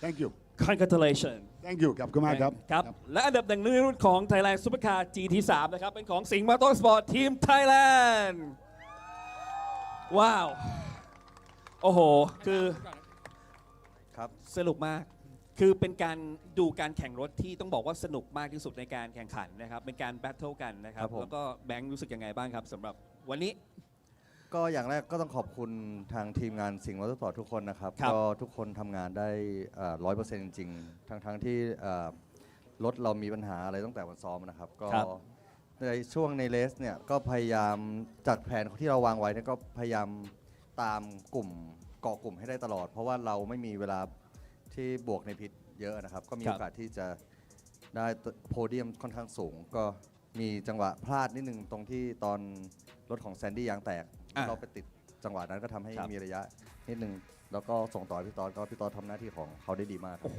ถือว่าพี่ต๊อดวันนี้ทำเพอร์เฟกต์มากโคตรมากครับจริงๆพี่ต๊อดครับครับผมรู้สึกยังไงบ้างครับสำหรับวันนี้เราตื่นเต้นไปทุกนาทีที่พี่ตามติดไปตลอดเลยครับผมก็ต้องบอกว่าคุณเฮงขับเร็วเหมือนกันนะครับเพราะว่าตอนอย่างเมื่อวานเนี่ยคงไม่ได้พุชมากนะครับเวลาต่อรอบเนี่ยก็พอใกล้กัน ไม่ได้ห่างกันเยอะเนี่ย ครับ จังหวะที่จะแซงในสตรีทเซอร์กิตเนี่ยต้องบอกว่าเป็นไปได้ยากมากผมต้องเตรียมตั้งแต่โค้งก่อนสุดท้ายอะครับ ครับ เพื่อที่จะตั้งลำขึ้นมา ใช่ ให้ได้ซิปสตรีมมากที่สุด เพื่อที่จะติดให้ได้ตรงทางตรงและฉีกเข้าตรงโค้ง1โค้ง2เพื่อ carry speed ให้ใกล้ที่สุด นิดเดียวครับ ครับ เห็นประมาณ 3-4 ครั้งที่พยายามทำอยู่แบบนี้ แล้วก็ ใช่ โยกสลับลาย ใช่ เพื่อที่จะเข้า โดยได้จังหวะสุดท้ายที่แซงเข้าไป ครับ นั่นก็เลยเป็นโอกาสที่เข้ามาเป็นที่ 1 เลย ครับผม โอ้โห พี่ต้อยครับ ผลงานวันนี้รู้สึกพอใจมาก ก็ต้องบอกว่าดีใจมากครับ เพ ครั ราะ บ ว่าไม่ได้ชนะที่บางแสนมานานแล้วพอสมควร ครับ แล้วก็เป็นปีที่ครบรอบ 20 ปีด้วย ผม ใช่ มาที่นี่ตั้งแต่ปีแรกเหมือนกัน ครับ นะ 2007 ครับผม ว้าว ทีนี้เราจะ ว่าผมผ่านเฉียวมากับทุกโค้งในสนามนี่แหละครับ ก็คือติดตลอดเลยการเร็วตลอดเลยนะครับ ก็ทีนี้เราอยากจะถามต่อแล้วในสนามหน้าเราจะไปต่อที่ ก็ เซปัง สนามหน้าที่เซปังก็ต้องบ ครั อบ กว่ารถคันนี้ก็มีจุดได้เปรียบอยู่หลายจุดนะค ครั รับบ ก็สนามนี้ต้องบอกว่าพอเป็นรถเทอร์โบที่เราได้บูสต์ที่ทอร์กต่ำเนี่ยพอออกโค้งต่างๆเนี่ยที่ใช้เกียร์หนึ่งก็จะเสียเปรียบเล็กน้อย ครับ นะครับก็สำหรับสนามที่เป็นเซปังที่เป็นฟูลเซอร์กิตจริงๆเนี่ยการที่แครี่สปีดต่างๆเนี่ยก็ทำให้เราไม่ได้เสียเปรียบมากนะครับ ครับโอเคครับฝากถึงแฟนๆด้วยครับพี่ต้อยครับ ก็วันนี้คิดว่าน่าจะสนุกนะครับกับการแข่งขันทั้งวันที่บางแสนนะครับก็ปีหน้าใครพลาดปีนี้ปีหน้าก็สามารถมาติดตามได้ต้องบอกว่าสนามบางแสนสนุกมาก ครับ นะแล้วก็เป็นที่ชื่นชอบของนักแข่งไทยและต่างชาติครับ ครับแบงค์ครับฝากถึงแฟนๆครับ ก็ขอบคุณที่เป็นกำลังใจให้ทีมสิงห์มอเตอร์บอร์ดในทุกวันนะครับ ครับ ก็ในทุกปีที่กลับมาก็รู้สึกดีใจทุกครั้งที่ได้กลับมาแข่งที่นี่ครับผม ครับ ขอบคุณครับ ครับแสดงความยินดีครับเอาขอเสียงปรบมือให้กับสิงห์มอเตอร์สปอร์ตทีมไทยแลนด์ด้วยครับขอบคุณครับคุณผู้ชมฮะเดี๋ยวเราไปดูกันต่ออีกรุ่นหนึ่งนะครับสำหรับรุ่น Thailand Supercar GTM นะครับเราตามกันไปนะฮะแน่นอนนะครับสำหรับอันดับที่ 3 ขออนุญาตครับฮะอันดับที่ 3 นะฮะเป็นของ Fire Monkey นะครับไซมอนชานและอเล็กซ์ลี Congratulations ไซมอนชานHi. Wow. Okay, congratulations for the last race today. So, okay, how do you feel today, you guys? It's okay. It's a nice day to drive today. Weather is nice. The track is nice Yes. and dry, so it's a nice, Yes. nice day to drive. Yes. Look like you don't try. Huh? Look like you don't try. No, don't try it. Yeah. Oh yeah. I kind of get used to it. Yeah. Okay. How about you, Alexei? Yeah, finally I got used to the track. Yep. Yeah, finally. Okay. Okay, let's question liberal comment to Thai fans who are supporting you guys today. Thanks for everybody be here to celebrate 20 years of Bangsaen as well. I think it's a very nice event, and hopefully see you guys next year as well. Yep. Thank you. Thank you very much. Congratulations again. Thank you. Thank you. อันดับ 2 นะครับ เป็นของนี่เลยครับ Craig Collins กับ Jalen Robot Tam ครับ เอาขอเสียงด้วยครับ Congratulations, you guys. Thank you. Yeah, Okay. That was a hot one out there. Yeah, Craig drove awesome. The car was good today. Yes. Yesterday I was a little bent up, and Oh, yeah, today he drive for. Yeah. So Great. today was good. Yes. Yeah, car was fast. It did really well with the fuel coming off. So Yes. yeah, happy to finish second. Almost to that. And you? Thank you, first of all, to TSS and all the organisers and all the fans out there. We really appreciate your support. We tried today. Unfortunately, every time both of us set a lap, another better lap was set by the Ferrari, so it's just a bit too fast for us. But we tried. We put on a good show, and maybe next time we'll see how we go. But thank you, everybody. Thank you, all the supporters and all the team. And congratulations to the winners and third place. Okay, congratulations again. Thank you. Thank you. อันดับ 1 นะครับ เป็นของพิกกี้สลาวุเสรีสุรณกุลและอฟิกยาซีด Congratulations ครับ ครับผมครับ ว้าว สวัสดีครับ เป็นยังไงบ้างครับสำหรับวันนี้เป็นดับเบิลแชมป์เลย ครับวันนี้ก็ขับได้ค่อนข้างดีเพราะว่ากริปสนามก็รู้สึกว่ากริปดีกว่าเมื่อวานครับแต่ตอนที่ขับเข้ามาแล้วเปลี่ยนตัวกับอัลฟี่ครับรถสตาร์ทไม่ติด เพราะว่าน่าจะอัลฟี่เขาขับเข้ามาแล้วเขาปล่อยคัดให้มันดับเลย คือกล้องเนี่ยตัดเข้าไปเนี่ยเหมือนกำลังตามเครกอยู่ ใช่ครับ ตอนนั้นนี่คือเป็นจากอะไรฮะคือ compensation time ป่ะหรือว่า คือรถอัลฟี่คือต้องรถสตาร์ทไม่ติด อ่าฮะ ต้องปิดสวิตช์แล้วเปิดใหม่ถึง อ๋ ส อ ตาร์ท ถึง ก็เลย สตาร์ท เสียเวลาไปนิดนึง นิดเดียว ครับแล้วก็เลยเคลก็เลยอ แล้ อ ว ก ก็ ไปถอน จังหวะช่วงชิงพิกกี้ก็เลยแซง แซง ได้เลยโอ้โหก็ แซงไปได้ก็ไปไล่เอา ไล่บีเอานะฮะ ครับ จนมาเป็นแชมป์เลย ครับผม รู้สึกยังไงบ้างครับ ก็รู้สึกดีมากๆครับ เพราะ ครับ ว่าชนะที่นี่ก็ไม่ใช่ง่าย ครับ วิ่งให้จบก็ถือว่าโอเคแล้ว ครับ นะครับ วันนี้ทำเพื่อใครครับ อ๋อครับคุณภรรยามาเชียร์ครับก็ครับ ครับผม แล้วก็ ก็ถือว่า แชมป์ เป็นรางวัลรับของขวัญให้ภรรยาด้วยนะครับ ครับ ครับโอเคhow about you Afik congratulations Oh, okay. I would like first of all, I would like to thank to the team. They did a very good job. We won both races. Yeah, I'm looking forward for the next race and for the championship. So thank you. yes okay next race we go to Sepang yes okay you're home Yeah, my hometown. So yeah, we did great last year. So I think it should be no problem for us to go to Sepang, and then we are really looking forward for Sepang race.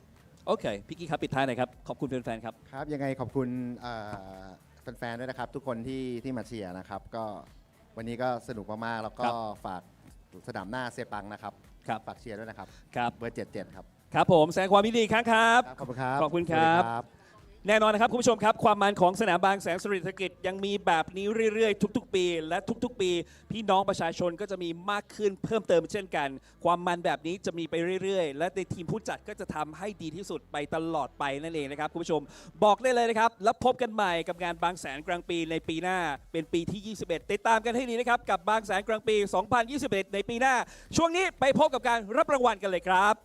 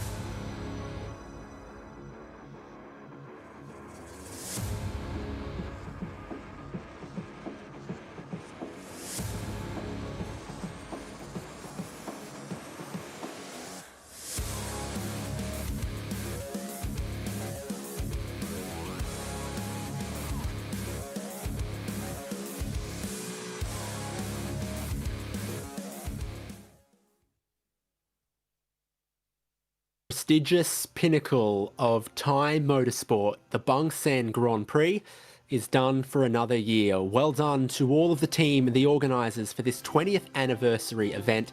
Strength to strength. What an event it is. 4 action-packed days of racing. It's been our delight to bring you coverage of it. Thailand Super Series next event, 21st to 23rd of August at Sepang International Circuit. We can't wait to see you there. Thank you so much for joining us with the English commentary coverage on Thailand Super Series. We'll see you at Sepang.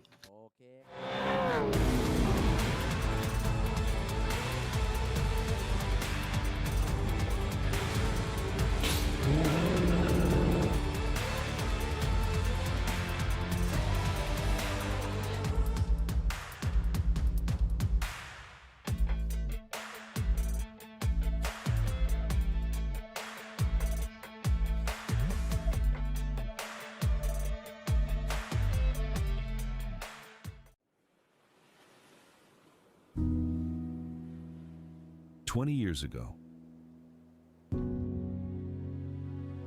a dream began beside the sea.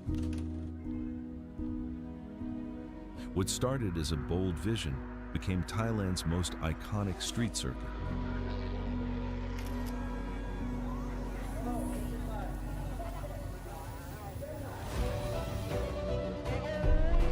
2 decades, generations of drivers, teams, officials, and fans have written history together. More than a race, more than a circuit, a celebration shared by an entire community. Here, champions were crowned, legends were made, and memories became part of motorsport history. Now, the story continues, bigger, faster, stronger than ever. Bangsaen Grand Prix, where street racing history is written.